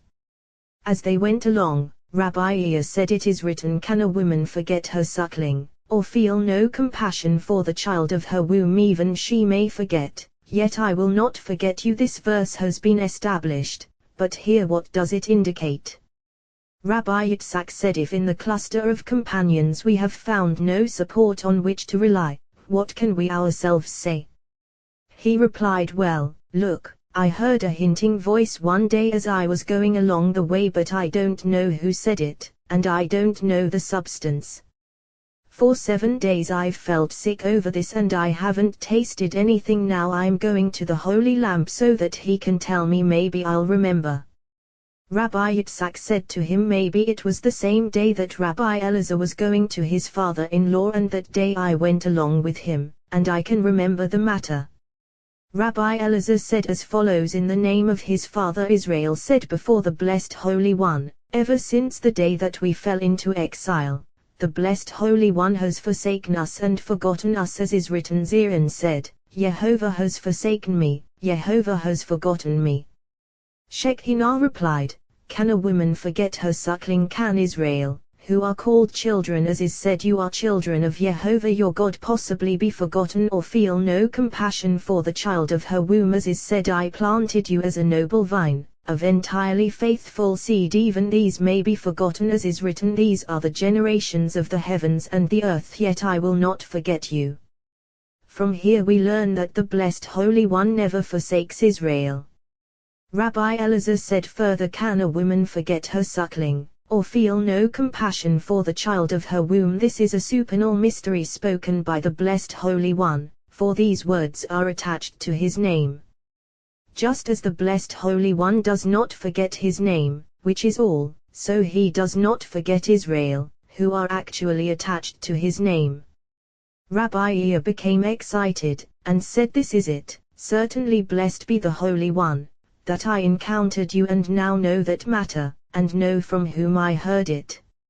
On that day I ran 4 miles but couldn't find who it was. Rabbi Yitzhak said, because we went into a certain cave, where Rabbi Elazar rested for an hour.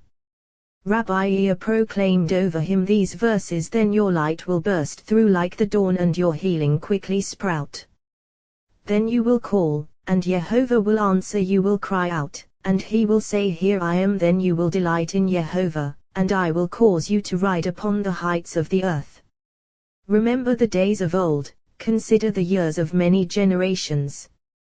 Remember Yemet Olam, the days of old. Rabbi Abba said, who are Yemet Olam? The days of the world. They are the 6 days by which the Blessed Holy One made the world, as is written, because 6 days Yehovah made heaven and earth, 6 days and not in 6 days, as we have already established.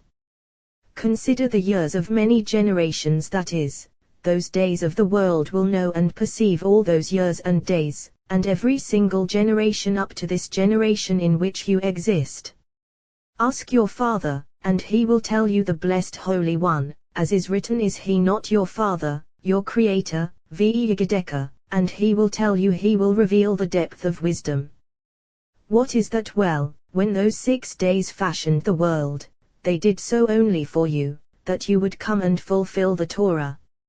For we have learned all that the blessed Holy One made. He made on the following condition, that when Israel would appear, if they accepted the Torah, fine, and if not, all would revert to chaos and void. So those days of the world know and perceive the matter. We have learned how those branches of the tree are joined to it, and as we have established, the blessed Holy One then selected shield-bearing chieftains over the other nations. But of you, what is written indeed, Jehovah's share is his people, Jacob his allotted possession, for he has not yielded them to any minister, angel, or other chieftain. This people that the blessed Holy One took as his share, where did he find them? As is written, he found him in a wilderness land, in the emptiness of a howling desert. For it is written, Tro, father of Abraham and father of Nahor. And I took your father Abraham from beyond the Euphrates. Joshua. Since then, he guided Israel in every single generation, never separating from them. He guided them with compassion, as is written, like an eagle rousing his nest. Like an eagle rousing his nest. Rabbi Yos said, we have found no creature so compassionate to its young as the eagle. Concerning this we have learned that it is written, on the right a lion's face, and on the left a bull's face. Where is the location of the eagle? In the place where Jacob stands, as is written, the way of the eagle in the heavens, in that very place. Why? Because it manifests compassion upon its young and judgment toward others. So the blessed Holy One guides his children like the eagle. What is written? Jehovah alone did lead him, no alien God by his side, he alone. As is written, Jehovah was going before them, no alien God by his side. For Israel was not led by an angel nor by another chieftain, who are called alien God. This is what Moses said, if your presence does not go, do not take us up from here. As is written, Jehovah alone did lead him, he alone, no alien God by his side. Happy is the share of Israel, that the blessed Holy One guides them. So of them is written, for Yah has chosen Jacob for himself, Israel as his treasure. And it is written, for Jehovah will not abandon his people, for the sake of his great name. Samuel. Why is it that Jehovah will not abandon his people for the sake of his great name? Because one clings to the other. So the blessed Holy One will not forsake them wherever they dwell, he is with them, as we have established. Were they wise, they would contemplate this. Rabbi Yos said, all these verses here are rebukes with which Moses reprimanded Israel, except for that holy name that he revealed at the beginning of his words. Rabbi Abba said, even his rebukes of Israel are included in the holy name, for there is no word in Torah that escapes the category of the holy name, since the entire Torah is the name of the blessed Holy One. These verses are well known. But since the name of the blessed Holy One is inscribed in this portion, we have had to explain until now. And here is written, were they wise, they would contemplate Zot. This Zot, surely in many places we have established that if Israel knew how Zot grasps its judgments to exact retribution from the wicked, they would understand their final end and would be careful to be at peace with her, as is written, earth will rise up against him. Alternatively, were they wise, they would contemplate Zot, this that she is linked to Israel when they keep the commandments of Torah and dwell with her in peace. Then they would know that they have the help of Zot to retaliate against their enemies. The people of Israel, who are small among the nations, would know how one could pursue 1,000, or to put a myriad to flight, who enabled them Zot, who is at peace with them when they fulfill the commandments of Torah, and never departs from them, wreaking vengeance for them.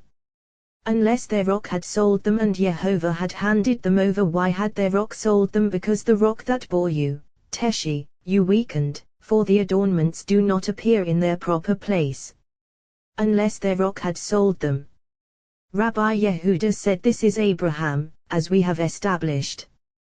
For Abraham said, let Israel be condemned to exile rather than entering hell, for both of these, exile and hell, they cannot endure. And the blessed Holy One consented, that whenever Israel would sin they would fall into exile and be subjugated by their enemies. Thus, their rock had sold them, surely, and Jehovah had handed them over, consenting with him. It has been taught. Rabbi Yehuda said, why did Moses reprove them like this in this song? Because they were about to enter the land and ensconce Shekinah in their midst, so he admonished them about this. Rabbi Yitzhak said, in two places the Blessed Holy One intends to reprove Israel, with the nations of the world rejoicing. The first, as is written, Jehovah has an indictment against Judah, and will punish Jacob according to his ways. Hosea, the nations of the world hear and rejoice, saying, now they will be annihilated from the world. When the Blessed Holy One sees them rejoicing, what is written next? In the womb he seized his brother by the heel. When the nations hear this, they say, what kind of response is this? A parable. A woman had a quarrel with her son, and she went to bring charges against him. She saw the judge trying capital cases, sentencing some to be whipped, some to be crucified, some to be burned. She said, woe is me, what will I do with my son? When the judge completed the cases, he said to that woman, tell me what your son did to you. She replied, I complain that when he was in my womb he kicked me. He said, this is your complaint against your son, go, for you have no case at all. Similarly, the Blessed Holy One said, Jehovah has an indictment against Judah, and will punish Jacob according to his ways. After the other nations rejoice, he says, in the womb he seized his brother by the heel. They retort, this is the imperious accusation that the Blessed Holy One brings against his children. The second reproof, as is written, come let us contend, says Jehovah, the nations of the world hear and rejoice, saying, now they will be annihilated from the world, for their Lord comes upon them imperiously. As soon as the Blessed Holy One sees their joy, what is written next? If your sins are like scarlet, they will turn white as snow. If they are red as crimson, they will become like fleece.